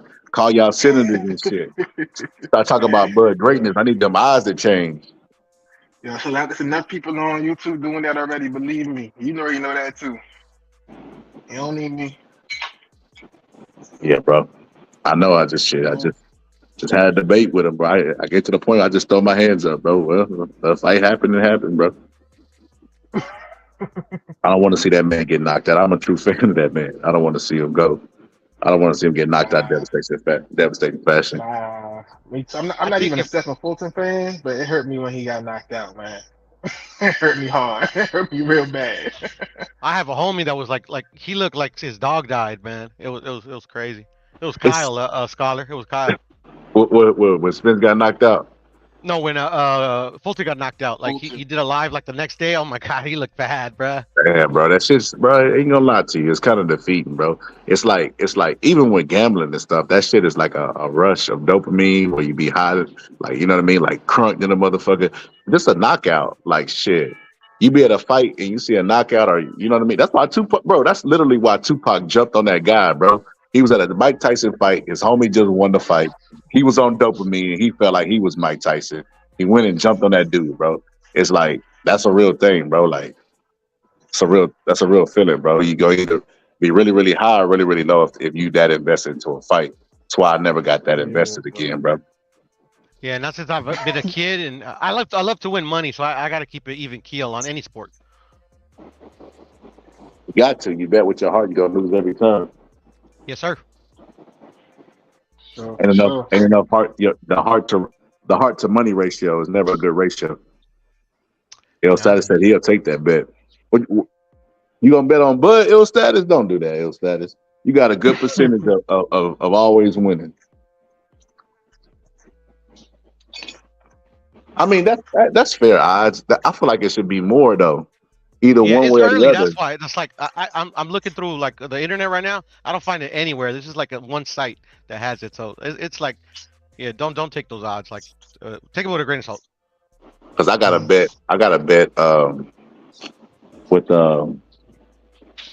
With the Pittsburgh Chiefs about Floyd versus Crawford. You think Floyd gonna come out of retirement through his jealousy? I don't see that shit happening. No, he won't. Hell no. How the hell? Because nobody truly believes that Terrence Crawford could beat Floyd Mayweather. Nobody truly What? believes that. He would kill Floyd Mayweather, bro.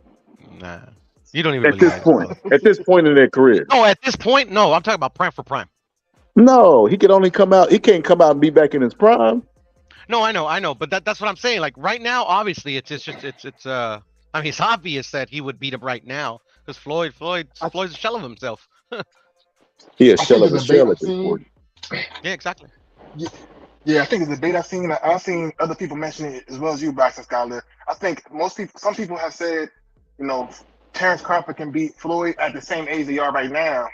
But then, you know, as far as him being Pretty Boy Floyd, even Terrence Crawford himself, there was an interview with his own, and he was asking about all these old school fighters like, you know, Sugar Ray, Duran, Hagler, and they brought up, Pretty Boy Floyd. He was like, nobody's touching Pretty Boy Floyd in his prime. He said nobody. Bro. Castillo did. You said who? All right. Castillo did. All right. Not going nothing to say. If you believe that, you believe that. Like the majority of fight fans believe that, and the experts. Oh, man. So, bro. Majority experts. So what expert said he lost? What expert said he lost? Go Skip ahead. Bayless. Skip Bayless. No, I'm Skip talking about Bayless everybody said, at the time. This fight happened in, I believe, 2000 something. I don't know. Me and Mark did a rewatch of it. We both had it a draw. I mean, I still think Castillo won the fight, but it was a close fight. Okay. I don't know. So look, this is what I say to that, man. When Floyd Mayweather talks, this is how you know. Like media is really important and perception is reality, right? Like people will debate you quoting the fighter, right? Like not Terrence Crawford, right? But Floyd Mayweather, long before that, said, "Well, you got two fighters. You got Pretty Boy Floyd and you got Floyd Money Mayweather. Like, bro, they're the same dude. It's like saying you got TIP and you got TI. Same nigga, bro. Same nigga, same body. They might have got different styles. He might have adjusted his style to play, but that's like saying you got Mike Jordan and you got Jordan. Mike Jordan could dunk, but bro, it's the same dude, bro. He just made an adjustment on the style. But if we're talking about the Floyd that fought Chop Corley, bro, and like he could take away a shoulder roll with the southpaw position, and I think, bro, I'm pretty sure Bud beats that guy, bro. I'm pretty sure Bud beats that guy. Nah, nobody beats Floyd. It's hard for me to see. So look, Floyd was well over his prime when he sparred Errol Spence, right? But Errol Spence still gave him that work according to everybody who was there. Bud gave Errol Spence the worst beating in his fucking life, bro, including the amateurs. I mean, before was fresh out of jail though. Yeah, he was over the hill too, bro. I'm just saying, I think the only reason Yeah, that he fresh out of gave jail him and that over the work, hill. the only reason he gave him that work, bro, is because the stylistic matchup of the southpaw versus that shoulder roll style, and you know what I mean. Floyd has never Okay. really did well with that style, with that southpaw style, because you can't roll your shoulder again. So that style's gonna always present trouble. And then you got Bud, got power, speed. Bro, I think Bud beats the fuck out of Mayweather. That's just my opinion. Pretty boy Floyd. Pretty boy Floyd, ugly boy Floyd, Floyd Nah, Jr., all of man. Okay. That's the I thing just too in don't. that sparring session too. You Floyd, gotta did remember, they this say the Floyd? same guy that you giving a chance against. You giving a chance against Canelo. I might give him a chance against Floyd too, but I just feel like Floyd's just a goat, man. Like skill for skill, I feel like Floyd's a goat. So I just don't, I don't think if he beats, like I said, you gotta see how he does against Canelo. Then you really gotta win. He's gotta put up a great performance, and then I'll be all right. Let's do this. You know, on that next super level. You're on that level, but like you said, Hall of Fame level. For me, even if he puts up a great performance, then yeah. You don't think that dismantling of Spence was enough? Nah, Bro, Spence I was don't a think it good was fighter, enough. bro. Yeah, I mean, Spence is a good fighter, but I feel as if like the competition compared to today, compared to the past, like you look at the Four Kings, they all had each other, they all Hall of Famers. I mean, compare who Spence and Crawford have been fighting, I feel like none of them dudes been Hall of Famers, So I think the competition has gone down. So that's the only knock on Crawford. I mean, skill for skill, I think yes, he can fight anybody, but as far as accolades, I don't know if he measures up to the greats.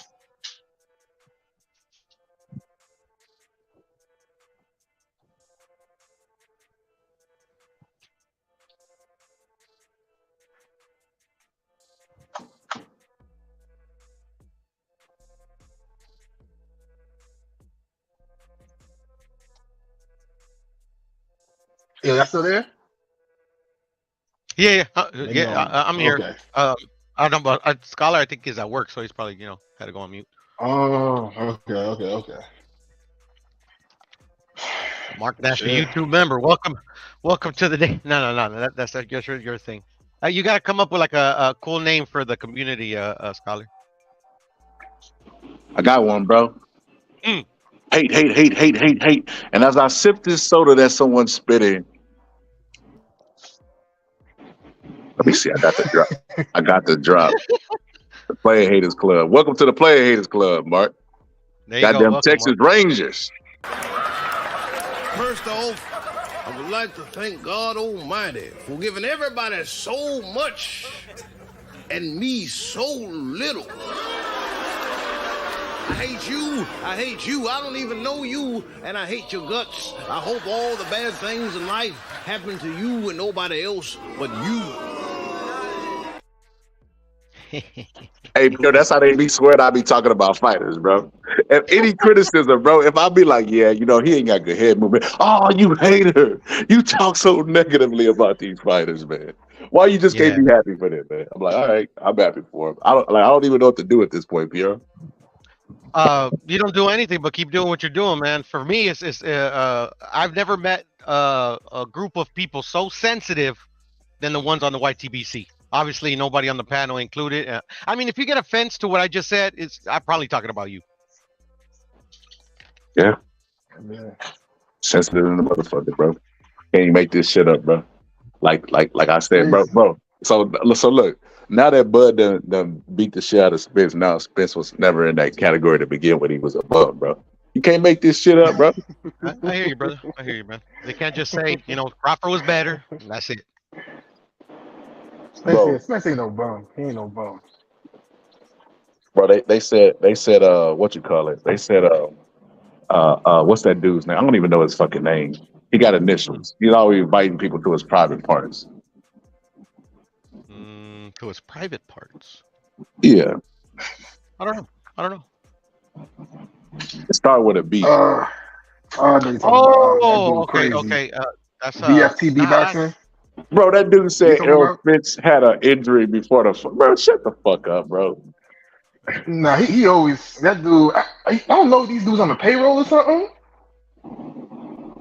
They got it. Someone got to be paying them for them to be saying this shit, man. Because like, how much can you really hate somebody that you don't even know?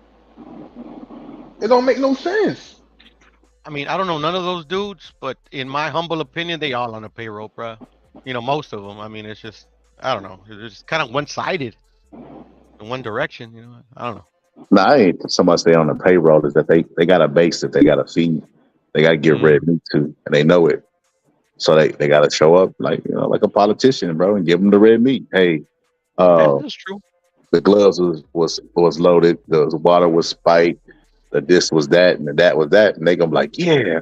I remember talking with King A's and Math on Mark's show, and King A's and Math was like, look, man, the only way I see that fight like ended in a knockout is, I mean, ended if what do you say?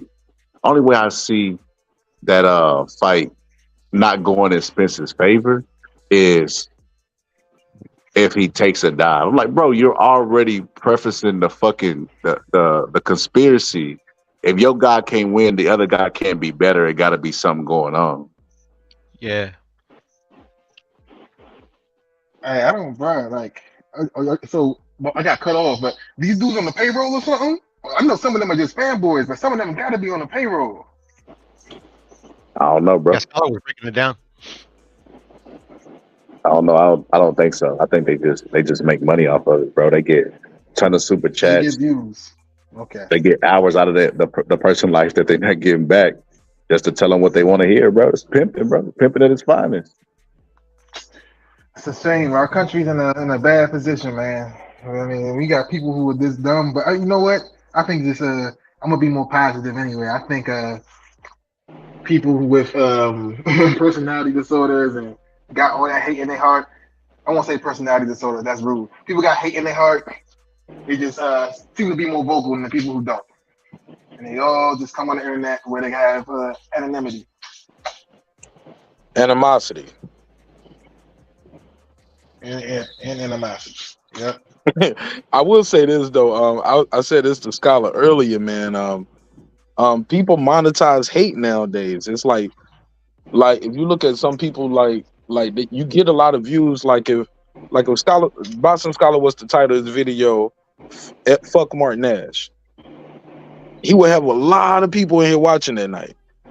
But they ain't even watching to talk about boxing. Why they all claim at the end of the day why they on YouTube. You know what I'm saying? People want the drama. Like I said earlier tonight, Jerry Springer was a successful show. The formula worked. It's a lot of offshoot versions of Jerry Springer. Jerry Springer had the spinoff with Steve Wilcox. Oprah's show was successful. Dr. Oz, a lot of people don't know, is a spinoff. You know what I'm saying? Your segments did so good, you get your own show. So I said all that to say this, like, people monetize hate, man. People monetize drama. Like, 60 Minutes is one of the longest running successful shows, but do they do record-breaking numbers every week when they go on? No. You get what I'm saying? They don't, but they are consistent. And they do their research. People don't care about that shit. They want to see Love and Hip Hop. They want to see the drama. They want to see the bullshit. But I mean, yo, I like my drama too. Like, there's a couple of YouTube channels I just check out and laugh every once in a while. You feel me? I ain't gonna front. But at the same time, I like the science as well, which is why I found the Boxing Scholar. If you talk about the science, I'm gonna check you out. You feel me? So it's like, yo, can't y'all at least like balance the two? It's like y'all just want all ignorance all the time. And then if you just in their feelings emotional, I'll be like, yo, this is crazy. Over a grown man you don't even know. Yeah. But I just want to talk the world we boxing, live man. That's all I want to do, but that's over with. That ain't happening no more. Hey, look, the Boxing Scholar. What you think about what I put in the private chat, man? Or I like the idea. What you think of the calling the community the campus, man? When you join up, you join the campus, man. Because we all are students of the game. We all are, learning about the sport. You're gonna learn until you die. But I wanted to say the classroom at first, but I thought that was too easy. But also people would take umbrage to it, like, I ain't joining your membership to say I'm part of your classroom. That means you over me, and you can always say you join my classroom, nigga. You know what I'm saying? But like, not, you know what I'm saying? Like, you never know how people go when they fall out with you. You know what I'm saying? Like, it is what it is. You'll see. But at the end of the day, man, like, I like the idea of having a name for the community over here, because I think you got something special to offer. I told you a long time ago, I think you're funny as fuck, and you need to do more lives. You know what I'm saying? Like, we've been talking about this shit for a long time, man, and I'm glad you stuck with that shit, because I remember times you was like, man, fuck this shit. Man, fuck this shit. Yo, Man, you too hating on me, man. You was like, they hating. I was like, nah, just stick with it. Stick with it. Man, they still hating on me, man. I don't even know if I can say this shit, bro. Say it. What you mean? I don't know if I can say it because I got like a legal notice, bro. And I kind of just let this shit go, bro. I even posted it on my community tab. I didn't see it, but I can probably help you. What's the issue? I mean, it's nothing regarding YouTube, bro. So like, when I first started this channel, bro, I had like a sparring video of Mike Tyson, bro. And it was from this site called like Mike Tyson, Ultimate Tyson. The site don't even exist anymore. This shit like 13 years old, right? And so I got it from, and then I just received a notice, like a copyright strike, bro. I'm like, what the fuck, right? So I look at it, I see it, I'm like, bro, they're claiming to own rights to the video. So I'm like, because Steve Lott passed away, bro. That's who original footage it is, right? So I'm like, the fuck? So I go hit the email. I'm like, hey, can you please remove the copyright strike? I don't care. I monetize. I'll get you can put monetization on my page. I just don't want the strike anymore. This dude told me $10,000, a one-time fee of $10,000, and he'll talk to his team and might get it removed. I thought it was a joke. I couldn't believe that somebody was that bold to write me something that fucking crazy. Like $10,000, bro. I wouldn't even pay that for exclusive footage to the original video. 10,000? Are you fucking serious? What is this? Like, no, it's like a lost Michael Jackson tape. $10,000. Exactly, bro. R. Kelly better be in there. He better be in there with the original girl. Her showing her ID of her legal age. It better be some exclusive shit that I can make some money off. Okay, so what's the other option? What's the other option? What are your other options?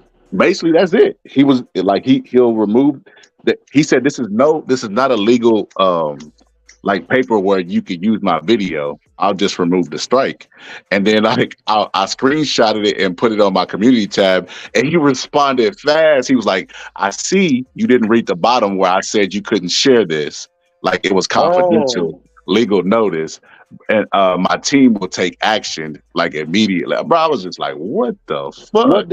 What day was this? How long ago? What it gonna do? Hold on. Slow down. Let me ask Scholar a couple questions. Scholar, what day was that? How long ago was that? And did you remove that post? Yeah, I removed the post. I removed the post immediately. Immediately, right? You did remove it immediately. Yeah. Did you screenshot that? What?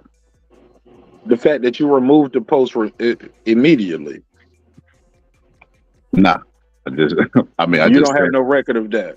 I just said fuck it. I mean, it is what it is. Did you reply to him and say, you're right, I didn't see the bottom part of the notice. I have removed that part immediately. Did you reply at all? I didn't reply at all. Okay. Well, I ain't gonna say nothing else online about this because obviously he watches your channel to see what's going on. But I'll hit you up offline about this. But how long ago was this? It's like a couple of days ago. This can be fixed. This can be fixed. It can be fixed, Colin. Bro, I could not believe $10,000. But obviously monetization, they didn't give you an immediate takedown notice because you're able. Was that an upload or live? Upload. So have you been restricted on YouTube as far as your uploads? Uh-uh. Okay, so they haven't taken immediate action. I haven't even been monetized long enough to make. I think if No, you no, no, think no, I'm no. Trust me. You monetize long enough. YouTube, when they strike you and they do what they do, it's pause. It's hard, it's fast, it's sharp, and you know action has been taken. It ain't no way around it. And like I can't even describe it. Like you know instantly your dollar sign is gone on all your videos. Like I wouldn't been able to join your membership today. Nah, You this is get what what I I'm saying? mean.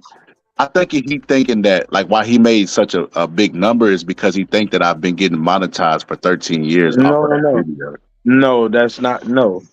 No, I think something else totally different is going on, and I'll talk to you about that offline. But that's not what it is, in my opinion, in my humble opinion. Because, like I said, the person who pushed that button, when they push that button, they push that button. And it ain't no conversation about it, and YouTube responds swiftly. It's quick. It's like it ain't a couple days, like you was just saying, it's been a couple days, or he might assume this, because you can go to a website and see how much somebody make on their channel. Like you can go to a website and type in Mark Nash and like copy and paste my YouTube channel link and put it in his website, a free website, and it'll tell you how many subscribers I got, how many views I get a month, weekly. You can, if you want to pay more, you can get daily stats. You'll see my monthly average on revenue as far as ads, super chats, all of that shit is up there.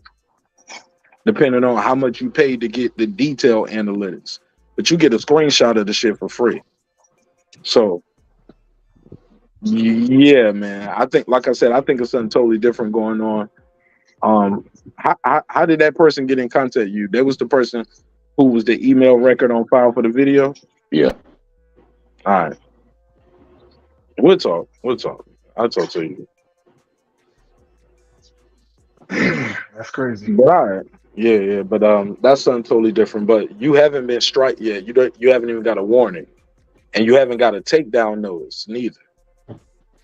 Did you take the video down? Is the video gone? Oh no, they struck me and took the video down themselves. Hold on. So you got a takedown notice. So the video, did you delete the video? Because No, even when they give you, they removed it. no, yeah, but when on your channel though, when you go to your YouTube studio, that video should stay blocked in all countries. Nah, it's gone. No, that's not. Nah, that's not what happened. I can't see it from my studio. That video You has gotta go disappeared. on your laptop. You gotta go to a phone. You can't do it from your phone. You gotta do this from a computer. But I've gotten a takedown notice, and I gotten a strike for a takedown notice. I got a takedown notice, and I didn't get a strike before. Actually, it was like a warning, but they blocked it in all countries. Regardless, anything you do when you upload it, when you go to your YouTube studio and click the content tab, all the detail, like they can't go into your computer and delete it from your YouTube studio. That's not how it works. They can block it in all countries. They can remove the content from being viewed, but you can go to your YouTube studio and you can see the details of why they did it. You can see the company name. You get a point of contact as far as the email. That's how you get all that information from the YouTube studio and the content part. But they can't go in there and delete it. They delete it. They can't delete it from your YouTube studio neither. They can block it in all countries. They can give you a strike, a takedown notice, but you can go in there and even still, like, you can see the description block, the title. You can't click play on that video, but you can see the date, the time, the video, all the description, the tags. You see everything that you put into that video. You can probably even see the thumbnail. You just can't click play. And I ain't telling you something somebody told me or something I read in a book. I'm telling you something that's happened to me, bro. So I'll talk to you tomorrow though, or later on today, and I'll help you out with this. Cause I think I can help you and fix this problem. It's not like it can be fixed. The fact that you live right now and you still monetize right now means somebody ain't pushed the button yet. So it can be fixed. without you playing $10,000. That wasn't even an option. Yeah.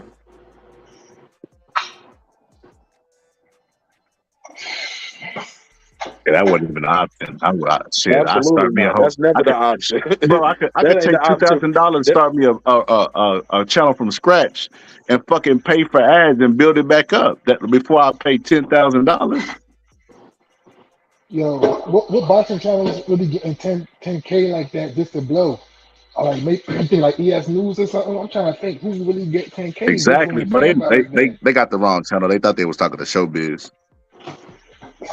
Fight Hype definitely getting to the bag. I ain't even gonna hold you. Fight Ball Hub, Mac arrested, man. Fight What's Hype, going on? and Fight Hub getting to the bag. Hey, real talk, man. Ball Mac arrested. Butterbell get exposed. It's Who's getting crazy. Ball Mac got Who's arrested. this? Listen, why are you bringing a gun to the UK? Why are you bringing a loaded gun to the UK? Oh, dang, Why he are you bringing a tripping. gun to the UK? What for? You should have known before you travel, right? You should know the laws of the land you're going to. So, boom, he brought a loaded gun knowing that the UK has a ban on guns. Why are you bringing a gun to the UK for? So nobody in the U.S. Customs caught it? That's their fault. Listen, Bomac, why does Bomac have a gun in his briefcase? Nigga, if I travel, I don't travel around with guns to any other state. What for? Listen, you can't get away with crimes just because you think in a certain way, in a certain country, whatever, you can get away with it. No. There's laws for a reason. Bomac arrest you. You gonna go there for a long time. You don't get it here until October 9th. It's over. They said Bomac had it. Bomac had it hidden up under one of his flaps. Is that true? Yeah, fat ass nigga, bro. Yeah, this fat ass. He probably had that shit on in there. Yo, why you going Under in one on of his Bomac flaps? so much, Wow. bro? Why you going in on Bomac so much? Call man fat ass nigga, man. Dang. Nah, he's just an easy target, bro. I can't help myself, bro. I can't help it, bro. I try to stop too. I try to stop myself before, bro. I can't do it, bro. It's all good, bro. That is some dumb shit, so I guess it's fair game, man. Fair game. Dumbass. I don't know what. Blinky at home, man. Should have left the Blinky at home. You don't see these other people when Tank and this team went to London. They didn't bring no damn gun. Nah, that's just dumb as shit, bro. Bro, that's because Tank is out there beating on women, bro. No, let me stop. Fuck his collar. Take care of his weapons with him, bro. You seen him with that woman? That woman was not hurt at all. She was capping for the internet, man. Whoa, cut that, bro. We not gonna do, bro. Cut that out, bro. Hey, man. Cut that out, bro. Then Tank dipped his own toothbrush in doo-doo to try to make it like he was a victim, bro. That's the thing. Tank already got a history too. You seen him drag that woman in the basketball game. The basketball game one? Yeah, he dragged that woman across the Yeah, damn. he dragged her. We didn't beat her. Am I defending what he did? Hell no. But he didn't beat her. Listen, you gonna let would you let another man come drag you across a basketball game like that? You just turn someone. Okay, then, yo, you pretty much violated her. You don't gotta beat her, quote unquote, beat her ass. You that's still domestic abuse or abuse. Period.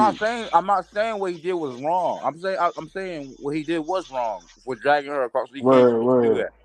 But he didn't beat her. He didn't he didn't punch her, slap her. He just a little drag. I mean, not a little drag. A little drag, bro. You Damn, a little drag. I done heard it all, bro. I mean, he didn't beat her. He just smacked her just a little bit. Bro, let someone just come touch my sister like that or something, or touch my mom like that. Yo, if that was my sister, I'm beating the shit out of Tank. I'm beating that little motherfucker dead. I'm not lying. But that wasn't my sister. And I don't know the whole altercation with the women and him. All I know is Tank is grown from that. He ain't doing the same shit. Oh, I hope so.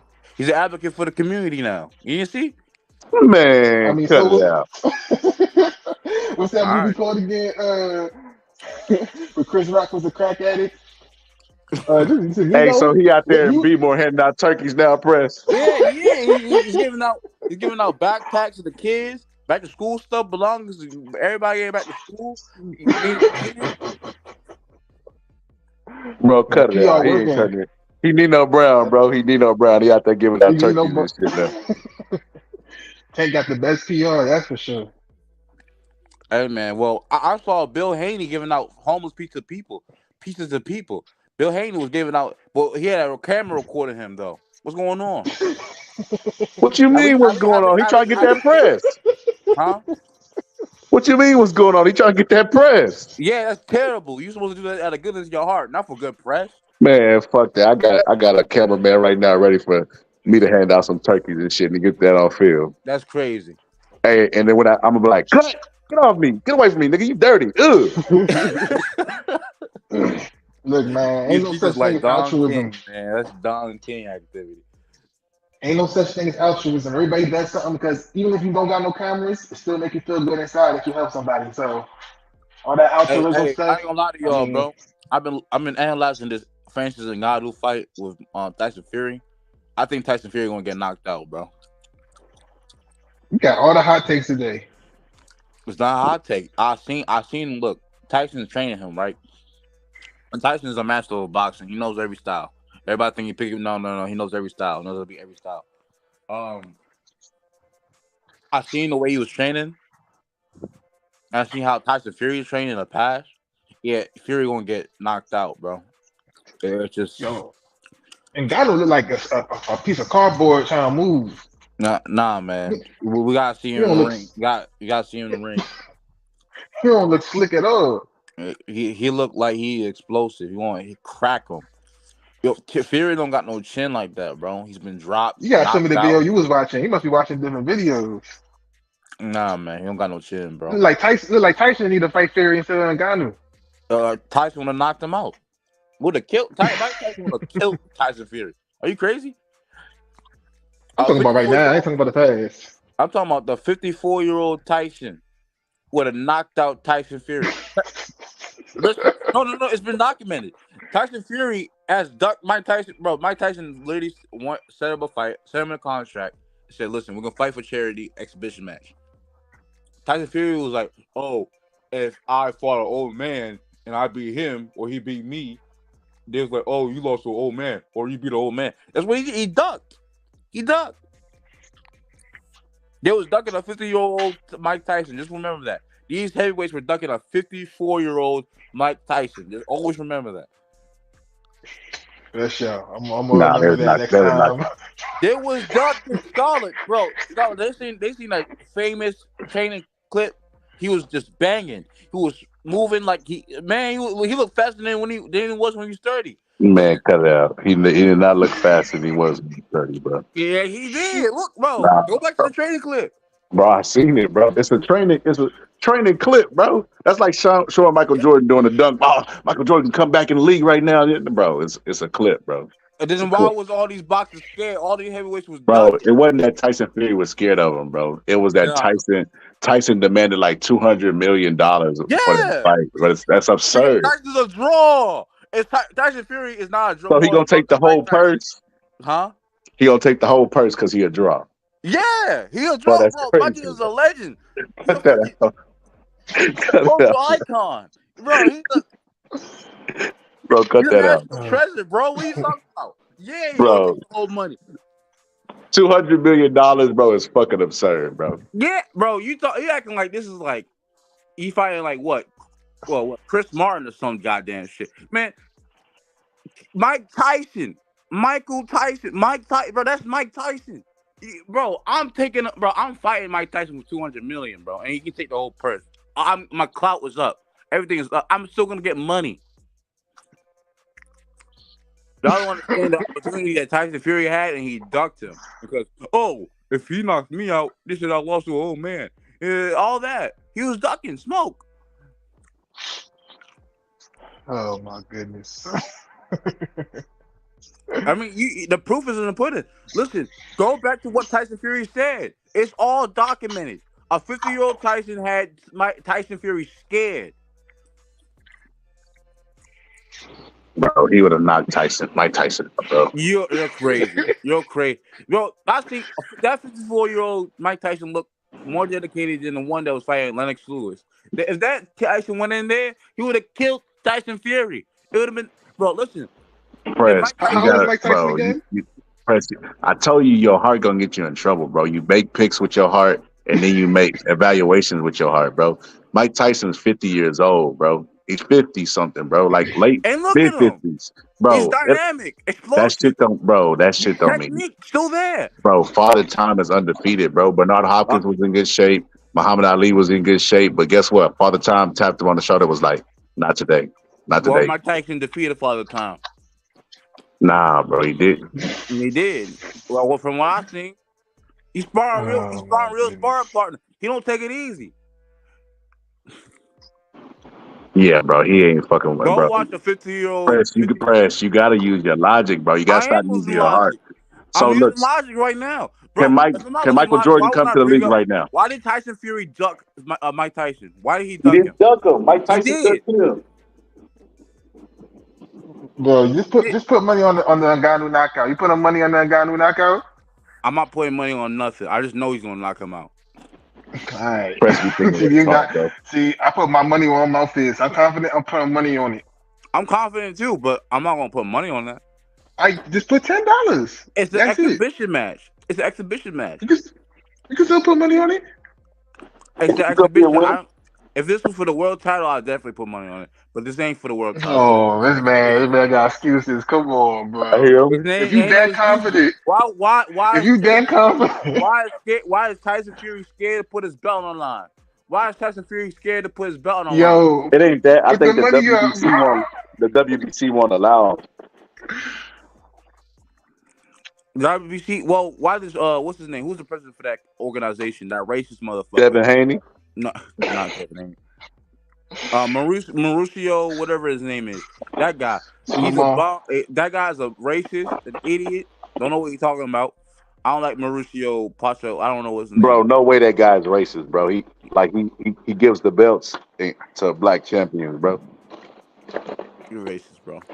Bro, there's no way that guy's a racist and Deontay Wilder sat on that belt for fucking 11 Why you think? defenses. The only reason why he did that because Deontay Wilder had explosive power. His power was insane. Couldn't Yeah, but talk it's shit. attached to a black man. If I was Yeah, racist, I'd be like, nah.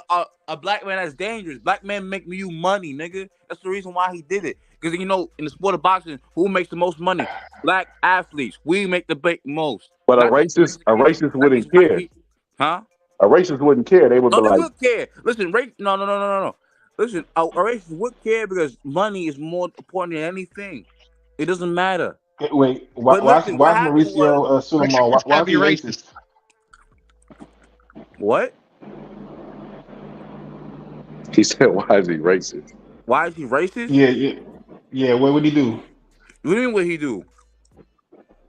I'm asking like, what makes him What did he racist? do to make you believe he was racist is what he's saying. Look what's going on in the WBC organization. What's going on?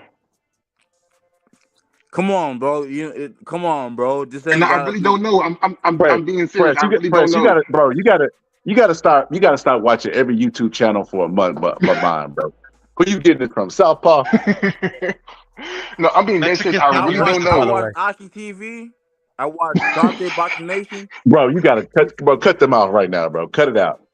No matter of fact, you're gonna make me pull up on them and beat their ass, bro, for misguiding the youth, bro. Hold on, what's the first one you said? Aki TV.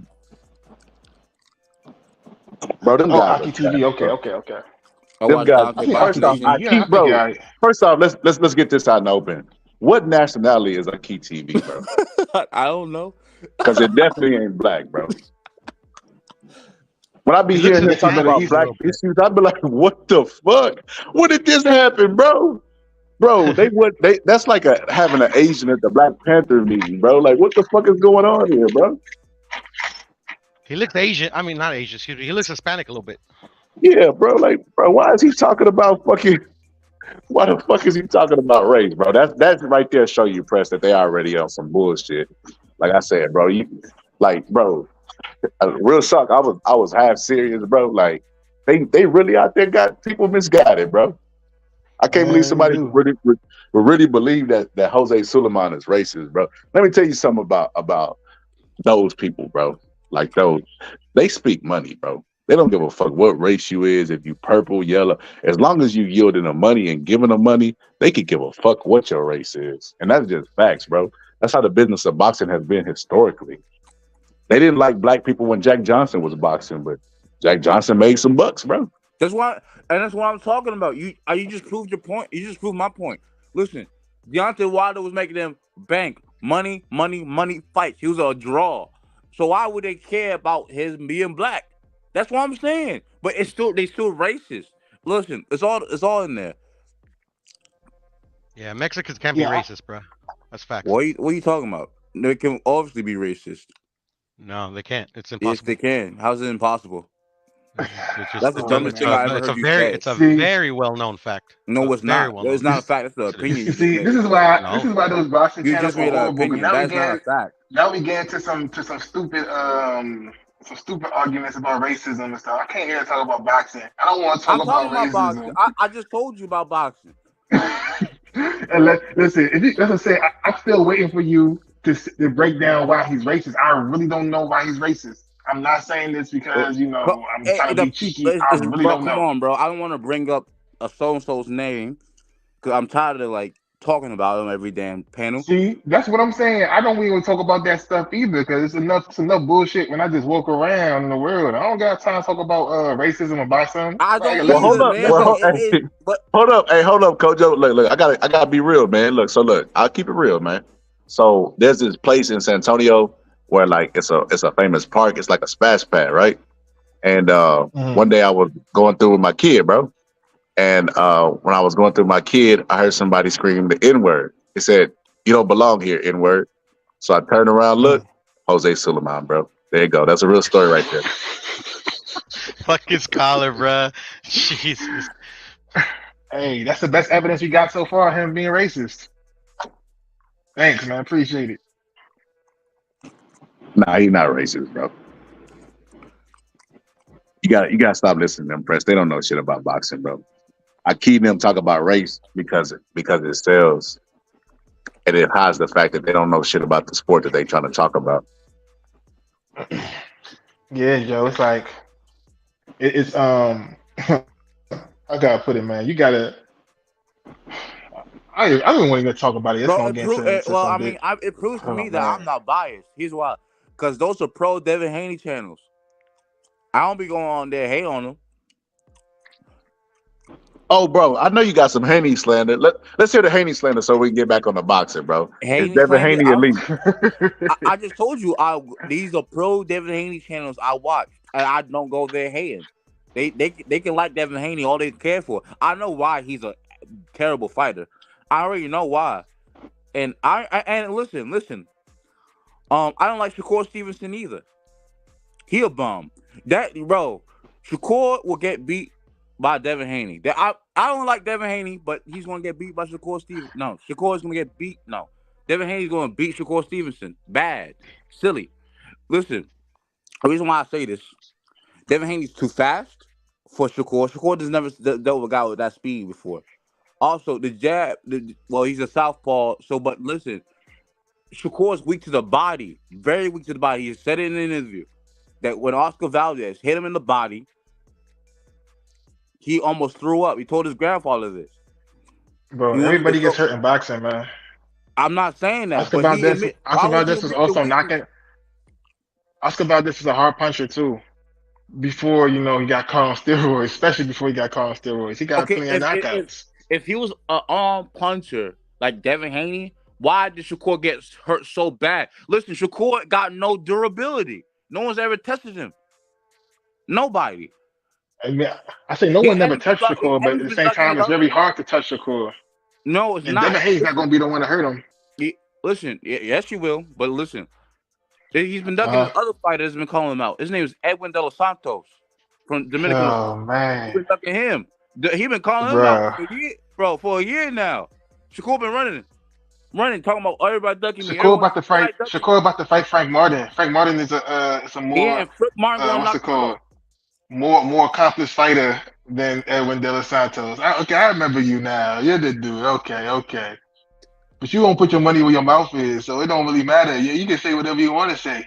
If you so confident, you gotta put your money up. You gotta put something up that means something. Is Shakur gonna fight Frank Martin? Is it finalized? Is the contract finalized? I put money up for that. All right, bet. I'm gonna put money up Knock too. him out. Or been winning by decision. All right, I'm push Shakur decision. How is Shakur going to win? What man? This is crazy. Frank Martin was struggling his last fight against his last opponent because he was controlling distance on him. And Shakur the master at controlling distance. If Shakur fought the same dude, we gonna have a hard time too. Oh, okay. Shakur don't get hit, man. He get hit the least out of all boxes right now. He do get hit. He just out made of all boxes, he get least hit. got hurt. Yeah, everybody gets hurt in boxing. So why you saying he don't get hit? He gets hit. Everybody get hit. He just haven't been hit the right way. He gets hit the least out of all the boxers that's fighting. Huh? I said he gets hit the least out of all the boxers that fight.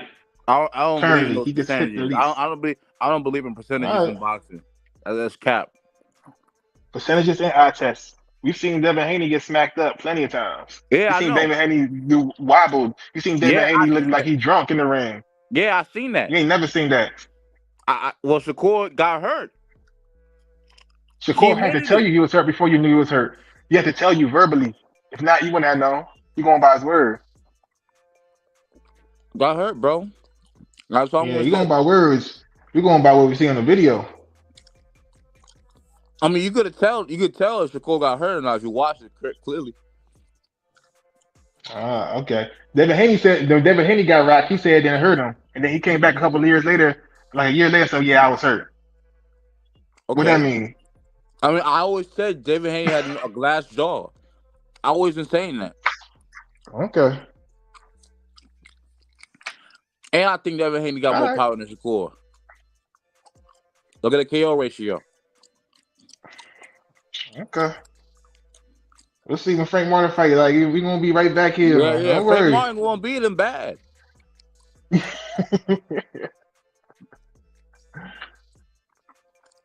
Oh man.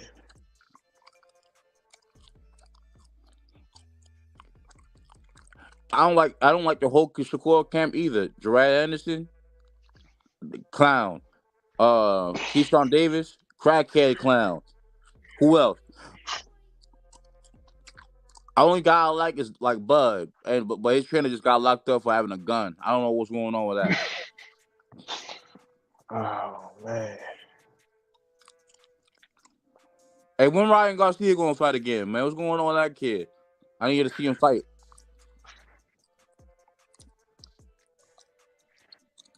That's a good question. It's a good question. Hey, I think Ryan Garcia, he beat some good competition, bro. Y'all saying he beating bums, but he fought real contenders. Can Ryan Garcia beat Shakur Stevenson? Can Ryan Garcia beat Shakur Stevenson? I give Ryan Garcia. I think 1 year. Give Ryan Garcia a year with Derek. Okay. He can beat Shakur. Okay. I think Teofimo Lopez can beat Shakur Stevenson. As do I. Okay. Teofimo will beat him bad. Silly. Shakur never fought someone like that before. I think Teo could beat Devin. Yeah, I think Teo can beat Devin too. Like, come on, like y'all gotta stop looking at these fighters and thinking like it's a one-dimensional street. Devin Haney don't got weapons. You only got what? The jab. What else?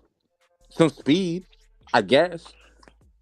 But Teo got a jab, better speed, better foot speed too, and hand speed. Devin Haney will get smoked. Dude, I don't think y'all understand that Devin Haney has no defense. All his defense is a clinch. I agree. I seen Devin Haney get rocked, beat up by Lomachenko, rocked by Jose Linares. All these guys beat him up. Clinch. Can't move his head. Look at that. Look at the Tank clip. If Tank hits you like that, if Tank hits Devin Haney like that, it's over. Come on. If Tio hits him like that, it's over. All bro.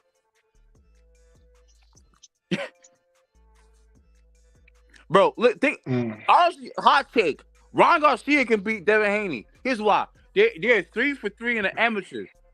3 for 3 in the amateurs. Facts. Bro, if Devin Haney gets hit by that left hook, it's wraps. Bro, Devin Haney is not getting recovering from that. That thing is lethal. And the way Garcia is like now training, man, I don't know. Devin Haney ain't gonna win that fight, bro. I don't know. We have to see it, man. I've been following up since they fought in amateurs and shit, man. I think Ryan could beat Rolly, and then they could fight. You know. Yeah, I think it'll make money. That's what I want to see. Money. Now, Kojo, you can be mad, all this, but don't worry. Time flies by. Time flies by. So we're gonna come back here, and I promise you, Shakur's gonna be frank. And I'm gonna sit here and just say I told you so. That's it. That's facts, Mark. But That's I mean, it. like back in the day, they used to build up fights like that a lot, like little rivalries in the amateurs and shit. They used to bring it over to the pros.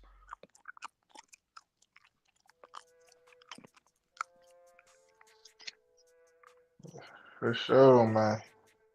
Yo, how old are you, Chris?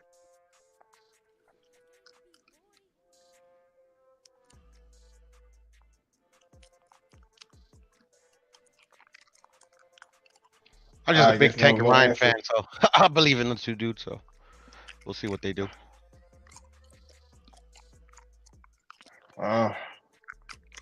what's called that, man? This guy disappeared on us. Yes, so I have to ask him how old he was.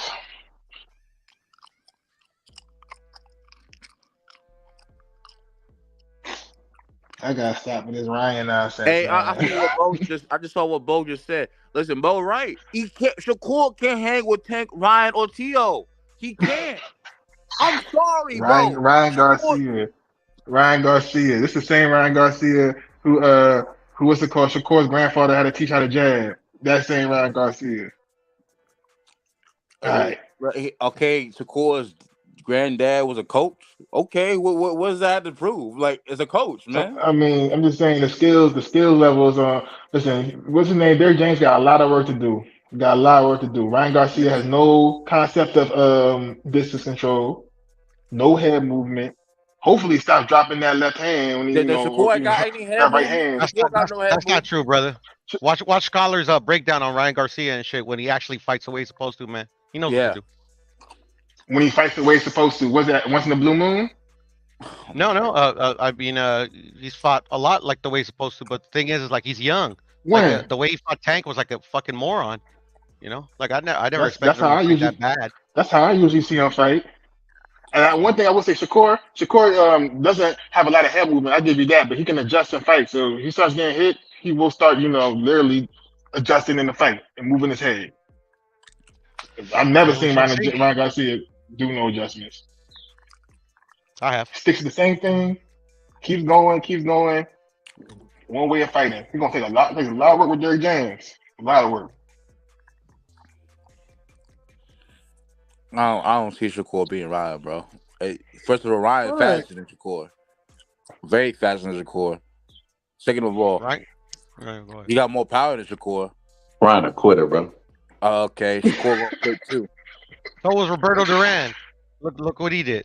Nah. You gonna compare The Roberto difference Duran to between Ryan Roberto Garcia? Duran, Oh bro, my God, is bro. Sugar Ray. That's blasphemous, pure. The fact, like the difference between those two is Roberto Duran. How's that? Wait, Sugar Ray actually did a strategical advantage of waiting for him to get out of shape before he fought him. Ryan Garcia knew the risk going into that fight, and he knew he had a rib injury, and he still took the fight. So he kind of sold his own. Hold on. Based on that, I hear you.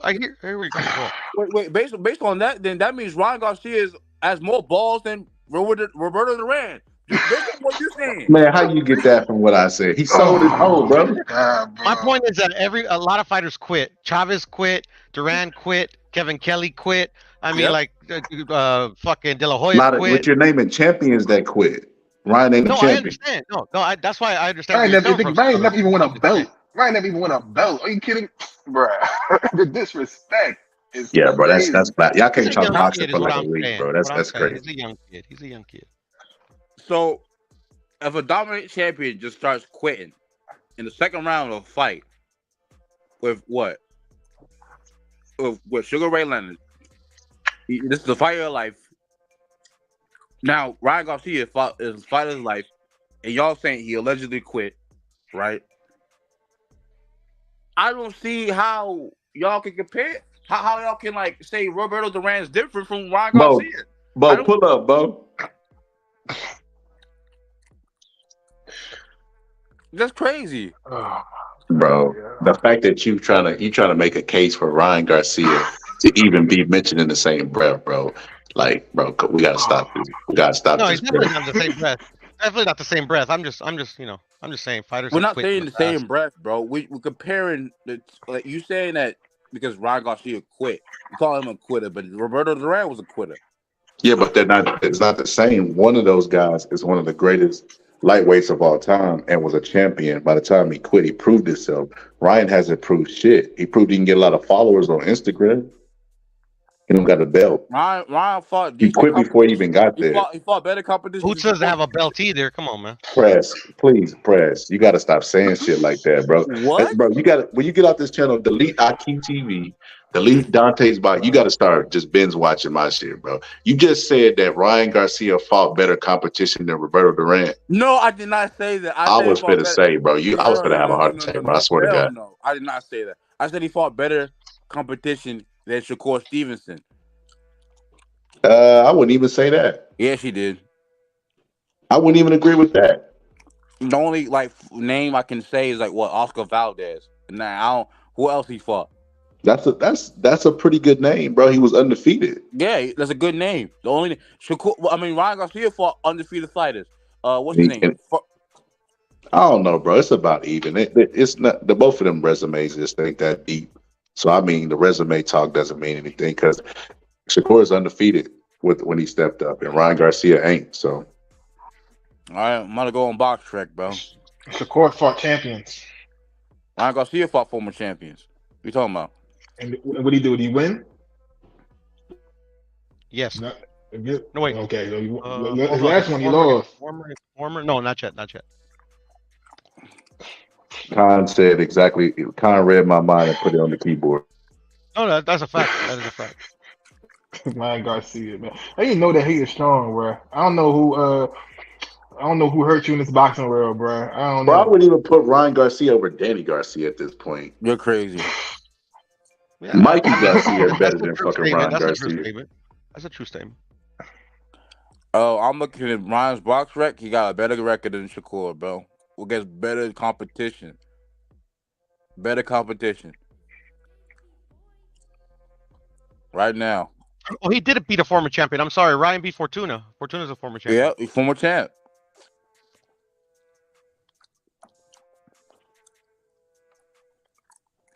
Yeah, but no, Ryan's got work to do, man. I'm a big Ryan You do. fan. I'm a Ryan fan too. I told y'all I'm a Ryan fan. I like Ryan Garcia. Tank over everybody, Ryan over everybody, man. He Come gonna on, prove man. y'all wrong. Watch. I don't know why y'all so Devin Haney pro, Shakur Stevenson pro. I don't understand that. What for? What's Shakur done? He's the king of calling out fighters and never fighting them. Then they act, and then he manipulates the media to think, oh, everybody running away from him. Nobody running away from that clown. Yo, how old are you, Chris? Me? Yeah. I mean, I'm old, man. I'm up there, man. All right. I hear you. You past 30? I'm 32. I'm not past 30. I'm not that old. Bro, you're not old then. You said not that old. That's funny. I mean, and plus, I'm not gonna give Shakur no credit, man. He fought a 37-year-old prospect, quote unquote. That's funny. I'm not giving Shakur no Hey, man, Scholar knows. He knows what I think about Frank Martin. All right, y'all. I'm gonna catch y'all later. All right, man. Yeah, panel, come on. Let me see some comments. I want to read some.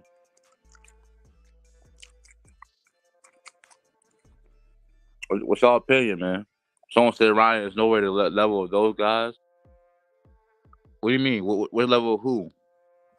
I mean, I think he's in the level of he's better than Shakur, talent wise, speed wise, power wise. Shit, I even think honestly he got better foot speed than Shakur. It's on their backstage. I don't know how to drag you in. That's on Scholar, man. I'm not trolling.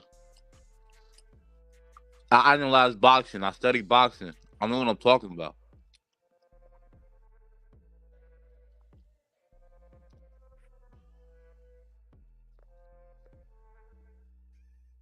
I study boxing. I see it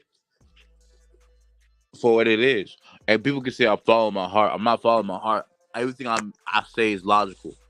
I bring up points and facts that people can't just prove.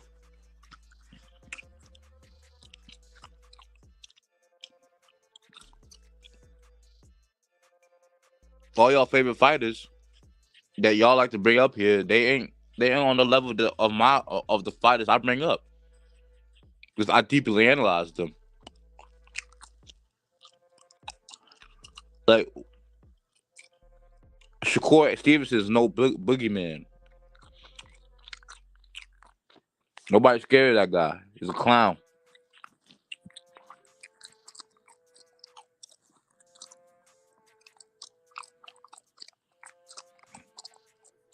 But yeah, bro. Honestly, boxing is becoming a clown sport right now with all the dumb stuff going. It's been a weird week for boxing. People getting arrested for guns, uh, low blow incidents, people on steroids. You know, it's getting crazy. And Shakur doing every podcast interview talking about he's a draw. That Tank and him will be the biggest fight in boxing, which hell no is not. Like, come on.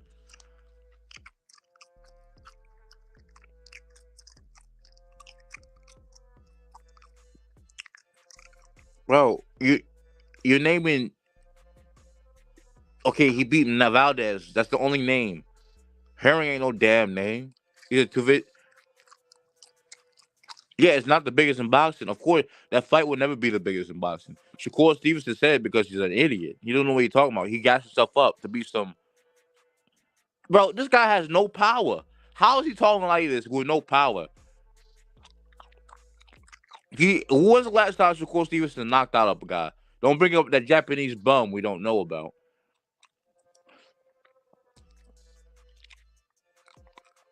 Then they gave him a gold medal.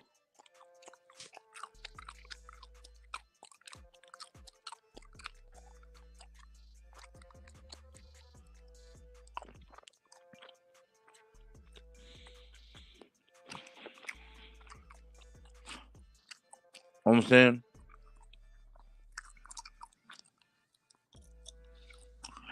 I'm not eating foreskin. I'm chewing gum, bro.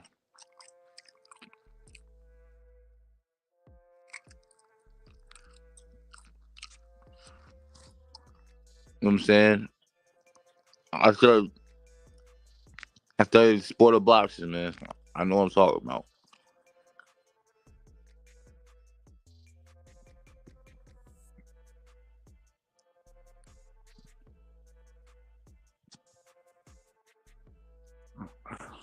See, what boxing needs is what I think what they need to do but they won't ever do it. It needs to be only one belt. It only should be a one belt thing. And that prevents ducking. If we had one belt, only for one belt for every division, and then we used to go back to 8 divisions. I don't know what all these like the 16 divisions. And it'd be like 8 divisions to bring it back. There's too many weight bullies around claiming unknown belts that nobody heard of. And yeah.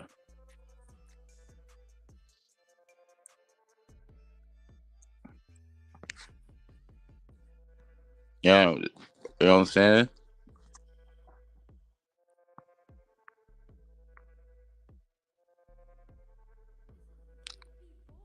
So Shakur lucked up on the super middle too. Shakur was crying. He was crying for losing. That's the guy that everyone's scared of. He was crying in there.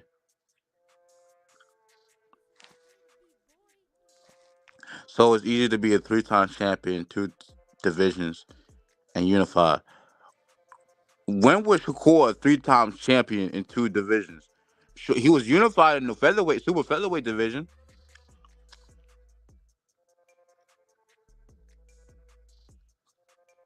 He never won a belt at lightweight.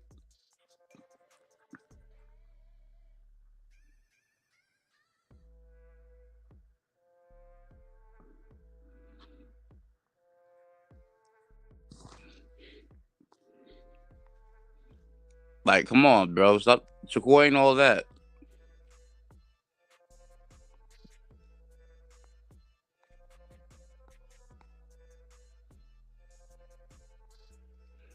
The Olympics is for the amateur, bro. Who cares about the Mike Tyson didn't make the Olympics, but we still revere him, don't we? Could care less about the Olympics.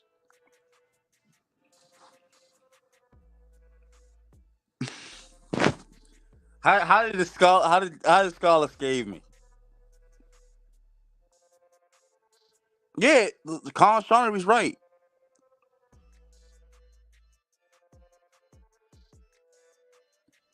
There's too many belts. I could be champion right now. I could go out there, collect the belt, fight a bunch of bums, become a champion.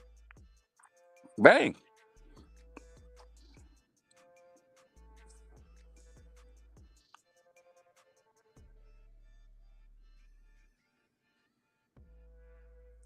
How you gonna let me live? I would have proved you wrong. Yeah, he fought in the trials, but listen, he didn't need the Olympics. He was already good. It's just amateurs, bro. It's the high tier amateur competition. I could care less about the Olympics. That shit don't mean nothing. You're not world champion. You won a gold medal.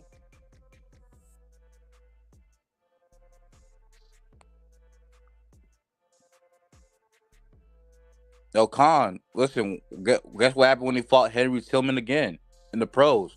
Knocked him out. Clean.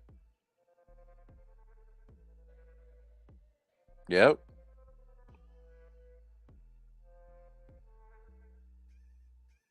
I'm gonna head out though, bro. I'm out. I proved my point, proved the way I said what I had to say.